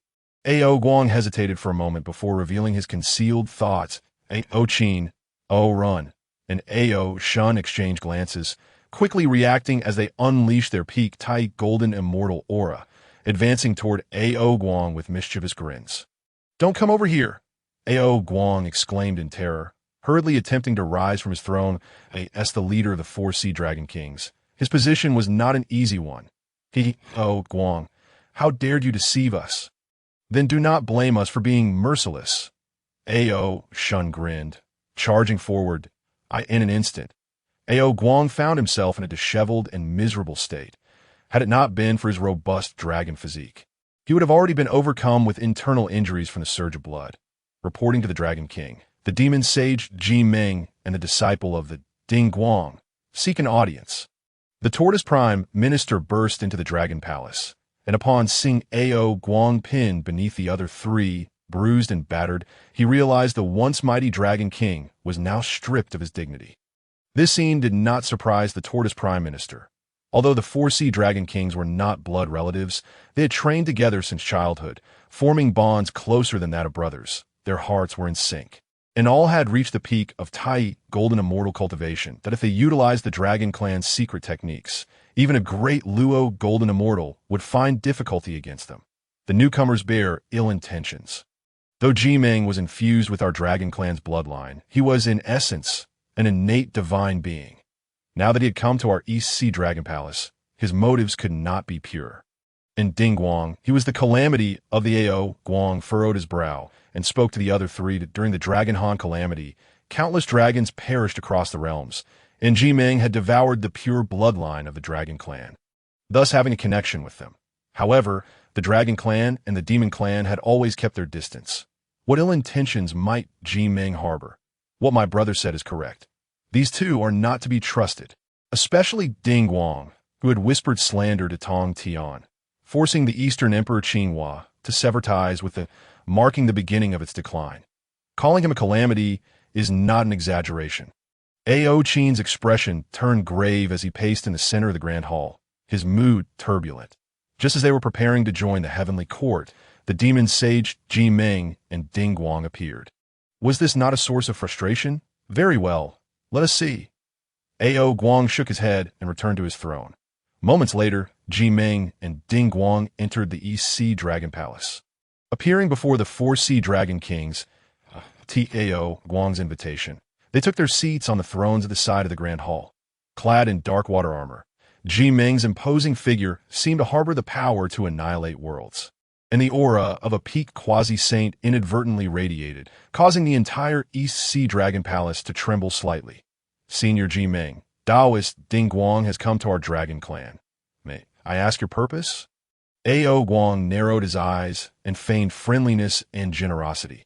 The moment Ji Meng appeared, he had already asserted dominance over the 4 Sea Dragon Kings that a wave of humiliation washed over Ao Guang. When had the Dragon Clan ever allowed others to bully them? Ji Meng, maintaining his composure, replied nonchalantly, "The Dragon Clan is a great clan of the wilderness. How can you languish in the depths of the East Sea for long?" When the Ancestral Dragon and the Candle Dragon were present, the Dragon Clan swept through half the wilderness that I have come today to assist the Dragon Clan in breaking free from the shackles of the Heavenly Path, allowing it to once again shine in the vast wilderness and demonstrate its might to the other races, with the support of the Demon Court's fortune and the protection of Tongtian and Yuhua. The Dragon Clan can undoubtedly achieve great things. The Phoenix Clan has been utterly crippled. For the demon court to grow stronger, it must incorporate the dragon clan. In doing so, the demon court would also gain sufficient confidence to stand against the heavenly court at critical moments, vying for the elusive heavenly fortune, proving that the demon court is the true orthodox of the heavenly path. Upon witnessing this, Ding Guang also chimed in with a smile. I am a disciple of the saint, and my junior brother Luya is also valued by our master. He governs the demon court, representing our. Should the dragon clan choose to join the demon court, the 4C dragon kings would serve as pillars of strength. And at the same time, the dragon clan's descendants could be sent to Jie Jiao Island to join the saint's teachings. What do you all think? In the eyes of Ding Guang Immortal, the dragon clan has long since fallen into decline. Countless ancestors of the dragon clan have entered the springs of the East Sea, allowing the 4C's dragon kings to rule over the waters, yet they are merely peak cultivators of the Tai golden immortal realm. Hardly worthy of note in the presence of the demon court, T.O. bestow upon the descendants of the dragon clan the opportunity to bow before the master of the heavenly path. Surely the 4C's dragon kings would revere such an offer and comply without hesitation. However, unexpectedly, in the next moment, A.O. Guang calmly replied, Senior Jimeng, we appreciate the goodwill of our friend Ding Guang Immortal, but we ask for your understanding. The atmosphere became tense, and silence enveloped the space. The smiles on Jimeng and Ding Guang Immortal's faces abruptly ceased as they turned to A.O. Guang, their eyes filled with astonishment and confusion. After enduring countless years of decline, could the dragon clan truly be uninterested in seeking a path forward? Thoughts swirling in his mind, Jimeng quickly raised his voice. Are the dragon kings hesitating or harboring reservations? My demon court is backed by 2 heavenly path saints. Do we not merit the allegiance of the dragon clan? The current dragon clan may control the 4Cs, yet their grip on the aquatic beings is steadily waning. Should this state of despondency continue, the position of the 4C sovereign may well slip from the dragon clan's grasp. His words contain both temptation and threat. Should the dragon clan ally with the demon court, it would effortlessly seize the 4Cs, a strategy conceived by Zhe, Kunpeng, and others, aimed at strengthening the foundation of the demon court. Yet now, A.O. Guang has so lightly rejected such an offer, leaving Jimeng perplexed. Hearing this, A.O. Guang shook his head and remarked, The might of the demon court is vast, but my dragon clan is merely a race struggling to survive. How could we allow the demon court to expend such effort on us? The dragon clan merely wishes to guard the springs of the East Sea, seeking to obtain the merits of the heavenly path to cleanse our karmic debts. I implore you, Senior Jimeng and fellow Ding Guang Immortal, to cease this entanglement, that if you desire to visit the East Sea Dragon Palace, we shall extend our utmost hospitality. However, if your intention is solely to compel the dragon clan to join the demon court, then let that be the end of it. Compared to the demon court, A.O. Guang favored the heavenly court. The heavenly emperor and the jade pool are both favored by the honored ancestor Hongjun. Currently, the Eastern Emperor Qinghua, Lingxiao, stands in accordance with the heavenly path, supported by Xinyuanzi, Honyun Daoren, and Wang Shu. Most importantly, Lingxiao is compassionate toward all beings and would not regard the dragon clan as mere pawns. However, should they ally with the demon court, A.O. Guang is acutely aware that the fate of the dragon clan would not fare much better than that of the Phoenix clan, and may even lead to complete annihilation. Arrogance, Ding Guang Immortal exclaimed in fury, his killing intent palpable. From the very beginning, I and the demon saint have been wholly sincere. Yet, I did not anticipate the dragon clan would be so ungrateful. If you remain obstinate, do not blame us for being impolite. With a light flick of his sleeve, the East Sea Dragon Palace trembled, and the nearby throne was reduced to dust. Ding Guang Immortal, priding himself on being the most favored disciple of the master of the heavenly path, acted with such arrogance. Despite the dragon clan's ancient lineage, he showed no sign of restraint that in an instant, A.O. Guang and the others rose, confronting Ding Guang Immortal with fierce determination. Were it not for the shackles of the heavenly path, they would have long since attained the status of great Luo golden immortals that in terms of foundation and experience, A.O. Guang and his companions surpassed Ding Guang Immortal, and they intended to visit Penglai Island to seek an audience with Lingxiao and join the heavenly court. Now, how could they possibly retreat? Ding Guang Immortal, Temper your impatience. Since the Four Seas Dragon Kings have made their choice, let us assist them in their decision. However, it will not be long before chaos erupts across the Four Seas. And at that time, I trust you will seek my assistance." Ji Ming's magical power stirred, and he spoke with significant meaning. Within the East Sea Dragon Palace, he dared not act against the Four Seas Dragon Kings, for he was uncertain if the Dragon Clan had hidden reserves. After all, the legendary ancestral dragons, such as Zhu Long and Qing Long, were renowned figures. Moreover, Qing Long's suppression of the extreme eastern lands posed a considerable threat to the demon court. Thus, a gradual approach was necessary. They could not overtly force the Dragon Clan. Soon after, Ji Ming and Dingguang Immortal departed, leaving the Four Seas Dragon Kings exchanging glances, their hearts heavy with foreboding. "Gather the Dragon Clan's sons at once." Ao Guang commanded, his voice filled with urgency that if my instincts are correct, the demon court will incite the aquatic beings of the Four Seas to target the springs of the East Sea. We cannot allow the sacrifices of our ancestors to be in vain. I shall journey to Penglai Island to pay my respects to the Eastern Emperor, Qinghua. Ao Guang's anger flared as he gritted his teeth. The cunning and treacherous Ji Ming and Dingguang Immortal filled him with rage. Through coercion and temptation, they brazenly extorted the Dragon Clan. From Ji Ming's words, Ao Guang deduced the demon court's scheme. Thus, he resolved to summon the remaining Dragon Kings to rally all Dragon Clan members to the East Sea. "We shall obey our elder brother's command. Even a withered camel is larger than a horse. My Dragon Clan is not so easily bullied. Should the aquatic beings of the Four Seas conspire with the demon court, we will seize this opportunity to reorganize and restore the might of the Dragon Clan." Ao Run declared solemnly, then set off with the current. The other two also vanished. Ao Guang entrusted the affairs of the East Sea Dragon Clan to Prime Minister Gue, then hurriedly made his way toward Penglai Island. Little did he know, this move was entirely within the calculations of Ji Ming and Dingguang Immortal. Millions of miles away on Penglai Island, beneath the Renshui peach tree, Wang Shu's delicate face was flushed with lingering shyness. The memory of seeing the pure life Dao Palace left her at a loss for words, her heart a tumult of emotions, both regret and joy. Lingxiao's lips stretched into a wide grin as he rested his head on Wang Shu's jade leg, radiating a sense of contentment, his mind replaying the images of smooth, fair skin and exquisite jade limbs. Ding!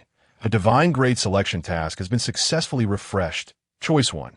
Save Ao Guang and thwart Ji Ming and Dingguang Immortal's conspiracy. Reward: Supreme Innate Spiritual Treasure, Dragon Transformation Pool. Choice 2. Descend upon the East Sea Dragon Palace to recruit the Dragon Clan into the Heavenly Court. Reward: Supreme Innate Spiritual Root, Green Willow. Choice 3. Let it unfold, allowing Ji Ming and Dingguang Immortal to act recklessly. Reward: Opening Heaven Water Spirit. The voice of the system suddenly resonated in Lingxiao's mind. Ji Ming and Dingguang Immortal, two buffoons. They vainly attempt to coerce and entice the Dragon Clan into becoming pawns of the Demon Court, only to humiliate themselves in the process. Yet, the Four Seas Dragon Kings seeking to join the Heavenly Court through me demonstrates some depth and vision. Lingxiao raised an eyebrow, silently acknowledging this, as the Eastern Emperor Qinghua. And with mastery over the pure life creation Dao, Lingxiao's divination skills were remarkable. He could glean insights from the divine grade selection tasks presented by the system. Soon, he discerned the sequence of events. If he were to aid the Dragon Clan now, it would be akin to intervening in a tide of fate, not a move in accordance with the greater scheme. If he wished to align himself with the flow, he must allow Ji Ming and Dingguang Immortal's plot to proceed smoothly. Only in this way could he ascertain whether the Dragon Clan was worth his intervention. System: I choose 3. Lingxiao had already orchestrated everything in his mind. Using strength against strength was his plan. Should Ji Ming and Dingguang Immortal lead their subordinates to breach the defenses of the Dragon Clan and turn the East Sea Springs upside down, the ensuing chaos would be sufficient to ensnare both the Demon Court and the congratulations host for obtaining the opening Heaven Water Spirit. Within the system space, a droplet of water, no larger than a fingertip, radiated mysterious light. Overflowing with spiritual energy, it nurtured all things, pure and flawless. When the Pangu great god opened the heavens, the first to emerge were the opening heaven four spirits: earth spirit, fire spirit, wind spirit, and water spirit, corresponding to the primordial rules of earth, fire, wind, and water. Even if the EC springs are to erupt, Lingxiao could utilize the opening heaven water spirit to restore it. Wangshu, I wish to refine the annihilation black lotus and the golden lotus of merit. As he dispersed his thoughts, Lingxiao gazed at Wangshu's delicate visage and spoke. Having lingered too long in the mid-stage of the Tai golden immortal realm, he could no longer suppress his cultivation.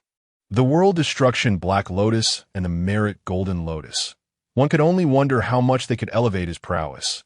Lingxiao, I shall guard you, Wangshu said, her face radiant with tenderness, her eyes brimming with affection. Seated beneath the ruined water peach tree, Lingxiao held a piece of Dao enlightenment tea leaf beneath his tongue, then commenced his cultivation of the primordial Dao scripture, absorbing the essence of the world destruction black lotus and the merit golden lotus, nurturing himself and elevating his cultivation. Meanwhile, a tempest brewed across the four seas, heralding impending calamity. The winds surged and ominous clouds gathered. The dragon clan of the four seas surged towards the eastern sea spring, while the aquatic races stealthily awaited their opportunity. Drawn towards the east, the atmosphere grew increasingly tense. The eastern sea spring resembled an endless vortex of darkness. The boundless waters churned violently, and a mysterious, eerie aura emanated from it, causing the eyes of all dragon beings to glisten with tears. Since the conclusion of the initial calamity of the Dragon Han era, countless dragon ancestors had stepped forward, entering the eastern sea spring to tame the chaotic and brutal torrents, stabilizing the earth and water veins across the four seas. It is unknown how many dragon ancestors exhausted their powers, sacrificing their own dragon bodies to fill the spatial rifts and suppress the malevolent storm of destruction and chaotic currents. A somber sentiment spread among the dragons, led by Ao Qin, O Iran, and Ao Shun, who gazed gravely down at the eastern sea spring. They had yet to hear from their elder brother Ao Wang. One could only wonder how he fared. The aquatic races of the four seas began to stir restlessly, plotting in the shadows under the direction of Ji Ming and Ding Guangxian. Should they breach the defenses, the dragon ancestors within the eastern sea spring, engaged in taming the chaotic currents, would be in grave danger. Calmly, Ao Qin spoke. The eastern sea spring is prone to upheaval. Only by subduing the chaotic rules within can we ensure tranquility across the four seas. If it erupts completely, the waters of the four seas will flood into the eastern sea spring. And once it reaches a critical point, it will all pour forth, transforming the entire primordial land into a vast ocean. Should the dragon clan fail to withstand the onslaught of the aquatic races, the karmic burdens they bear will become an inescapable shackle, and those dragons within the eastern sea spring will suffer backlash and perish at all costs. We must resist the aquatic rebels, whether through self-detonation or mutual destruction. Those dragon warriors who fall in defense of the eastern sea spring will receive the blessing of the Heavenly Dao, cleansing them of their earthly shackles and allowing them to reincarnate. Remaining within the dragon clan is too burdensome, shackled by the Heavenly Dao, unable to glimpse the carefree expanse of the great Dao. Ao Shun, clad in a black robe, spoke earnestly. The resounding roars of dragons echoed in the ears of every dragon warrior. In an instant, unity fortified their resolve, undeterred by the specter of death and injury. To perish for the sake of the four seas was an honor, not a disgrace, seeking a path to ruin. These dragon beings were stubborn and unyielding, akin to stones in a cesspit, foul and unyielding. Yet now, they truly commanded the dragon clan to engage in a bloodbath against the aquatic races outside the eastern sea spring. Saint of demons, this humble Taoist worries that anomalies may arise. Ding Guangxian stood in the vast void, addressing Ji Ming beside him. Originally, their intention was merely to intimidate and coerce the dragon clan. However, now the dragon clan conveyed a sense of unwavering determination to defend the eastern sea spring at all costs. In response, Ji Ming narrowed his eyes and remarked, "Do not be deceived by the dragon clan's apparent fearlessness. Once the battle commences, they will undoubtedly seek our mercy. After all, The Dragon Kings of the Four Seas do not wish for the annihilation of their kin. Soon, under the directives of Ji Ming and Ding Guangxian, the aquatic races surged forth as a torrent, imbued with boundless malice and murderous intent, hurtling towards the eastern sea spring. But a scene of horror unfolded as blades clashed and thunderous roars resounded. Dragon warriors, attack! Ao Qin, Ao Run, and Ao Shun bellowed in unison, their peak Tai golden immortal auras surging forth, transforming them into engines of destruction as they plunged into the ranks of the aquatic races, leaving a trail of severed limbs and flowing blood in their wake. Submit, Dragon Kings. The age of the Dragon Clan has waned. Surrender dominion of the Four Seas to us, and you shall be relieved of the burden of suppressing the eastern sea spring. What benefit is there in resistance? A figure clad in heavy tortoise shell, inscribed with ancient and malevolent runes, radiated an imposing aura of the early stage of the great Luo Golden Immortal, overpowering the three Dragon Kings present. The Dragon Clan, burdened by the shackles of the Heavenly Dao, found themselves unable to break free from their constraints. Yet over countless millennia, the other aquatic races had amassed strength. Now, the Xian'an Thunder Tortoise Clan had grown sufficiently powerful, and emboldened by the persuasion of Ding Guangxian and Ji Ming, their leader revealed his fangs without hesitation. During the initial calamity of the Dragon Han era, the Dragon Clan sowed the seeds of their own downfall. Fortunately, the Heavenly Dao showed mercy and bestowed upon us the duty to guard the eastern sea spring, even while bearing the shackles of the Heavenly Dao. The Dragon Clan has not acted irresponsibly. You, mere ants, dare to act with such arrogance. Ao Qin summoned his powers, exchanging glances with Ao Run and Ao Shun, igniting their own blood and dragon souls as they surrounded the leader of the Xian'an Thunder Tortoise. In an instant, bloodshed erupted, facing a formidable foe of the early Great Luo Golden Immortal stage. The three Dragon Kings did not falter. They wielded their powerful dragon bodies like ancient gods, battling fiercely. With hearts ablaze and dragon roars resounding, the Dragon Clan of the Four Seas established their battle formations, guarding the eastern sea spring against the onslaught of the aquatic races. Blood stained the eastern sea, and the echoes of their roars lingered long after that on Penglai Immortal Island. The malevolent energy intertwined with the brilliance of merit. Lingxiao absorbed the essence of the world destruction Black Lotus and the merit Golden Lotus completely, and even the extinguishing demonic light and the nine nether demonic fire fused with him. I have reached the pinnacle of the Tai Golden Immortal, to forge the foundation of the 36th grade pure world White Lotus. He would still need to refine the Karma Fire Red Lotus, the Tai Dust Brush, and the three treasures Jade Rui. Nevertheless, his current foundation had become remarkably solid. Lingxiao opened his eyes and murmured to himself. Before attaining the great Luo Golden Immortal, Lingxiao aspired to elevate his foundation to the 36th grade, aiming to refine the three flowers of the great Luo to perfection upon his ascension.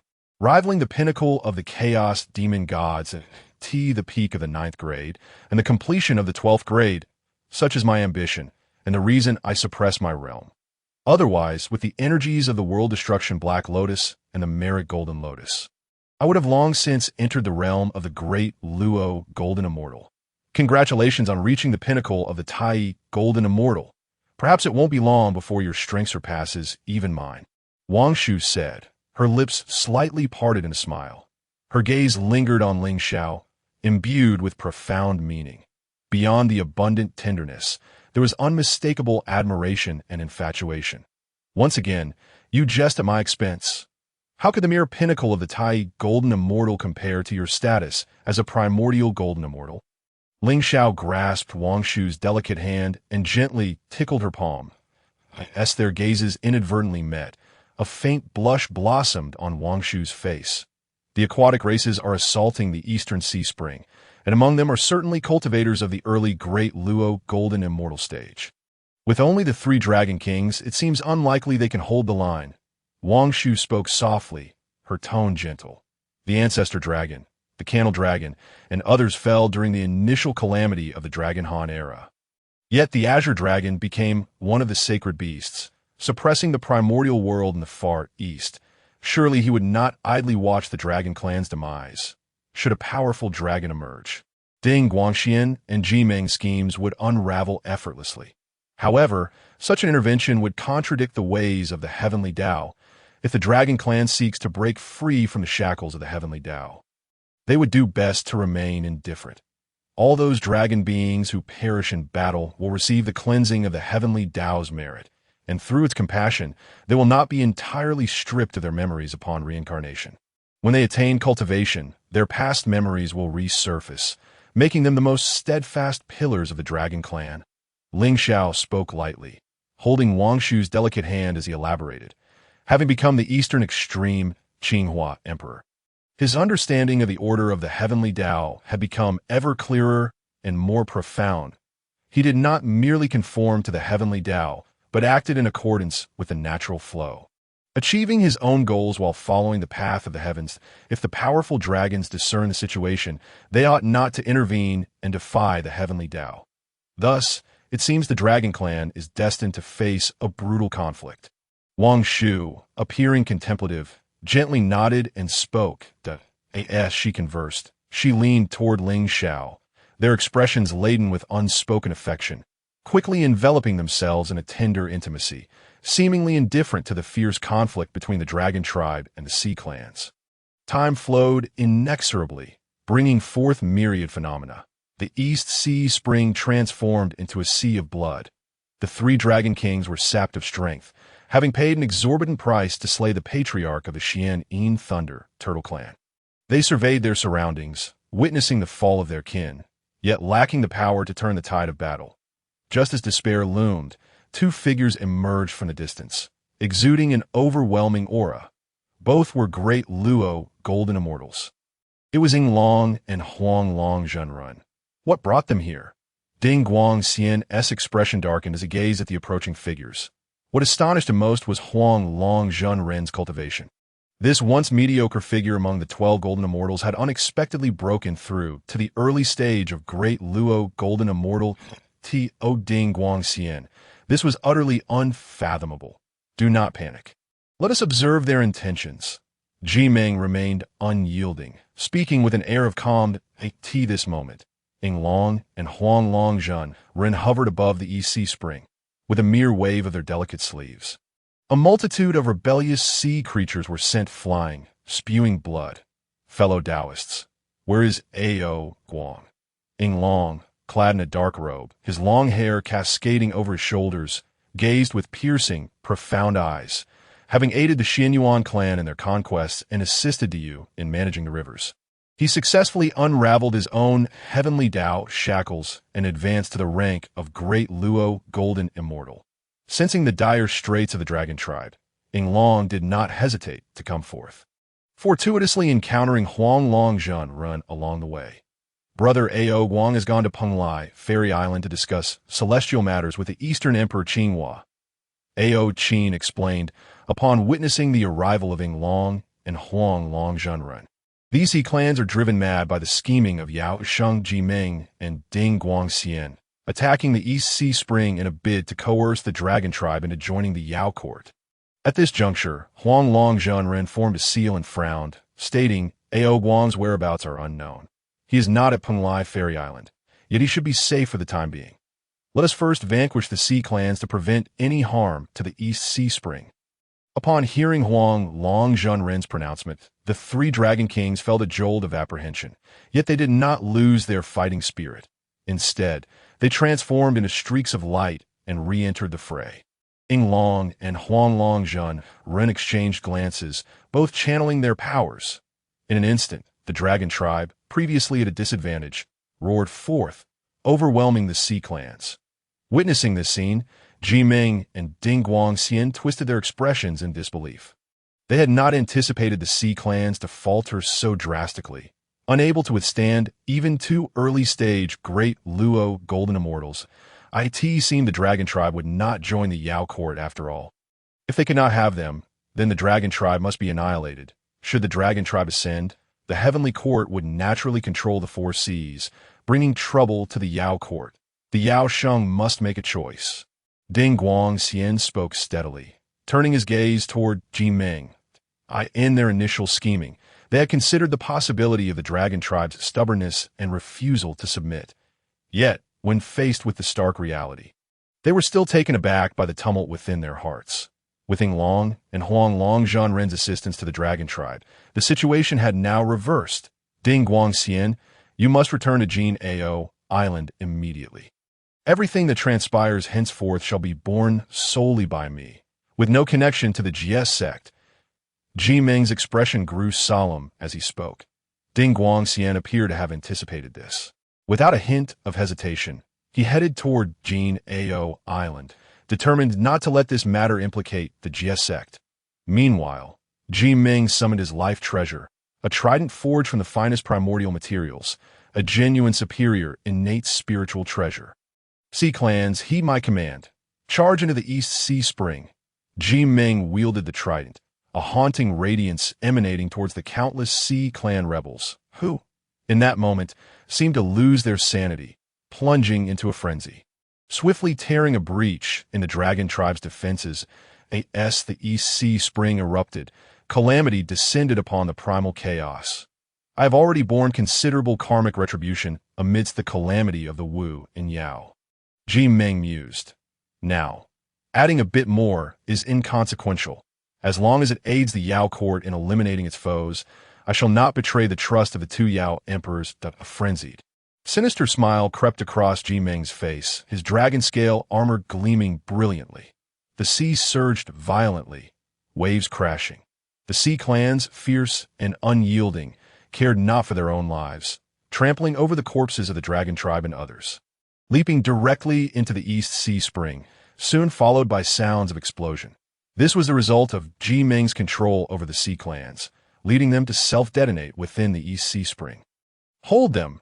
Yinglong realized the gravity of the situation and transformed into his true form.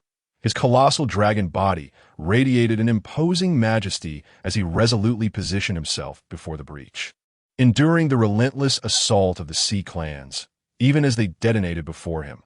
Upon witnessing this, Ao Qin, Ao Shun, and others followed suit, and the valiant dragon beings ignited their dragon souls and essence blood, forcibly enhancing their combat prowess.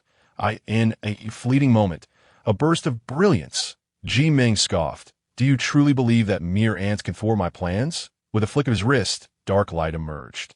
Within the luminous sphere, a figure of immense proportions, measuring millions of feet, manifested, its 8 serpentine heads and tails emanating an aura of malevolence.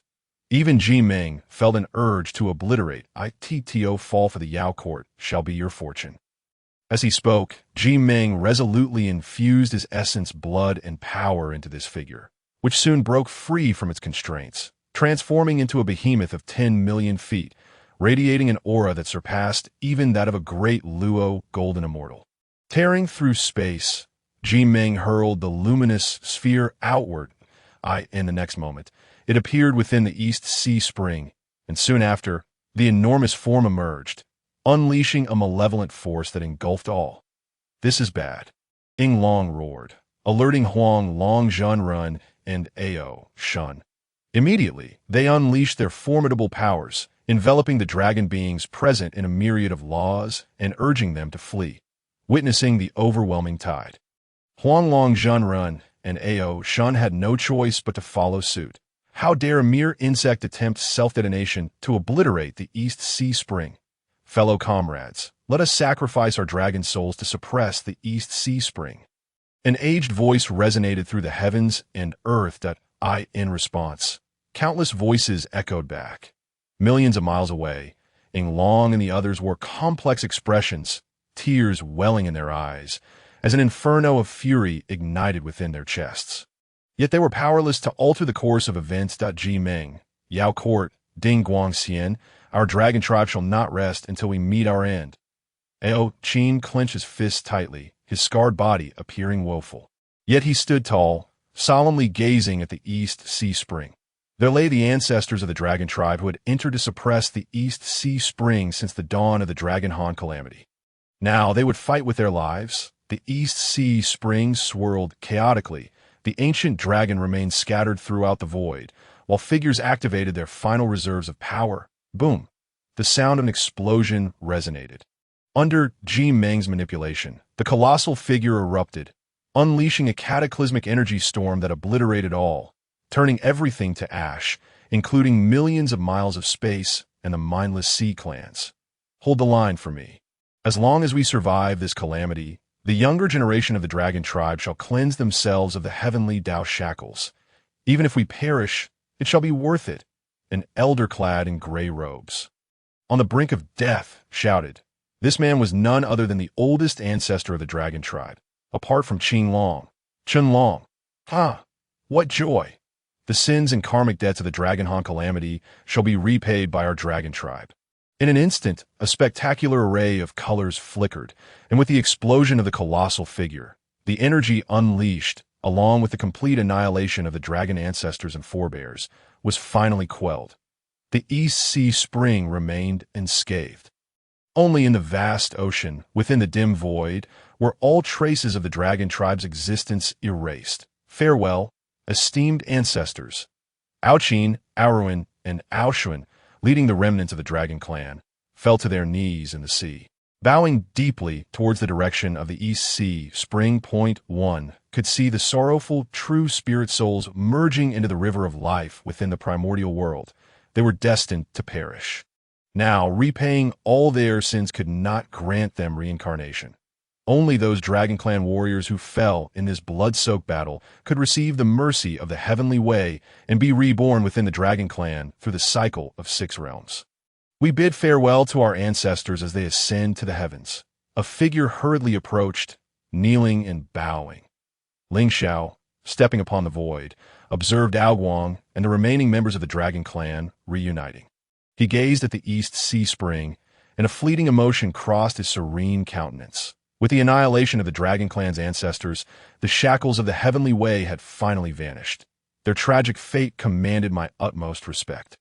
Now, it was time for me to use the primordial water spirit to thoroughly suppress the East Sea Spring. His figure was strikingly handsome, exuding an extraordinary aura. Lingxiao hovered above the East Sea Spring, an aura of peak Tai golden immortal enveloping him, as the majestic laws of creation and purity unfolded behind him, manifesting as a towering sacred lotus platform. The 24-petaled pure white lotus rivaled the most elite innate deities. Although I had heard of Lingxiao's ability to reshape his foundation, witnessing it firsthand left me utterly astonished. Yinglong, initially dumbfounded, eventually sighed deeply, his eyes reflecting envy and respect, since the dawn of creation by Pangu. Lingxiao was the first to possess such terrifying power to reshape his foundation, a feat that deeply resonated with the heart. As he gazed upon the ever-solidifying pure white lotus, Yinglong felt his own resolve calm, his true spirit clearer than ever, leading to enhanced comprehension of the laws of the Heavenly Way. Lingxiao's foundation might not be limited to the 24th grade, the merit Golden Lotus, Annihilation Black Lotus, and the Qingping Sword were all at his disposal. Should he acquire the Karma Red Lotus, the 3 treasures Jade Rui, and the Tai Whisk, his foundation could undergo unimaginable transformation. Even if his foundation could not evolve or improve, Lingxiao could swiftly cultivate his realm with these synergistic treasures, surpassing us all. The yellow dragon Jinren, aware of certain secrets, spoke to Yinglong with a kind smile. Had it not been for Lingxiao bestowing 3 enlightenment tea leaves to the primordial heavenly venerable, the yellow dragon Jinren would not have reached the early stage of the great Luo golden immortal through one of them. At that moment, in the void, Lingxiao gestured with a spell. Starry array, arise, suddenly, amidst the vast ocean. Violet starlight flickered, celestial bodies spinning in the unfathomable sky, a torrent of stellar essence cascading towards the East Sea Spring. Lingxiao activated the laws of pure creation and the authority of the Heavenly Way. Directing the stellar essence to the appropriate positions, he intended to suppress the East Sea Spring with the starry array while untangling the chaotic currents and spatial winds within. Primordial Water Spirit. Go! With a subtle mental shift, the primordial water spirit descended into the East Sea Spring, immediately conjuring the pure path of water, which transformed into a torrential flow spreading across the 4 seas. It connected and stabilized the water veins, linking the waters of the four seas with the East Sea Spring. In an instant, Aoguang and the Dragon Clan felt the spiritual energy of heaven and earth grow denser, allowing them to more easily comprehend the laws and essence of the water within the ocean. As they operated the Dragon Clan's secret technique, a continuous influx of spiritual energy surged into their bodies, flowing far more smoothly than before, with the absorbed spiritual energy being pure, devoid of excessive other laws or malevolent energies. Earth, fire, wind, water, the four primordial spirits. The eastern extreme Qinghua Emperor's decision to utilize such a precious treasure to refine the water veins of the four seas and pacify the East Sea Spring was indeed a blessing for the Dragon Clan and all living beings. Aoguang stroked his dragon whiskers, wishing he could bow to Lingxiao. The other members of the Dragon Clan displayed expressions of reverence, grateful for Lingxiao's benevolence. Boom! The sound of Dao resonated, and laws surged. Countless orderly rules coalesced, and the starry array was instantly formed, spanning the endless void to envelop the East Sea Spring, dissipating the chaotic currents. With a raised brow, the pure white lotus projection, carrying the overwhelming laws of purity and creation, merged into the starry array, causing the entire East Sea Spring to tremble before falling into silence. I have suppressed the East Sea Spring. The raging chaotic currents and spatial essence will be refined by the array, continuously reinforcing the world barrier surrounding the East Sea Spring, and the derived spiritual energy will benefit the four seas. From now on, the Dragon Clan shall shed the shackles of the heavenly way and focus on their cultivation. However, should any defy the heavenly way and threaten the lives of the people, I shall act on behalf of heaven. Lingxiao, with his right hand resting behind him, descended before Aoguang and the Dragon Clan. His tone calm, yet laced with undeniable authority. We shall obey the decree of the Heavenly Emperor, except for Yinglong and the Yellow Dragon Jinren. The remaining members of the Dragon Clan all bowed respectfully. Dear friends, let us proceed to the East Sea Dragon Palace. Aoguang addressed the crowd before turning his gaze to Lingxiao, adopting a humble demeanor. After all, suppressing the East Sea Spring relieved the Dragon Clan of a tremendous burden, allowing them to focus on their cultivation. Once they returned to the East Sea Dragon Palace, the decree from the Jade Emperor would undoubtedly arrive. Lingxiao, with a calm demeanor, replied soon. The group then made their way to the East Sea Dragon Palace.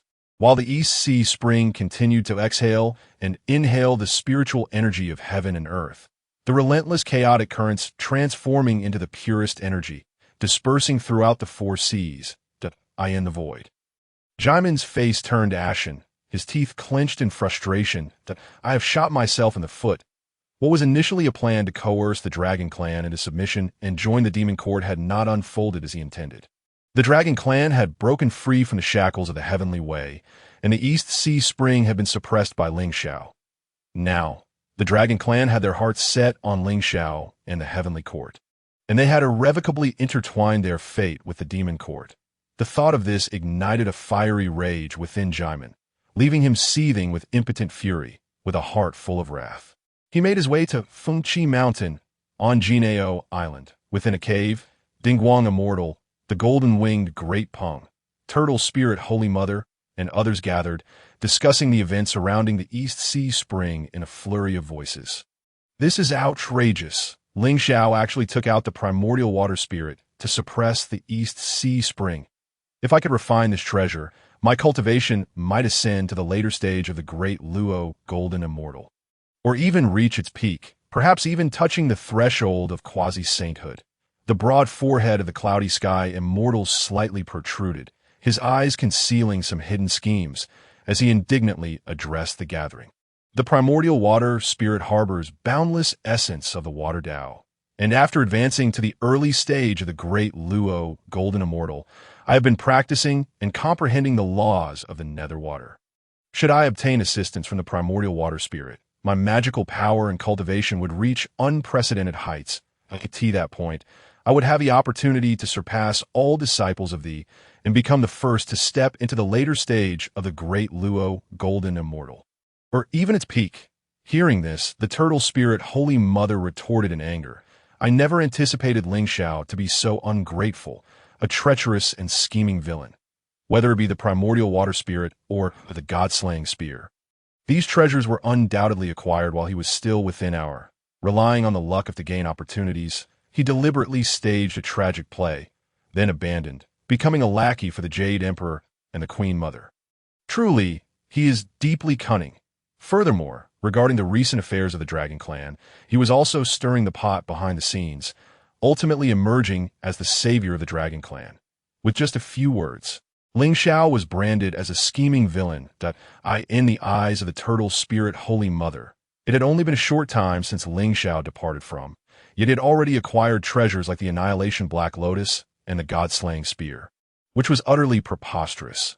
Thus, she attributed all of Lingxiao's gains to the fortune of Sister Turtle Spirit's insight is truly admirable.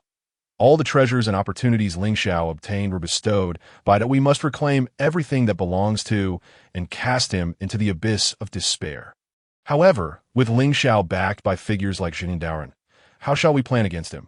The Golden-Winged Rock, bearing a grim expression, spoke with righteous indignation.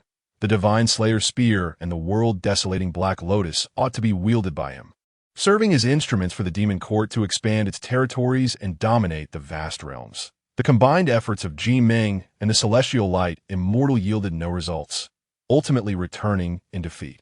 Presently, the Golden-Winged Rock found himself at a loss regarding how to confront Lingxiao. At that moment, the cloud-wrapping Immortal furrowed his brow, a glimmer of insight illuminating his eyes. Esteemed brothers, it appears we've been rather short-sighted. The ultimate objective of countering Lingxiao is to bring down the Heavenly Court. So why not target the Heavenly Court itself? The impoverished Taoist recalled, doesn't the Jade Emperor have a sister named Yao Ji?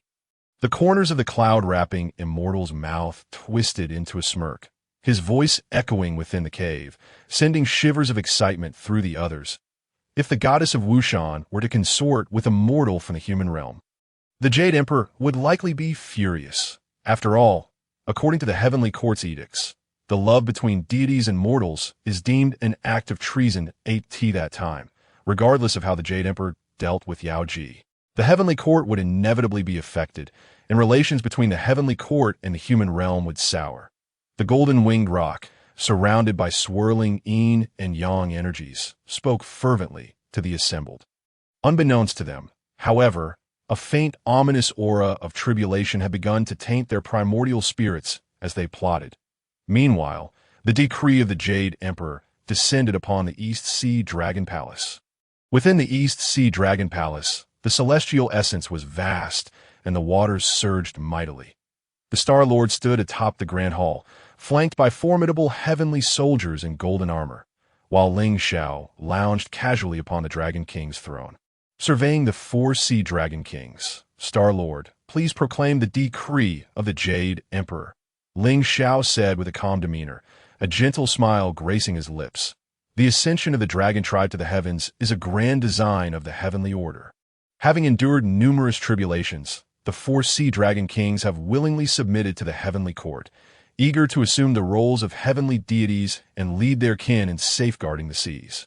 Upon hearing this, the Star Lord produced a jade tablet, and soon, mystical lights flickered as heavenly inscriptions converged, filling the East Sea Dragon Palace with an overwhelming aura of celestial power and laws. I govern all beings across the 3 realms and oversee the order of the universe. Today, the Dragon Tribe, in accordance with the heavenly laws, has meritoriously defended the East Sea Spring, thus deserving the protection of the Heavenly Court's fortune and the appointment to divine service.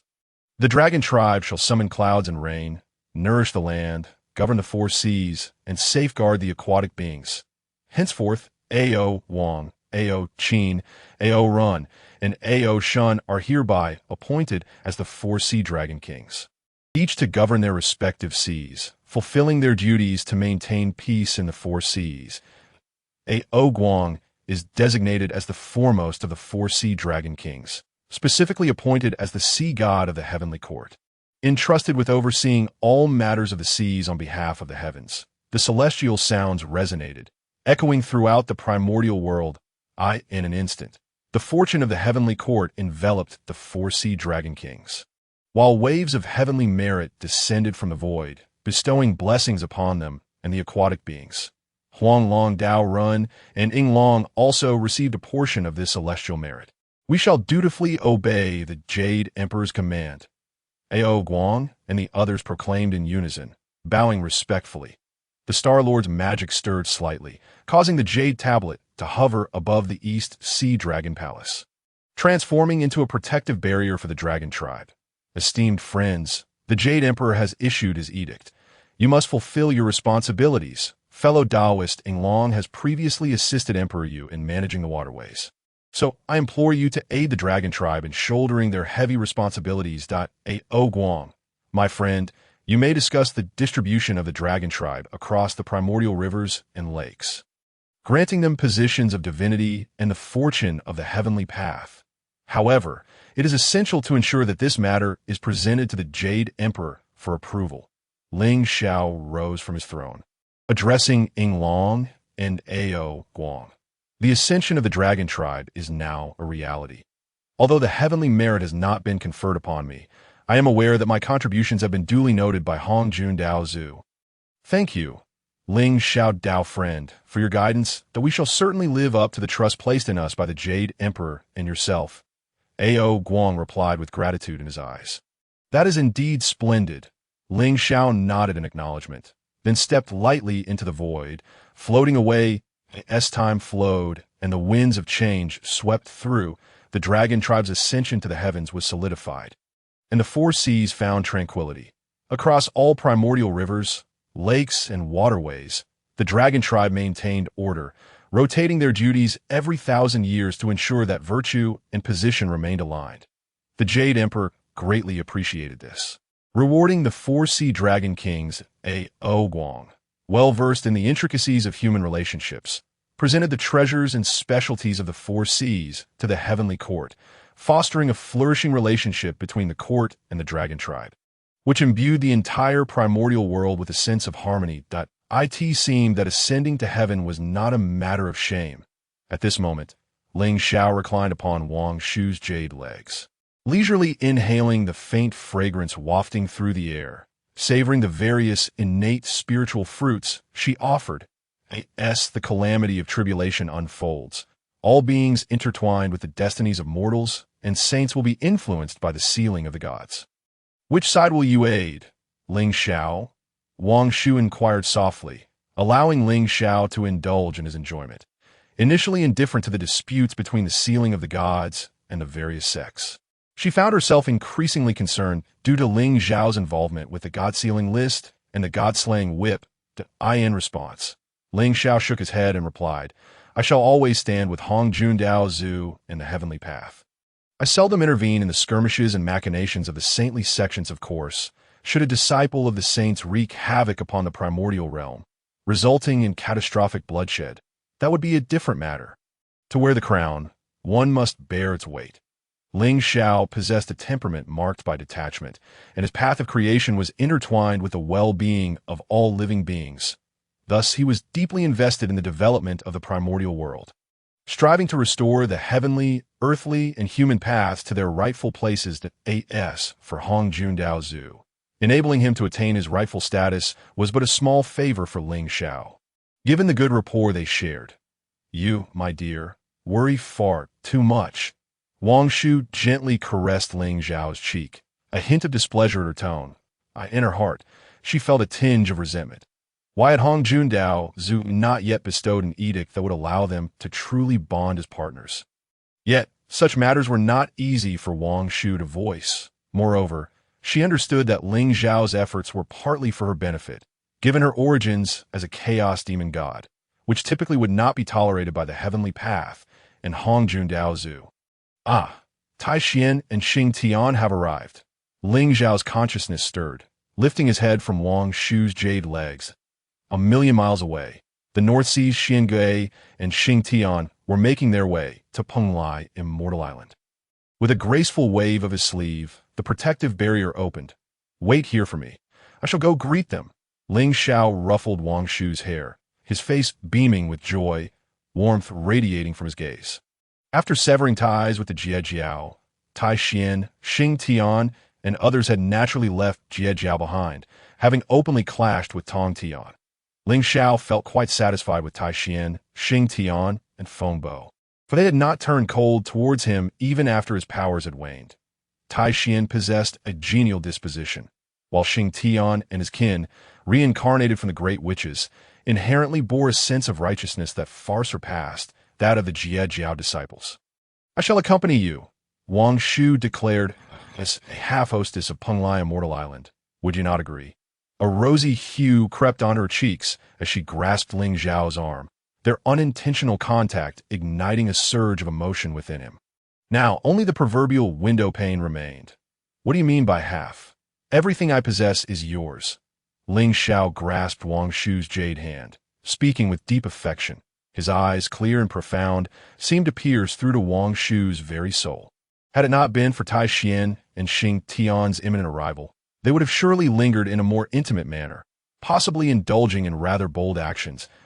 And in the next moment, Lingxiao and Wang Shu stepped onto clouds, soaring towards the vicinity of Penglai Immortal Island, where two figures swiftly emerged from the void before them. After exchanging pleasantries, they gathered beneath the Run Shui peach tree. "Lingxiao Dao friend, it has been quite some time." Tai Xian and Xing Tian greeted familiarly. "This is a gift from the goddess of the moon for the Taiyin goddess. We kindly ask that you accept it," with a subtle movement of their magic. A jade hairpin materialized from thin air, hovering in the AI.IT was, astonishingly, a supreme innate spiritual treasure, emanating a cold, ethereal glow. "Wang Shu, please accept this." Lingxiao recognized that Tai Xian and Xing Tian's visit to Penglai Immortal Island was not merely for the sake of catching up with him.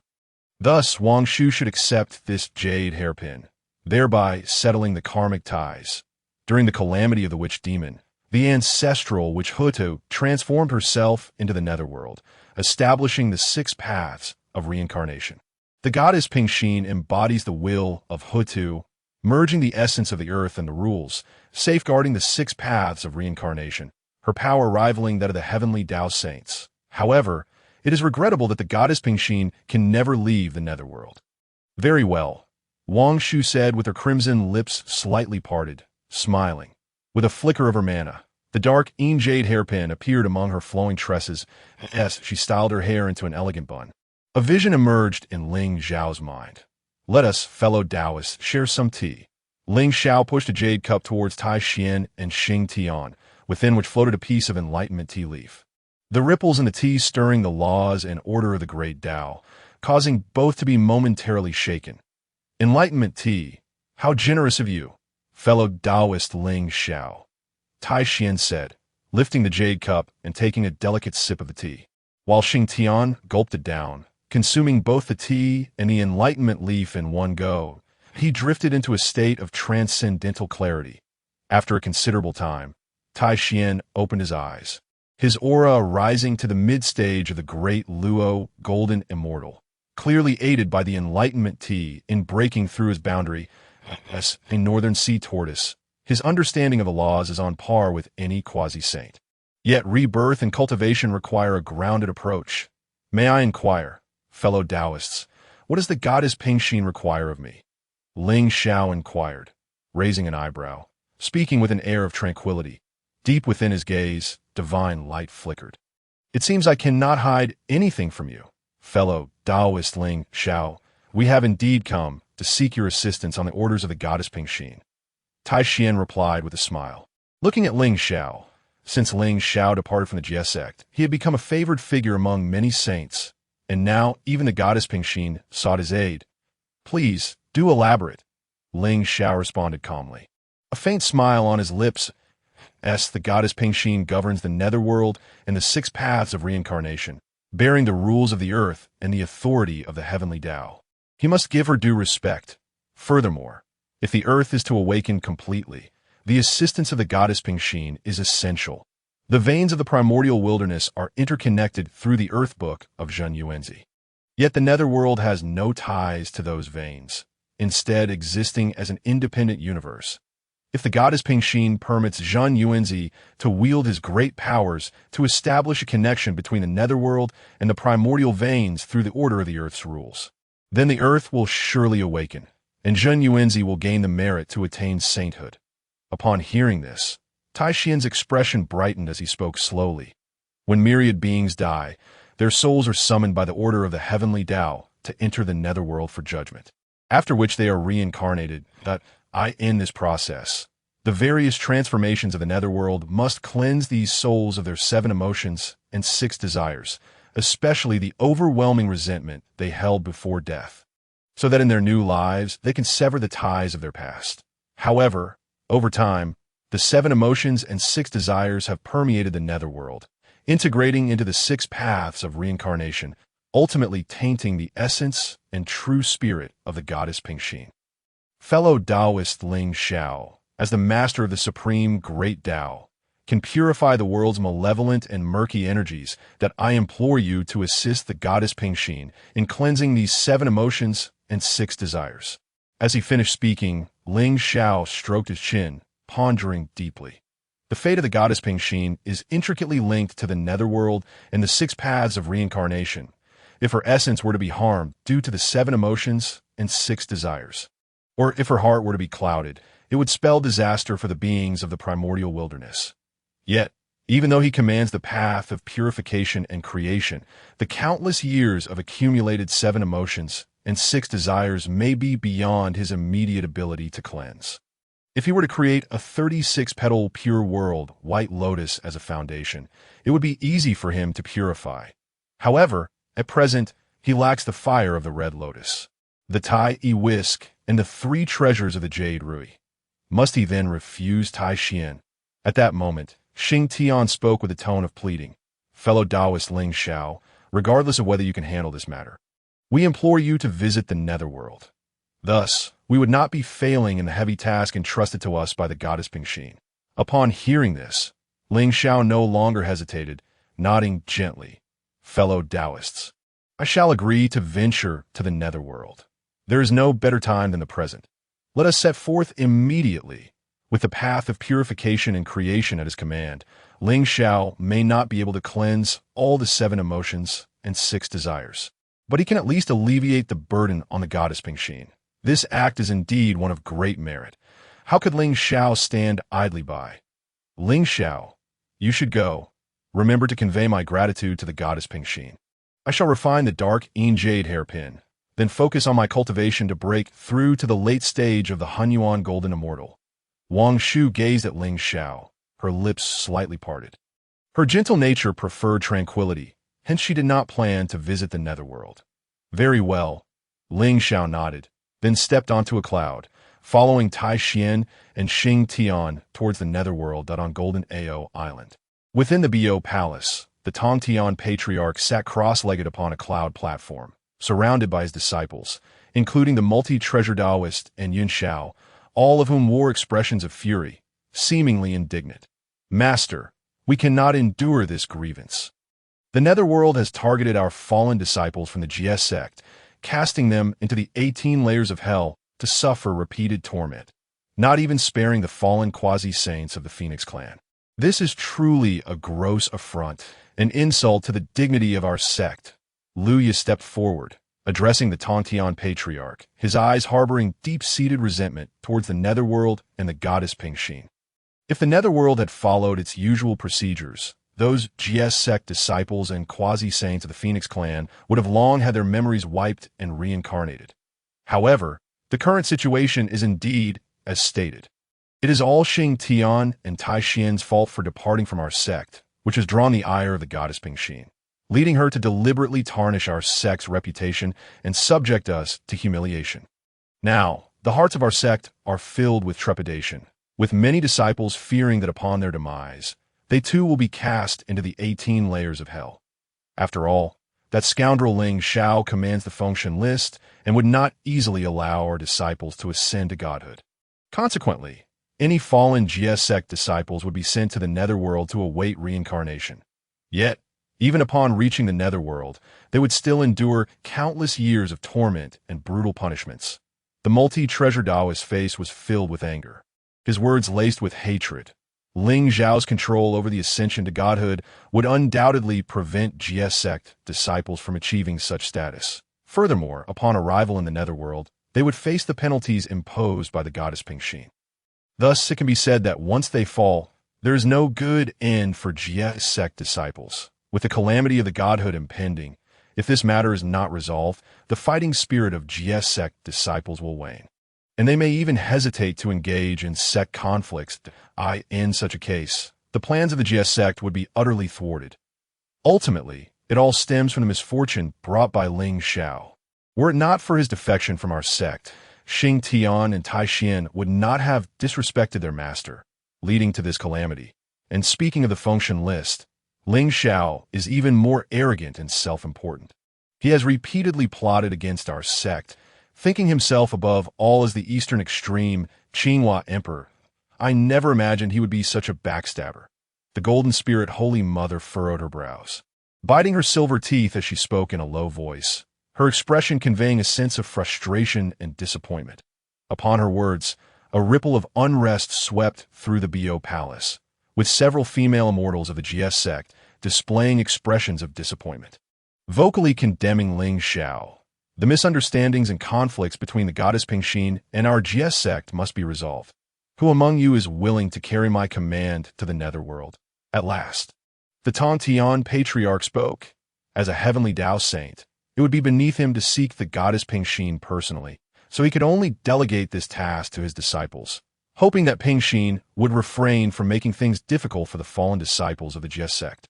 I respectfully report to my master, I am willing to go. Yunxiao immediately stepped forward, her face devoid of color.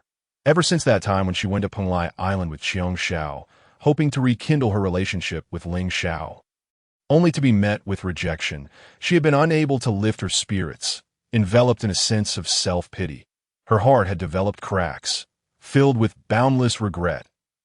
If only she had cared for her junior brother's emotions after Lingxiao lost his powers, they would not have reached such a state. The thought of this caused her heart to ache. Endless remorse surged within her, as if it would drown her entirely. Master, I shall go with Sister Yunxiao, a celestial maiden, adorned in a flowing red gown that shimmered with a spectrum of colors, gracefully approached the center of the grand hall and offered a respectful bow to the Lord of Heaven. Her elongated brows and exquisite features exuded an ethereal beauty, untouched by the mundane world. This enchanting being was none other than the disciple of the, known as Kaiyun Xianzi, who possessed the pinnacle cultivation of the Tai Golden Immortal. Her close bond with Yunxiao compelled her to accompany him. Unwilling for him to venture forth alone, she gazed upon Yunxiao. A look of concern graced her delicate visage. Great virtue! The Lord of Heaven's previously somber countenance softened as the clouds of gloom began to dissipate. Even in the absence of Lingxiao, they remained united, their disciples standing resolute against their foes. In his eyes, both Yunxiao and Kaiyun Xianzi were gentle souls, being female immortals, and thus surely capable of garnering the sympathy of the Lady of Peace. Paving the way to resolve any misunderstandings with the Master, I shall depart with my junior sister, Kaiyun now. After bidding farewell to the Lord of Heaven, Yunxiao and Kaiyun Xianzi took flight towards the eastern shores, where a portal to the realm of the underworld awaited them. The realm of the underworld, while seemingly a part of the primordial world, was cloaked in a unique barrier, accessible only through its spatial gateway. Known in a mortal realm as the Ghost Gate, they soared upon auspicious clouds. Overlooking the vast, surging sea, Yunxiao's spirits began to lift. Yet soon after, as they hovered above the eastern shores, both Yunxiao and Kaiyun Xianzi trembled. Below, by the portal, stood a familiar figure beside Xingtian and Tongtian. Lingxiao, their junior brother. Yunxiao's lips parted slightly, and her eyes glistened with unshed tears, a tumult of sorrow, grievance, and regret swelling within her heart. Before the Ghost Gate, Lingxiao, engaged in conversation with Tongtian and Xingtian, narrowed his eyes slightly, a frown creasing his brow. The primordial world was vast and boundless. Why then did he encounter disciples of the Ghost Gate? Lingxiao sighed silently in his heart. High above, the unreserved gazes of Yunxiao and Kaiyun Xianzi seemed to peel away his very being, making him acutely aware of their presence. Nevertheless, Lingxiao remained unmoved, following Tongtian and Xingtian as they leisurely approached the spatial gateway, taking in the local customs and scenery. Indeed, centered around the spatial portal, The human race had erected a ghost city across this expansive land. Thus, the sight surrounding Lingxiao appeared somewhat novel to him. Junior brother Lingxiao, why do you not look up to see me? Tears streamed down Yunxiao's cheeks as she clutched her sleeves tightly. After a moment's hesitation, she descended before the spatial portal, blocking Lingxiao's path. The air grew still, the atmosphere heavy with tension. Yunxiao scrutinized Lingxiao, and at last, a fleeting smile broke through her tear-streaked face. Her heart raced, a sensation akin to having a lump lodged in her throat. Then suddenly Yunxiao spoke. Junior brother Lingxiao, shall we let the past dissolve into dust? We can renew our acquaintance and understanding, just as we did before, practicing together and comprehending the Tao once more. Shall we?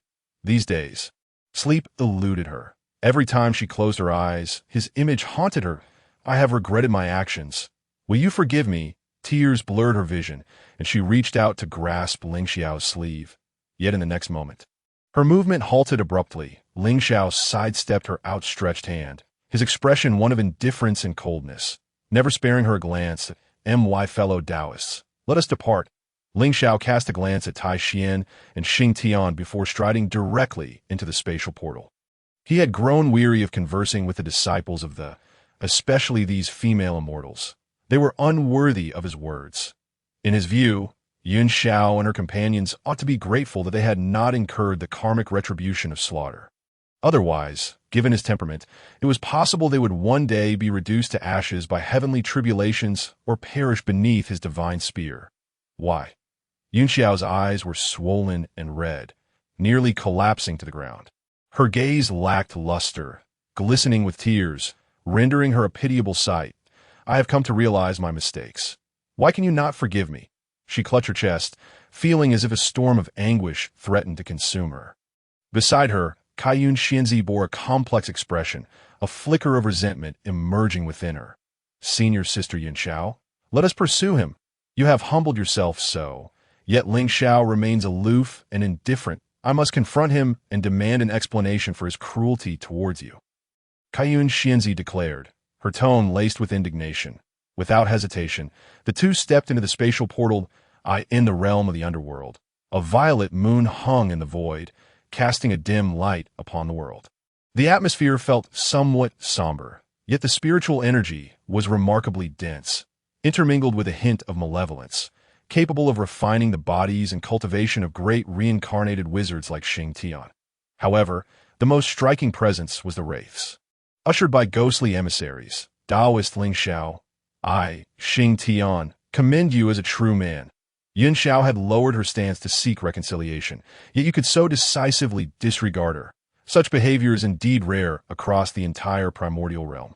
For Yunxiao is revered as the goddess among countless male immortals. Of course, with Lingxiao's bond to the Lady of the Moon, Yunxiao and her fellow female immortals of the were hardly worthy of standing before him, let alone hoping to win him back from the Lady of the Moon's side. Xing Tian raised his thumb in admiration, proclaiming, Lingxiao is a true man. In response, Lingxiao, with an air of nonchalance, remarked, beauty, female immortals, in the end, are but dust to be blown away. They are merely ungrateful, delicate skeletons. I find no need to contend with them. Ignorance is bliss. Lingxiao had no inclination towards masochism. Even a rabbit would not feed in its own burrow. Despite the grand promises painted by the Lord of Heaven, Lingxiao had defied the heavenly order for the sake of the pouring his heart and soul into every endeavor. Yet to the disciples of the, this was merely expected. Now, severing the ties of cause and effect, Lingxiao felt akin to a bird freed from its cage, able to roam freely amidst the heavens and earth. Your words, Taoist Lingxiao, have greatly benefited me. Tai Xian chuckled, though he stifled his smile. Lingxiao, you are indeed a ruthless individual, now fully embracing your wickedness.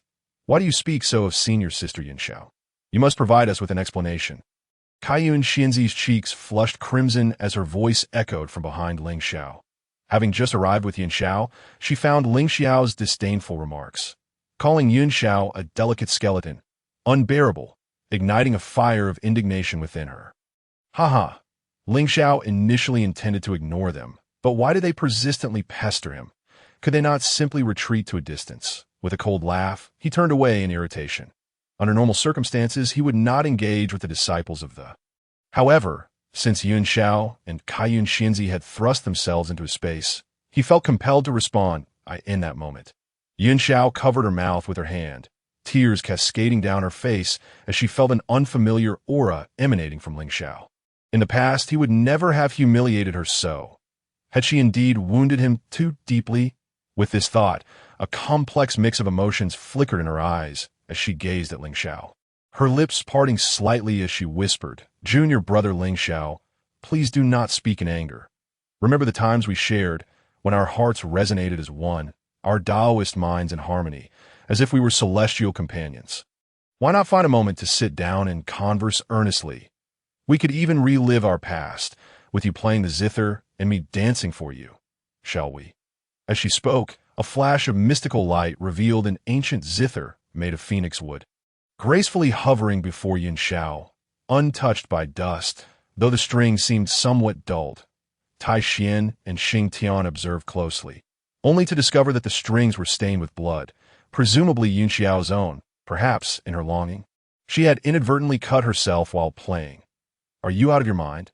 Lingxiao replied dismissively, a mocking smile gracing his lips. He then shifted his tone, stating coolly, "The original Lingxiao has perished. The one before you now is the future consort of the great emperor of the East, the Lady of the Moon. This is the conclusion you chose for yourself. Why now seek to tarnish my vision?" The atmosphere was frigid, and the words struck with a resounding clarity. The commotion here caught the attention of numerous spectral emissaries from the netherworld, even the wandering souls. However, upon seeing Tai Xian and Xing Tian, they dared not approach, instead straining their ears to eavesdrop on the unfolding drama. Yunxiao endeavored to reconcile with Lingxiao, an occurrence most peculiar. "Sister Yunxiao," exclaimed the fairy Kaiyun as she steadied the faltering Yunxiao, whose pallor was striking. She turned to Lingxiao and admonished, "Lingxiao, how dare you, a male immortal, engage in a dispute with Sister Yunxiao?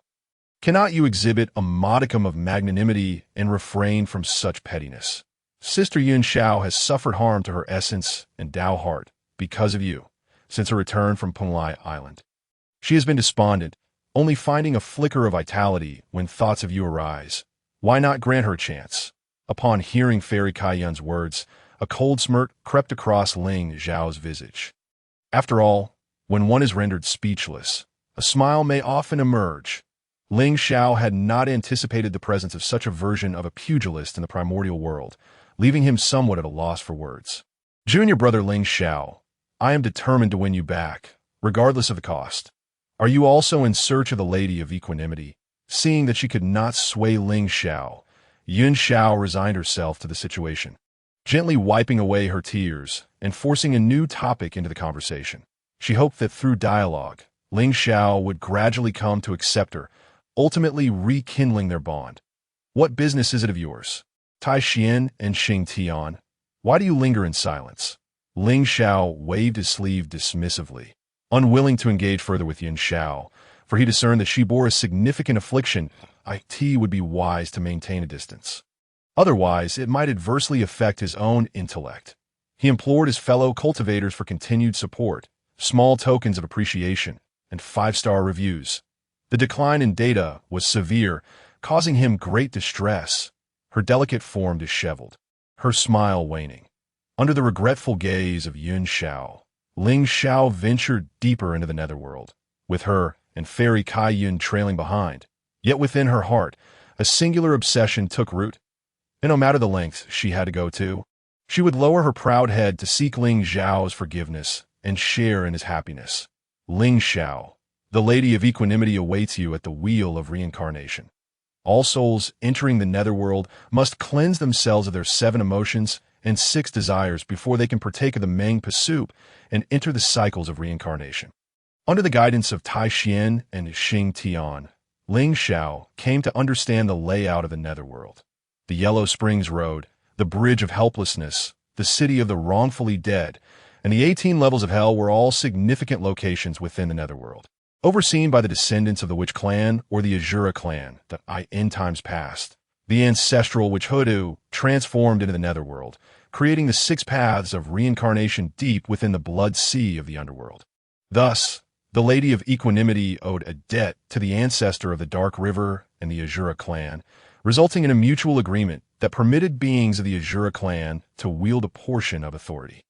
The Wheel of Reincarnation purges the 7 emotions and 6 desires from souls, while the Meng Pasup erases their will and memories. That it can be said that the netherworld possesses a comprehensive system to govern all matters following death, forming a crucial component of the celestial, terrestrial, and human order. Haha, Lingxiao, there is something I must tell you. Whenever a disciple of the Jie Sect falls, their souls must traverse every process. Particularly, they must endure the punishments of the 18 levels of hell repeatedly, with those burdened by grave sins facing a fate even more harrowing. Therefore, in the future, you may freely cast the disciples of the Jie Sect into an abyss from which they cannot return. Xing Tian's lips curled into a cruel smile, a sensation of dread creeping over Lingxiao, a subtle shift in consciousness. The entirety of the netherworld lay within Lingxiao's perception. Soon, he beheld many familiar figures, such as the disciples of the Jie Sect enduring torment in the mountains of blades and seas of fire, as well as the dozens of quasi-Saint Phoenix clan experts, including Yanji, all seeking atonement for their transgressions. Undoubtedly, the netherworld was devoid of any hidden machinations. The punishments were simply meted out based on the past sins of those Jie Sect disciples and quasi-Saint Phoenix clan experts. At times, the severity of punishment and sin could vary greatly. Certain matters may seem negligible, yet when weighed, they could carry immense gravity. Originally, the Lady of Equanimity could have spared them, considering the standing of the Heavenly Lord. But now the punishments and sins fell squarely upon their shoulders, particularly for the quasi-saint experts. One would expect that attaining the Tai Golden Immortal Realm would exempt them from all penalties, allowing for the washing away of their 7 emotions and 6 desires, erasing their consciousness and memories to reincarnate.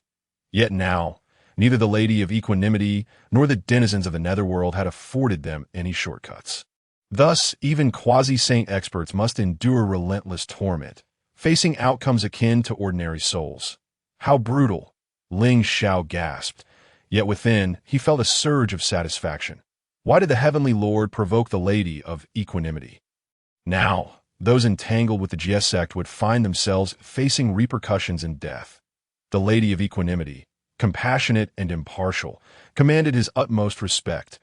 Lingxiao's face reflected a sense of reverence as he spoke with admiration.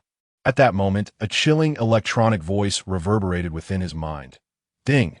The Divine Selection mission has been successfully refreshed. Option 1. Assist Yun Xiao in persuading the Lady of Equanimity to rescue the Jie Sect disciples from their suffering. Reward: 1 high-grade innate spiritual treasure. Option 2. Kick them while they are down. Embellish the situation, urging the Lady of Equanimity to cast all disciples into the realm of beasts. Reward: 1 top-grade innate spiritual treasure. The netherworld's heavy measuring rod. Option 3. What concern is the matter of the Jie Sect to me? Withdraw decisively. Reward: the Sword Dao principle of the mortal realm. 3 divine choices. Lingxiao's mind stirred as he pondered. Through the joy revealed within the divine selection system, Lingxiao surmised the intentions of Yun Xiao and Fairy Kai Yun's visit to the netherworld. They sought the Lady of Equanimity's clemency for the Jie Sect disciples. The 7 emotions and 6 desires are all part of the mortal realm.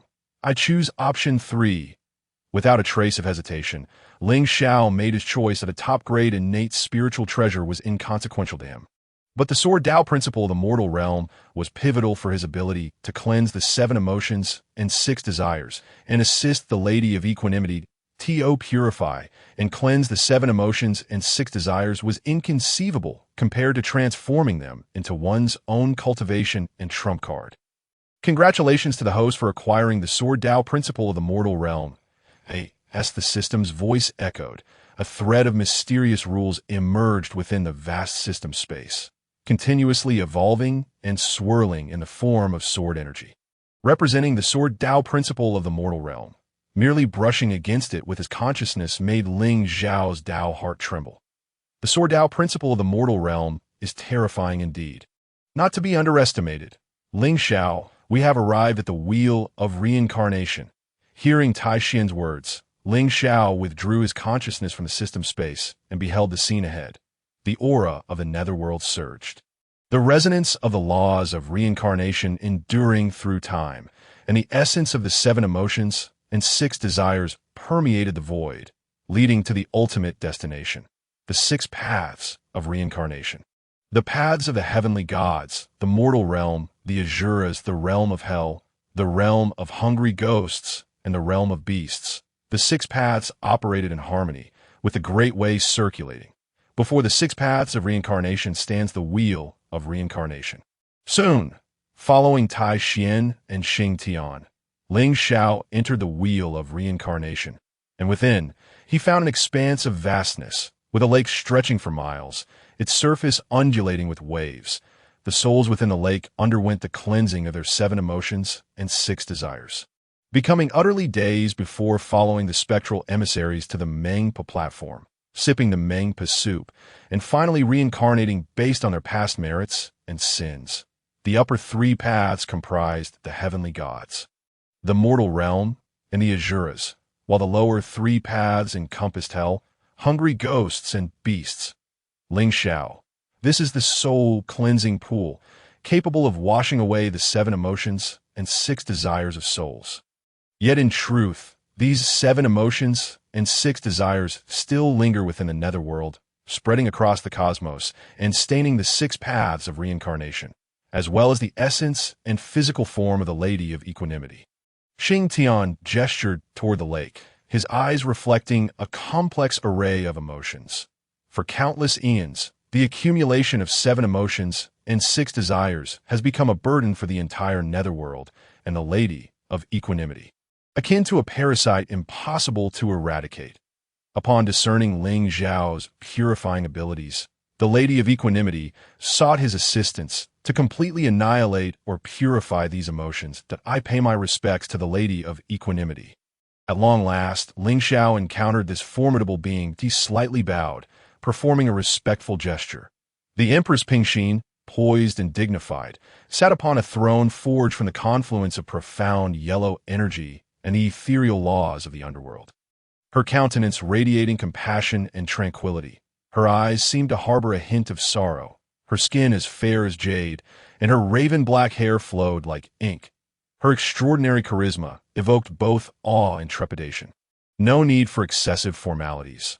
The Empress Pingxin's lips parted slightly, and a wave of her divine power caressed Lingxiao, prompting him to immediately straighten his spine. "Please, take a seat." A cushion materialized before Lingxiao, and he promptly settled onto it. "Lingxiao, my young friend, are you capable of resolving these turbulent emotions?" The Empress Pingxin inquired forthrightly. Since the inception of the underworld, she had endured the torment of these tumultuous feelings. With the intricate and convoluted energies tearing at her primordial spirit, true essence, and corporeal form, as if striving to rend her asunder. Were it not for her stewardship of the Panga Temple and the protective laws it granted, she would have surely succumbed to madness. For within those turbulent emotions lay the past and obsessions of sentient beings, all of which exerted a detrimental influence upon her. In response, Lingxiao made no effort to conceal his abilities, stating calmly, "Indeed, I possess the capability to purge all such emotions, and the time required will not be extensive. However, I do have one condition. Might I inquire, Empress Pingxin, if you would consent to align with the prevailing tides and allow the underworld to connect with the primal earth veins, thereby truly becoming a part of the primordial world?" His words resonated with a palpable weight, stirring ripples of astonishment. Tai Xian and Xing Tian displayed expressions of shock, while even the Empress Pingxin's lips parted in disbelief. Her gaze scrutinizing Lingxiao with an intensity that suggested contemplation. The Empress was already subject to the constraints of the heavenly path and the oversight of the Dao ancestor Hongjun. If she were to relinquish the underworld and the cycle of reincarnation, would she not become mere prey upon the chopping block? Seemingly sensing the Empress's trepidation, Lingxiao raised his voice once more. "Empress Pingxin, do you not yearn to break free from your shackles and witness the world beyond?" A glimmer of intrigue flitted across the Empress Pingxin's gaze as she suddenly appeared before Lingxiao, their proximity barely half a foot apart, her overwhelming presence enveloping him. Even if you are the Eastern Emperor Qinghua, wielding the authority of the Heavenly Path, you cannot assist me in breaking these chains. Should you be deceiving me, I shall strip your bones one by one. In the next moment, the Empress returned to her throne. Yet Lingxiao could distinctly perceive that her breath had faltered in that fleeting instant. She evidently longed to escape her confines and reconnect with the cosmos. The great immortal Jin Yuan held dominion over the Earth records and could manipulate the primal Earth veins, enabling the underworld to forge a connection with them, a move that would align with the greater currents of fate at that juncture. The earthly path would awaken in its entirety, and the Empress would naturally be able to cast off the constraints of the heavenly path. Moreover, I can assure you that the Dao ancestor Hongjun will no longer intervene to confine you within the underworld. However, by that time, the authority of the underworld would no longer be solely yours to command.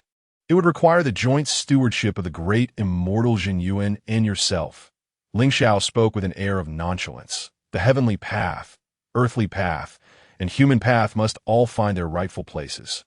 Hongjun, as the progenitor of these three paths, is not merely a puppet of the heavenly path. He possesses the ability to truly govern the entire primordial world and reach even loftier realms.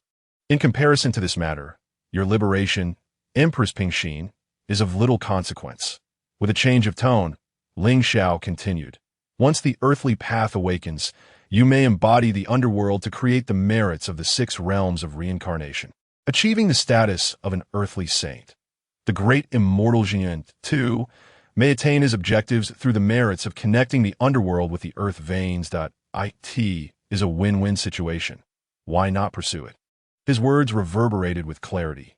Tai Xian and Xing Tian stood frozen, wishing to cover their ears, unable to fathom how Lingxiao could utter such declarations. Was this knowledge within their grasp, to align with the heavenly will and the currents of fate?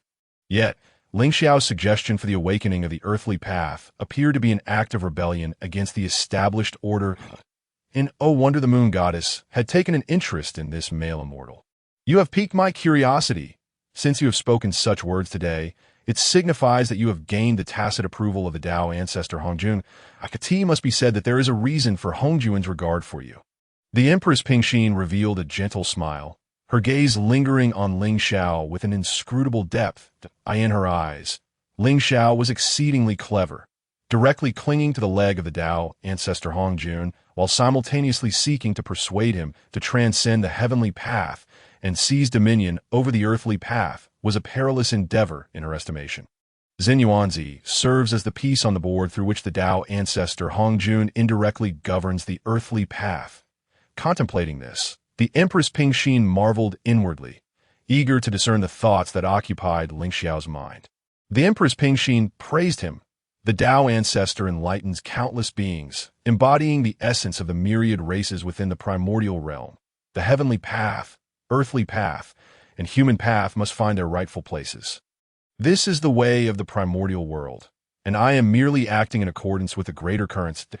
Is it problematic for the Dao ancestor Hongjun to venture forth in his prime and assume the mantle of the progenitor of the 3 paths? Lingxiao replied with a calm demeanor, meeting the Empress Pingxin's gaze. The Dao ancestor Hongjun has treated me favorably, personally bestowing upon me the title of Eastern Emperor Qinghua and granting me the divine list and the god-slaying whip.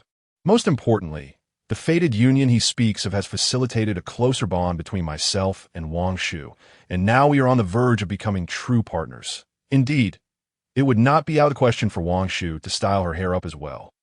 Impressive. If the Dao ancestor Hongjun were to hear your words, he might well administer a severe reprimand. The Empress Pingxin chuckled, shaking her head in bemusement.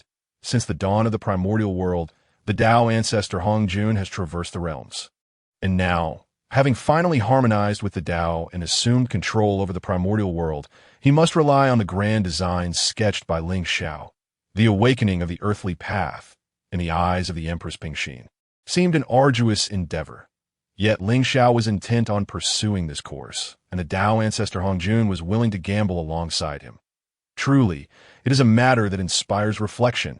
The Dao ancestor is benevolent and kind. He surely would not be so cruel.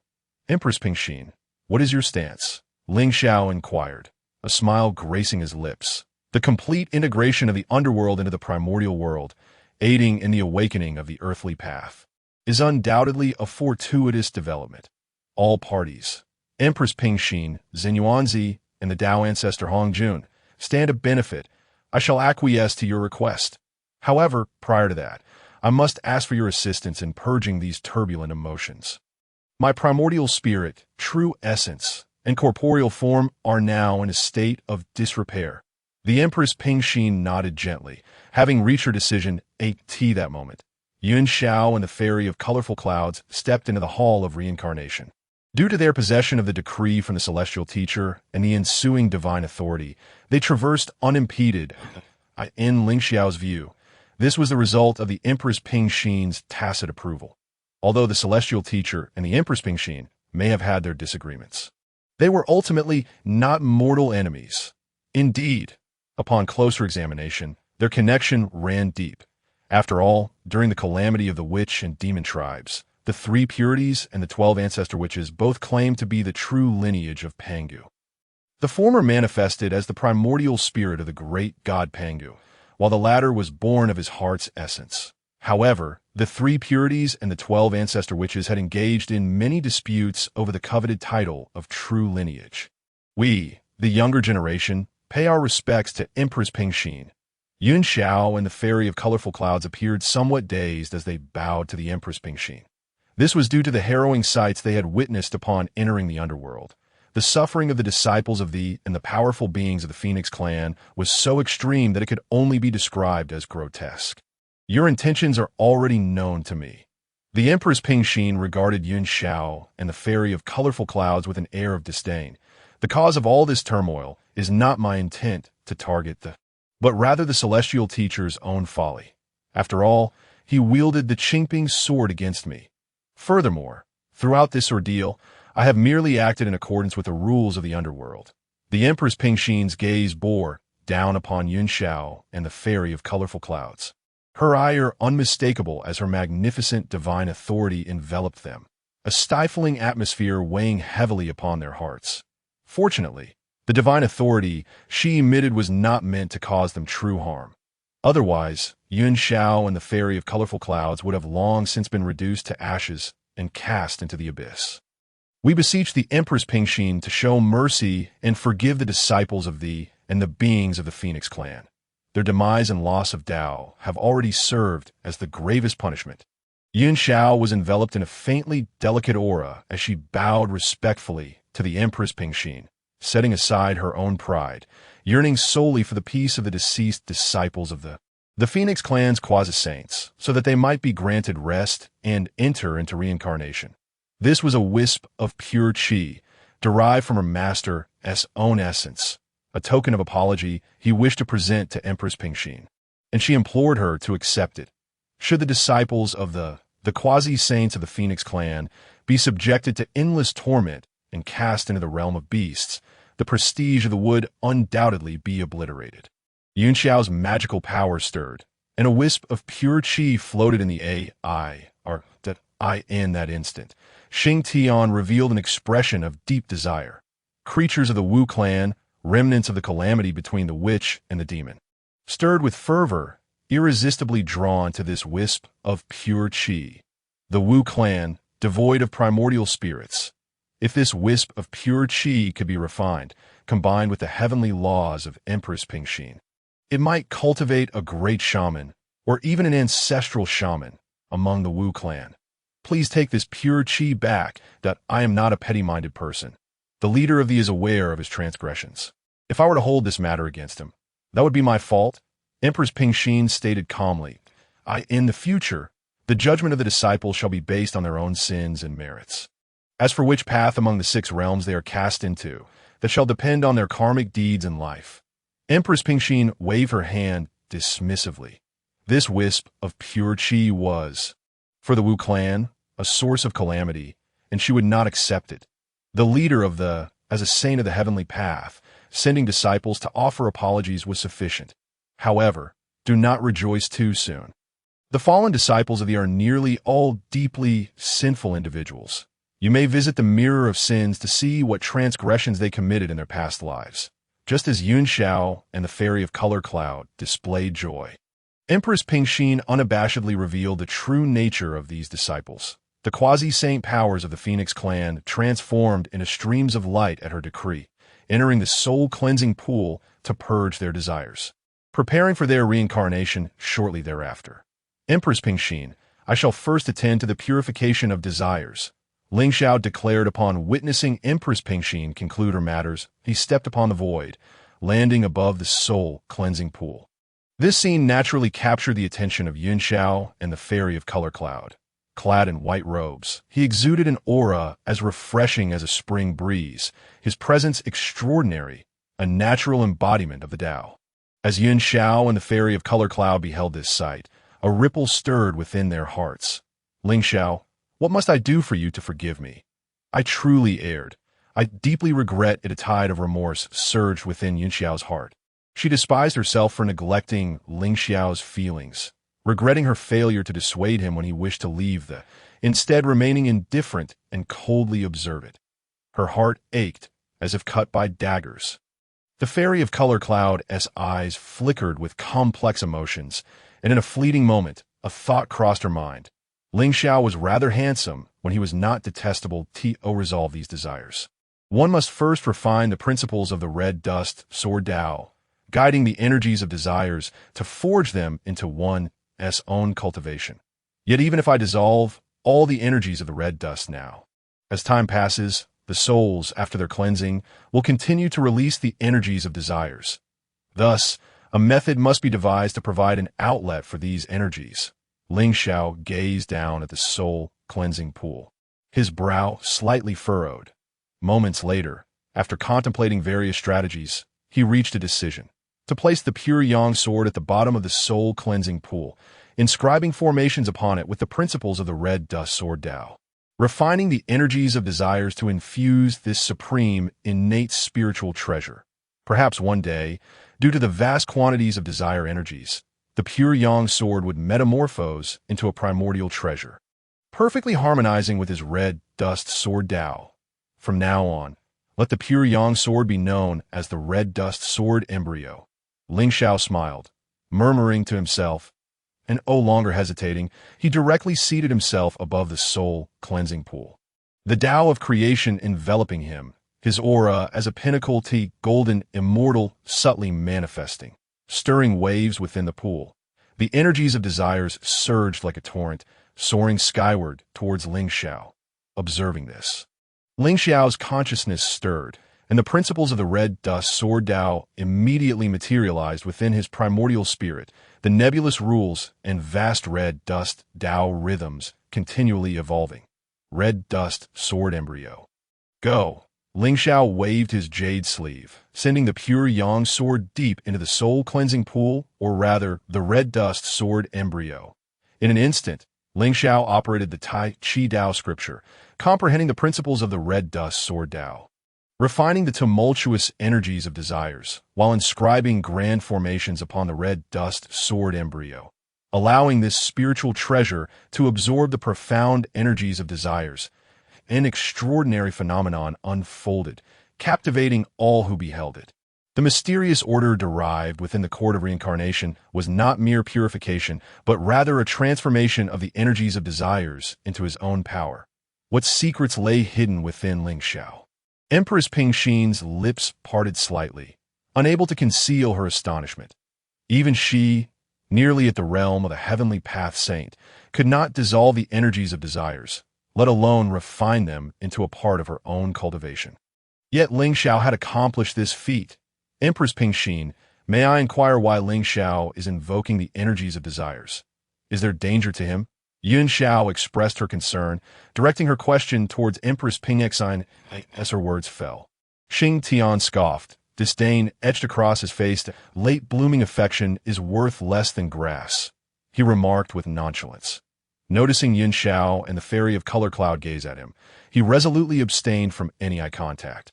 instead whistling as he observed Lingxiao above the soul-cleansing pool, his admiration growing ever deeper.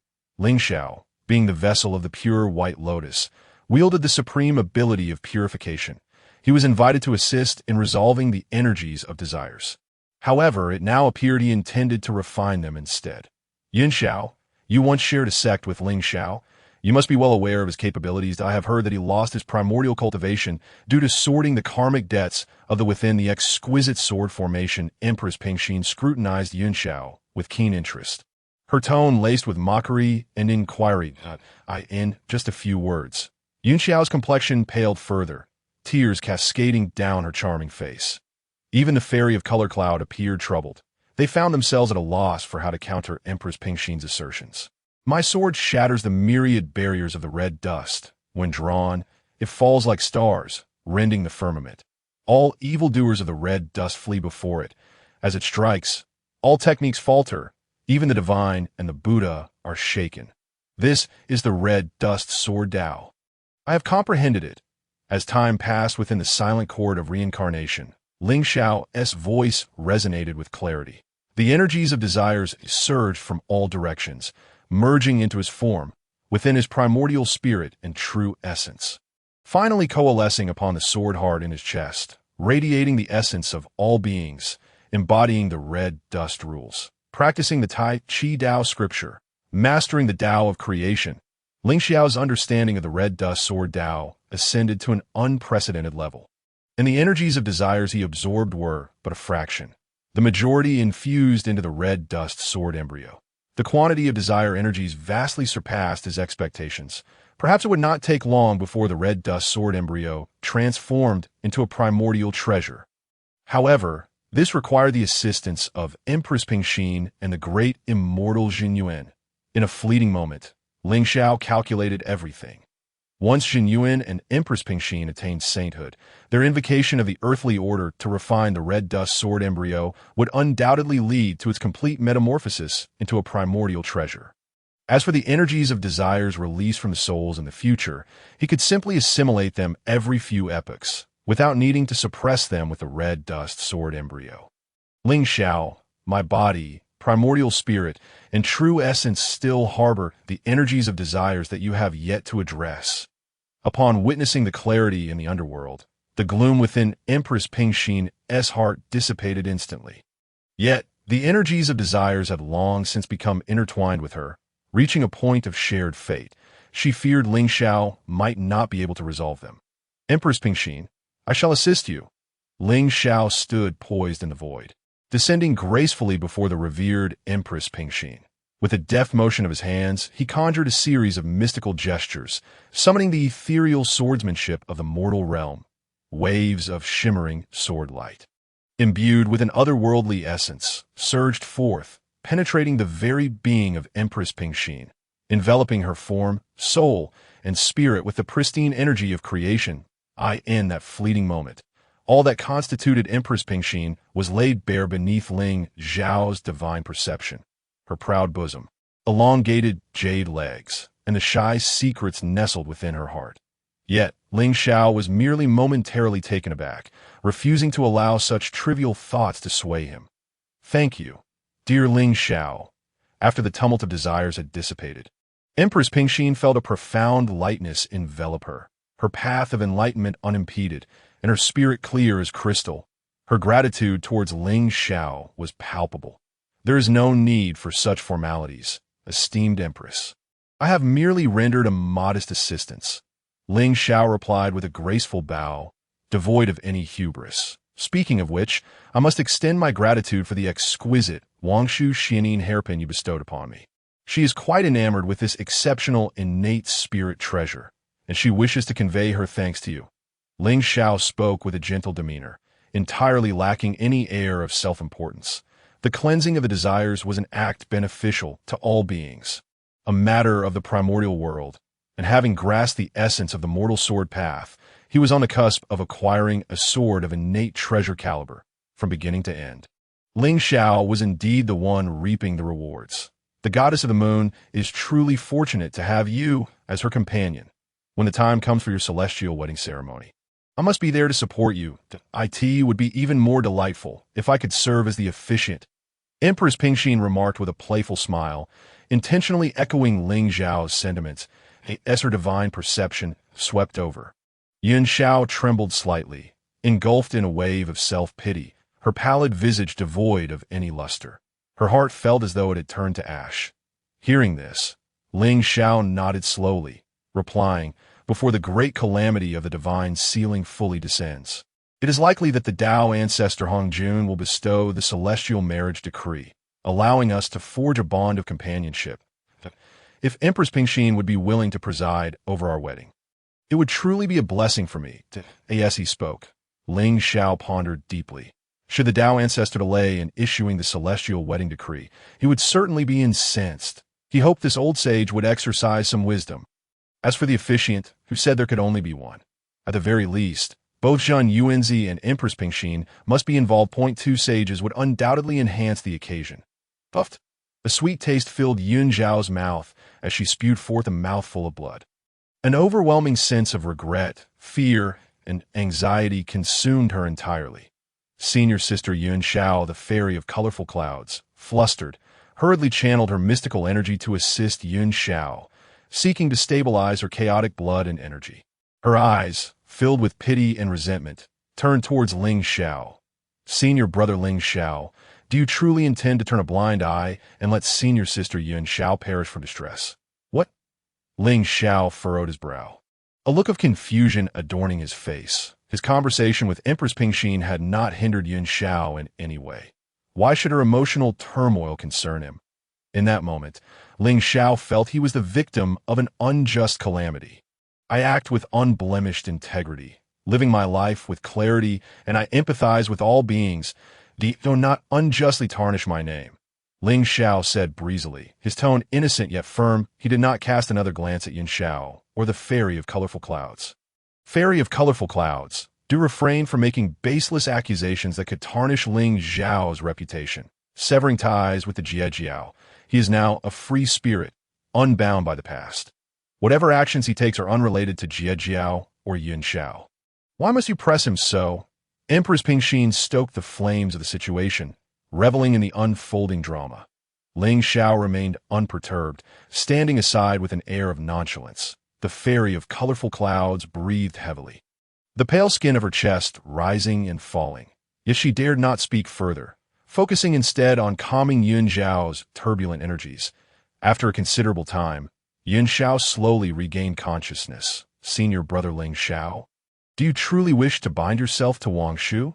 What of me and my fellow sisters? Tears blurred her vision as she spoke in a tone bordering on desperation, gazing up at Lingxiao. Her heart felt as though it were being torn asunder by a jagged stone. An endless wave of grievance, reluctance, and regret surged within her, intensifying her longing. She even contemplated whether her demise might earn Ling Zhao's forgiveness. Would he mourn her loss? What concern is it of mine? The disciples of Jie Jiao, devoted to their own paths, were in no way tied to my affairs. Should they engage in wicked deeds, I, as the emperor of the eastern extreme, would be compelled to uphold justice for the living. With that, Lingxiao chose to disregard Yun Xiao further, redirecting his gaze to Empress Pingxin.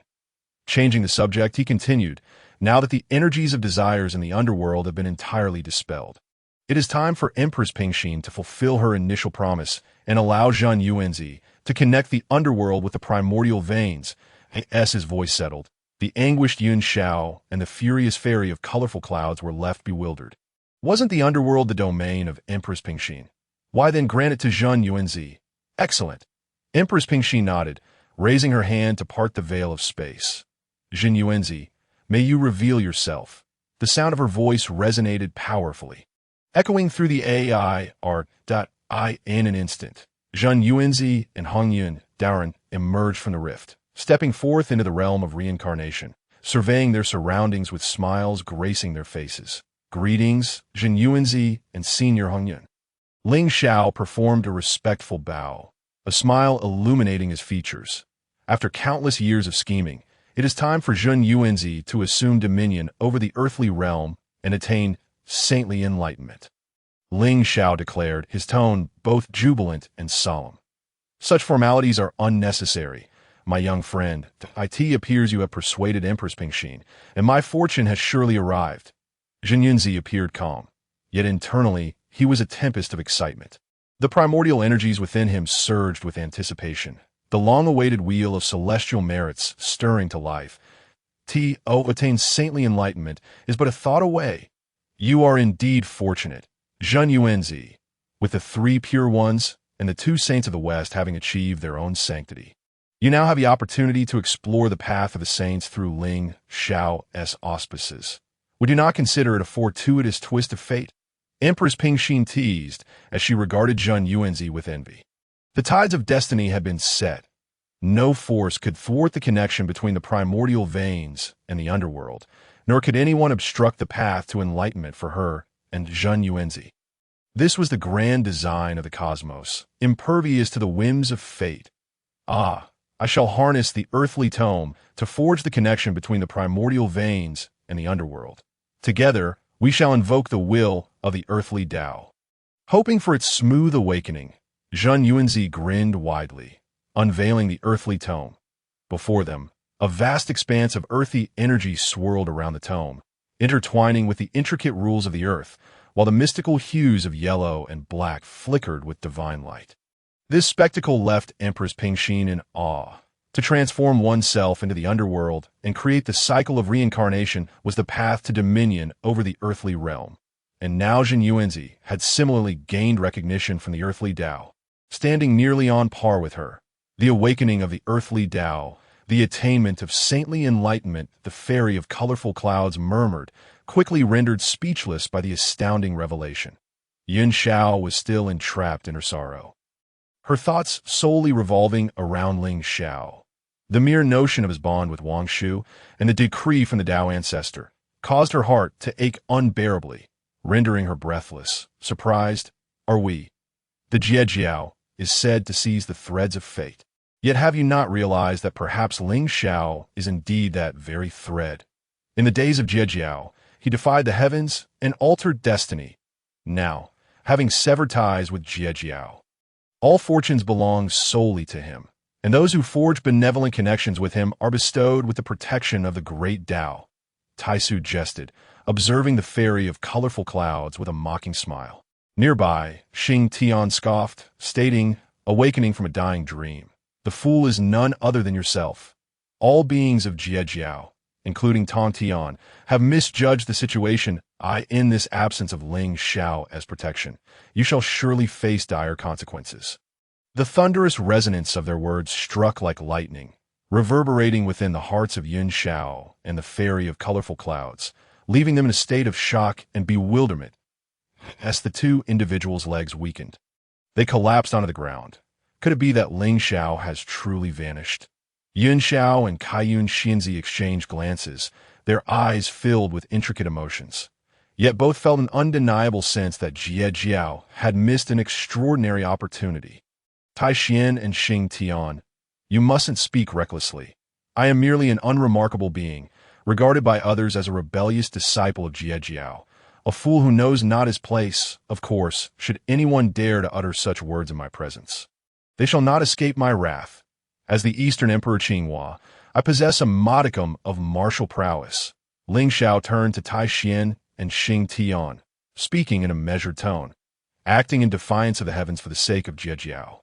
Opposing the grand trend and striving to align oneself with natural order, Lingxiao had now comprehended his own path. There is no need to rebel against the heavens. He shall transcend the heavenly way and seize the supreme path. It appears we have spoken too much. Disciples of Jie Jiao are hardly worthy to hear our secrets. Xing Tian chuckled ruefully, scratching the back of his head.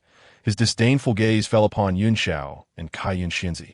Entirely unfazed by their identities and the authority they represented as emissaries of the Tongtian that moment, Zhen Yunzi activated the Earth Book, and a vast ethereal image materialized in the air, revealing the geological veins of the Honghuang world. Akin to a network of meridians spread throughout the land, Mount Shumi and Mount Wanshou, along with numerous celestial abodes, were interconnected by these veins, with countless smaller channels linking every corner of the Honghuang realm. The golden light shimmered resplendently. Yet at the center of that ethereal image, there lay an expanse of emptiness. Genuine Daxian. Let's begin. Lingxiao remarked calmly from the side. That emptiness was likely the abode of the underworld and the 6 paths of reincarnation. Genuine Daxian, I have opened the barriers of the underworld, and you may wield all the authority with ease. The benevolent smile of Pingxin Yang reflected her commitment. The moment the Earth book appeared. She sensed the Earth's will trembling, emanating a longing emotion, yet shackled by some constraints. Pingxin Yang understood that the heavenly rules were suppressing the Earth's will. However, as long as Xinyuanzi connected the geological veins of Honghuang with the underworld, the heavenly rules would have to yield to the Earth's will. Heaven, Earth, and humanity are equal existences. I, the progenitor of Earth immortals, see the silence of the geological veins of Honghuang and the lifelessness of the underworld. With the power of the Earth book, I shall connect the two and awaken the Earth's will. This is the ultimate principle of heaven and earth, the grand trend of Honghuang. Despite countless tribulations, my resolve remains steadfast as rock. May the Dao ancestor bear witness.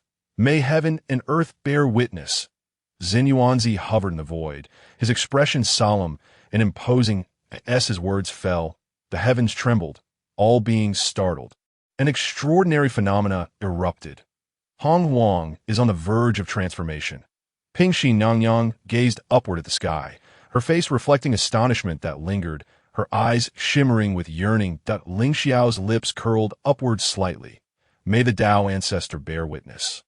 May heaven and earth bear witness. He hoped that Hongjun Dao ancestor would be pleased. The winds and clouds shifted as if heralding the apocalypse. Blood-red thunder rolled at the zenith of the heavens, and fissures in space appeared out of nowhere. The eye of divine retribution gazing down upon all beings, an overwhelming order of rules descending upon the underworld. May the Dao ancestor bear witness. May heaven and earth bear witness. Xinyuanzi truly knew how to flatter. Yet, it seemed that the heavenly way was unwilling to allow the awakening of the earth's will in the Bayou Palace. The Tongtian sat cross-legged upon the cloud platform, his eyes glimmering with an enigmatic light. In the Honghuang world, the heavenly way reigned supreme. Before Hongjun Dao ancestor merged with the Dao, he was merely the spokesperson of the heavenly way. After merging with the Dao, Hongjun became the heavenly way. Yet the heavenly way does not serve Hongjun, still bound by the order of the heavenly way, unable to directly intervene in the myriad affairs of the Honghuang world. Even the several saints of the heavenly way are constrained by it. Now, Xinyuanzi, in silence, seeks to awaken the earths while placing Hongjun Dao ancestor above heaven and earth. His actions undoubtedly signify a lack of respect for the heavenly way, harboring rebellious intent.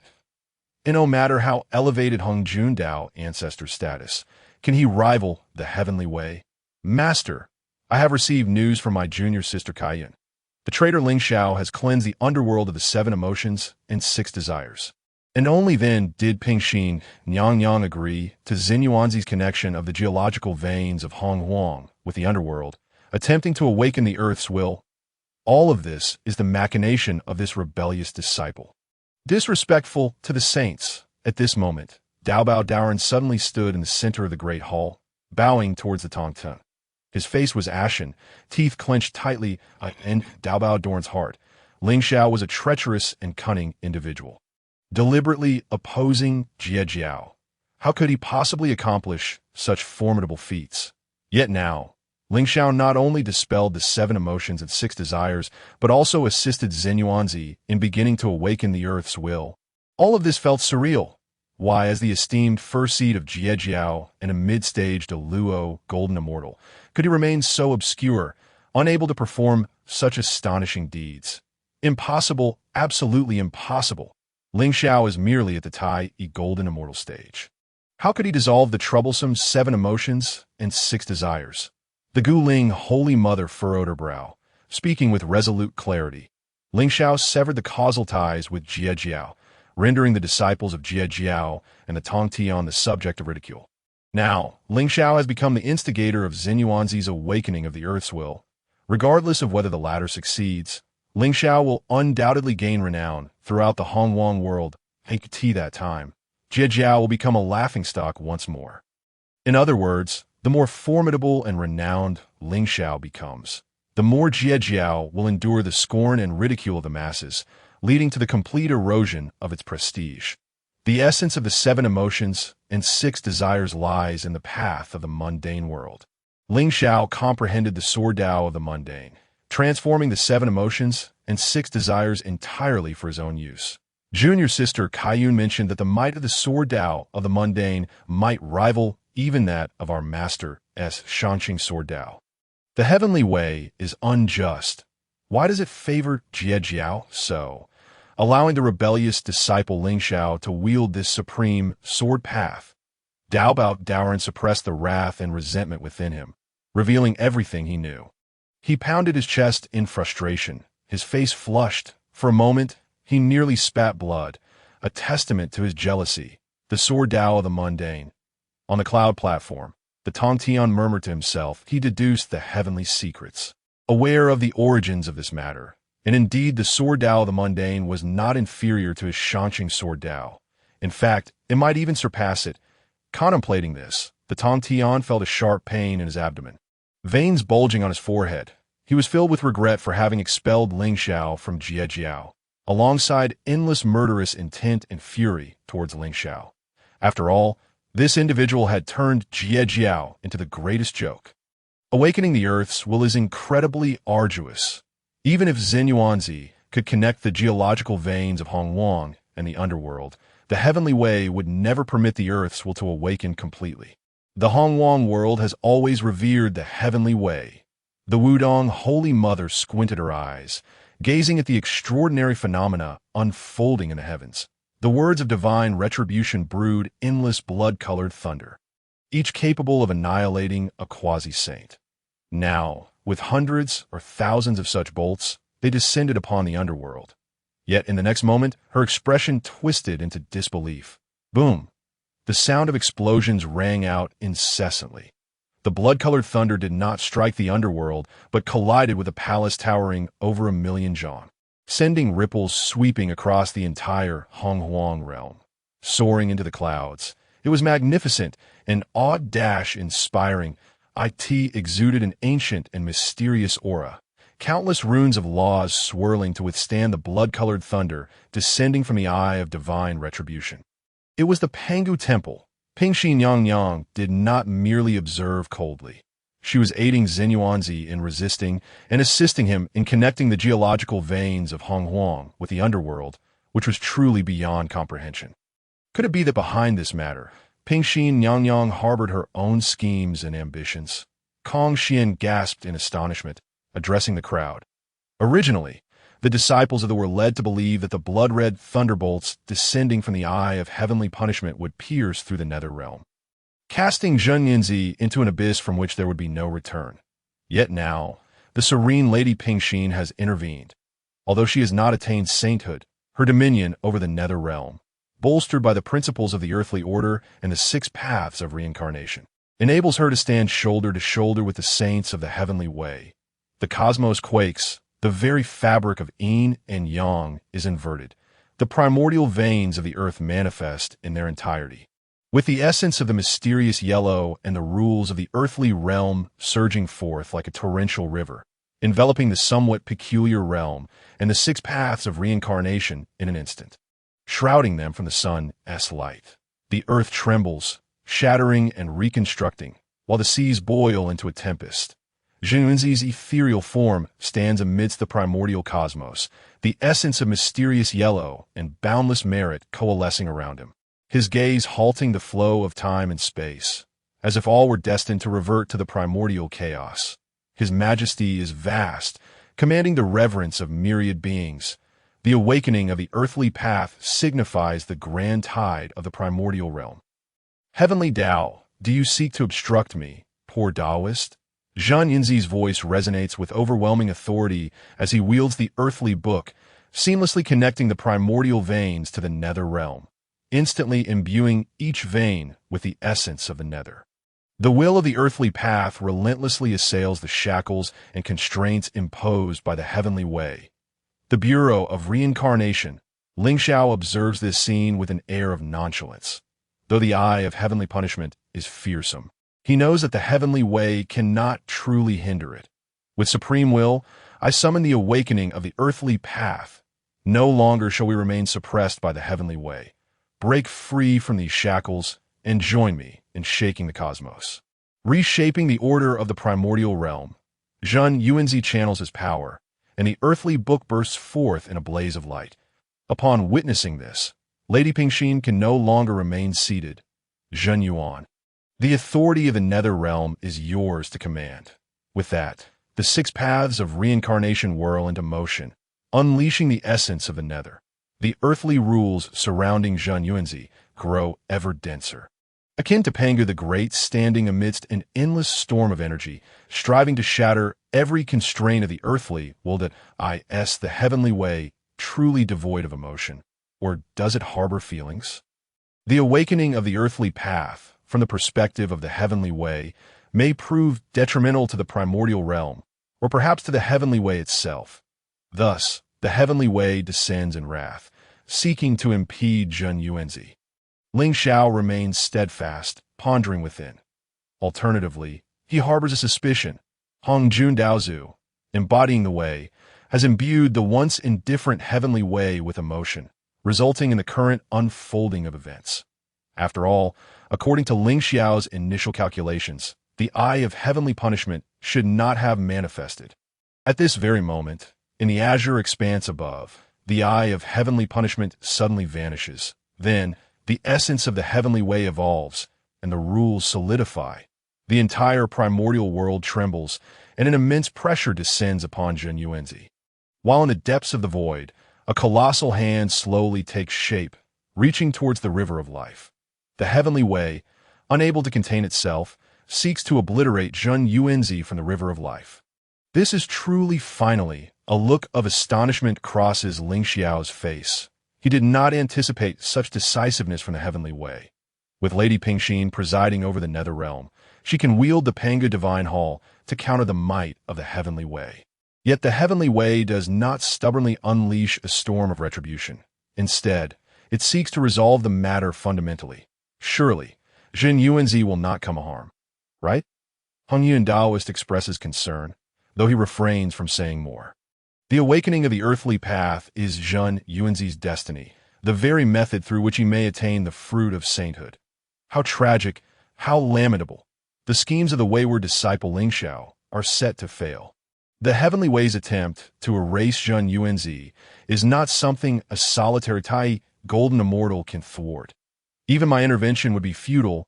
It seems this farce will conclude with Zhen Yuanzi's demise in Bo Palace. Tongtian Patriarch secretly revels, feigning profundity as he speaks. The disciples of murmur in astonishment, even feeling a sense of having survived the calamity.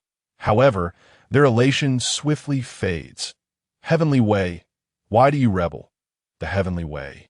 The earthly way and the human way are the very foundations of the primordial realm.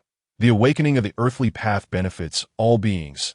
Would the heavenly way truly defy the great way of all life? I am the Dao ancestor, the teacher of all beings, and I must act for the sake of the populace. A resplendent voice resonates through space. Hongjun Daozu sits upon the auspicious cloud platform. Behind him, the vast golden wheel of the heavenly way. Above him, the creation jade plate descends with 3,000 laws, and the boundless rhythms of the Dao surge within the 3 realms. Clad in a simple gray robe, unadorned and unpretentious, celestial mist envelopes the void, obscuring his visage from all beings. Yet through the endless expanse, Lingxiao perceives the kindness and wisdom emanating from Hongjun Daozu, as well as his unparalleled sanctity, standing in opposition to the heavenly way. Go. With a single utterance, Hongjun Daozu sends forth the creation jade plate, which immediately plunges into the river of life, in an instant. The colossal hand formed from the essence of the heavenly way and rules dissipates into smoke. The creation jade plate safeguards the true spirit of Zhen Yuanzi within the river of life. The compassion of the Dao ancestor, Zhen Yuanzi exclaims from within the nether realm. Immediately, the surging will of the earthly path shatters its restraints, flowing between the primordial veins, the nether realm, and the six paths of reincarnation, then blanketing the continents of the primordial world with an unending stream of mysterious light that illuminates all beings. The will of the earthly path awakens. Purple chi emerges from the east. Celestial flowers cascade, and the spiritual essence of heaven and earth sweeps across the realms like a tempest. In the western world, atop the peak of the spirit mountain, the awakening of the earthly path elevates the primordial realm to unprecedented heights. The veins of the earth in the western world become immensely robust, and the spiritual essence of heaven and earth returns to the state it was in before the onset of the Long Han calamity. At last, our western continent has undergone a remarkable transformation. Jian's eyes brim with tears as he gazes down upon the western world. He observes the once desolate earth now swaying with divine grasses and spiritual flowers. With each withered tree sprouting fresh shoots, even the long dry lakes and rivers filled with gathered spiritual fluid. In that moment, the two saints of the West feel their souls purified and their minds clear. Brother, the western world is no longer barren. The grand aspirations we once vowed now show signs of fulfillment. Perhaps one day, we may indeed repay the heavenly merits we owe. Yuan Ti speaks slowly, a smile gracing his features. Originally, when they established the Western teachings and made grand vows, they had approached it with a reckless abandon, never considering the repayment of the borrowed heavenly merits. Now, with the awakening of the earthly path, the Western world has transformed. As long as they dedicate themselves to the development of the Western teachings and the salvation of myriad beings, they may have the opportunity to relieve themselves of their grand aspirations and shackles. During the Fengshan calamity, the Western teachings may very well contend with the Chan sect and the human teachings for boundless fortune. After all, the Western world now rivals the Eastern world. Of course, we must maintain good relations with Lingxiao and Zhen Yuanzi, particularly with Hongyun Daoist, where we have some difficult explanations to make. Jin, filled with ambition, brims with confidence, his eyes glimmering with profound light. When the conversation turns to Hongyun Daoist, a hint of bitterness appears on his face.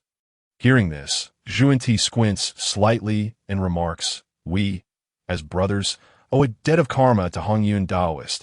Failing to act to save him in his time of peril indeed bears the semblance of ingratitude. However, now that we have awakened, let us seek an opportunity to make amends with Hongyun Daoist."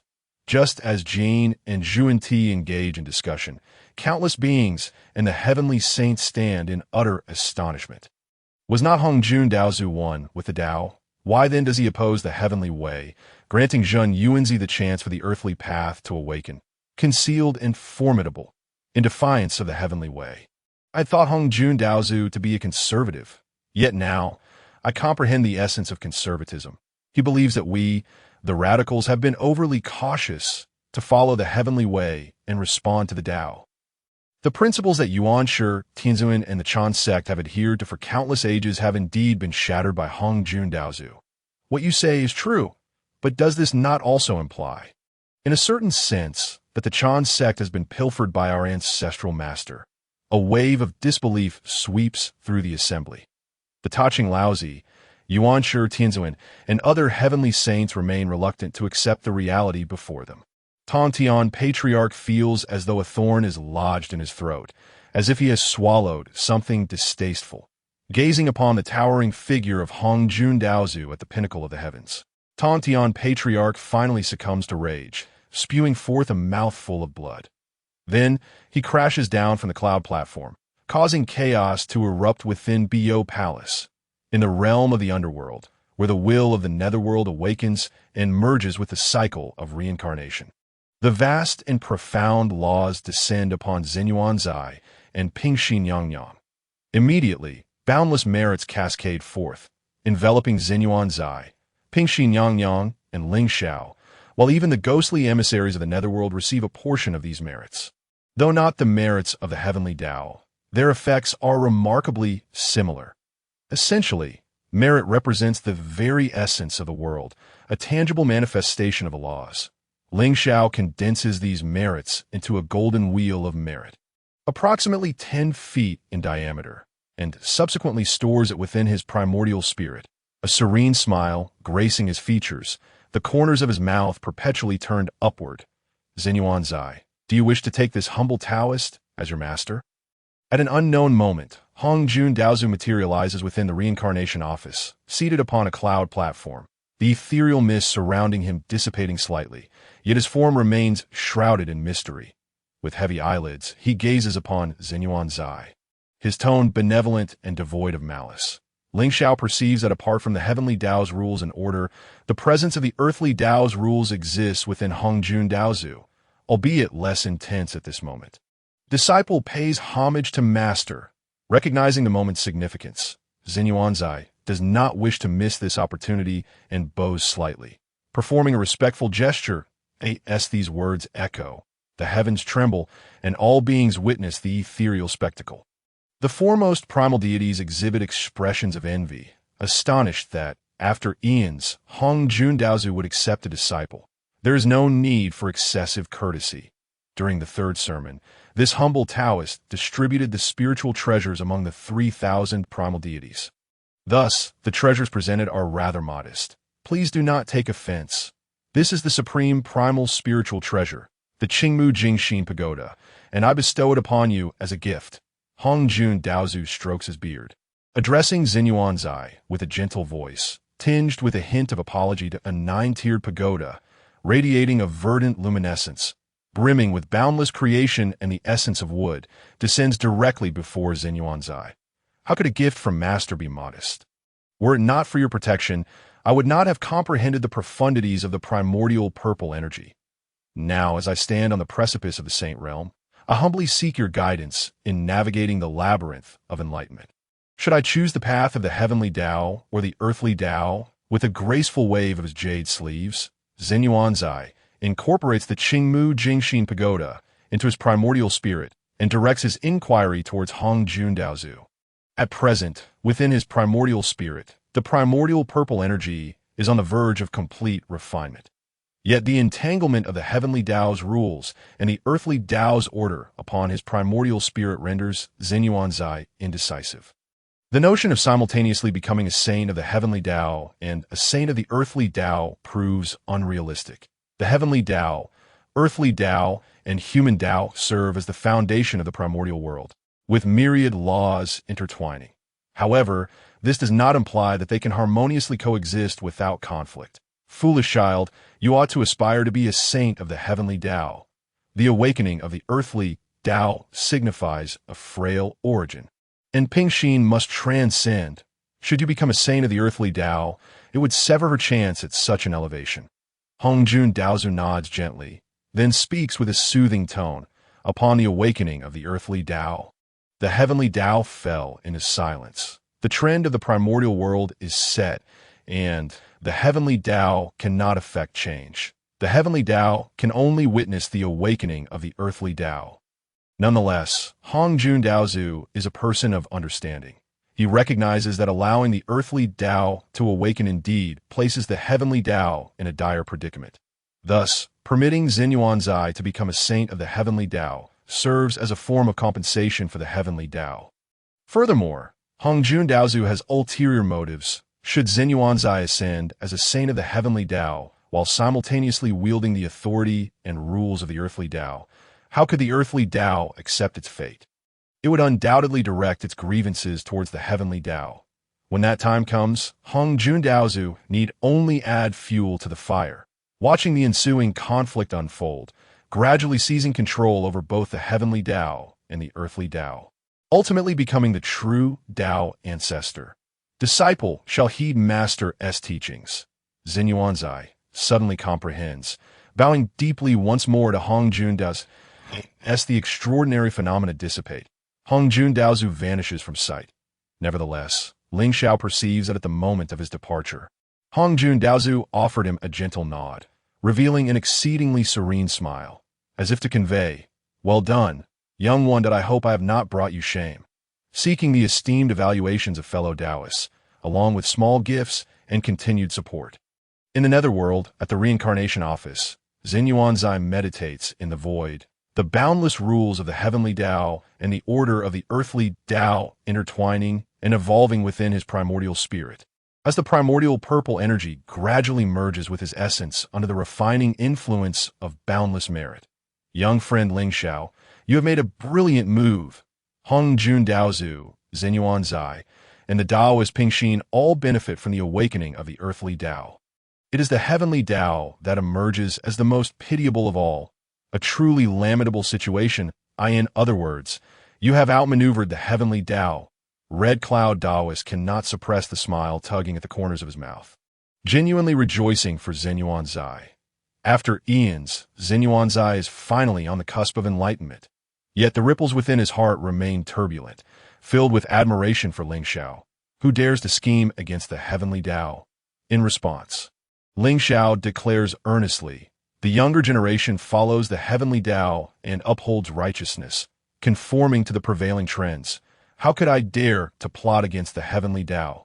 Senior Red Cloud, please do not cast aspersions upon me. Otherwise, I shall accuse you of slander. In the primordial world, among countless beings, none understand the alignment with the heavenly Dao better than I. Hongjun embodies the heavenly Dao. The heavenly Dao does not embody Hongjun. Lingxiao prides himself on following the heavenly Dao, and he aligns with Hongjun as the heavenly Dao, does he not? Now that the earthly Dao awakens, Hongjun Daozu seizes the authority of the earthly Dao, sufficiently rivaling the heavenly Dao. Whether he can escape the identity of a puppet of the heavenly Dao depends on his future fortunes. After all, the human Dao embodies the path of all living beings, transcending the confines of humanity. Awakening it is no small feat. Even Lingxiao finds himself somewhat at a loss. It is still you, young friend, who can articulate your thoughts so eloquently. Red Cloud Taoist displays a teasing smile, increasingly appreciating Lingxiao this moment. Pingxin Yang radiates a tranquil aura, the shackles imposed by Hongjun Daozu and the heavenly Dao having long since vanished, replaced by an overwhelming presence nearing that of a saint. Shock and excitement shimmer in her beautiful eyes. Having embodied the netherworld and created the cycle of reincarnation, such merit has kept her confined within a cage, forever denied the freedom to roam. Now, having broken free from her restraints, she traverses the boundless void, unbound.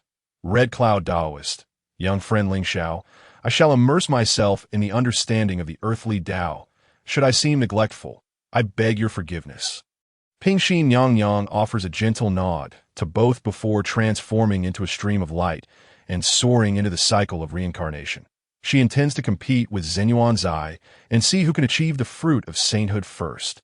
Upon witnessing this, Lingxiao leisurely sits upon a cushion, enjoying the primal spiritual fruits with Red Cloud Taoist, personally preparing tea with the three lights divine water. Instantly, the atmosphere becomes exceedingly harmonious. Tai Xian, Xing Tian. You two should also partake in the tea of enlightenment. Lingxiao beckons, and the two promptly settle down. Within the tranquil reincarnation office, only Yunxiao and Kaiyun Fairy stand alone, uncertain whether to leave or to endure the awkwardness of their situation. Departing without notice is a grave faux pas, a sign of disrespect towards Pingxin Yang. Yet remaining here leaves them feeling utterly embarrassed, a state of disquietude indeed. At that moment, Kaiyun Fairy's mind stirs. This is not good. Master is in distress, injuring his essence. Kaiyun Fairy expresses her concern to Yunxiao, worry etched across her features. However, an inexplicable flicker of hope arises within her. The thought that Tongtian Jiao Master may have suffered an injury becomes the lifeline for her and Yunxiao to escape their awkward predicament. We must return to Bio Palace at once. Yunxiao's complexion pales, and he swiftly makes a decision. Then, Yunxiao and Kaiyun Fairy bow respectfully towards the cycle of reincarnation before bidding farewell to Xinyuan Zai and Red Cloud Taoist.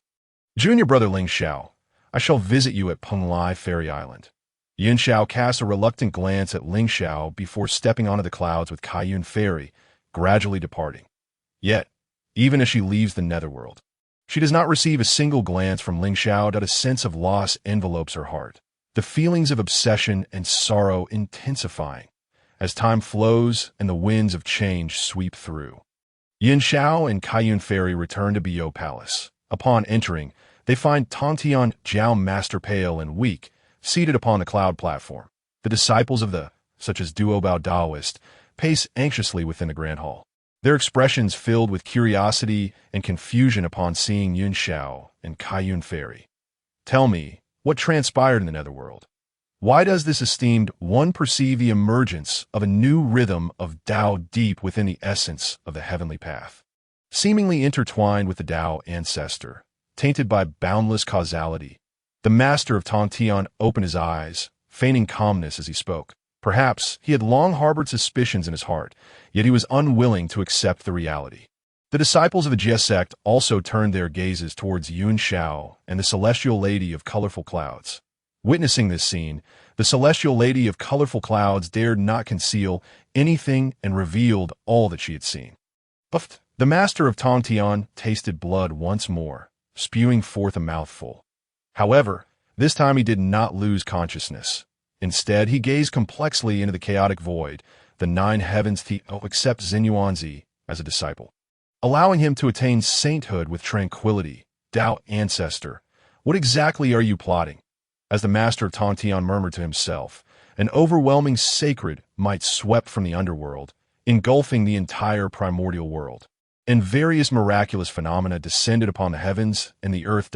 I am Xinyuanzi, sorting out the veins of the primordial land, aiding in the awakening of the earthly path, achieving the Dao fruit of a heavenly saint today. I, Pingxin, become a saint through the rules of the earthly path, thus becoming the saint of the earthly path. The magnificent sound of the Dao shook the universe. All beings trembled, and the multitude bowed in submission. Feeling the sacred might emanating from Xinyuanzi and Lady Pingxin, the master of Tongtian's heart could not find peace. He had not anticipated that these two could attain sainthood. After several breaths, the master of Tongtian sighed deeply. That primordial purple chi was, after all, in Xinyuanzi's hands, and the Dao ancestor actually allowed him to reside in Yujing Mountain. Jealousy and indignation surged within him, ultimately transforming into helplessness. After a moment of shock, the Holy Mother Wudong slightly parted her red lips and said, "During the calamity of the witch and demon, the demon court attacked Wuzhuang Temple, aiming to seize the primordial purple chi of the Red Cloud Daoist, which ultimately ended with the fall of the Red Cloud Daoist.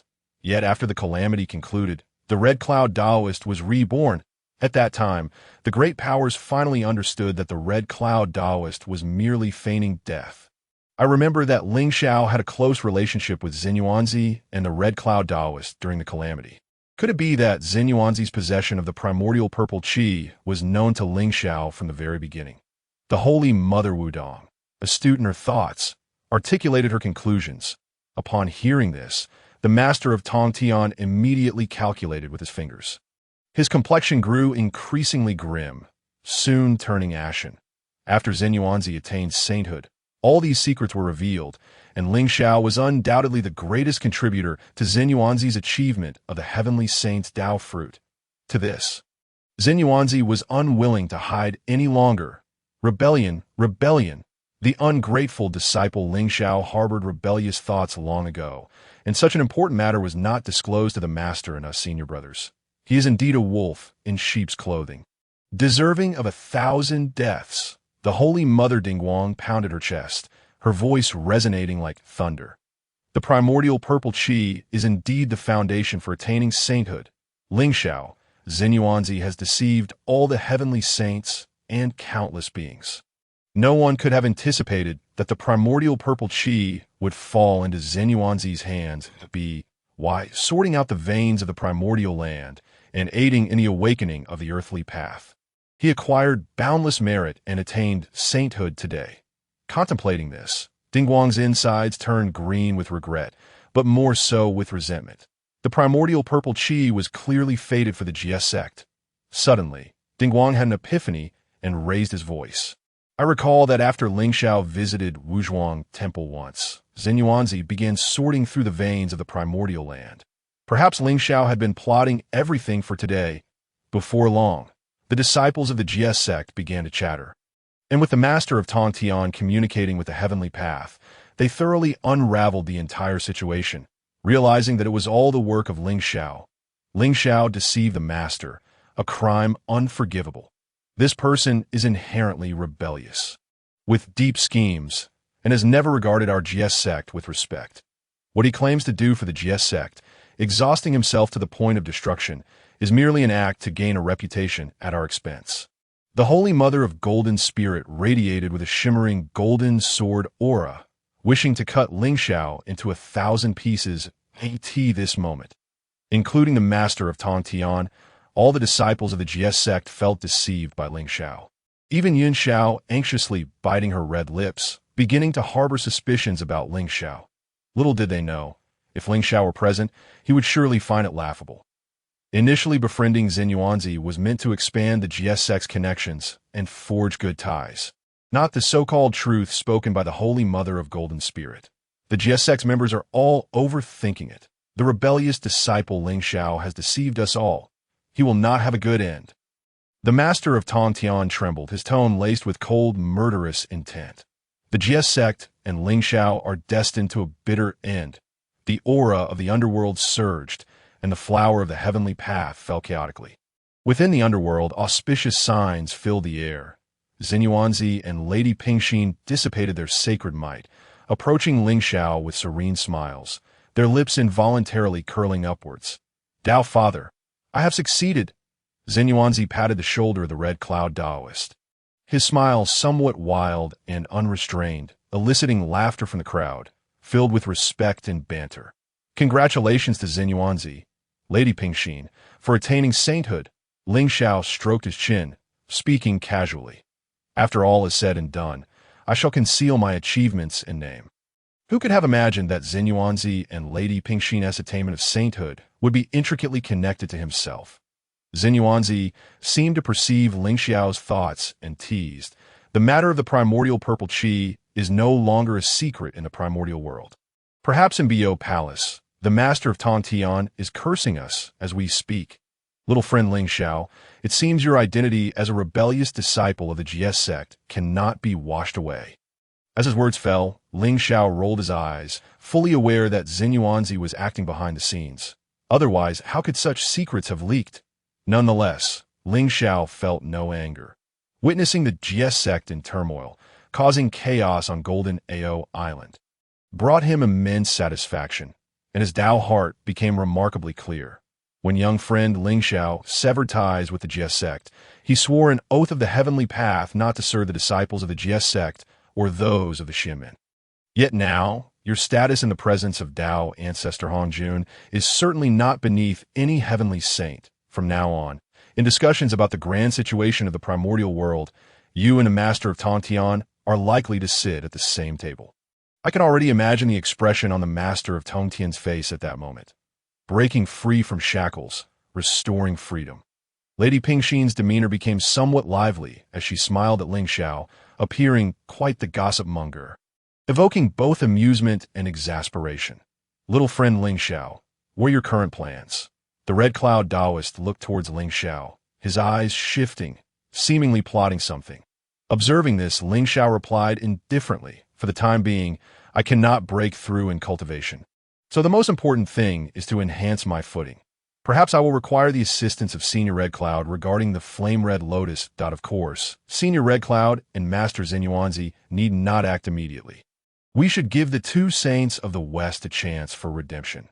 After the revival of the Western world, they should take action, insightful about the situation and perceiving the heavenly mechanisms. Lingxiao was not merely speculating, but had caught a glimpse of a clue. The demon court attacked Wuzhuang Temple to seize the primordial purple qi from the Red Cloud Daoist. However, after the Red Cloud Daoist escaped, it was old ancestor Mingi who struck him down. Although the Red Cloud Daoist feigned death, his essence was completely destroyed, leaving only a trace of true spiritual essence within the 9-9 Red Cloud, soul-separating gourd, which was restored under Xinyuanzi's nurturing. One could say that the Red Cloud Daoist was but a step away from death. This causality must be acknowledged by the demon court, old ancestor Mingi, and the two saints of the West. Little friend Lingxiao, rest assured, this matter is on me. If the two saints of the West remain obstinate, then they can only blame me and Xinyuanzi for our wrath. The Red Cloud Daoist's voice was loud and resonant, startling the crowd into silence. The Red Cloud Taoist truly relied on Xinyuanzi's sacred might, fearless of any situation. Young friend, it is best for me and Lady Pingxin to act together first to refine your red dust sword embryo using the essence of the earthly path, elevating it to a congenital supreme treasure. I must say, your command of the red dust sword Dao is beyond my expectations. Xinyuanzi gently stroked his beard as torrents of earthly Dao rules transformed into a current, cascading into the soul-washing pool, soon resonating with the sounds of clashing swords, as if bearing the might to open the heavens and the earth. Lady Pingxin also mobilized her magical power, joining Xinyuanzi in refining the red dust sword embryo in the midst of it all, amidst the vast and primordial expanse, the essence of 7 emotions and 6 desires diffused, willingly merging with the earth, subsequently converging above the soul-washing pool, where it was refined into the red dust sword embryo in the span of merely half an hour. The innate restrictions of the red dust sword embryo were flawlessly completed. As the principles of the red dust sword Dao and the essence of 7 emotions and 6 desires surged ceaselessly within this treasured artifact, it is done. Lady Pingxin exclaimed softly. The red dust sword embryo shimmered with a crimson glow. Hovering before Lingxiao, the sword, measuring over 3 feet, resembled an ethereal dark ice of the night, its depths intertwined with strands of red radiance, while endless innate divine patterns flickered in and out of sight. The blade emanated a chilling brilliance, causing the void to tremble slightly, as if it could tug at the heartstrings and captivate the soul. The splendid sword. This red dust sword embryo, a supreme, innate treasure, may not rival the slaying immortal sword array in terms of combat prowess. Yet the principles of the red dust sword Dao and the essence of 7 emotions and 6 desires contained within could surely shake the resolve of any adversary, plunging them into an abyss of chaos. Even the humble Taoist was taken aback. The power of this sword was not to be underestimated. Xinyuanzi lightly tapped the sword's body, producing a crisp melody that resonated continuously. His eyes alight with fondness, he even sent the red dust sword embryo soaring into the heavens. Upon hearing this, Lingxiao, exuding an air of nonchalance, remarked, "The annihilating black lotus and the golden lotus of merit have been refined by me. Now, this red dust sword embryo is indeed a fine treasure. In my journeys through the primordial wilderness, I shall not tread upon empty ground." The Qingping sword, known for inciting hostility, was cast aside into the System S storage by Lingxiao, who found it a bother. The remaining spiritual treasures were ill-suited for flight. Now, the red dust sword embryo alleviated his pressing needs. After all, who does not harbor a dream of flying upon a sword? Lingxiao, my dear friend, you truly are a remarkable talent. The Red Cloud Taoist raised his thumb, overwhelmed with a sense of existential doubt. An innate treasure, reduced to merely serving as Lingxiao's means of flight.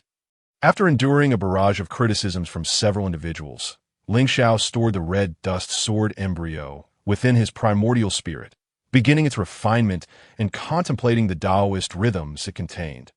Lady Pingxin, this is Dao Awakening Tea. Please accept it. During their conversation, Lingxiao produced a jade box. Within it, dozens of Dao Awakening Tea leaves shimmered with an ethereal light of principles. Thank you, dear friend Lingxiao. I graciously accept. Lady Pingxin did not decline. Placing the jade box into her sleeve, her lovely face adorned with a benevolent smile, finding Lingxiao increasingly pleasing to the eye. Changing the subject, Lady Pingxin continued. The Dao Awakening Tea leaves contain boundless principles. A single leaf can grant a cultivator sudden enlightenment. For those at the Tai Golden Immortal and Great Luo Golden Immortal realms, is a treasure beyond compare. Both the Chan and Western teachings have acquired the Dao Awakening Tea. And given the extraordinary talents of the Xian Du from the human sect, they likely do not require its benefits. Thus, only the Jie sect remains, lamenting their inability to experience the wonders of the Dao Awakening Tea. Thinking of this, I can't help but feel a tinge of sympathy. Haha. With a sardonic tone, they began to mock the Jie sect, led by Lady Pingxin, while disregarding whether the Heavenly Lord could foresee this. leaving the heavenly secrets unmasked. After a considerable time, Lingxiao bid farewell to the group, then mounted the red dust sword embryo, departing the underworld and heading toward the direction of Penglai Island. Wan Shu had been waiting for a long time. He needed to return and share tender moments with the Lady of the Moon. Within the Xiao Palace, vibrant colors swirled, and purple qi flowed. The Dao ancestor Hongjun, draped in a gray robe, sat cross-legged upon the cloud platform, his countenance calm and radiant, with a smile that seemed to dance upon his features, his muscles twitching from the joy of laughter. Lingxiao, my dear friend, you have truly brought misfortune upon this poor Daoist. With the support of both the heavenly and earthly Dao, my days are becoming ever more promising. The Dao ancestor savored the Dao awakening tea, appearing utterly at ease, although the path of shedding the identity of a heavenly Dao puppet remained arduous. After assuming control of the earthly Dao, he exuded a sense of relaxation that he had not felt in ages, no longer the somber figure he once was. In fact, it was as if he had returned to his youth. Master, please mind your image. As a Dao ancestor, maintain your composure. Hao Qian shrank his neck and approached the Dao ancestor Hongjun. Ever since the Dao ancestor had merged with the Dao, the once benevolent and warm-hearted elder had grown somewhat aloof, causing Hao Qian to refrain from mischief. Now he inadvertently felt as if he were still the Dao ancestor's disciple. Thus he dared to tease, boldly stepping out of line. Hey! The Dao ancestor Hongjun raised his hand, delivering a light slap to Hao Qian's nape. Hao Qian, do you wish to defy the celestial order? Soon after, the Dao ancestor lowered his eyelids, deep in thought about when to issue the decree allowing Lingxiao and Wan Shu to become Dao partners. After all, in the primordial wilderness, one must repay the kindness of their teacher, Lingxiao. On Penglai Island, shrouded in celestial mist, Lingxiao stepped upon the red dust sword embryo and swiftly landed beneath the Ren water peach tree, where he beheld the graceful and enchanting Wan Shu, her lovely face radiant with a gentle smile. You have returned. Wan Shu's red lips parted slightly as she spoke to Lingxiao, reclining languidly upon a rattan chair. Her fair, elongated legs swayed casually, her every movement exuding the tender grace of autumn waters, imbued with an effortless allure. Noticing her, Lingxiao comfortably rested his head upon Wan Shu's jade legs. In the air, wafts of enchanting fragrance enveloped him. Sorry to keep you waiting. Your cultivation has advanced to the late stage of the primordial golden immortal. As expected of the Lady of the Moon, your progress is as effortless as eating or drinking. It won't be long before you attain the great Luo golden immortal Dao. Lingxiao gently squeezed Wan Shu's delicate hand, his voice soft and warm. He allowed Wan Shu to feed him spiritual fruits, reveling in the tranquility and intimacy of the moment. His feelings for her growing ever deeper as a chaos demon god. Wan Shu's lineage and comprehension were remarkable. Bound for countless eons within the ominous order of rules, she now embraced freedom and ease, requiring only time to consolidate her cultivation, unfettered by any obstacles or so-called bottlenecks. In response, Wan Shu nodded serenely, saying, if I were to retreat into the boundless chaos, I could effortlessly attain the great Luo golden immortal Dao. But I do not wish to part from you. In the world of the primordial wilderness, although I am subject to the constraints of the heavenly Dao and the Dao ancestor Hongjun, preventing me from achieving the primordial Dao fruit in the near term, at least you are by my side. The primordial Dao fruit is within reach, yet I only wish to experience the mortal realm and repay your life-saving grace. As she spoke, Wan Shu's fingertips gently brushed against Lingxiao's cheek. Their hearts fluttered, her eyes revealing profound affection. Though they had yet to bind their fates as Dao partners, their feelings flowed like the relentless waters of the Yellow River, unstoppable and overwhelming. Just as the celestial mist was about to thicken, and the two were drawing closer, boundless purple golden radiance illuminated the firmament, countless heavenly Dao golden flowers descending from the chaos beyond the heavens, cascading between the realms, accompanied by the resonant howls of various auspicious beasts. The it was the presence of Dao ancestor Hongjun. Lingxiao immediately reacted, rising to perform a respectful salute towards the heavens. Subsequently, he took Wan Shu's hand. gazing calmly at the extraordinary phenomena that continued to manifest. The ethereal Dao voice began to resound.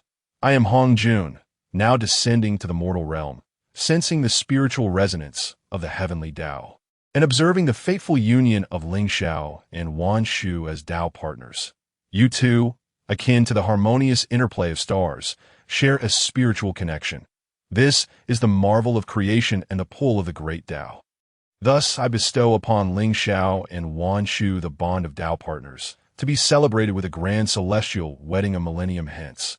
This is the decree of heaven, witnessed by the cosmos, acknowledged by all beings. The ethereal figure of Dao ancestor Hong Jun transcended the 9 heavens of the primordial wilderness, exuding kindness and grace, his words flowing like a river. The Dao voices swept across the myriad realms, captivating countless beings who bowed in reverence. A great stir ensued, rippling through the ranks of mighty beings and numerous disciples of saints alike. We shall dutifully heed the decree of the Dao ancestor. Lingxiao and Wan Shu exchanged glances, then respectfully performed a salute. The former felt his spirits soaring, while the latter blushed with shyness and gentleness. Excellent. The Dao ancestor Hong Jun gazed down upon Penglai Island and lightly nodded at the two, before vanishing from sight. Lingxiao, observing the void, felt his concealed hands tremble slightly beneath his robe, his heart aflame with anticipation, sensing that the days of hardship were finally coming to an end, with the decree of the Dao ancestor bestowed upon him. He and Wan Shu could naturally progress further together. Wan Shu's lovely face flushed with color as she slowly addressed Lingxiao, saying, "Since the Dao ancestor has issued his decree, I shall share both joys and sorrows with my husband. Our fates entwined, thus vowing to remain unwavering in life and death, and to cultivate the great Dao together. However, prior to the formation of the 36 pure white lotuses that cleanse the world, it is ill-advised for my husband and me to engage in dual cultivation. Otherwise, it may adversely affect your essence and undermine your foundation." As she spoke these words, Wang Shu shyly lowered her head. Without waiting for Ling Zhao's reaction, she soared directly into the pure life Dao Palace. Yet, the grand doors did not close behind her. A faint smile crept onto Ling Zhao's lips as he murmured to himself, "Though it is ill-advised to engage in dual cultivation, it does not imply that I am powerless to act." With nimble feet, Lingxiao stepped into the pure life Dao Palace. The prohibitive order enveloped the Penglai immortal island, with treasures such as the red dust sword embryo and the god-slaying spear suspended in the air above the pure life Dao Palace, shielding them from the scrutiny of heaven's secrets and prying eyes. Soon, a hazy radiance flickered into existence. One could faintly hear Ling Zhao's voice, "Da Sure, gather your hair." On Golden Ao Island, within the 3 Shao caves, Yun Shao and Qiong Shao wept profusely, their eyes glistening with crimson, their delicate forms trembling uncontrollably. Even their voices grew hoarse. Particularly, Yun Shao appeared utterly collapsed upon the ground. The Dao ancestor had truly bestowed a decree, binding Ling Xiao and Wang Shu as Dao partners. How could this be? Why must Ling Xiao, my junior brother, depart from us to forge a bond with Wang Shu? No, we must seek him out and clarify matters face to face. Qiong Zhao's lips were devoid of color, and her eyes lost all luster. At this moment, she felt as though something of great importance was gradually slipping away, and she was powerless to reverse it. The torrent of emotions, unwillingness, jealousy, and humiliation overwhelmed her heart. The Hongjun Dao ancestor, the master of all beings and the most formidable power in the primordial world, had chosen to announce his decree to all of creation for the sake of Ling Xiao and Wang Shu. Dao partners, a celestial wedding. Such joy felt akin to a heavy stone, suffocating Qiong Shao, as if countless blades were intertwining within her, slicing through her very being. Her body, primordial spirit, and true essence felt as though they were on the brink of shattering. Do you truly believe you can reclaim Ling Zhao's heart? All that transpired was but our own doing, pushing Ling Xiao to Wang Shu's side. He has long severed ties with our Jie Jiao, and you still harbor thoughts of rekindling old ties.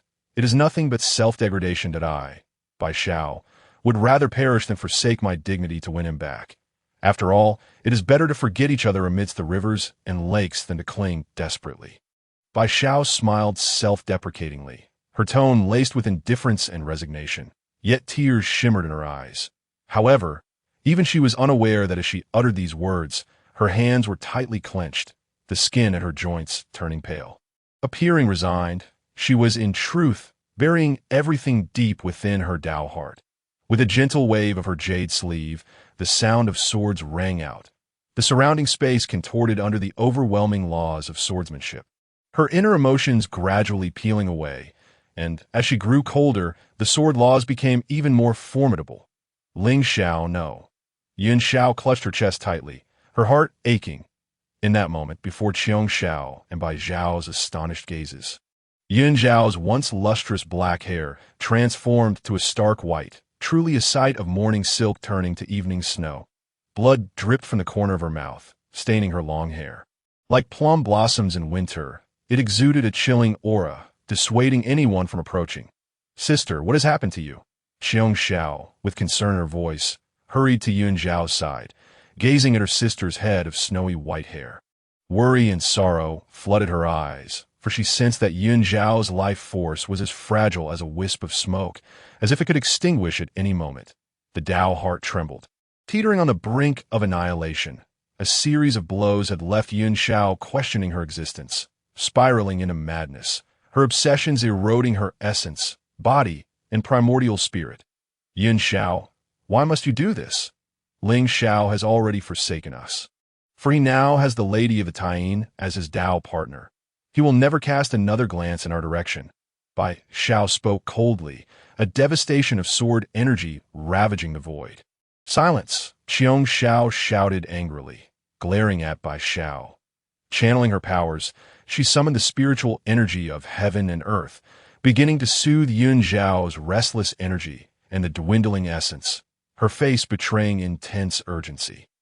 "Perhaps only my death can earn Lingxiao's forgiveness. My dear sisters, I have truly erred. We have wronged Lingxiao, betrayed the affection he has bestowed upon us for countless ages. Now, having lost everything, we are left with nothing but regret." The obsession surged like a tide, drowning Yun Zhao's reason that in the primordial world, love is not the most significant thing. Yet, once it becomes a heart demon, it will influence every decision and facet of one's life. Now, Yun Xiao had become utterly ensnared. Aside from the three Xiao, the other disciples of Jie Jiao were filled with wrath, jealousy, and regret. But it was too late. In the celestial realm of 9 heavens, atop the cloud peak, the golden light of Buddhism and the Tao shone brilliantly, with the sounds of sacred chants echoing continuously. "Brother, do you suppose I have discerned something?" Zhuan Ti, clad in simple attire and appearing somewhat weary, bore a mischievous grin. The awakening of the Tao had breathed new life into the Western world. Knowing they could not offend Jin Yuanzi, Jie and Zhuan Ti had also come to realize their past transgressions. Thus, they prepared to visit Mount Wanxiu's 5 Zhuang Temple to apologize to the Hongyuan Taoists as for how to proceed. They had already conspired. Upon hearing this, Jie replied with keen interest, "Do not keep me in suspense. Speak quickly. We are nearing the 5 Zhuang Temple, and we must adhere to our previous plans without any missteps." Jin Yuanzi and Hongyuan Taoist were 2 figures they could not afford to offend. After all, Zhan Yuanzi possessed a trump card and had an exceedingly rigid temperament that if pushed to the brink, he could truly bury the entire primordial continent, and no one would be able to bear the immense karma that would follow. After Zhen Yuanzi attained enlightenment and became a saint, he entered the extermination sword array to calm his mind. Hence, the celestial secrets of Golden-Ao Island remained unmasked to him. Just now, I deduced the heavenly path and perceived the disgraceful states of the Jie Jiao female disciples, all of whom had undergone significant changes in character due to the heavenly marriage decree issued by Hongjun Dao ancestor. Yun Xiao had fallen into madness. Bai Xiao unwittingly cultivated the heartless sword path. And the other female disciples, driven by love, turned to hate, were eager to tear Lingxiao apart. Zhuan Ti stroked his chin, leisurely commenting. With Lingxiao alone, he had thrown the Jie Jiao into disarray. While other sects reaped the benefits, seizing the heavenly secrets, all the immortals would flock. In Jun Ti's view, this would gradually become a farce. Brother, you are mistaken. The Jie Jiao female disciples are not driven by love turned to hate. Rather, they have lost Lingxiao's affection and care, which has led to their drastic character shifts. One cannot deny that the Jie Jiao disciples are indeed talented. Haha, Jie remarked with a calm demeanor, appearing quite shrewd. Soon enough, Jie and Zhuan Ti arrived before the Five Zhuang Temple. Jin Yunzi and Hongyun Daoist had already foreseen their imminent arrival. Thus, they awaited at the entrance with the two young acolytes. Qing Feng and Mingyu, Zhen Yuan de Xian, Hongyun Daoist, we have disturbed you. Jie, seated atop the cushion, was the first to speak. His face, marked by the passage of time, displayed a sense of guilt and remorse. Were it not for his slight restraint in his acting, he might have truly shed tears in earnest. Zhuan Ti echoed from the side. Dear fellows, we are fully aware of our wrongs. The karma incurred from the Xiao Palace cannot be repaid. But we wish to do something to express our regrets and forge a good relationship with the two of you. With the awakening of the Dao and the revival of the Western world, it was all thanks to the benevolence of Zhen Yuan de Xian. Upon hearing Zhuan Ti's words, both men slightly bowed, performing a respectful gesture towards Zhen Yuanzi. Those who are aware of the times are truly wise. The two saints of the West were undoubtedly individuals of great wisdom. They approached with humility and, in terms of shamelessness and boldness, they were uniquely unparalleled. Thus, they disregarded their pride and earnestly offered an apology to Hongyun Daoist. Being born in humble circumstances is no shame. To be flexible and adaptable is the mark of a true man, compared to the revival of the Western world and the flourishing of the Western sect. The dignity of Jie and Zhuan Ti seems insignificant in their own eyes. Indeed, if their dignity could be exchanged for cultivation resources, they would have long bowed and scraped for the sake of the Western sect to gain endless fortunes. Dear fellows, why must you go to such lengths? From this day forth, the intricacies of our causality shall be settled. However, what I find myself most curious about is the nature of the opportunity you have bestowed upon the esteemed young friend Lingxiao. The Taoist Hongyun, unperturbed and unruffled, promptly forgave the two saints of the West. It was the old ancestor of the underworld river who nearly led to his downfall, and though the actions of the Western saints were indeed insidious, they were not without reason. Taoist Hongyun, accompany us to the blood sea of the netherworld, and then you shall gain insight, spoke the enigmatic Jin to Taoist Hongyun. Xinyuanzi, with a knowing glance at Jin and Zhuni, understood the underlying implications. Taoist Hongyun, you should go with the two saints. I, as the custodian of the earthly principles, should avoid conflict with the one from the blood sea of the netherworld. With two saints by your side, you may resolve the entanglement from eons past, Xinyuanzi stated with a slight solemnity. Subsequently, they engaged in a convivial exchange, savoring the Tao tea and primordial spiritual fruits. After a series of pleasantries, the two saints of the West and Taoist Hongyun stepped into the void, making their way towards the blood sea of the netherworld. The old ancestor of the underworld river posed a significant threat, and within the Phoenix Nest Mountain, the palace of the Demon Emperor was shrouded in a miasma of malevolence and murderous intent. Gathered at this place were figures such as Luya, the immortal of determining light, the Golden-Winged Great Peng, the Holy Mother of Turtle Spirit, and the Cloudy Immortal, each bearing a myriad of emotions: anger, jealousy, resentment, and regret. I have long summoned the goddess Nuwa to obscure the celestial secrets of Phoenix Nest Mountain. Thus, we can now meticulously plot and conspire against the goddess of Wushan, proclaimed Luya. Seated upon his throne, emanating the aura of a late-stage great Luo golden immortal, with the true fire of the sun blazing fiercely, incinerating all in its vicinity. If we cannot contend with Lingxiao, can we not scheme against the heavenly court? The group directed their focus towards the vulnerabilities and weaknesses of the Jade Emperor Haoyan, specifically targeting the goddess Yaoji. Their objective was to incite discord between humanity and the heavenly court. Atop the central pillar of the Lingxiao Palace resides a three-headed flood dragon, originally an evil dragon of the world, later transformed into a harbinger of auspiciousness for the Lingxiao Palace by the Tai Bai jinxing. Cleansing its malevolent essence, A.S. the goddess of Wushan, Yaoji presides over the desires of the heavenly court.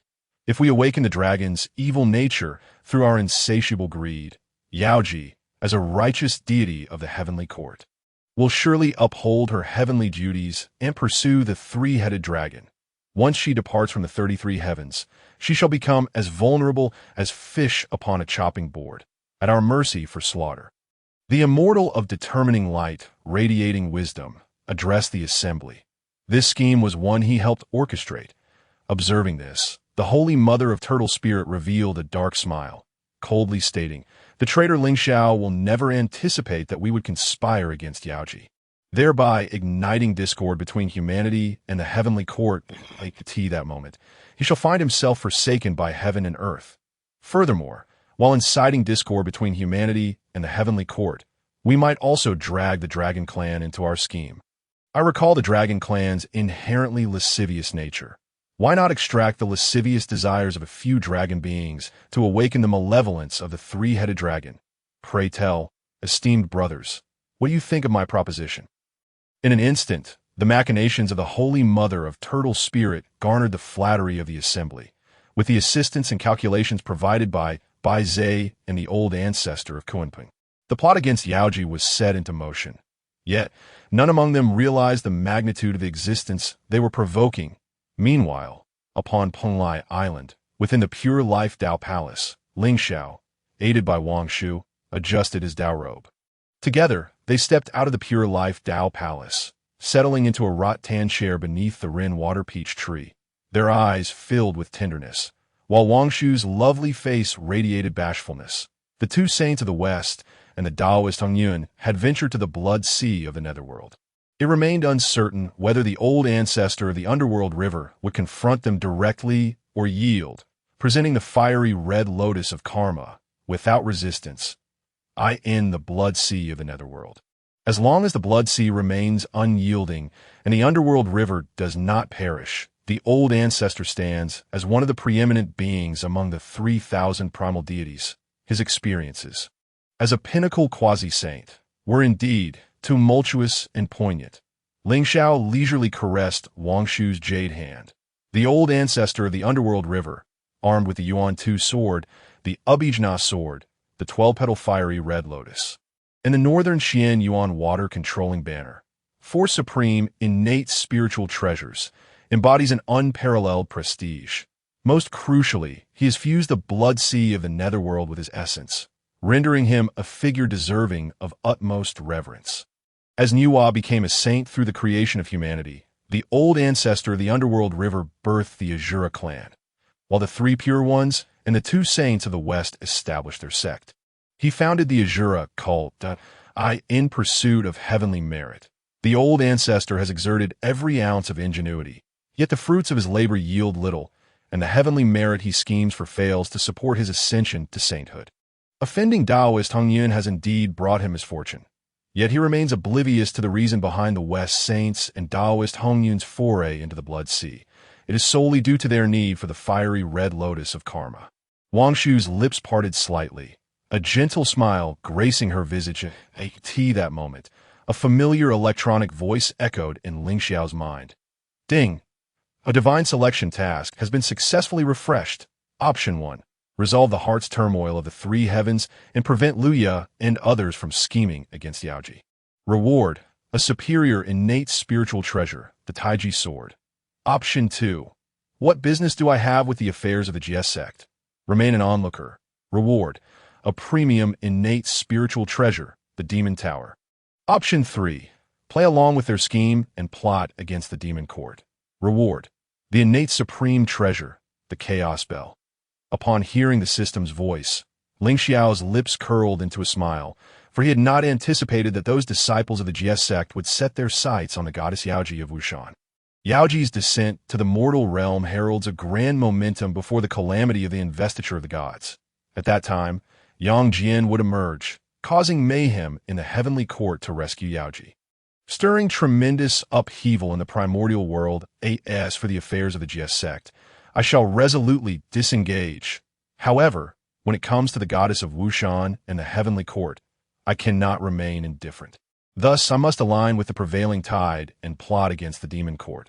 Who could resist the bountiful rewards offered by the system? System, I choose option 3, Lingxiao murmured within, promptly making his decision. To disengage does not imply turning a blind eye to the machinations of the Jie Sect's disciples and the demon court against the heavenly court, endangering the populace. Rather, it signifies my reluctance to intervene in the internal matters of the Jie Sect. The innate supreme treasure, the Chaos Bell, vanished upon the demise of the Eastern Emperor Tai. Now, it is on the verge of falling into my grasp. Ding! Congratulations, host, for acquiring the innate supreme treasure, the Chaos Bell. Within the system space, an ancient bell radiating a chaotic dark yellow hue floated amidst the vast expanse, surrounding the bell were the sun, moon, and stars, as well as the elements of earth, fire, wind, and water. Within the bell, mountains and rivers, along with myriad primordial beings, appeared and vanished, while five-colored radiance illuminated the heavens, the aura of chaos intimidating the cosmos. IT could imprison time, suppress space, and possess the power to alter the fabric of reality. Unraveling the intricacies of heavenly principles, the Chaos Bell is a treasure that excels in both offense and defense. In terms of offensive capability, it rivals the God-slaying spear and the Peng banner. While its defensive prowess is only surpassed by the Taiji diagram and the Qian Kuan Ding. Now that the Chaos Bell has come into my possession, should Luya and the others from the Demon Court learn of this, they would likely be driven to the brink of fury, even resorting to desperate measures against me. Lingxiao mused, a mischievous smile creeping upon his face. Observing this, Wangshu mistakenly thought Lingxiao was reminiscing about the recent events within the Pure Life Dao Palace. She then reached out her jade hand and pinched Lingxiao's waist, causing him to grimace in an instant from the overwhelming sensation to Shu. What are you doing? Lingxiao hastily grasped Wangshu's jade hand, feigning pain. Then, shifting the conversation, Lingxiao slowly said, I must make a visit to the Lingxiao Palace. I have pressing matters to discuss with the Jade Emperor and the Queen Mother. Do you wish to accompany me? Having learned of Luya and other schemes, Lingxiao had already devised a countermeasure. Who said Yang Jian must cause havoc in the heavenly court? Slaying demons and purging evil, the demon court, is far more appealing. Upon hearing this, Wangshu shook her head. Husband, you go ahead. I wish to cultivate in peace upon Penglai Island. Moreover, once the matters concerning the two saints of the West and Taoist Han Yun conclude at the Blood Sea of the Netherworld, they will undoubtedly come to pay their respects. I shall receive them on your behalf. Wangshu, with her tranquil disposition, preferred not to involve herself in any affairs, having endured the trials of the primordial cataclysm in countless ages. She yearned solely for tranquility in her cultivation, aspiring to be a worthy companion to Lingxiao, alleviating his burdens. Very well. Lingxiao gently embraced Wangshu, and the two lingered in their affection for a while longer. With the red dust sword embryo hovering in the air, Lingxiao stepped upon this innate supreme treasure, ascending towards the clouds of the 9 heavens. Meanwhile, in the abyssal blood sea, waves of crimson surged violently. A chilling aura pervaded the atmosphere, heavy with foreboding. The great deity Pangu, having carved the heavens and the earth, transformed his navel into this infernal blood sea, a boundless expanse of tainted blood, infused with the malevolent essence of heaven and earth. A realm deemed forbidden for countless beings, the blood waves roared, devoid of fish and shrimp, while birds and insects shunned this place, as the oppressive atmosphere wreaked havoc. The two saints of the West, the red cloud Taoist, cleaved through the void, suspended above the tumultuous blood sea, their emanating aura and Taoist essence striking terror into the hearts of countless Azura clan members, friend of the river of the underworld. We have come to pay our respects. Why do you not reveal yourself for a dialogue? The red cloud, Taoist treaded upon the blood waves, the 9-9 red cloud, scattering soul gored at his waist, releasing a skyward shower of red sand. An ominous presence threatening to engulf the abyssal blood sea. The figures of Jean and Zhuanti remained steadfast, casting a serene gaze upon the blood sea. Friend of the river of the underworld, we, as brothers, wish to mediate and settle the grievances between you and the red cloud Taoist. Should you desire to forsake dignity, do not blame us for tearing apart the facade. Jean's tone was calm. Yet his words resonated with gravity. Before the Xinyuanzi, the Red Cloud Taoist, they could acquiesce, but in the presence of the ancestor of the river of the underworld, to remain subservient would render their cultivation of the heavenly path fruitless. Moreover, Jane and Zhuani had to make their stance clear to resolve the entanglement with the Red Cloud Taoist and forge a benevolent connection. How can you be so unreasonable? The blood sea does not dry, nor does the river of the underworld perish. How could this old ancestor fear you? Suddenly, the sound of the Tao reverberated. Towering blood waves surged skyward as the ancestor of the river of the underworld sat upon the blazing red lotus of karmic fire. Flames burning fiercely, the Yuan Tu sword and the Abhijna sword clanging ominously behind him. In terms of Taoist resonance and aura, the ancestor had surpassed the pinnacle of quasi-saints. Yet he remained a chasm away from the ethereal realm of the heavenly saints. Beneath the saints, all are but ants. Without achieving sainthood, one cannot attain true freedom. With a thunderous roar, the space trembled as forces collided. The elements of earth, fire, wind, and water entwined, and the yin and yang of the five elements were inverted. The abyssal blood sea churned violently, and the Azura clan members sought refuge behind the ancestor of the river of the underworld amidst the blood waves that in that moment, the ancestor and the Red Cloud Taoist, along with the two Western saints, stood in a standoff, neither willing to yield an inch. Friend of the river of the underworld, do not mislead yourself. In the calamity of the witches and demons, you nearly obliterated the Red Cloud Taoist entirely. You must repay this karmic debt. We, as brothers, wish to align with the heavenly trend, not wishing for you, a primordial deity, to encounter misfortune. Now that Jin Yuan has attained sainthood under the tutelage of the Hongjun Taoist, should he raise a hand, many mighty beings will assist the Red Cloud Taoist in breaching the abyssal blood sea. Zhuanti observed the ancestor's troubled countenance and spoke earnestly, why offering the 12-petaled karmic fire red lotus. They could resolve the grievance with the Red Cloud Taoist, allowing them to attain tranquility and avoid the animosity of Jin Yuan and the Red Cloud Taoist henceforth. From every perspective, Zhuanti believed that the only path was for the ancestor to relent. Upon uttering these words, the ancestor's face darkened with fury. Though Zhuanti appeared to act for his benefit, there was an underlying threat in his words. Yet, the ancestor could not confront them directly, despite his profound foundation. He could not withstand the targeting of three heavenly saints that in that moment. An overwhelming bitterness welled within him, choking him as he pondered.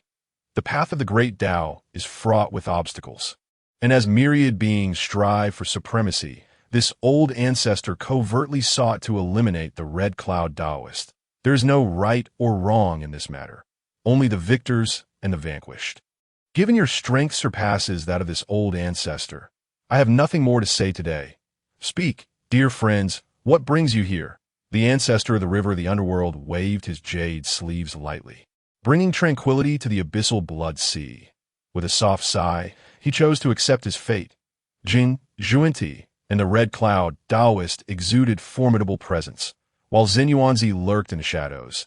Any reckless move on his part would lead to a grievous end. Even activating the array of the abyssal blood sea would only result in a fierce battle, ultimately leading to his demise. Perhaps the destruction of the abyssal blood sea would bestow endless karmic burdens upon the four of them. Yet at that moment, the ancestor of the river of the underworld might face complete annihilation. Seeing the ancestor retract his aura, the Red Cloud Taoist spoke slowly. We are all primordial deities. Why must we contend to the death? My visit today is indeed to resolve our karmic ties. I shall not hide my intentions any longer. The 12-petaled karmic fire red lotus of the river of the underworld is fated to be with me. Why not use this treasure to compensate me? The karmic fire red lotus concerns the crafting of the 36-petaled pure world white lotus. Thus, the Red Cloud Taoist, disregarding any semblance of dignity, pressed on. After all, the ancestor of the river of the underworld owed him a karmic debt, and he must yield the karmic fire red lotus. Otherwise, he would plunge the abyssal blood sea into ruin. Bearing the weight of karmic ties and the shackles of the heavenly path, it seems I was not mistaken. You indeed came for the karmic fire red lotus. However, I am truly perplexed as to what allure the Eastern Emperor Qinghua holds that compels you to toil for him so fervently. Surely, it cannot merely be for a trifling tea for enlightenment. The ancestor of the river of the underworld's spirit emanated, forcing a faint bitter smile. The Taoist sounds echoed, questioning the three. He could not comprehend. Friend of the river of the underworld, you possess remarkable insight. Jin clasped his hands together, a benevolent smile gracing his face as he unabashedly declared, the tea for enlightenment can lead one to sudden realization. Attuning them to the laws of the heavenly path and the order of the great Tao, it is the supreme treasure.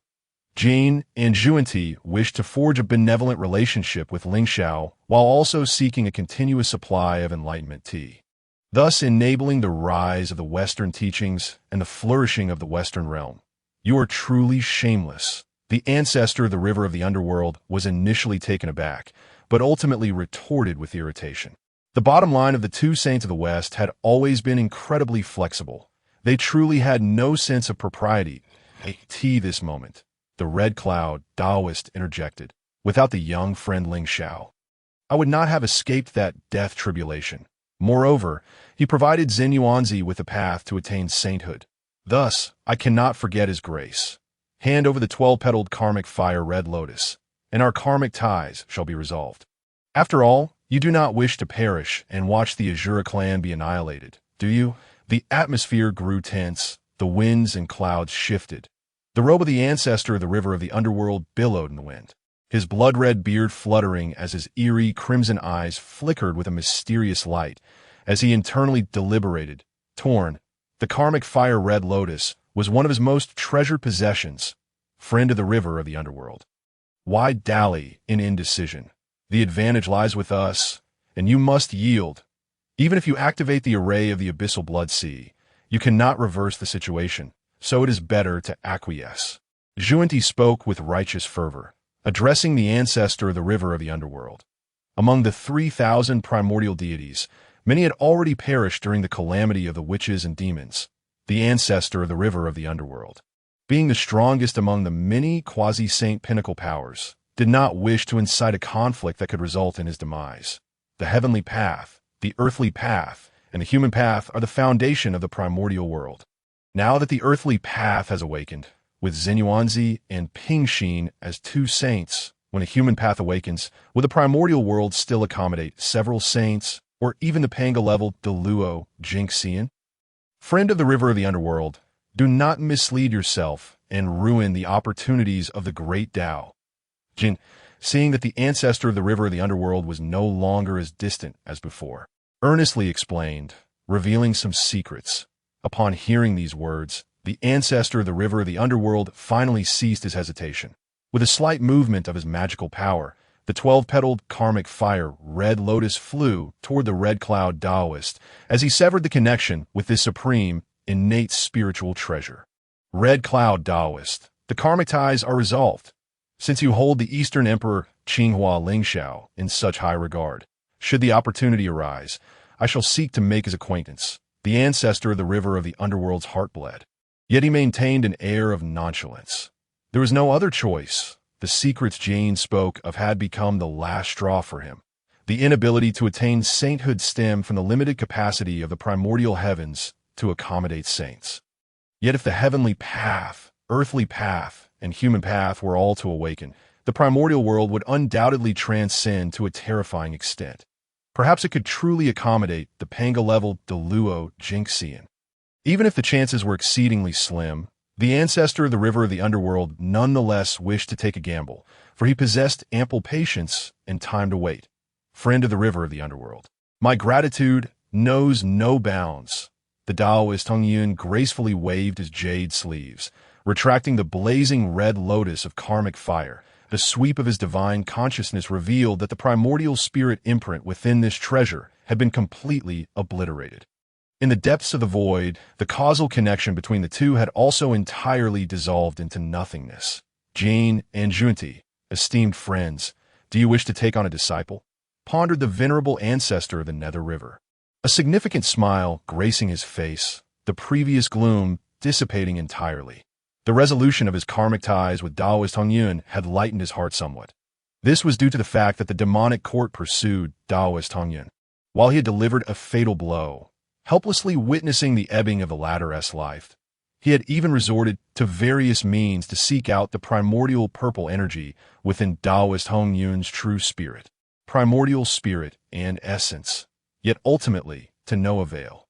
Fortunately, Taoist Hong Yun was of a gentle disposition. Otherwise, had it been another, they would undoubtedly have sought to wash away this grudge with the head of the venerable ancestor of the Nether River. If you speak thus, I shall no longer be troubled. Please do enlighten me.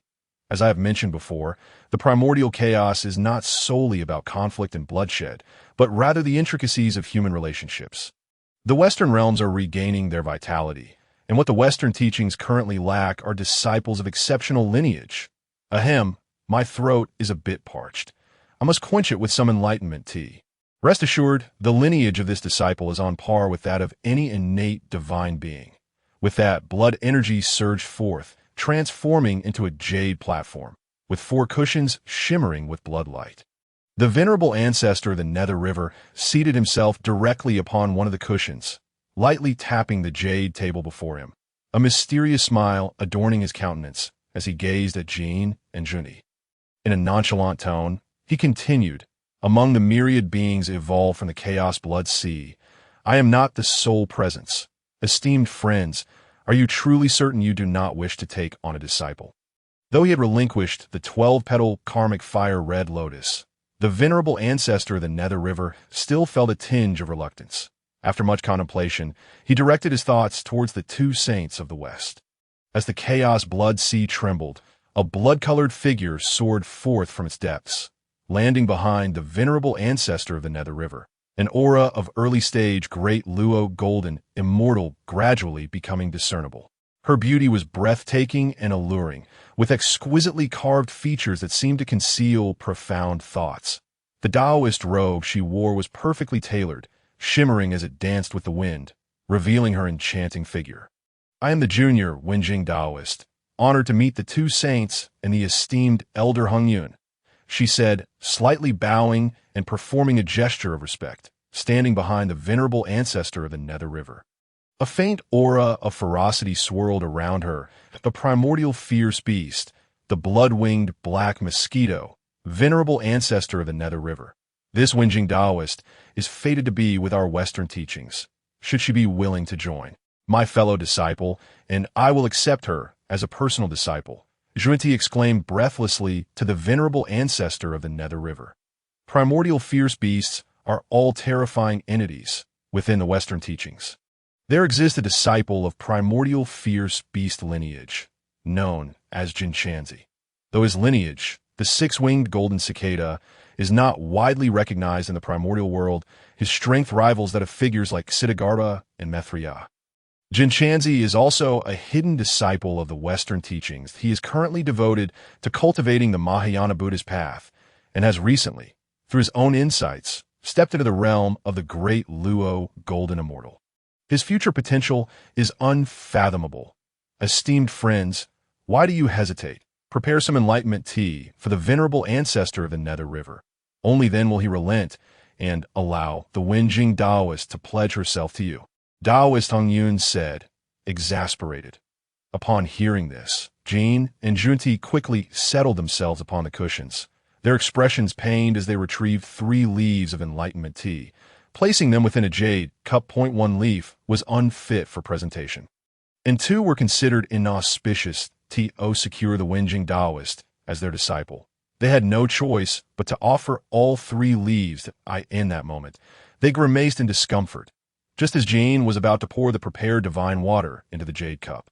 The venerable ancestor of the Nether River flicked his finger, causing 2 of the enlightenment tea leaves to transform into flowing light, retreating into his sleeve, leaving only 1 in the jade cup, glowing with a mysterious luminescence as it swirled with principles. Since when have our Western friends become so extravagant?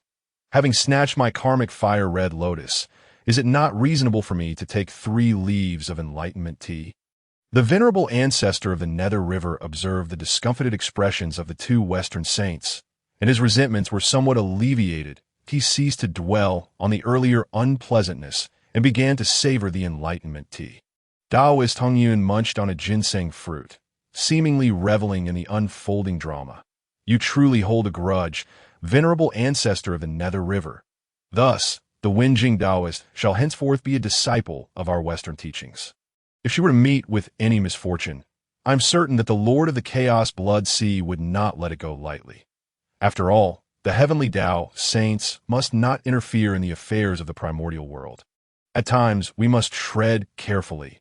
Jane remarked with a raised eyebrow, a smile gracing his lips. The addition of an early-stage Great Luo Golden Immortal to the Western teachings would elevate its fortunes, potentially binding the venerable ancestor of the Nether River and the Azura clan to the grand vessel of the Western teachings. The prospect of the Fengshen calamity seemed increasingly hopeful. With such depth, who could challenge it? Begone! The venerable ancestor of the Nether River, ever prudent in his actions, was reluctant to be ensnared in the calamity. Wenjing Taoist, go pay your respects to your two masters, he said leisurely, a hint of pride illuminating his expression. Disciple pays respects to the two masters. Wenjing Taoist approached the two Western saints, kneeling and bowing as she performed the ritual of apprenticeship. Soon, the group engaged in discussions of Dao, entirely devoid of the enmity that had previously lingered. Meanwhile, in another realm, Lingxiao arrived at the Lingxiao Palace, intending to address the Jade Emperor and the Queen Mother regarding the matter of the goddess Yaoji of Wushan. The Lingxiao Palace was adorned with vibrant, auspicious colors. Lingxiao, Haotian, and the Yaoqi were seated upon a cloud platform. The fragrance of enlightenment tea wafted through the air, creating a harmonious atmosphere. The descent of the goddess Yaoji is a manifestation of the Heavenly Dao's grand design. In my view, we need not intervene excessively. We simply need to unveil the schemes of the demonic court at critical moments. What do the Jade Emperor and Queen Mother think? Lingxiao spoke with an elegant demeanor, a gentle smile gracing his face. The arrival of the goddess Yaoji and her union with Yang Tianyu, resulting in offspring, was a crucial aspect in the lead-up to the Fengshen calamity. After all, the birth of Yang Jian was, for the Heavenly Court, an exceedingly fortuitous event. The demonic court and several disciples of the Jie Sect sought to exploit this situation to sow discord between the Heavenly Court and the human race. Thus, why could Lingxiao not ride the tide and turn the tables? By leveraging Yang Jian, he could forge a connection between humanity and the Heavenly Court. Once the Fengshen calamity concluded and Yang Jian attained sanctification in the flesh, securing his rightful divine position, human cultivators would naturally follow suit, cultivating the golden elixir path and ascending to immortality. Upon hearing this, Hao Yan's expression twitched. He truly could not bear to see his cherished little cabbage snatched away by a mere mortal. Observing this, Lingxiao calmly explained, I have discerned the heavenly mechanisms and comprehended the grand currents. Perhaps Yaoji will bear a child with that mortal, one whose potential could rival that of the Xian Du Grandmaster among the postnatal human race. This individual will obtain immeasurable fortune and blessings and will be destined to enter the Chan sect. In an instant, Hao Yan and Yaoqi displayed expressions of astonishment. The Xian Du Grandmaster is a figure of great renown, a paragon among the innate human race, the esteemed disciple of the Grandmaster of Taiji, now having cultivated to the late stage of the Great Luo Golden Immortal, even reaching the pinnacle realm, serving as the spokesperson for the human teachings. Yet now, Lingxiao declared that the postnatal human race born of Yaoji would possess potential on par with the Xian Du Grandmaster. How could Hao Yan remain unmoved? He understood what it meant to enter the Chan sect. As the sovereign of the three realms, I must align with the Heavenly Dao. I cannot obstruct the grand design that if Yaoji is destined for this tribulation, then I shall trouble my friend Lingxiao to manage this matter, Hao Yan stated resolutely, his voice firm. What a facade! Yaoqi did not spare him any mercy, exposing Hao Yan's true thoughts. However, Yaoqi was also aware that as the ruler of the Heavenly Court, Hao Yan must adhere to the mission of the Heavenly Dao, wielding its authority without defiance. Since the Jade Emperor had consented, then I shall adapt accordingly. However, once that individual is born, I must urge the Jade Emperor to fulfill his responsibilities as an uncle. Otherwise, no matter how I plan, I fear it may leave some hidden dangers that I shall take on the role of the villain, while you play the good cop. In Lingxiao's mind, everything was meticulously calculated. The task of suppressing Yaoji would fall to him, the eastern extreme Qinghua Emperor. Excellent. Since the demon court and have already conspired, it would be unwise for us to remain within the confines of the 33 heavens, as it might render them powerless. Instead, why don't I and the Queen Mother accompany our friend Lingxiao to visit the Isle of Penglai? Hao Yin gently nodded, a subtle smile gracing his lips. That sounds agreeable, Lingxiao replied without hesitation. Thus, in the company of heavenly soldiers and the illustrious Tai Bai Jinxing, Hao Yin, Yao Qi, and Lingxiao departed from the eastern heavenly gate, setting their course towards Penglai Island. Their movements were swiftly noted by Luya and others at Fengqi Mountain, in the Demon Emperor's palace. Luya's grin stretched from ear to ear as he excitedly proclaimed, with the Jade Emperor and the Queen Mother absent from the 33 heavens, it is the perfect opportunity to scheme against Yaoji. The three-headed flood dragon, consumed by lustful thoughts, may very well plot against her. At that point, we might not even need the demon court to intervene. The plan would unfold effortlessly. His blood surged with exhilaration, ready to take revenge after having previously been suppressed by Lingxiao on behalf of the heavenly court. Luya's heart swelled with elation. He had long harbored resentment, which he now felt liberated.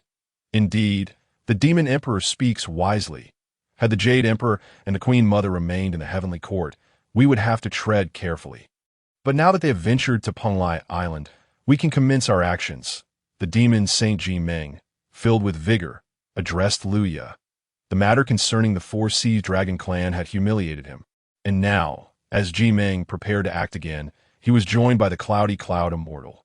Senior Ji Meng, Brother Cloudy Cloud Immortal, you must exercise caution on this journey. Cautioned the Turtle Spirit Matriarch. Her eyes narrowed, filled with lethal intent. Lingxiao severed the ties of causation with his true nature was laid bare, audaciously denouncing the disciples as mere beasts, unworthy and base. This statement lingered in the Turtle Spirit Matriarch's mind, reinforcing her belief that Lingxiao was a hypocrite and his professed education was nothing but a cunning ruse. Fear not, Senior Ji Meng, and I shall not disappoint you all. We will ensure that Lingxiao, the Jade Emperor, and others learn the consequences of offending thee and the demon court. The incident involving the goddess of Wushan, Yaoji, is merely the beginning. The Cloudy Cloud Immortal spoke with an air of nonchalance. Soon after, Ji Meng and the Cloudy Cloud Immortal traversed the void towards the 33 heavens. Meanwhile, the deity Dingguang and Luya indulged in revelry, enjoying the mesmerizing dance of numerous demoness immortals. Oblivious to the fact that their schemes had already been uncovered by Lingxiao and his companions down on Penglai Island, beneath the Ren Water Peach Tree, Lingxiao, Wang Shu, Hao Yin, and others reclined on wrought tan chairs, beside a jade mirror of considerable size, emanating an aura of mystery, with images continuously unfolding within. This was the supreme innate spiritual treasure, the Hao Yin mirror, through which Hao Yin could deduce the myriad of things and perceive the vastness of the primordial realms. Ji Meng and the Cloudy Cloud Immortal had already set foot in the 33 heavens, making their way towards the hall of Lingxiao in the Daluo heaven, and it would not be long before their conspiracy came to fruition. A surge of murderous intent welled up within Hao Yin as he focused on a scene within the Hao Yin mirror. Tio witnessed Yao Ji endure calamity as her elder brother was an unbearable pain. However, Hao Yin remained shrewd, meticulously recording every image from the mirror, knowing they would prove useful in the future. The calamity of the Fengshen surged with fervor, its essence intertwining with the heavens and the earth. The more adept Ji Meng and the Cloudy Cloud Immortal became at scheming, the deeper they would find themselves ensnared in the calamity. Conversely, we, the deities of the heavenly court, would remain uninvolved in this turmoil. Thus, there is no need to fear the demon court or this frantic antics. They are merely paving their own path to destruction. Lingxiao sipped the Dao tea leisurely, reclining in his chair as he spoke with ease. The calamity of the Fengshen targets numerous sects. The heavenly court upholds the celestial order, exercising the authority of the Heavenly Dao. Thus, the essence of calamity shall not taint the deities of the heavenly court. This was precisely why Lingxiao had initially hoped to see the disciples ascend to godhood evade the encroachment of the calamity and even to dissolve it entirely. Alas, the Tongtian patriarch and a lack of broader perspective. Failing to cherish this opportunity. Lingxiao, my young friend, we have come to pay our respects. At that moment, the voice of the Red Cloud Taoist resonated. As Lingxiao's consciousness stirred, he beheld four figures traversing the vast eastern sea, the two saints of the west. The Red Cloud Taoist, and a captivating female immortal. The ominous blood-winged black mosquito, one Jing Taoist. It was unexpected that the old ancestor of the underworld river would have one Jing Taoist bow to the saints of the west. Consequently, the intricacies of this calamity became even more convoluted. Lingxiao calculated the situation and discerned the heavenly secrets as the eastern extreme, Qinghua Emperor and the master of the pure life creation Dao. His ability to deduce the heavenly secrets rivaled that of a saint of the Heavenly Dao. Without a moment's hesitation, Lingxiao opened the restrictive barrier and personally went to greet the three. Junior pays respects to the two saints and to you, Senior Red Cloud. Lingxiao performed a respectful bow, welcoming them into Penglai Island. Upon landing atop the celestial mountain, they beheld the Jade Emperor and the Queen Mother seated beneath the Ren-water peach tree. Brother Jin, it has been quite some time. Hao Yan offered a smile that did not quite reach his eyes as he greeted the saint of the west. Noticing this, Jin and Zhuanti maintained their composure, suppressing the awkwardness within. After all, during the discussions at the Xiao Palace regarding the Kong Xuan, they had not treated Hao Yan well. Now, however, the tables had turned, placing them in a position of passivity. Dear friends, please do relax. This is the domain of our young friend Lingxiao. We must not impose upon him. In a crucial moment, it was the Red Cloud Taoist who offered a reminder, prompting Hao Yan to smile more genuinely and return to his rattan chair. Jane and Jenny followed suit and took their seats as well. Upon witnessing the images within Hao Yan's realm, Jane raised an eyebrow. Lingxiao, Jade Emperor, what scheme are you concocting? How did Ji Ming and the Cloudy Cloud Immortal end up in the hall of Lingxiao? They appeared utterly bewildered, filled with suspicion.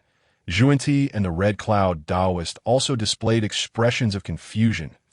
In the imagery, Ji Ming and the Cloudy Cloud Immortal appear to be acting rather furtively. Inside the hall of Lingxiao, Ji Ming and the Cloudy Cloud Immortal manifested their forms, concealing their auras. After surveying their surroundings, the Cloudy Cloud Immortal relaxed his tense demeanor. Senior Ji Ming, the three-headed flood dragon is entangled around the heavenly pillar ahead. Now, if we inject our lustful desires into its being, it shall break free from its restraints and erupt in fury. Yao Ji, who governs the realm of desires in the heavenly court, is acutely sensitive to such cravings and will surely arrive first. Thus, a great battle is inevitable. The Cloudy Cloud Immortal's eyes glimmered with cunning as he slowly spoke to Ji Ming. The thought of Yao Ji being ravaged by the three-headed flood dragon and being forced into a marriage with a mortal, committing acts contrary to the heavenly laws, sent shivers of excitement through his Dao heart. The Jade Emperor's sister, cast down from her celestial pedestal, this thrill of revenge was a sensation that few could comprehend. Excellent, Ji Ming gazed ahead, where a towering heavenly pillar supported the hall of Lingxiao. Upon it coiled a dragon stretching several myriad lengths, its scales glimmering with a dark sheen, exuding a malevolent aura, indicating its cultivation at the mid-stage of the Tai Golden Immortal Realm. He channeled his power. A sphere of energy radiating an eerie aura manifested in Ji Ming's hand, captivating and imbued with a strange Dao rhythm. Upon witnessing this, the Cloudy Cloud Immortal trembled slightly. Lustful desires should not be underestimated. Go! Ji Ming waved his sleeve lightly, and the lustful desires transformed into a stream of light, darting into the body of the three-headed flood dragon. Exchanging a glance with the Cloudy Cloud Immortal, the two melded into the void. With a resounding crash, the great hall trembled slightly.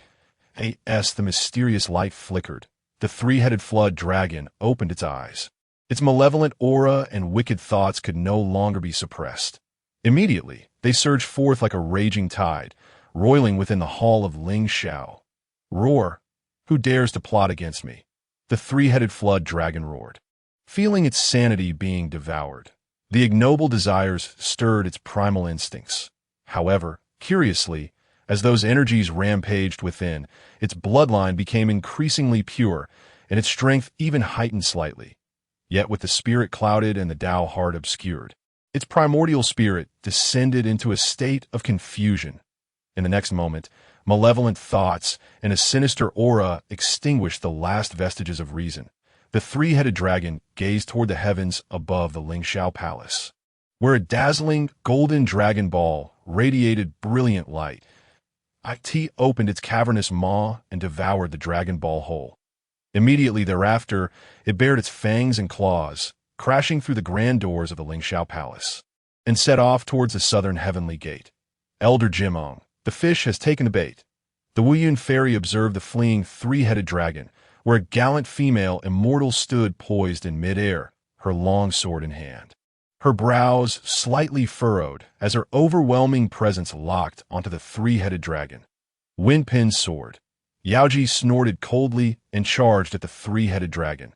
With its wicked nature unchanged and desires entwined, the three-headed dragon. If it were to surrender willingly, I could intercede on your behalf with the Jade Emperor and the Queen Mother. But should you persist in your obstinacy, do not blame me for being merciless. After a fierce skirmish, Yaoji coldly remarked, "I the sister of the Jade Emperor. Her cultivation was not particularly high, merely at the mid-stage of the Tai Golden Immortal Realm. I end the clash against the maddened and physically formidable three-headed dragon." Yaoji clearly struggled, and she seemed to sense something amiss with the dragon. This being's cultivation was on the rise, as if striving to breach some form of barrier. "Those who obstruct me shall perish." The three-headed dragon let out a thunderous roar, transforming into a towering figure. Clad in a black and gold robe, adorned with a fearsome jade crown, its eyes brimmed with brutality and menace, while it leered at Yaoji with lustful intent. "Your Highness the Divine Maiden, the three-headed dragon has consumed the Dragon Ball presented by the Dragon King of the East Sea to the Jade Emperor. Should it refine it, it will undoubtedly ascend to the realm of the great Luo Golden Immortal, wreaking havoc between heaven and earth." At that moment, a celestial general hurriedly approached. With an anxious expression, he addressed Yaoji, entrusted to guard the Lingxiao palace, yet allowing the three-headed dragon to breach the gates and steal the Dragon Ball.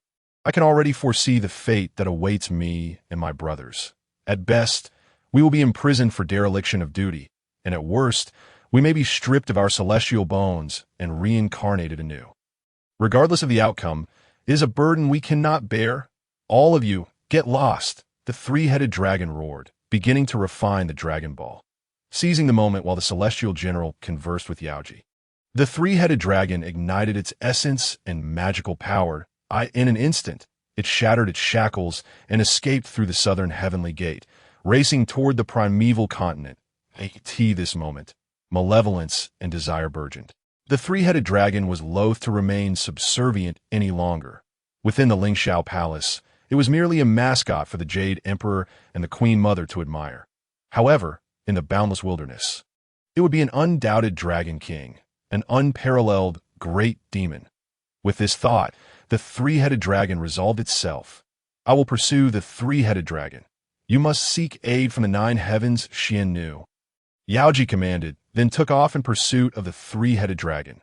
Moments later, in the celestial firmament, murderous intent surged. Grasping the Fengpin sword, Yaoji's fierce sword cries tore through the clouds.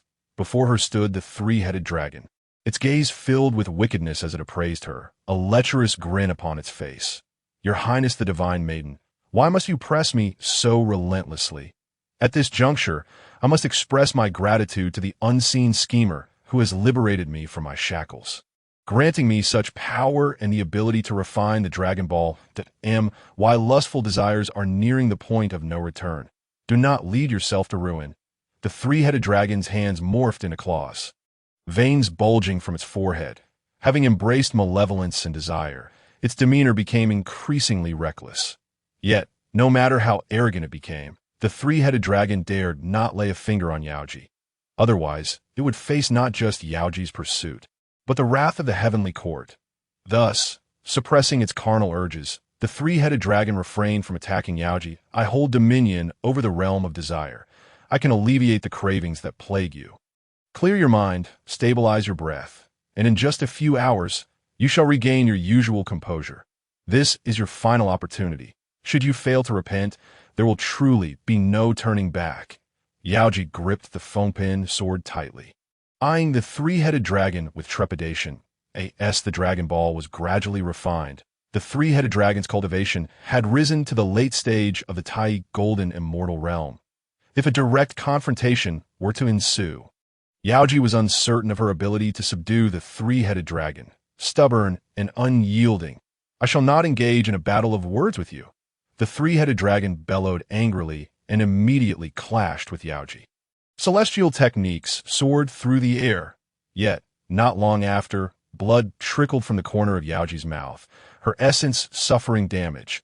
Upon witnessing this scene, the three-headed dragon showed no mercy, channeling all its magical power into a brutal attack that struck Yaoji's chest. Her physical form was ravaged, her heart reduced to powder. As her magical power dwindled, her vitality began to fade. Amidst Yaoji's anguished cries, she plummeted toward the earth, blood scattering through the air, creating a scene of utter tragedy. The three-headed dragon did not linger. It dove into a long river to cultivate its turbulent magical power, seeking a means to completely refine the Dragon Ball. What a pity! The three-headed dragon's composure was remarkably strong. Despite being tainted by lustful desires, it could still restrain its carnal instincts, which was truly lamentable. However, it was regrettable that the Dragon Clan could not be involved. Jimring stroked his chin, appearing regretful. The three-headed dragon merely injured Yaoji, which would not incite the Jade Emperor's ire against the Dragon Clan, as this was solely the dragon's doing. Yet should Yaoji be defiled, it would tarnish the Heavenly Court's prestige and the Jade Emperor's dignity. At that time, all dragons of lecherous nature, beings tainted by the bloodline of the Dragon Clan, would suffer unwarranted calamity and face the Jade Emperor's reckoning. But such an outcome would surely incite a rebellion from the Dragon Clan. Yaoji's heart meridians were utterly destroyed. Although she would not perish, she would be unable to recover her vitality and magical power for a considerable time. At the sight of Yaoji's fall, a mortal scholar stood by, and all that transpired next would unfold according to our design. Elder Jimong, we must return to Fengqi Mountain to report. The Wuyun Ferry, having not followed Yaoji, headed towards Fengqi Mountain. On Penglai Island, those aware through the Haoyan mirror exchanged glances. Jimong, Wuyun Ferry, your fates are sealed. You have enraged this emperor. Haoyan slammed his palm against the jade table in fury. Yet within he felt anxious, wishing he could rush to save Yaoji at that very moment. Alas, the heavenly order is immutable. This is Yaoji's tribulation. Look, you are growing anxious, Lingxiao remarked to Haoyan with an air of calm, that well-versed in the trends of the Fengtian calamity and possessing insight into the heavenly mysteries of all things. Lingxiao understood what Yaoji's tribulation entailed and what she would encounter after her fall to the mortal realm. Thus, Lingxiao remained utterly composed, unlike Haoyan, who was fraught with unease. Yaoji is my sister. It pains me to witness Jimong and Wuyun Ferry plotting against her. It truly unsettles my heart, Haoyan lamented. This scene left the onlookers stifling their laughter, though they suppressed the smiles tugging at their lips. The Red Cloud Taoist waved his jade sleeve. The 12-petal infernal fire Lotus hovered in the void. Flames consuming space, exuding an overwhelming aura. Lingxiao, accept this. The infernal fire Lotus is fated to be yours. My ties with the old ancestor of the underworld river have concluded, and he is aware of my intentions in procuring the infernal fire Lotus. The Red Cloud Taoist spoke kindly to Lingxiao. Observing this, Lingxiao did not hesitate. He slightly bowed and accepted the infernal fire Lotus into his system space. He was truly grateful to the two saints and Elder Hongyun for this opportunity. A smile graced Lingxiao's face as he spoke slowly to T.O. forged the 36-petal pure world White Lotus. He needed to merge it with the other 4 Lotus platforms. The Merit Golden Lotus and the world-destroying Black Lotus had already become part of his essence. And now, with the 12-petal Infernal Fire Lotus in hand, he was well on his way. The 24-petal Creation Green Lotus would manifest as the Qingping Sword, along with the Tai dust and the 3 treasures Jade Rui. The Qingping sword was already under his control, and the 3 treasures Jade Rui was within easy reach. However, the Tai dust belonged to Laozi of the Ta Ching, with whom he had yet to make contact. Nevertheless, Lingxiao was not in a hurry. Every journey has its path. You need not be so modest, my friend. Look at the Haotian mirror. The dual-handed Quan Ti joined palms, not seeking to claim credit, pointing at the Haotian mirror. They observed as the image unfolded. Yaoji's situation appeared dire. The heart's pulse is shattered, the primordial spirit is dissipating, and the essence is gravely wounded. Blood trickles from Yaoheim's lips, and the divine light in her eyes dims progressively. Unless the heart's pulse is restored, I am utterly powerless to wield my magical abilities. Even the slightest movement could spell my demise. The 3-headed dragon mentioned that someone is scheming against him. Who could this person possibly be? With her keen intellect and sharp perception, Yaoheim swiftly deduces that the formidable being plotting in the shadows may not be targeting the 3-headed dragon, but rather herself. Yet in her current state, she cannot even summon her powers, let alone identify the true culprit. "Are you all right, miss?" At that moment, a young man clad in a simple robe, leading a donkey, noticed Yaoheim from a distance and inquired earnestly. With sword-like brows and bright eyes, he exudes an air of righteousness, carrying the demeanor of a scholar. "Who are you?" Yaoheim asked, clutching her chest and eyeing him warily.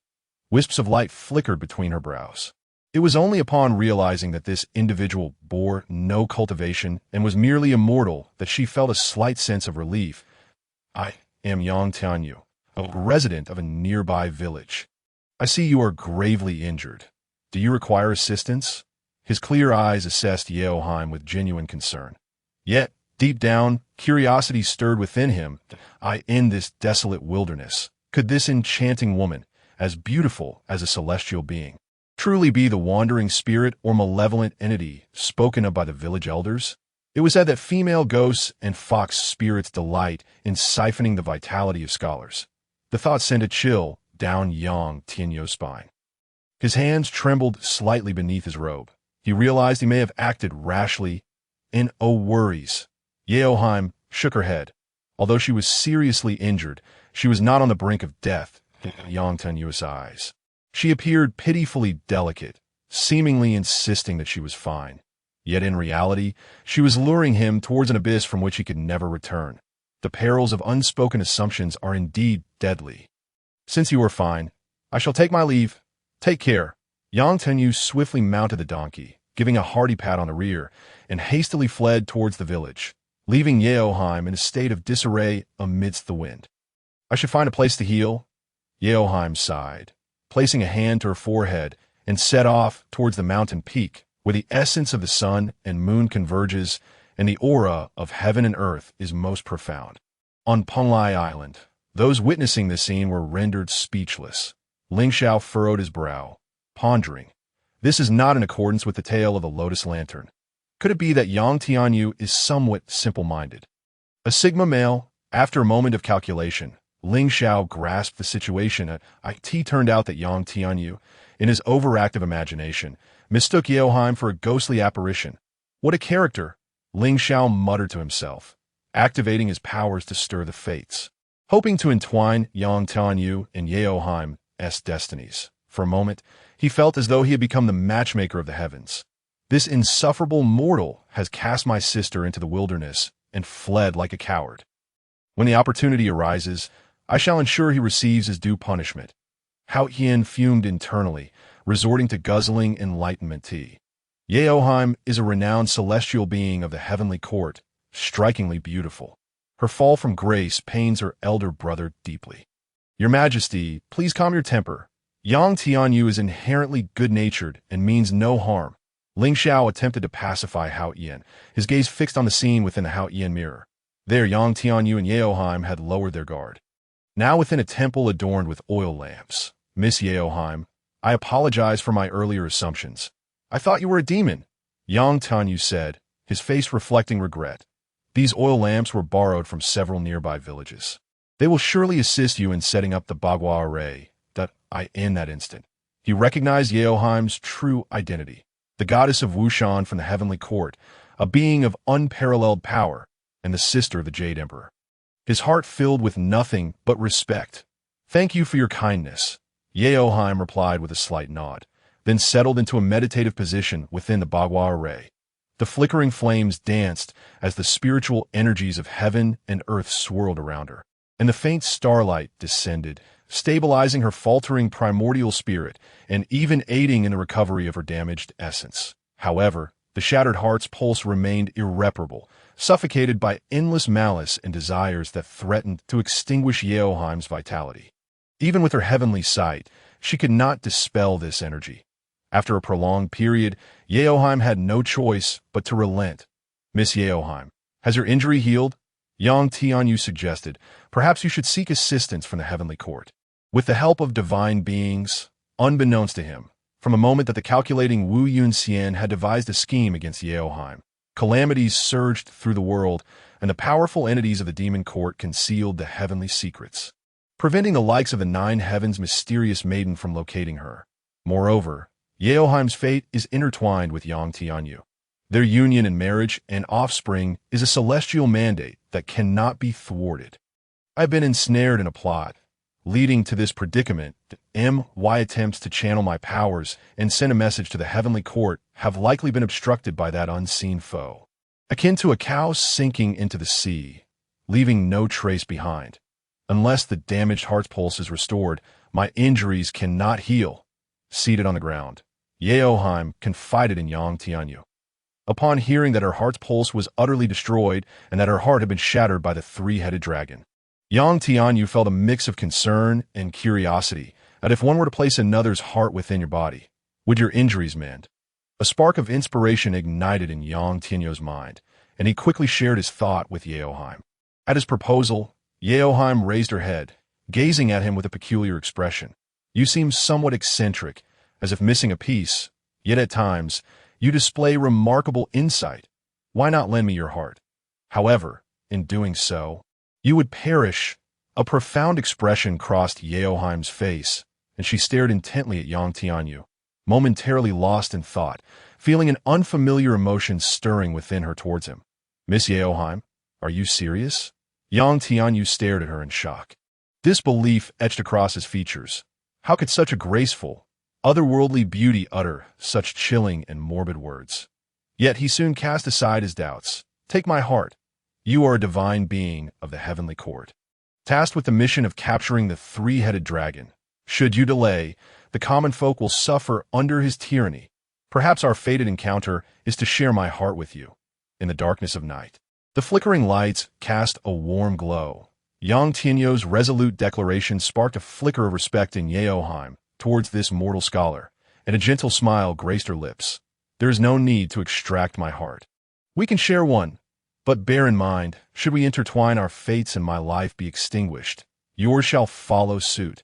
Yeoheim spoke, her red lips parting slightly, as a mid-level practitioner of the Tai Golden Immortal.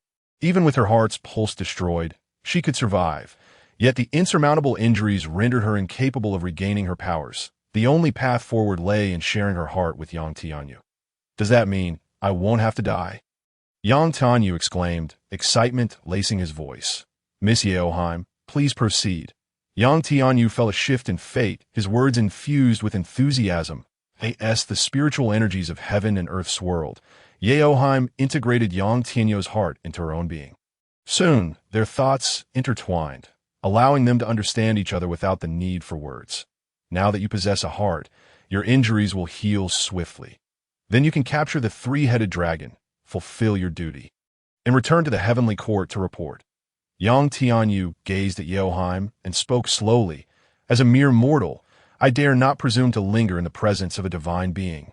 Once you return to the heavenly court, you may find a way to restore your heart's pulse, and by then, we will no longer need to share a heart if you wish to cultivate. I can teach you.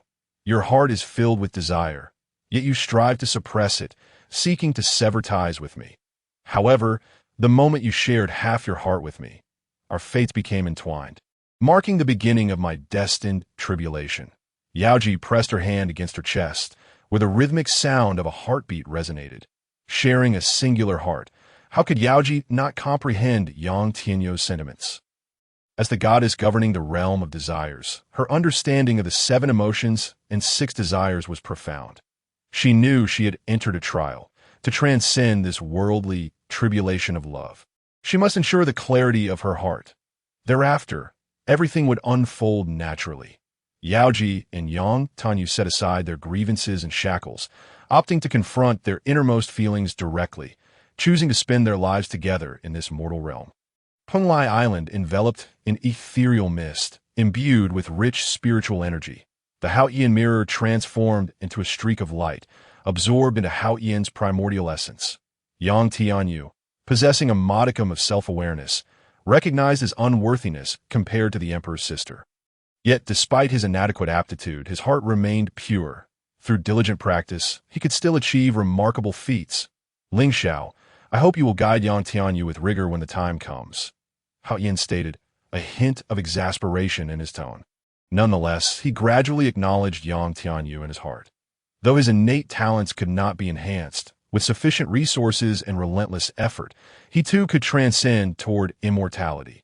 Haoyan resolved that should Yang Tianyu dare to falter, lost in Yaoji's tender embrace, he would unleash the wrath of the heavenly ruler upon him. In response, Lingxiao spoke with a calm demeanor.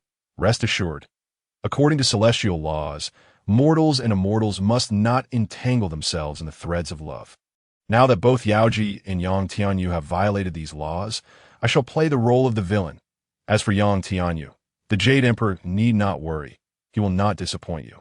Yang Tianyu, with a heart of justice, appeared as a timid scholar, yet he possessed inner strength, understanding his own responsibilities and duties. Among the mortals who have mingled with immortals, Yang Tianyu was the most commendable. Lu Yinchang, not even a dog would deign to acknowledge. Lingxiao, esteemed Jade Emperor, Queen Mother, we, the brothers of the sect, must take our leave. Kunti and Jian rose, addressing the others. The ascension of Wenjing Daoists to the Western teachings was a monumental event. It was imperative to return to Mount Shumi swiftly, to impart boundless Buddhist teachings to Wenjing Daoist, cleansing her of the malevolence and ferocity of her primordial beast origins, nurturing her with the virtues of Buddhism. Very well, Lingxiao did not linger excessively, watching the 2 saints of the West depart.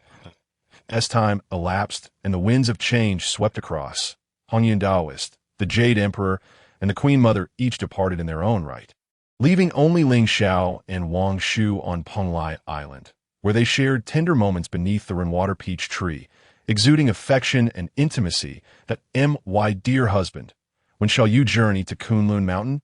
Wang Shu inquired gently, caressing Lingxiao's head. Once they forged the 36 grades of the pure world White Lotus, they could truly become partners.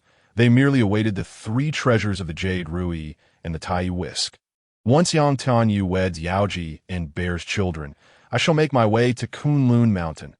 According to my celestial calculations, they shall have 2 sons and a daughter.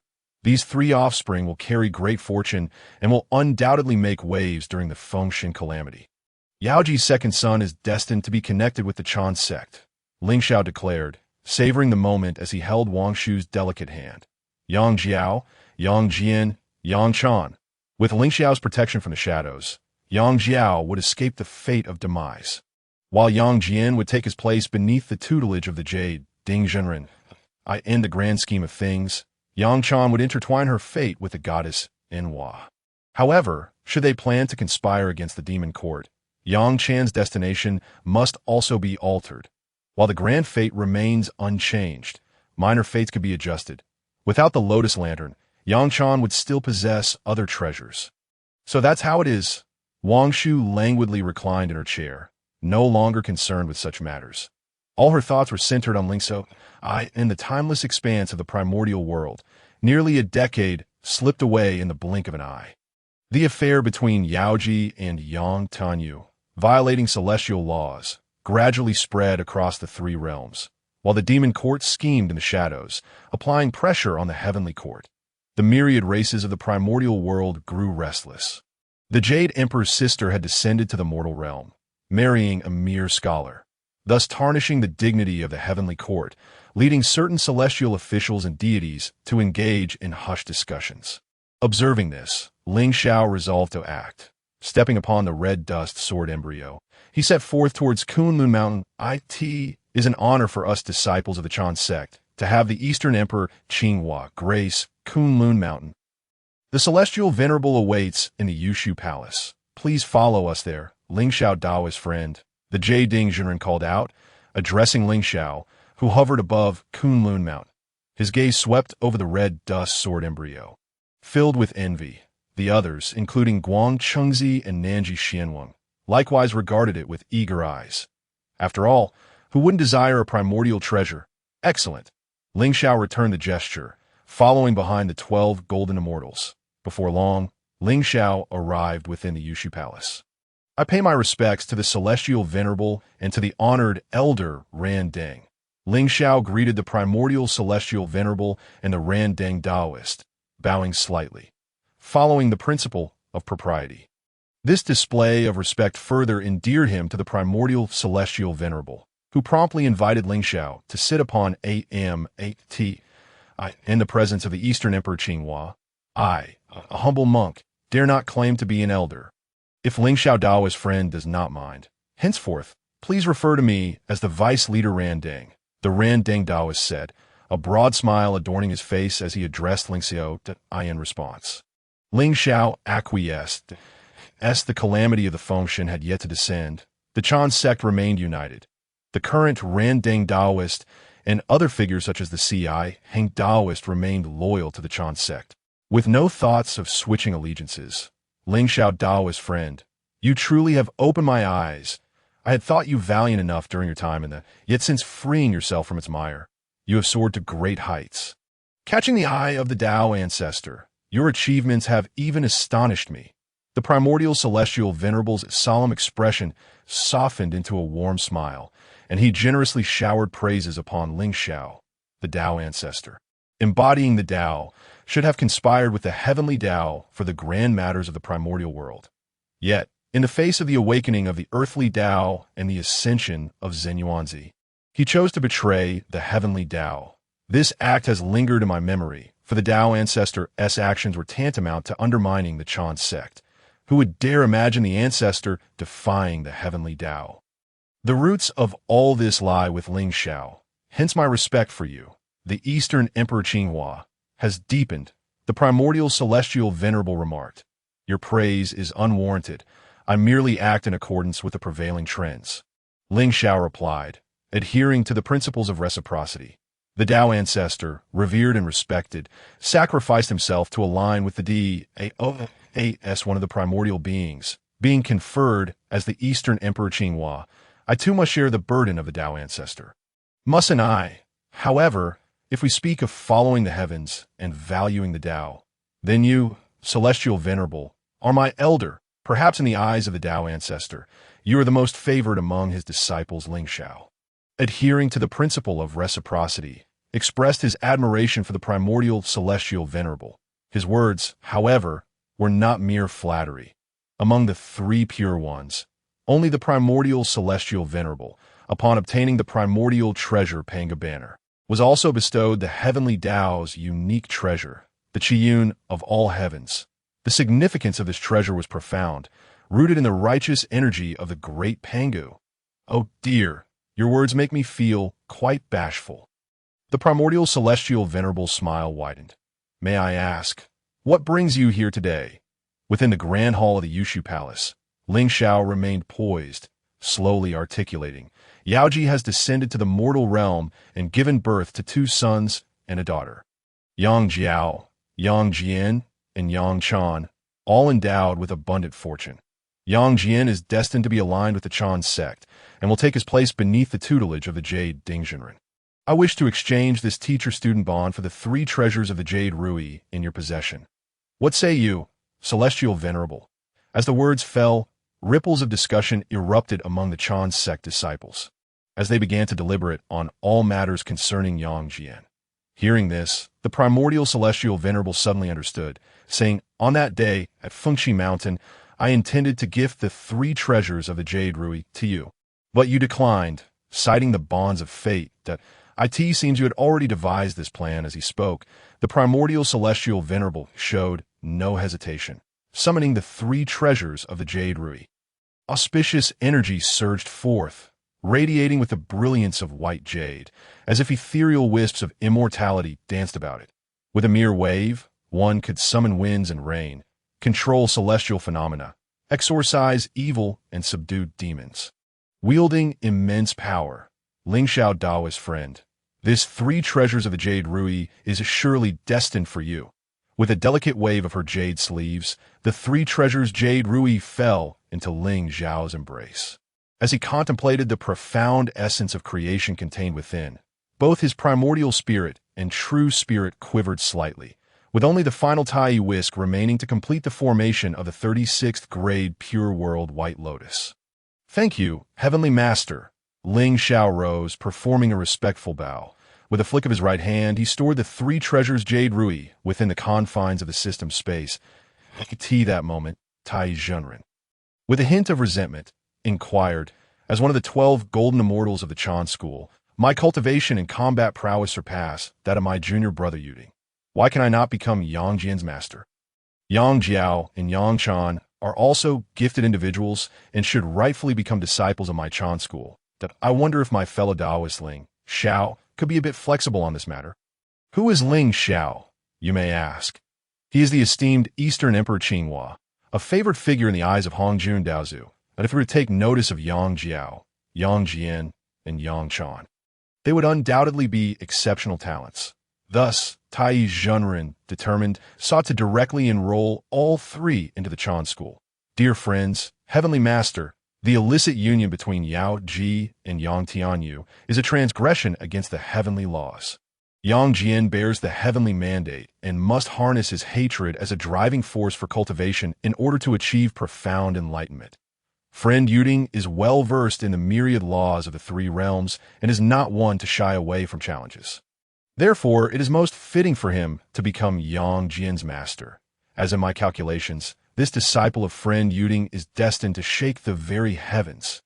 Tai, you surely do not wish for Yang Jian to cause a catastrophic upheaval. Do you? Lingxiao expressed his concerns to the assembly. Upon hearing his words, the primordial heavenly master began to calculate with his fingers. Soon, a mysterious smile graced his lips. Lingxiao, my young friend, Yang Chan shall enter our Chan school. As for the matter of defying celestial rules and offending Sister Nuwa, I shall take full responsibility. Yang Chan possesses a kind and pure heart, and she ought to become a disciple under the compassionate journey. His words resonated with authority, leaving no room for dissent. With a subtle motion of his power, a spiritual lamp from above the Jade Void Palace descended before the compassionate journey Taoist. The Jade Void glazed lamp, one of the 4 great spiritual lamps of the primordial era. With a shift in focus, the primordial heavenly master addressed the compassionate journey Taoist, stating, Yang Chan's fortune is extraordinary. She deserves a spiritual lamp. This Jade Void glazed lamp shall serve as a gift for her entry into the Chan school, and for you to take her as your disciple. Though Yang Jian possesses a fiery temperament, he is easily blinded by rage. Only with Yang Chan by his side can he understand that hatred is but a shackle, while profound love is the essence that in the blink of an eye. Before Yang Chan even entered the Chan school, she received a boon from the primordial heavenly master. The compassionate journey Taoist nodded in acknowledgement and accepted the Jade Void glazed lamp. Observing this, Lingxiao refrained from further comments, understanding the primordial heavenly master had made his decision, and in his plans, Yang Chan should not become entangled with the fate of Mother Nuwa. With the primordial heavenly master being so resolute, Lingxiao no longer feared an encounter with Nuwa. Yang Jian would take Yuding as his master, while Yang Chan became a disciple of the compassionate journey. It seems all of Lingxiao's earnest efforts culminated in nothing. How tragic! Tai Zhenren, embodying a comedic demeanor, feigned a heart-wrenching expression. This scene elicited suppressed laughter from the onlookers, including the primordial heavenly master, who playfully tapped Tai Zhenren on the head and advised him to cease his melodrama.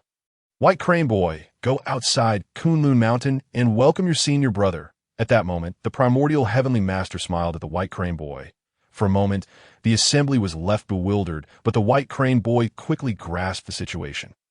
This senior brother referred not to Guang Chengzi, but to the foremost of the Xianmen, Master Xuandu. What brings Master Xuandu to Kunlun Mountain? Could it be related to me? Lingxiao pondered, his brow furrowing. The relationship between the Chan and Jie schools is akin to fire and water.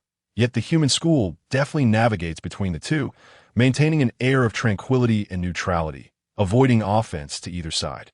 As the disciple of the Grand Supreme Elder, Master Xuandu ranks first among the Xianmen disciples, and neither Chan nor Jie disciples dare to act recklessly in his presence. This is largely because Master Xuandu is not only a philosopher, but also adept in martial arts.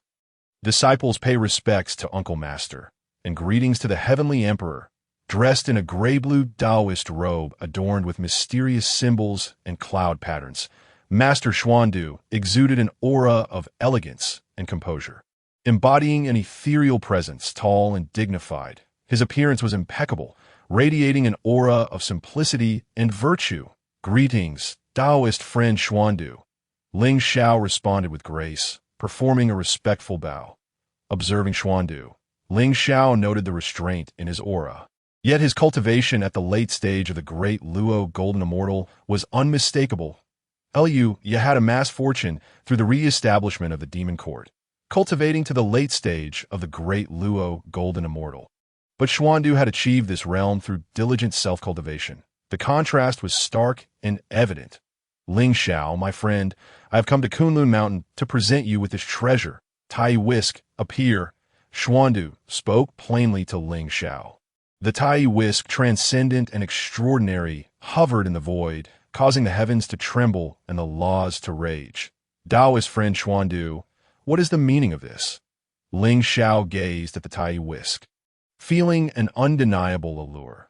With this supreme, innate spiritual treasure, he could facilitate the transformation of his foundation and achieve an unprecedented ascent. In that moment, he would ascend to the realm of the Great Luo Golden Immortal, embodying the 3 flowers of the Great Luo and the 12 grades.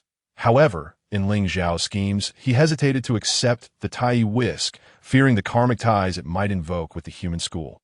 Thus, he found himself in a dilemma, uncertain whether to accept such a gift on the cloud platform.